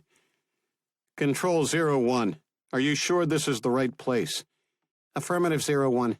Check for hidden entrances. It has to be there. Niner pointed at the ground. Tire tracks. Dawson stepped closer. The alleyway might have been empty, but it had enough mud and grime to show a distinct tread pattern periodically leading all the way to the wall at what appeared to be a dead end. He pointed at Niner. "Bring the vehicle." Niner jogged back to their ride as Dawson pressed quickly forward with Spock and Jimmy. At the far wall, the tire marks disappeared into the brick. "Well, that don't look right to me," said Jimmy. Spock's eyebrows rose. "You think?" Dawson stood back, surveying the wall. He pointed at a seam running through the brick, well hidden, but obvious once he knew where to look. "It's a door, all right. See if you can find a way to open it." Niner climbed out of their Humvee, the headlights illuminating the area. He held up a bag. "I say we blow it." Medina edged forward, his weapon held high, his men forming a wedge with him at the tip. Nobody was in sight, though at the far end there was something on the ground that might be a body. The cell doors seemed secure so far, but something had set off the alarm. Why they hadn't been greeted yet by the watchman, at least over the intercom, was concerning. A rumbling sound had him spinning toward the door they had come through. "What the hell was that?" "Sounded like some sort of explosion." Another small rumble had his finger twitching on the trigger. "That sounded like something you'd use to blast a lock." Medina agreed as he slowly stepped back toward the door, now about 100 feet away. "Watch our 6. 2 of his men turned their attention back toward the unsecured detention block behind him. The door opened and several armed men entered, their motions deliberate, clearly trained. His team had been sent before the breach had occurred and weren't scheduled to be here, so this might be the containment team that would have been sent when the alarm sounded. "Could they be ours?" asked one of his men. He couldn't be sure, but he wasn't about to shoot a team that might be like his own. "Identify yourselves." Something creaked behind him. "I've got movement." Sherry cursed as the door opened again, 4 more armed men appearing on camera, then smiled as the first batch all spun toward the new arrivals. "This is it." She shoved the door to the control room open, its damaged hardware creaking, causing the 2 men still paying attention to swing their weapons toward her. One shouted, but it was too late. She squeezed the triggers on both weapons, lead belching in the confined space, mowing down her 2 targets. The new arrivals opened fire as well, their targets the same as hers, at least for the moment, and she made a point to avoid aiming in their direction, instead hugging the wall to give her an angle. Within moments, the original arrivals were down, the last to fall, a man with shockingly blonde hair, obviously from a bottle. As she fired her last shots, her eyes were already assessing the new arrivals, and she recognized the equipment. These were soldiers. American soldiers. She lowered her weapons only slightly, just in case they had paid a visit to the Army surplus store. "Officer White, CIA. Identify yourselves." "Officer White. What the hell is a nice lady like you doing in this type of establishment?" Sherry grinned, lowering her weapons as she recognized the voice. "PD, is that you?" The Bravo team members quickly approached, their weapons trained on the corridor behind her in case there were any more hostiles. As they neared in the dim light, she soon recognized them all, a wave of relief washing over her as her weapons clattered to the ground. "Thank God you're here." Mark LaRue shielded his wife as best he could, the sounds of gunfire on the other side of the door terrifying. He had never heard a weapon fired in real life, and it was immeasurably more horrifying than on television. But the silence was worse. All four of them were huddled in the corner, the women in the toilet area, he and Rick Kane forming a fourth wall of flesh. Yet it would be useless. If someone came in here, they would be dead. There was nowhere to hide, no way to beat them. They were defenseless. His wife's hand squeezed his, and he stared at her face filled with fear and love. He gazed into her eyes, the eyes of a woman he had loved for over 30 years. The eyes of the woman he had pursued in college for months before she had finally agreed to that first coffee. The eyes of the woman he had been with for every single day since. I love you. She sobbed and grabbed him. I love you too. The door clicked, and Rick stood, Mark joining him, indicating for the wives to stay hidden. What should we do? Rick scowled at the door. Look them in the eye and tell them to go to hell. Liz LaRue rose and took her husband's hand. If we're going to die, then I want it to be on my feet. Jen stood by her husband, and the four of them faced the door, side by side, hand in hand, waiting for whatever was to come, the wait almost interminable, the silence deafening. Finally, there was a sound, and the door opened, slowly. A face appeared Mark wouldn't have expected in a million years. Sherry, what the hell are you doing here? Sherry White stepped inside, several armed men visible behind her. She smiled at them with that infectious smile he knew had won over his awkward son. It was then he noticed she was covered in blood and armed to the teeth. What happened to you? Cried his wife as she rushed forward and embraced the young woman.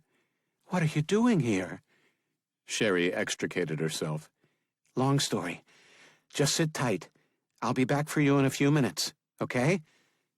They all nodded, and Sherry stepped back outside, closing the door.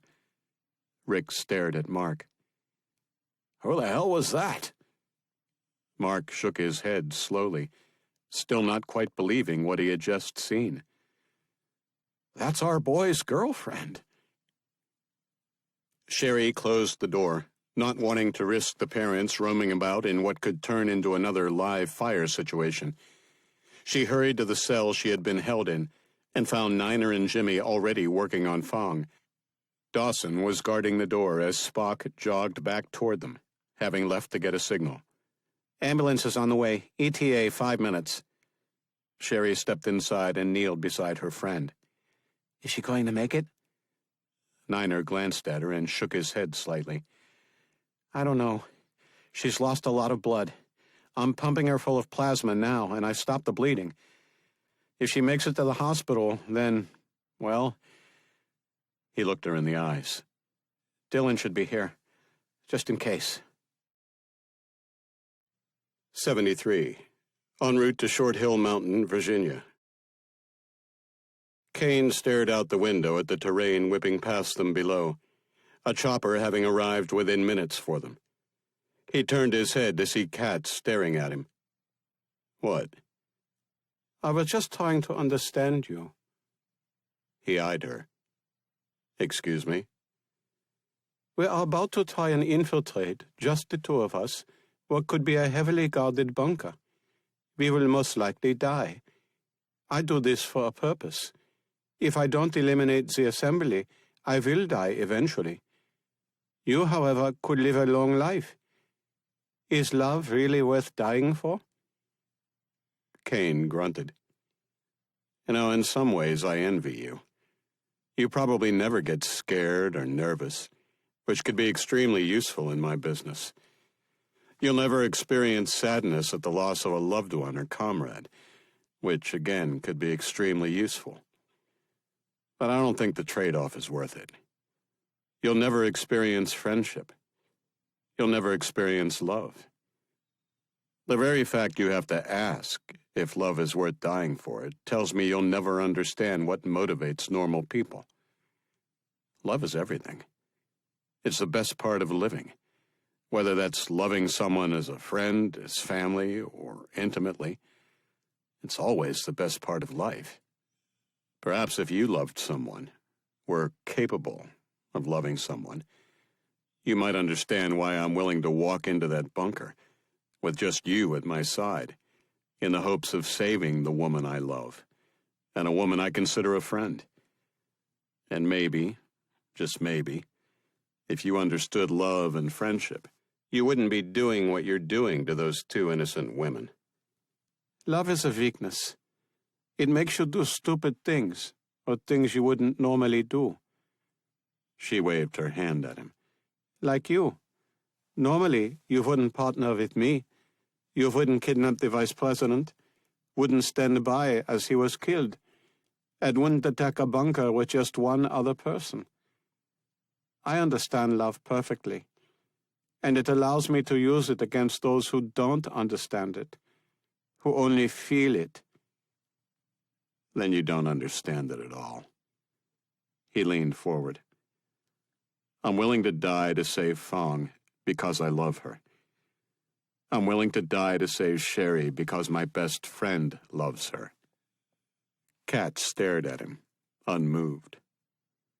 You say these things, yet they are meaningless.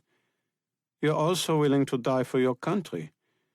Your willingness to die has nothing to do with love, and everything to do with duty, something that I can appreciate. Wrong again. A soldier is willing to die for his country because he loves his country, loves what it stands for, and more importantly, wants to protect and preserve it so that those he loves, who live in that country, are protected. He's not dying for his duty to his country. He's dying for his loved ones that rely on that country being safe. He doesn't sacrifice himself because it's his duty to protect a line drawn on a map. He does it because if that line wavers, the people he loves on his side of it might be harmed. He sat back. If you understood love, you'd understand that. Sir, ma'am, we're coming up on the target now. Kane stared out at the trees below, Katz joining him at the window. How does it feel, knowing you're about to die? Kane looked at her. I think my words would be wasted on you. Probably. How do you feel? She sat back in her seat. I wonder if I die, and there is some sort of afterlife that people like you believe in. Will I be fixed? He stared at her. Do you see yourself as broken? She looked away, a flash of emotion behind the eyes surprising Kane. Don't you? 74. Operations Center 2, CIA Headquarters, Langley, Virginia. The drone's in position, sir. LaRue motioned toward the displays at the front, and Tong punched up the feeds. Where is it? Asked Child, peering at the screen. Tong shot him a look. It's a bunker. It's not exactly supposed to be obvious. LaRue ignored them. Superimpose the plans we have. Sync it up with the landmarks. Tong complied, and moments later they were watching live drone footage with the outline of the bunker, buried underground, visible. Child cursed. That's pretty well hidden. Show me infrared. The image changed, and several large heat signatures were visible, away from the main structure. What are those? Asked Child. Probably ventilation. If I were them, I'd be on lockdown. Generators, maybe? Tong checked her station. According to the utility company, they're not drawing any power, which means their endgame has already started. Mark Terrian spoke up. Sir, the airwaves around that place are hot. There's an awful lot of comm traffic. Landlines? According to the telecom database, they've got a fiber optic connection, but it's satellite traffic. Tong pointed. What's that? Lower right. LaRue stepped closer. Freeze that. Zoom in. The image froze, the quadrant in question enlarging to fill the screen. Enhance. The pixelated image refocused, revealing several round objects painted with digital camouflage. keeping them well hidden from the casual overhead observer. But not the trained eye. Those aren't direct TV dishes, muttered Child. LaRue agreed. Definitely not. He pointed slightly to the left. Some large antennas there, too. He turned to the others. This place is fully functional. It has to be the command and control center. Tong agreed. Just the type of place you'd take down a nation from. Child spun in his chair. Yeah, but what do we do? It's going to be heavily guarded for sure. It's not like Kane can just go and knock on the front door. LaRue turned back toward the images. Check the plans. We need to find a way in for them. He pointed at Tong. And get me the director. 75. United States Strategic Command Headquarters, Offutt Air Force Base, Nebraska. Master Sergeant Nathan Wells stormed toward the server room, his security detail on his heels. Communications attempts with Captain Cartwright had failed, and the captain was the escort assigned to the Croft Technologies personnel Wells had just received orders to detain. They reached the server room door, and he swiped his pass to unlock it. It beeped a rejection at him, the security panel remaining red. He tried again, and again it failed. He stepped back and motioned for one of his men to try. Airman Anders stepped up and failed as well. They must have scrambled the lock. Wells activated his comms. This is Wells. We can't get in the room. It looks like they've scrambled the locking mechanism. Over. Get in that room, Sergeant. I don't care if you have to blast it open. Yes, sir.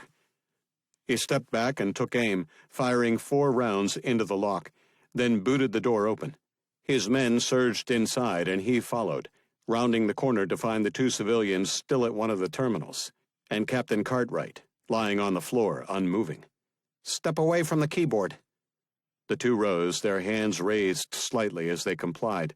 Wells indicated for Anders to check on the captain. Anders kneeled and checked for a pulse. He looked up at Wells. He's alive. Wells sighed with relief, then returned his attention to the 2 Croft contractors. What the hell did you 2 do?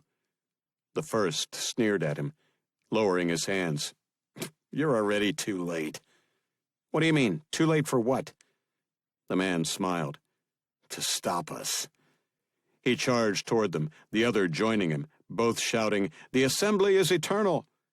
6 weapons opened up, shredding them, and leaving no way to know what they had done in the hours they had been in here, alone, unsupervised.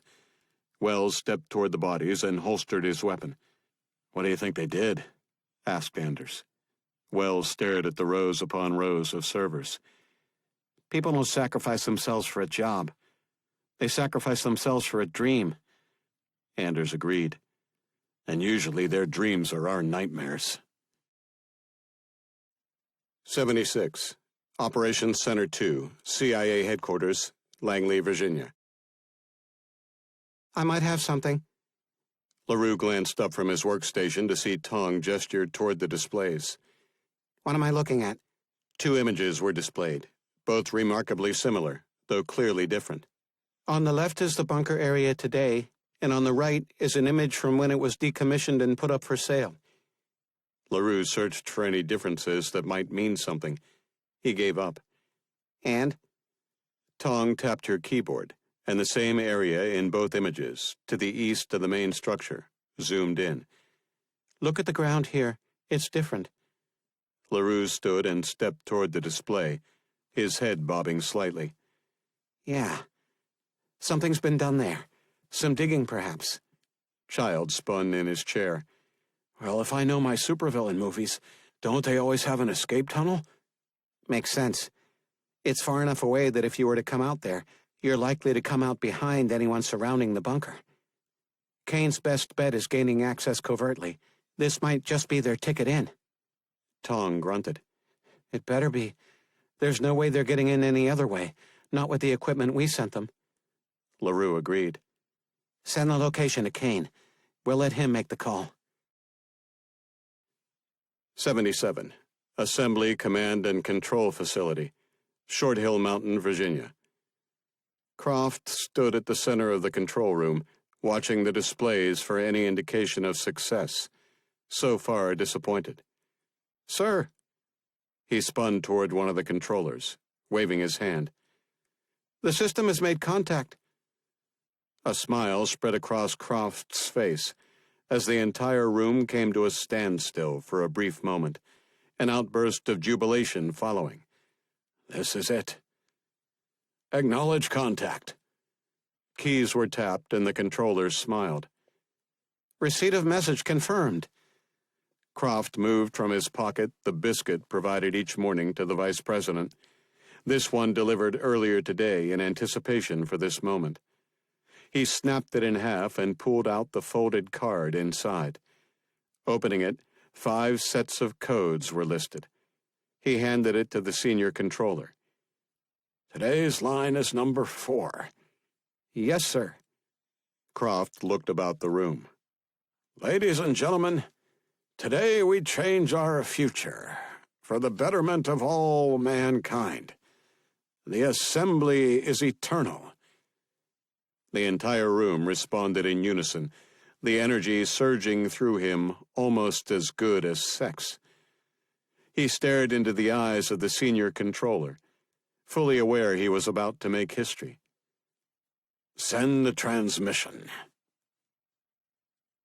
Kane pressed the trigger, the small charge shattering the still of the lightly wooded area, mostly bushes with a few larger trees interspersed.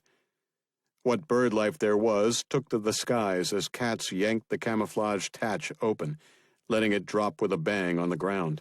Well, if they're monitoring, they heard that. We're in, and we're not supposed to be. Cats peered down the hatch, then climbed inside, quickly descending. I doubt they're prepared for us. Kane wasn't so sure. He followed, noting what appeared to be a sensor on the rim, no doubt a signal already sent to some monitoring station somewhere. Yet, as he continued down, unimpeded, he wondered if cats might be right. The facility could only hold so many people, even fewer for an extended period. The facility itself was meant to withstand any assault, which probably meant fewer guards. Possibly, not probably. They couldn't count on anything. Katz reached the bottom and spun the wheel on the hatch, pushing it open. She stepped through, weapon at the ready, and Kane followed into what turned out to be a brightly lit, freshly painted corridor, doors lining both sides. A corridor thankfully empty. Maybe it's past their bedtime? Katz looked at him, and he wondered if she even understood the concept of humor. They advanced in silence when a door opened in front of them, a buxom blonde in a French maid's outfit appearing. Wasn't expecting that. He slapped a hand over the shocked woman's mouth. Stay quiet or you die. Understood?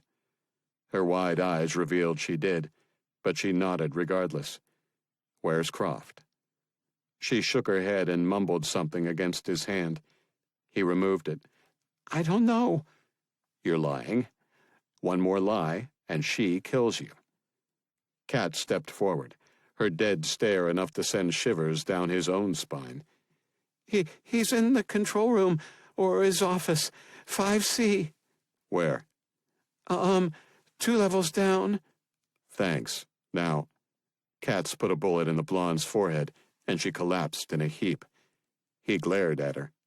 Was that necessary? She's assembly. He motioned at her outfit. She's the hired help. Not inside this facility. He frowned. She was right. Only the most devout would be here.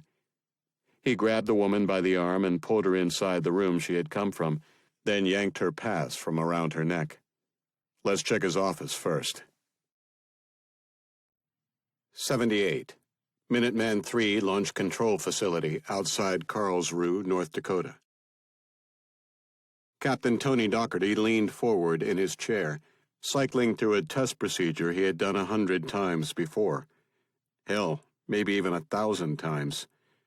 America's nuclear deterrent might be aimed at the world's oceans now, but it still needed to be functional and ready to respond, in case its nation needed it. He wondered what it must have been like in the 60s, when so many were positive nuclear war was inevitable. The men in these silos, back then, carried a heavy burden, one not really carried by today's crews. Yes, they could be asked to unleash weapons that could kill millions with the turn of a key. But what was the likelihood of that actually happening today? Minuscule. He, like many of his fellow soldiers, was bored, demoralized, and increasingly felt irrelevant in today's military. Where once his assignment was sought after and coveted, now it was something most were volunteered for, himself included. He, as they all did, had a healthy respect for the awesome responsibility they bore, though it was a responsibility that would never come. Like the boy told to man the church bell against predators, in a world where all predators had been wiped out. Hey, I forgot to tell you what happened to my dad. Doherty spun in his chair. What? He won a car in one of those charity lotteries. Holy shit. That's awesome. What kind? A convertible. Doherty whistled. Nice. Yeah, you'd think so. Think? Yeah, I guess he shocked the shit out of them when he asked for the second prize instead. His head shook in disbelief. What was second prize? A new refrigerator. Doherty's chin dropped. Wait a minute. You're telling me your dad gave up a convertible for a refrigerator? Yeah, apparently it was one of those notorious British makes. He said he wanted something he could count on to actually run. 3 ear-piercing wails erupted from the speakers, and Doherty's heart leaped into his throat. Ravenclaw, this is Castle Rock with a Red-Alpha message in 2 parts. Break. Break. Red-Alpha. Red-Alpha. He straightened in his chair, his heart pounding as he exchanged an anxious glance with Fraser. Stand by to authenticate. Standing by. The transmission, its robotic quality intentional, emotion not of help in these situations, continued. Alpha, Romeo, Sierra, Romeo, Bravo, Echo, Bravo, Tango. Authentication 211200 Lima, Echo. Doherty quickly wrote the codes on the form reserved for this situation. I have a valid message. Stand by to authenticate. I agree with authentication, sir. He rose and opened his lockbox, as did Fraser. He removed the biscuit inside and snapped it open as he returned to his seat. Removing the card inside, he compared the code to the one he had written. Holy shit. Enter launch codes. Entering launch codes. He carefully entered the sequence, Fraser's fingers working his own terminal, both of them needed in the process each step of the way. He watched his display and his eyes bulged as the coded orders were confirmed. Launch order confirmed. Doherty spotted Fraser stealing a glance over his shoulder at him. Eyes on your job, Lieutenant. Yes, sir. Sorry, sir. Target selection. Complete. Time to target sequence. Complete. Yield selection. Complete. This is really happening. 79. Assembly Command and Control Facility, Short Hill Mountain, Virginia. Sir, we've got a security breach. Croft spun toward the senior controller. What? The escape tunnel hatch has been opened. He turned toward the wall of displays. Show me. One of the panels switched to security camera footage showing 2 people, a man and a woman, climbing down the ladder. How the hell did they find us? And how'd they find the hatch? He had installed it 2 years ago in the unlikely event he needed to make an escape, though he never thought it would be necessary. Yet here were 2 people, armed, making their way into a facility that no one should know about. Send a team. Kill them. Yes, sir. And get that off my screen. Yes, sir.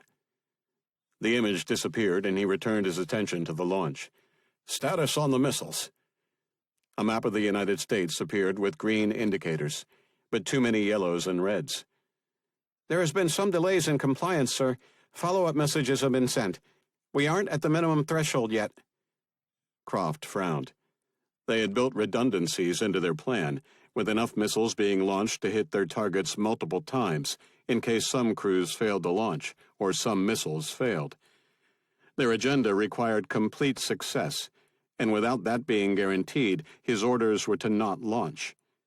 There had been too many reports of failed tests, demoralized crews, untrained crews, and other unknowns to leave things to chance. ETA? We should reach minimum compliance within 5 minutes, sir. The controller turned toward him. There's nothing they can do now, sir. We've already won. Croft admired the man's confidence, but didn't share it. He pointed at the screens. Show me the targets that have confirmed so far. The map updated. Hundreds of population centers circled. He shook his head slowly, a smile spreading. Unbelievable. The plan had been impossible to achieve until the last election, when the vice president was brought into the loop. His codes were invalid, unless the president was dead. That was easy to take care of. The hack they had installed at Offutt Air Force Base acknowledging their falsified message indicating the president's death and the vice president's succession, thus automatically updating the system to accept his codes. Once received, their hack then had confirmed the orders as if the Secretary of Defense had acknowledged the president's orders. The fail-safes were bypassed, and there was nothing that could be done now to stop it. The controller was right. They had already won. By linking the internal and external networks at Offutt, they had completed access, and the military had no clue. By the time they did, by the time they broke the connection, it would be too late. The cross-link gave them direct access to the silo crews, who had no way of knowing the transmissions were fake. And with the vice president's valid launch codes authenticated by the system, they had no reason to suspect anything was wrong.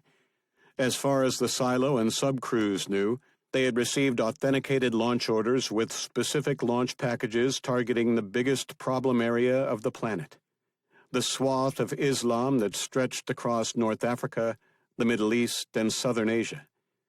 The agenda here wasn't to eliminate the problem, merely to thin it out.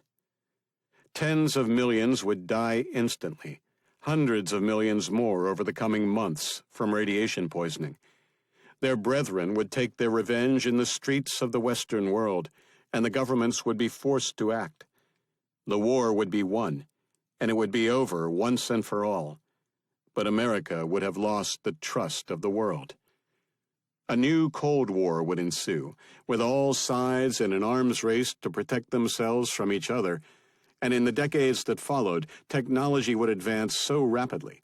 The populations of all sides would become even more interconnected, to the point where they would demand rapprochement once again, demand an end to the new Cold War, and would unite, perhaps having advanced hundreds of years in mere decades.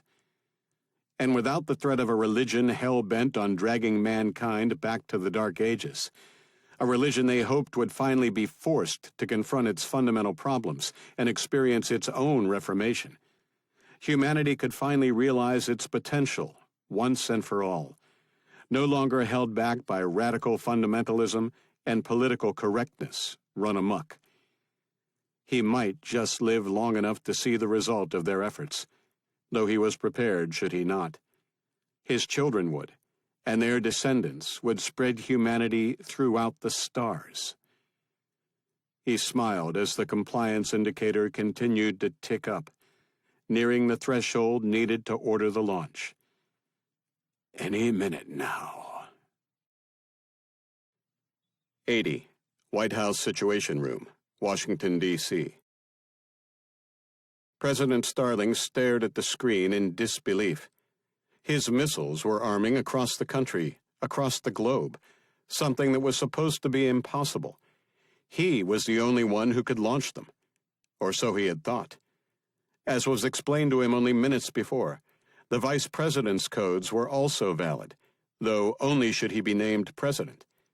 Apparently, the system thought he had. Unbelievable.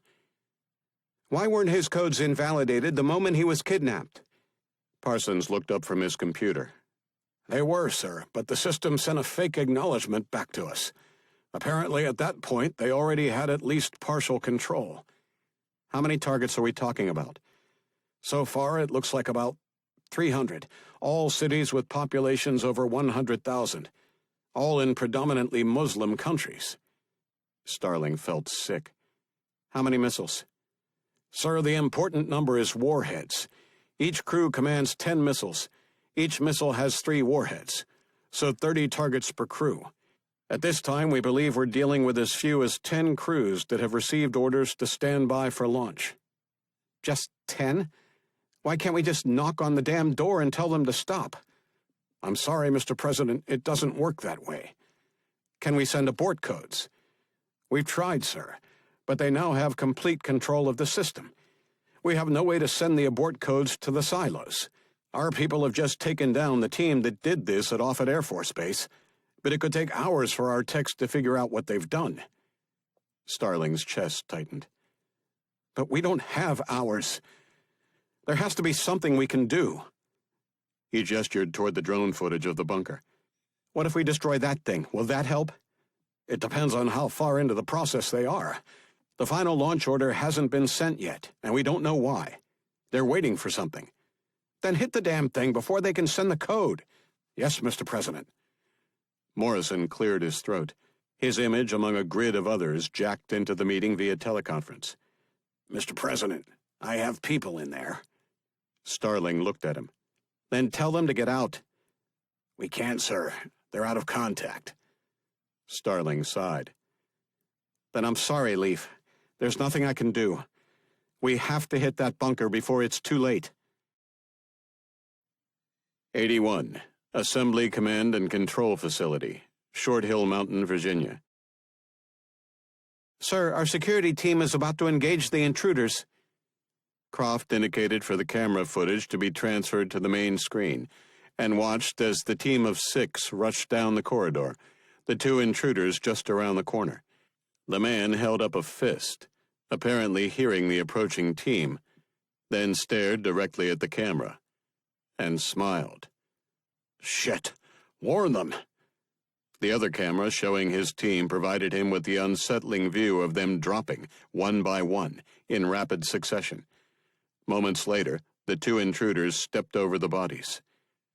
Send another team. The senior controller looked at him. Sorry, sir. That was our only team. They were never supposed to get inside. Sir, we've reached minimum compliance. Croft spun, pointing toward the man. Send the final sequence, now. Transmitting now, sir. Croft turned to the screen, the compliance indicator now in green, the map showing the impact zones filling the entire target area, as planned. Is it done? Yes, sir. The system in Offutt is sending the messages now. There is absolutely nothing that can stop the launch, sir. Croft smiled, his shoulders sagging as relief swept over him. Then we're done. He stared at the camera showing the advancing hostiles. The facility had been discovered, and the prudent thing to do would be to kill everyone who could threaten the success of the mission. Killing the hostiles had failed, and he couldn't risk them compelling one of his people to betray the cause. Unfortunately, the only way to prevent that was killing them all, obviously not a practical option. He was only 1 man against 24. He needed to empty the facility, but he had no intention of dying today, even if number 1 had other plans for him. He needed to get out of here, now, and competing with 24 others for elevators and escape tunnels might prevent that. He headed for his office, determined to get a head start. Evacuate the facility as soon as you've received confirmation that all orders have been successfully transmitted to the silos. Kane stepped through the door to sublevel 5 and checked a map on the wall, conveniently left over from the Cold War. She said 5C, right? Yes. He pointed. Just around the corner. They advanced cautiously, weapons ready. A single door came into view, the only door visible. This has to be it. He twisted the knob and pushed, surprised to find it unlocked. He stepped inside, and a woman behind a desk gasped. Katz shot her in the neck, and Kane cursed as he swept forward, sounds coming from the inner office. He smiled as Croft froze, staring at him, or, more accurately, the barrel of his gun. His hand darted for a weapon on his desk when Kane stepped closer. "I wouldn't do that if I were you." Kane grabbed Croft's weapon and stuffed it in his belt. "Mr. Croft, I assume you know Nadja Katz?" Croft stared at her for a moment as she entered the room, and he paled slightly. "Yes." He motioned toward the door. "You're too late."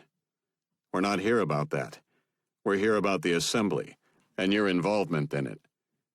Croft's eyes narrowed, clearly puzzled by his disinterest. I don't understand." "Number 7, Vice President Vance, is dead. He was kind enough to provide us with the names of 8 through 12. "I'm aware of that." Kane's eyebrows rose. "Really?" He stepped closer. "If you know that, then you must be a member of the council."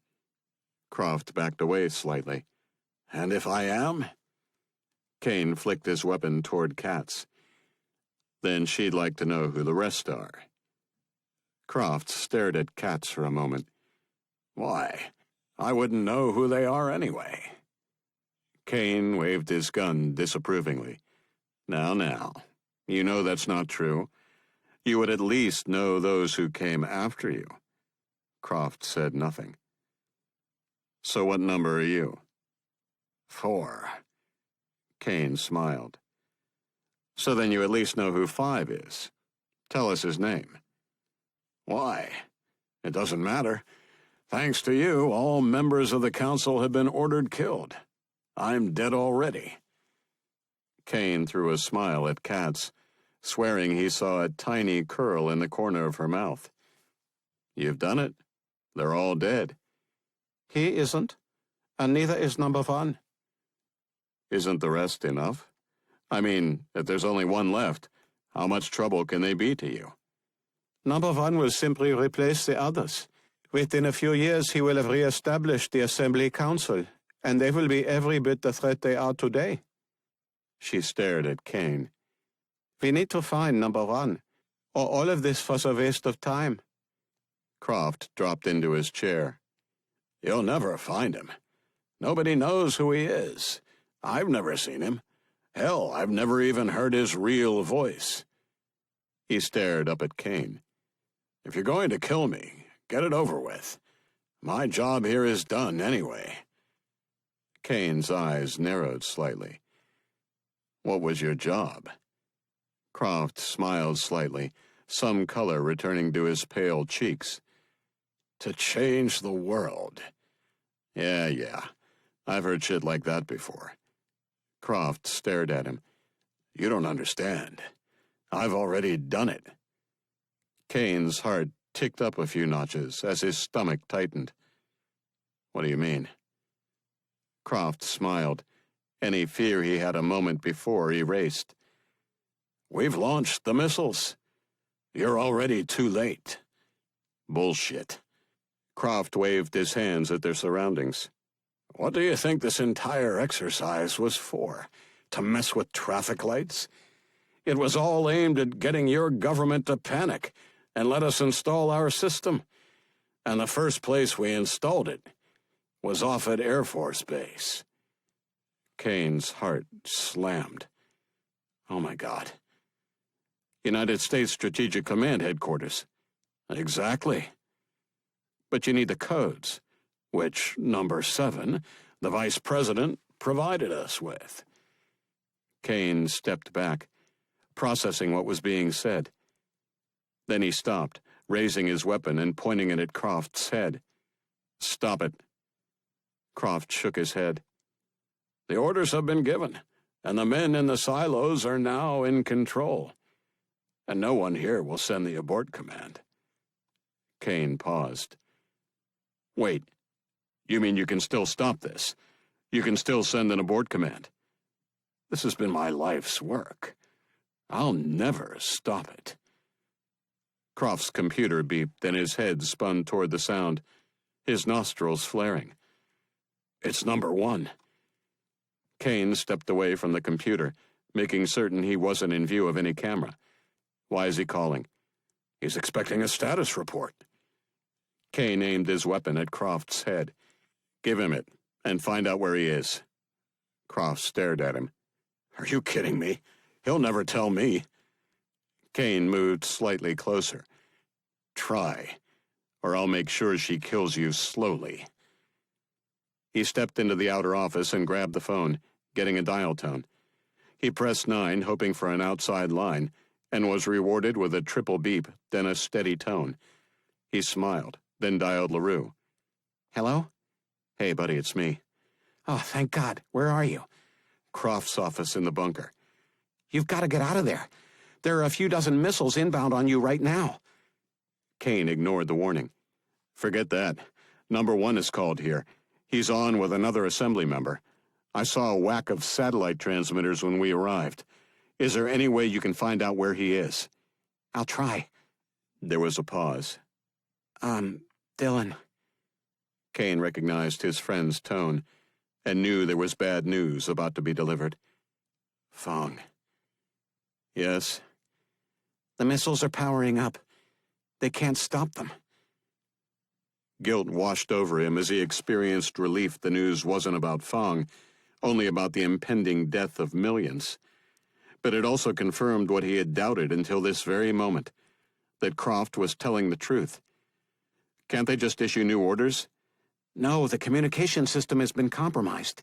We can't send orders to our own crews. Only they can. Kane turned, staring at Croft as a thought occurred to him. And they can only send it from here. That's likely. Then holy shit. Abort the hit and let me try. 82, White House Situation Room, Washington, D.C. President Starling stared at the screen showing the target location, along with dozens of inbounds. ETA to target? Parsons whispered into his phone before replying. First impact in 2 minutes, sir. We've got dozens of bunker buster missiles inbound. They won't survive, Mr. President. Starling looked at Morrison's image. Were you able to reach your people? Morrison's face was somber. No, Mr. President. But if I know my officer, he would have told you to send the missiles himself. Starling smiled slightly, appreciating the sentiment. Morrison was forgiving him. Sir, ICBM launch orders have been received. Starling leaped from his chair. Are you sure? Parsons nodded. Yes, sir, confirmed. Final launch orders have been received. He lowered the phone to his chest, his voice subdued. There's nothing we can do. The room fell silent, all eyes turning to Starling, who stood as shocked as the rest of them. Move. Now. He tore his eyes away from the screen.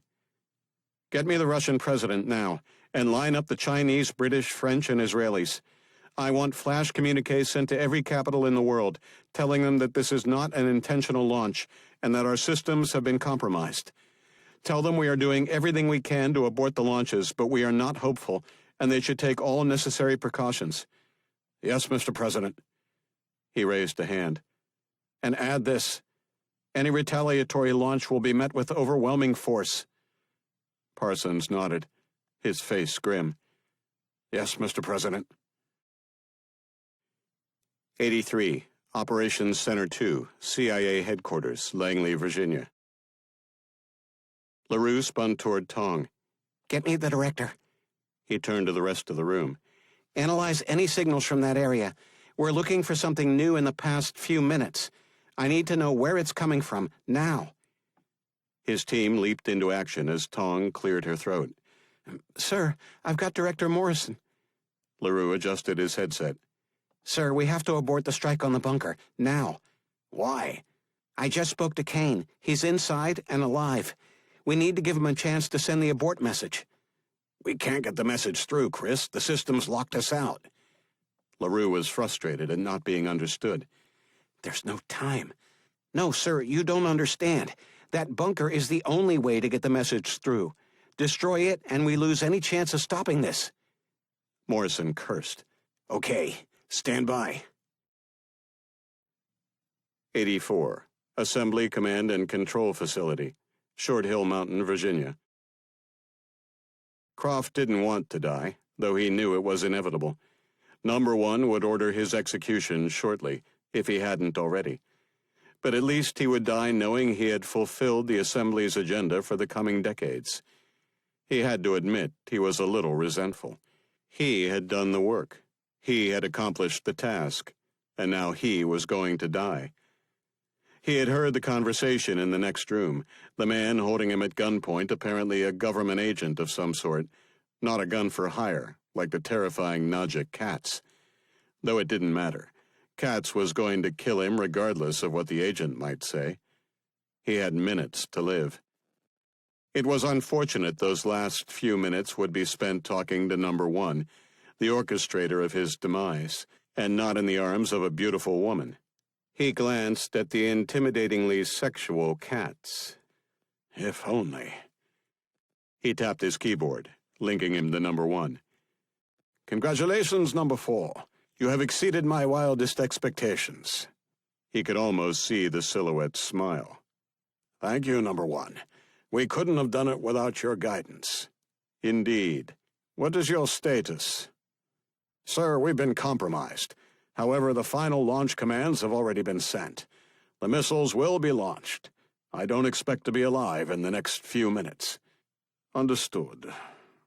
The computer-altered voice sounded even more disinterested than usual.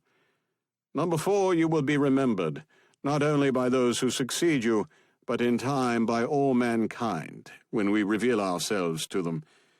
The name Roger Croft will be forever remembered and honored as the one who propelled our species to the stars. He felt a surge of pride at the words, though only for a moment, as resentment that this man's lone survival took over. He eyed Katz, her reputation well known to him. She'll slice you to pieces while keeping you alive. Sir, I'll be dead shortly, and I'm comfortable with that. But I fear for your safety. There will be hundreds of targets hit over the coming half hour. Are you certain you're safe? Don't worry about me, Number 4. The nearest target is over 3,000 miles from here, and the prevailing winds won't touch us. I will survive. The Assembly will survive. He closed his eyes and nodded. Though he couldn't care less if Number 1 himself survived, he did want the Assembly to continue. Otherwise, all the good it had accomplished throughout human history would cease, and there was so much more to be done. He stared at the image. The Assembly is eternal. The Assembly is eternal. Good luck, Number 4. The signal went dead, and Katz raised her weapon. You failed. She fired. 85. White House Situation Room, Washington, D.C. Mr. President, we have to abort the attack. President Starling spun in his chair, staring at the screen. What? Morrison leaned closer to the camera. Sir, my officer inside thinks he can use their equipment to send the abort order. The room fell silent. Explain. There's no time, sir. Abort the attack or we face World War III. Morrison was right. There was no time to debate. He had to trust his people. He rose, pointing at Parsons. Abort the attack, now. Yes, Mr. President. Phones were grabbed and orders given as everyone turned toward the screens. Live footage from the cameras of the inbound missiles showing their rapid approach. There it is, cried someone as the target became visible, the indicator showing a lock. Abort the attack, now, cried Parsons. Suddenly, the displays went dead, one by one, and Starling stared at another showing the incoming missile locations, the green triangles rapidly disappearing from the screen. Parsons sighed, dropping into his chair. Attack aborted, Mr. President. Starling closed his eyes, then was nearly sick when Parsons continued. Let's just hope we didn't give them time to send another launch order. Starling returned to his chair, suddenly not confident he had made the right choice. 86, Operations Center 2, CIA Headquarters, Langley, Virginia. Did you get that? LaRue nodded at Kane's question. Yes, Does it help? LaRue wasn't sure. it might. I'll get back to you. Okay, buddy. The call went dead, and he turned toward the display. Okay, number one is apparently in a location at least 3,000 miles from the nearest target, with prevailing winds that won't reach him. He pointed at a display showing all the known target locations, the information pulled from the target packages delivered to the silos. A swath across the equator was about to be eliminated.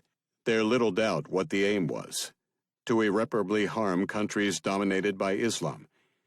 Okay, show me all the locations we think that transmission was coming from.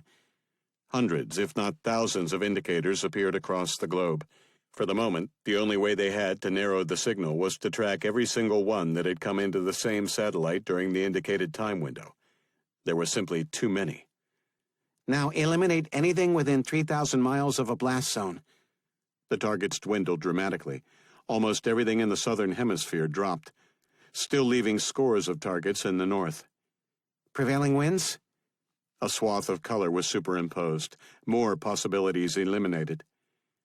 Okay, pull the satellite logs. See if any of those have communicated with that bunker in the past several months. Child cursed. We don't have access. It's Russian. 87, White House Situation Room, Washington, D.C. Starling had never liked the Russian president. The man was an arrogant asshole, and the condescension in his voice was almost enough to wish a few of the missiles about the launch would stray off target. The lecture he was receiving was wasting everyone's time and was pointless, though pissing the man off wouldn't be wise.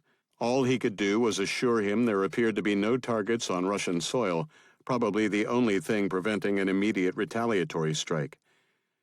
Sir, we need access to the Russian Meridian 7 satellite immediately. Starling glanced at Morrison, muting his side of the call. Why? We need its communications logs. He repeated the question, knowing full well the Russian president would be asking him the same. We might be able to identify who's behind this. He was using it to communicate with his team. Starling unmuted the call, interrupting the lecture. Mr. President, I'm sorry to interrupt, but my people tell me that they need to access the communications logs of your Meridian 7 satellite. There was a pause. Why? Apparently, the person behind this situation was using it to communicate with his team. Those logs will help us identify this individual and bring them to justice. And why should I trust you, Mr. President? You are about to condemn the peaceful people of the world to Armageddon. Starling sighed, gripping his temples. Mr. President, Vlad, please. This may be our only hope of stopping this before it's too late, and seconds count. There was a pause. Very well. You will have it. Starling smiled, leaning back. Thank you, Mr. President, and God save us all. 88, Minuteman III Launch Control Facility, outside Carlsruhe, North Dakota. Captain Doherty's pulse pounded as the speaker blared another alert. The wait had been interminable and unexplained. This was not the way things were supposed to happen, though after this he would review the book once again. He had always assumed everything would be done in a hurry, but perhaps that was just in the movies. Begin countdown. T-minus 60. He closed his eyes for a moment, realizing the hurry he had been expecting had arrived. He removed the key from around his neck, then glanced at Fraser. Ready? Fraser nodded, the fear in his eyes obvious. Okay. Insert launch key. Fraser inserted his key. Launch key inserted. Copy. On my mark, rotate launch key to set. He stared at the key, surrounded by 3 options: safe, set, and launch. Could this be a drill? He dismissed the idea. Not with this long a wait. 3, 2, 1. Mark. He turned the key to the set position, the missiles under his control now ready to receive commands. He glanced at his partner, his hand still on the key, shaking as much as his was. Fraser sniffed. Roger. Key to set. Doherty closed his eyes. Enable missiles. Roger. Enabling missiles. Fraser reached over, flipping red covers out of the way, toggling the switches underneath, green indicators replacing red. Number 1 enabled. Number 2 enabled. Number 3 enabled. Doherty tuned his partner out as the horror of what they were about to do took full hold. This was actually happening. On the screen, cameras showed the missiles powering up, and the countdown, updated every 10 seconds, continued to blare from the speaker, inexorably pushing them, willingly or not, toward nuclear war. Sir, all missiles are enabled. Doherty sighed, gripping the key again. Copy. On my mark. Rotate key to launch.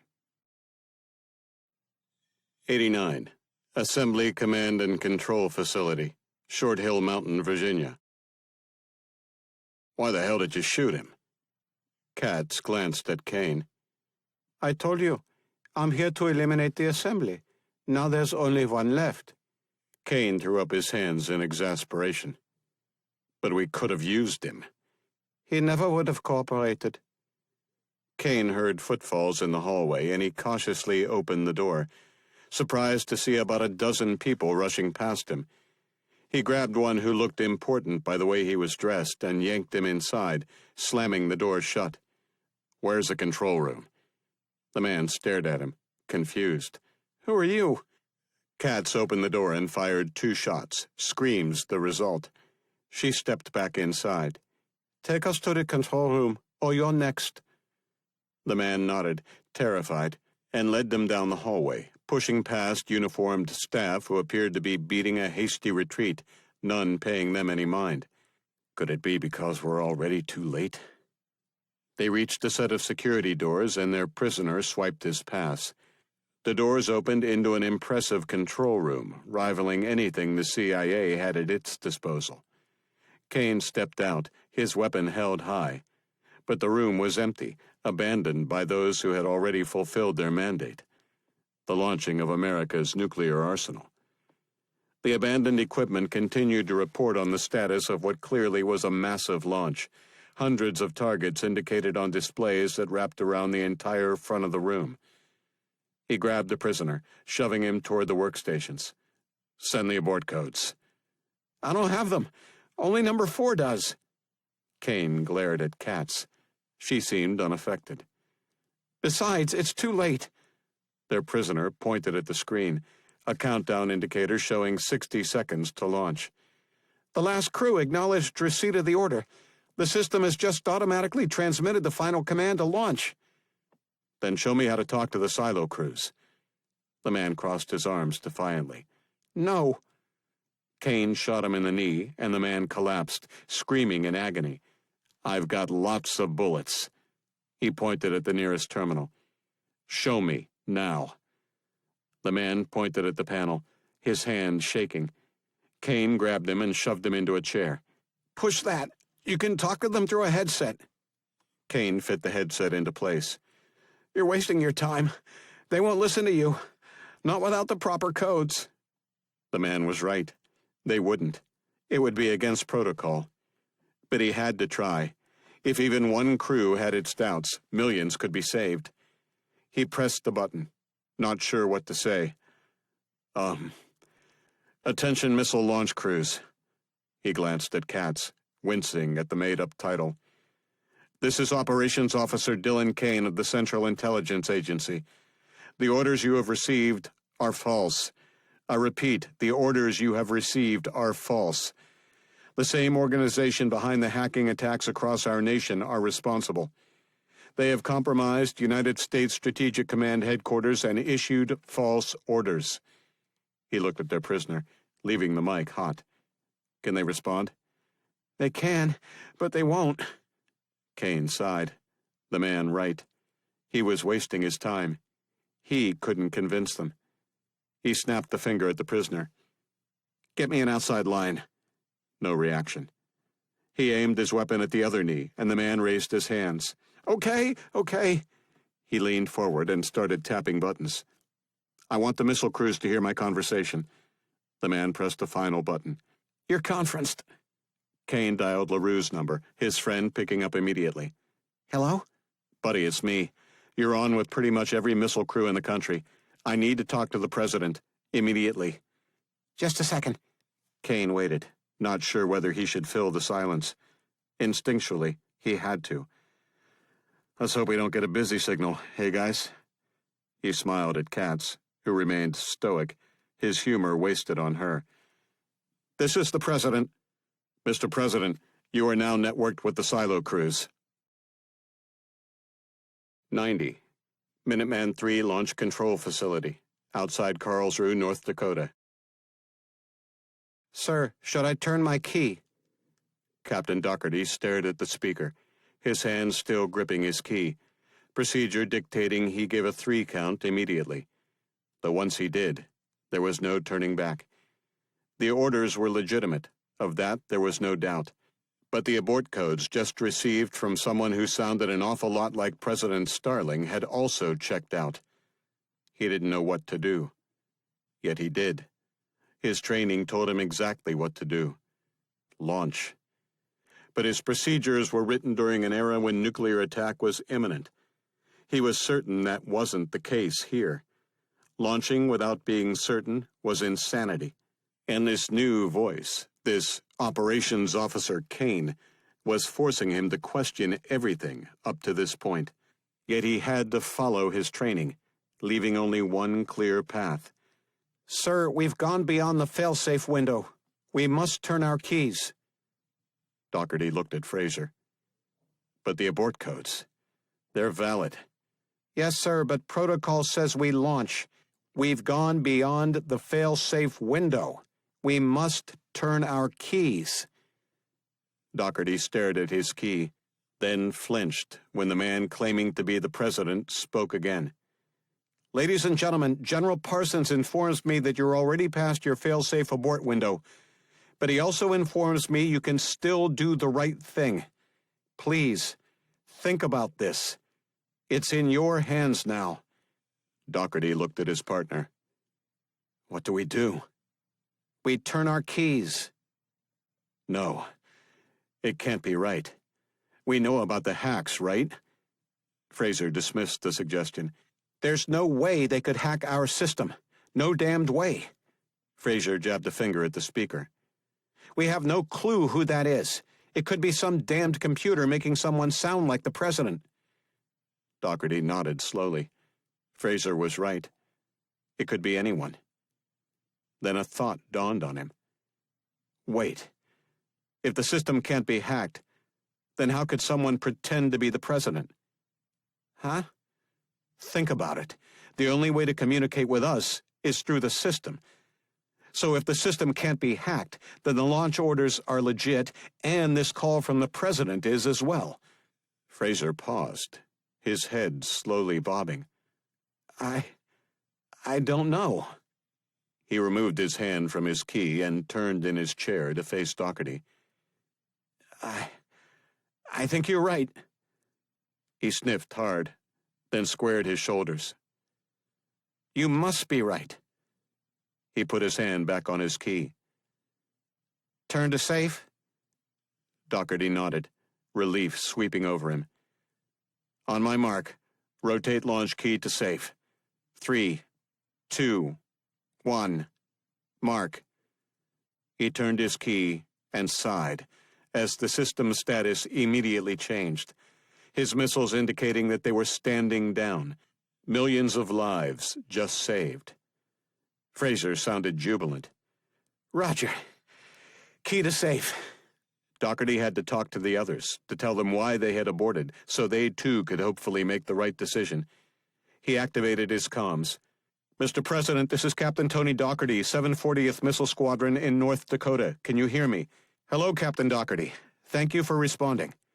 "Sir, we are standing down. Can you connect me to the other crews?" There was a pause. "You're on, Captain." "Thank you, Mr. President. This is a message for the crews out there who haven't made up their minds yet. Some of you probably know me and my partner here from training or serving together.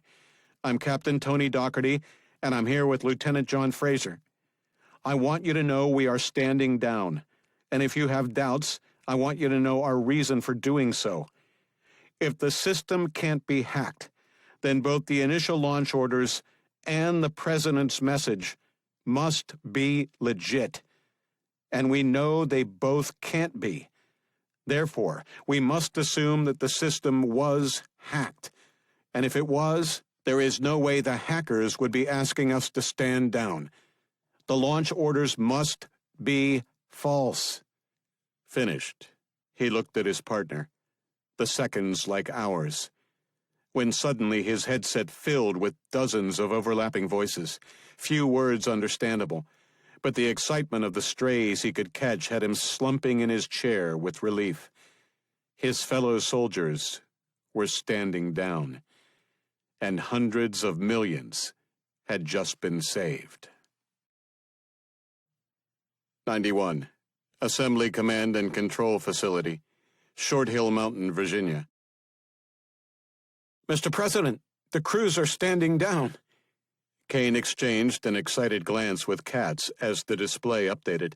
Someone at the President's location delivering the news over the networked comms. "All of them?" asked President Starling. "Yes, sir. Every one." Kane dropped into one of the chairs, his shoulders slumping as the count of armed missiles rapidly dropped, eventually hitting 0. Starling's voice came through his headset. "Ladies and gentlemen, I thank you for your faith.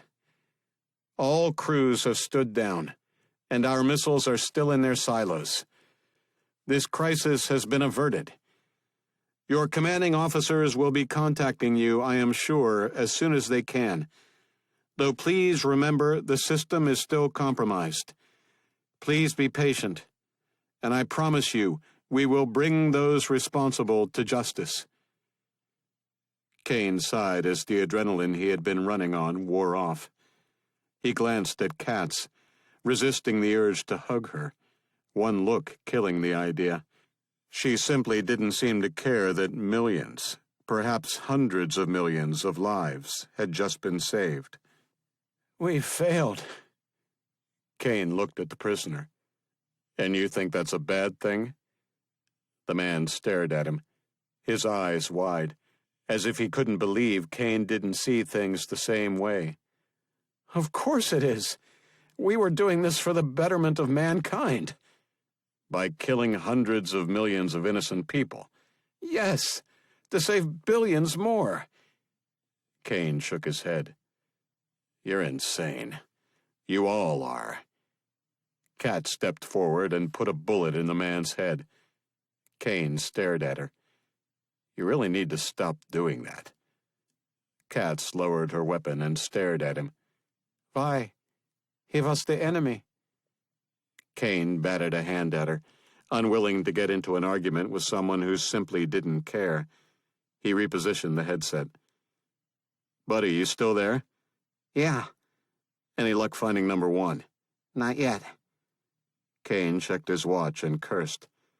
There wasn't much time before Katz's window was up. He turned to her. "Please tell me where they are." "No. You didn't deliver on your end of the bargain. Number 1 is still alive." "Yes, but 11 others are dead, and once we find him, we'll kill him too." "I have no guarantee that will happen."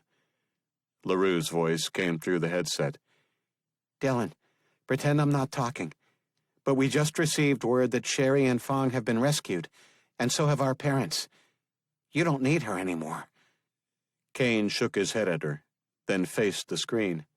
He tossed the headset casually onto the console, then drew his weapon, spinning around to find Katz's already pointed at his head. Well, this is awkward. Katz's eyes dropped slightly to see his gun pressed against her chest. So I guess now the question is who can pull the trigger the fastest. She smiled slightly. There is an alternative. I'm listening. We each go our separate ways. She jerked her chin toward the headset he had tossed aside.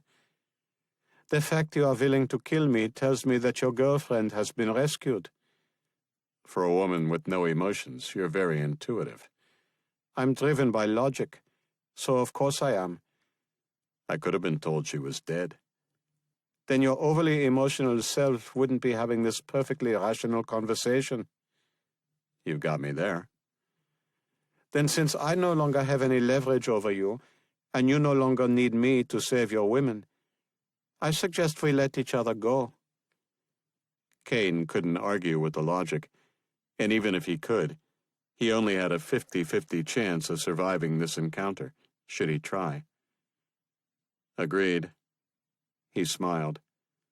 So, who will lower their weapon first? The answer was delivered with Katz's usual matter-of-factness. You will. I don't think so. She stared at him. I'm not the emotional one here. You are. Kane sighed. She was right. Fine. He lowered his weapon, slowly, and she mirrored his moves, both soon aimed at the floor. Then we have an agreement? Yes. Good. But there is one last thing I want from you. Kane eyed her. What's that? She told him, and he chuckled. I'm not sure if I can deliver on that, but we'll see. 92, Williams Residence, Bronx, New York. Larissa stood with her back against the apartment building doors, her chest heaving, tears streaking her cheeks. Her eyes closed as she struggled to calm herself. The food she had stolen from the hospital was gone. She had barely managed to avoid getting arrested, or worse, and she had no idea what she was facing when she went upstairs. Ma'am, are you okay? She yelped, opening her eyes and pressing against the doors even harder as two heavily armed men strode toward her. Then she caught her breath. Do you work with Leon? One of them smiled. You must be Larissa. I'm Jagger. This is Casey. His eyes narrowed. Are you okay? She nodded, wiping her tears away with the back of her hand. My boys, are they all right? Yes, ma'am. Atlas is with them now. She sighed in relief as they led her to the elevator. She looked at Jagger. Atlas? He chuckled. Just a nickname, ma'am. He inhaled, expanding his chest and imitating muscles. You know, strong enough to carry a planet on his shoulders?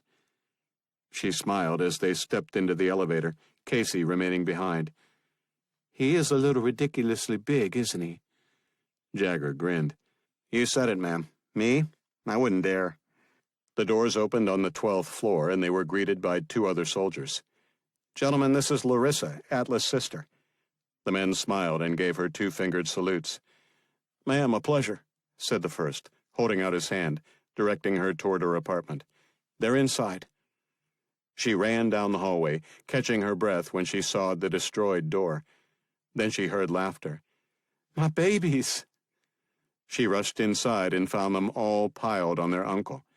Mom! cried Michael as he extricated himself from the tangle of limbs. Suddenly she was surrounded by bundles of energy she had feared she would never see again. Oh, my little darlings. Are you okay? Are you hurt? We're fine, Mommy. Michael pointed. Look, Mommy, it's Uncle Leon. He came over and gave her a hug, his massive arms enveloping her in a cocoon of security and comfort. She closed her eyes, feeling safe for the first time in days. Thank you for helping my boys. Any time, sis. Any time. She pushed away. Shannon? She didn't make it. Tears filled her eyes, and her heart ached. Oh, no. Who did it? Apparently her boyfriend. She gasped, her hand darting to her mouth.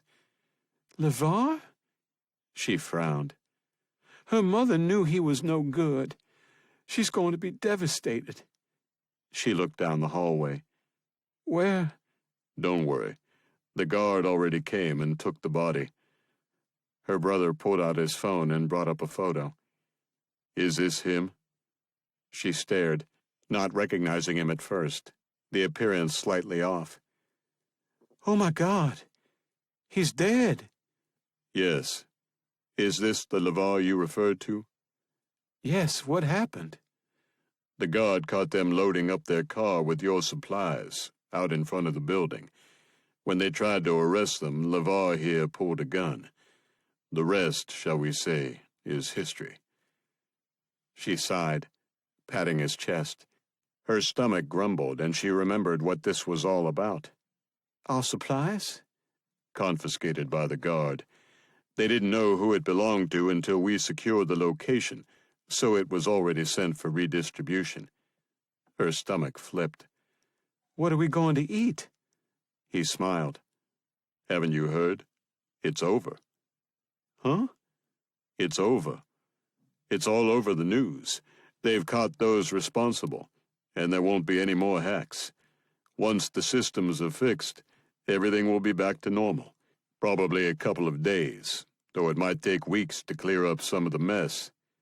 No nuclear war. No more nut bars trying to take down our cities. Larissa's eyes narrowed. Nuclear war? What the hell has been going on since I left the hospital? Her brother laughed, wrapping an arm around her shoulders.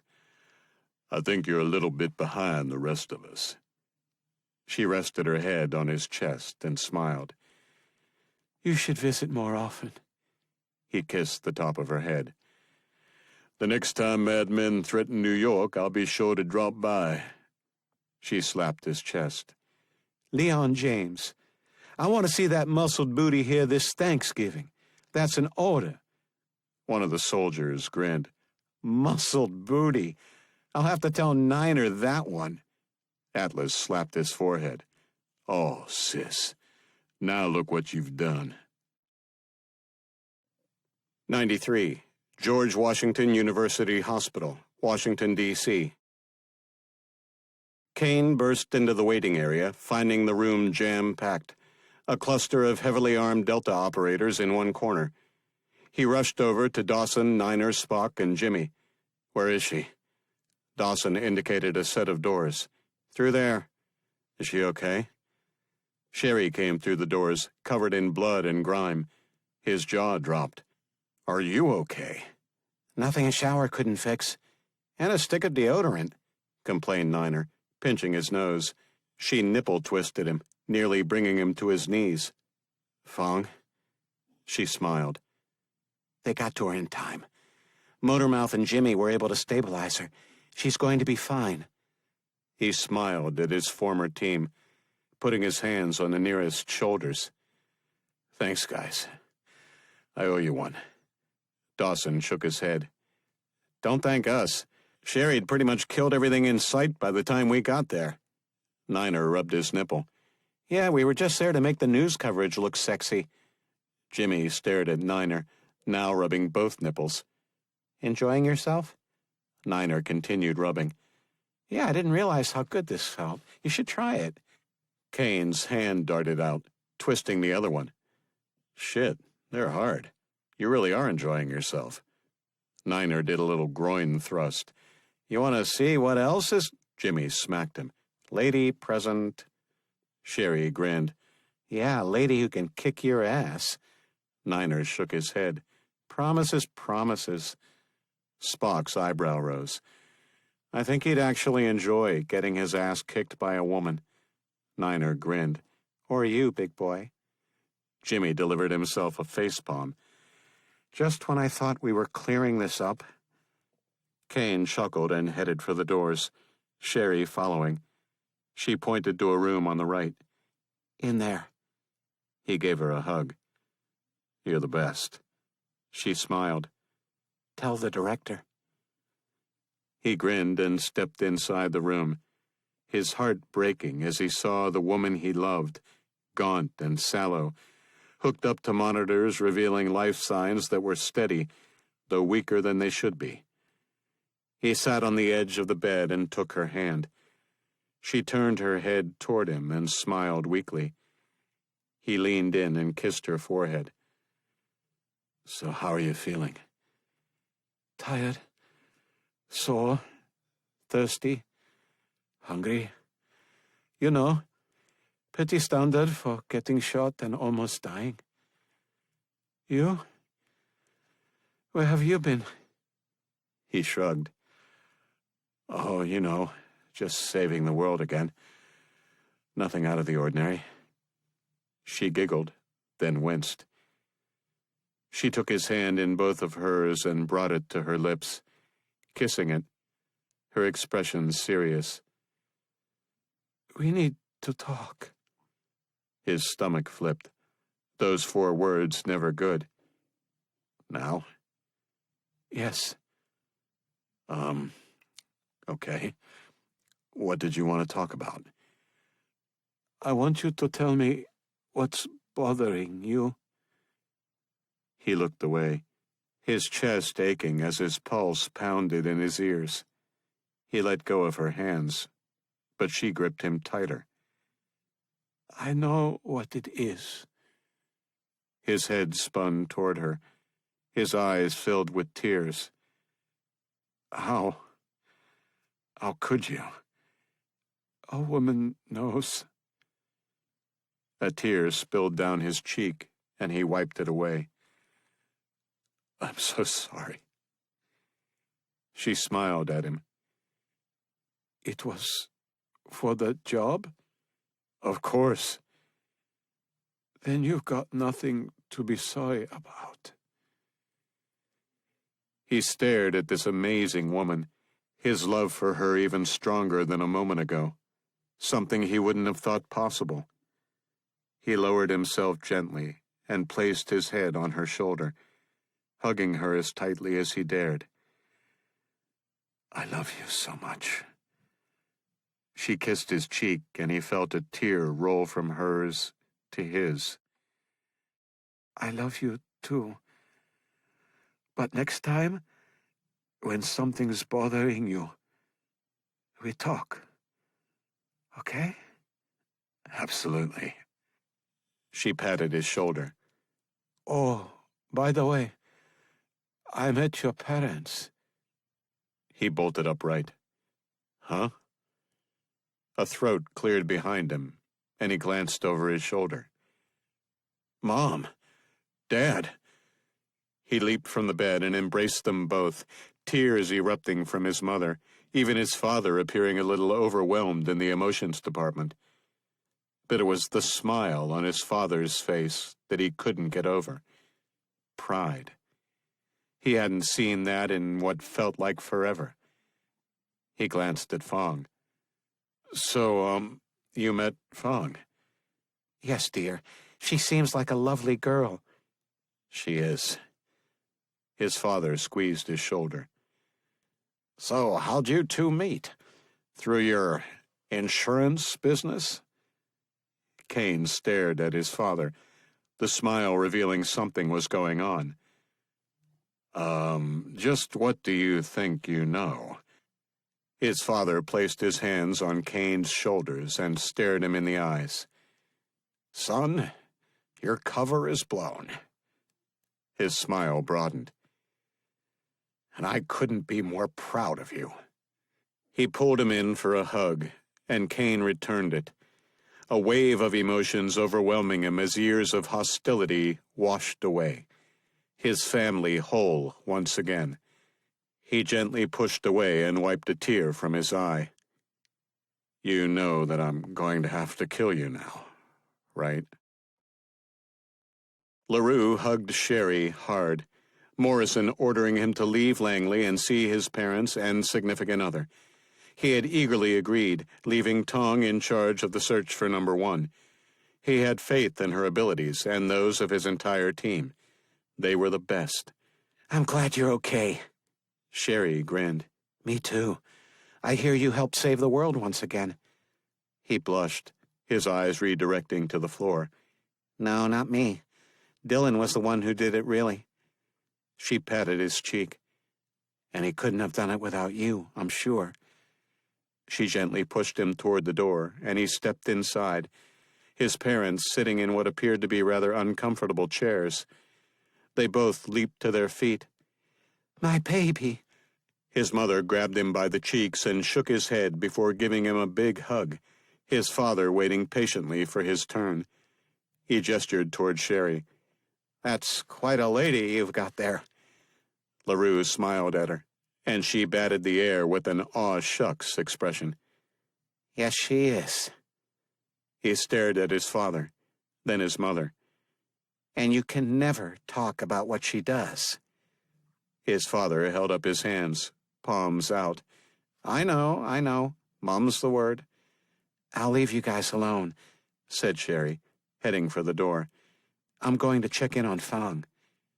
His father held up a finger. Are Rick and Jen with her? I think so. Then may we join you?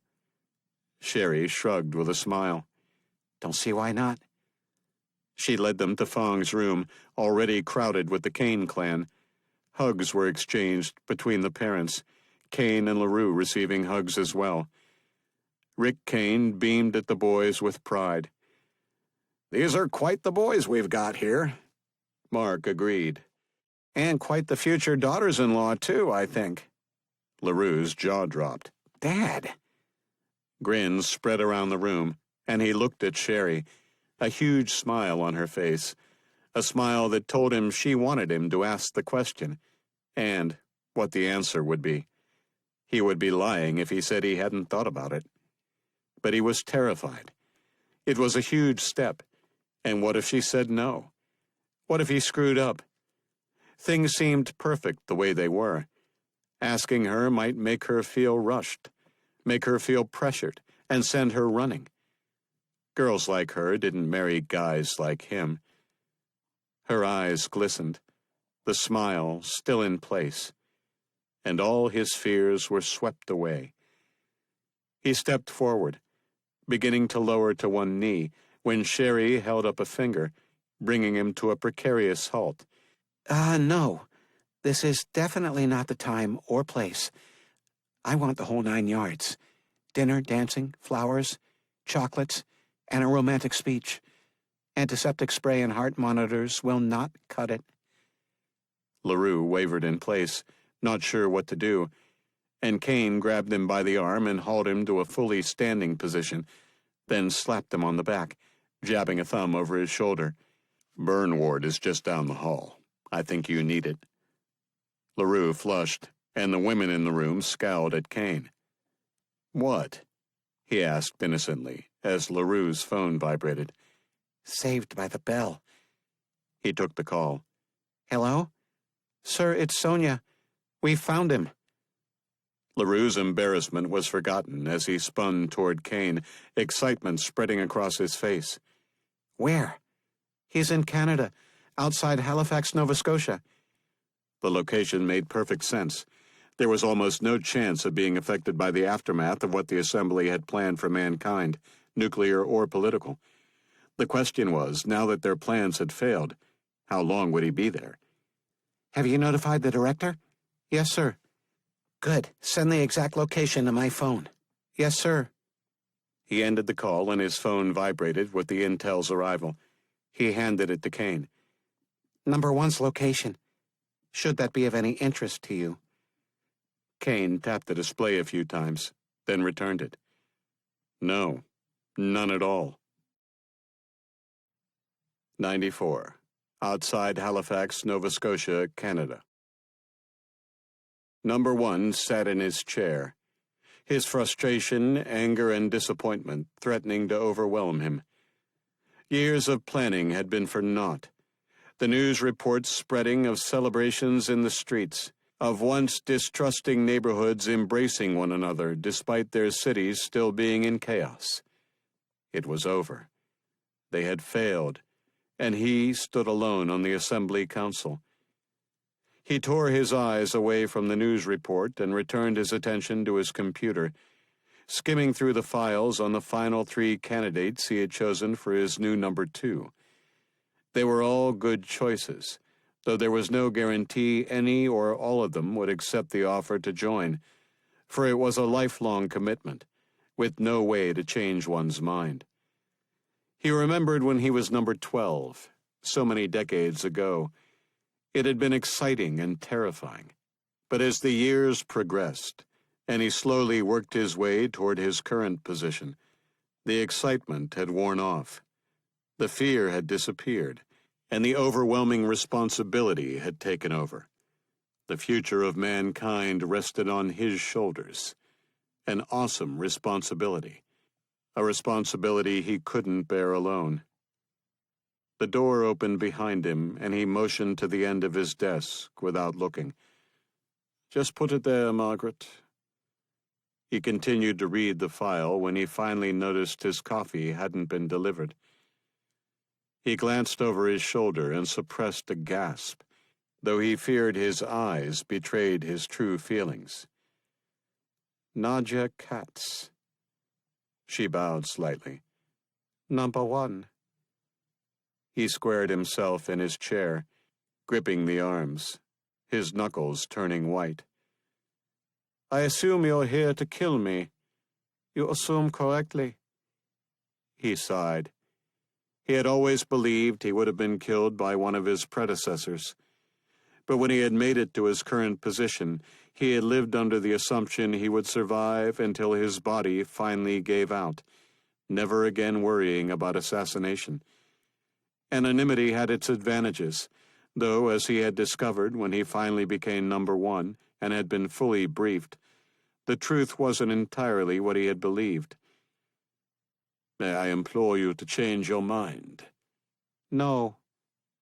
But in killing me, you risk an organization that has been around for longer than you can imagine, bettering mankind." Katz stared at him, unmoved. "You should know me enough to know that I don't care about mankind or its betterment." Number 1's head slowly bobbed. "No, I suppose you don't." His shoulders slumped. "Then I suppose this is the end." "Yes." He raised a finger as the thunder of choppers sounded in the distance. "Ah. I assume that is the team sent to arrest me. I wonder how they will react when they find me dead, rather than brought to justice." She stepped closer. "They told me where to find you. And how could I have possibly got here before them?" His eyebrows rose slightly. "Interesting. Then I was always to die." She raised her weapon. "The assembly is finished." He smiled at her. "No, my dear. The assembly is eternal." She put 3 in his chest, then 2 in his head as the computer beeped, a silhouetted image appearing. "Number 1, I must speak with you." This concludes The Agenda by J. Robert Kennedy, narrated by Adam Barr. Copyright 2017-2024 by J. Robert Kennedy.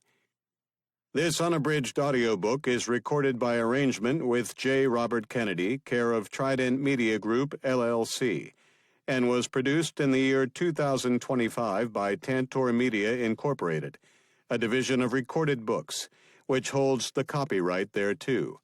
Please visit Tantor.com for more information on our growing library of unabridged audiobooks.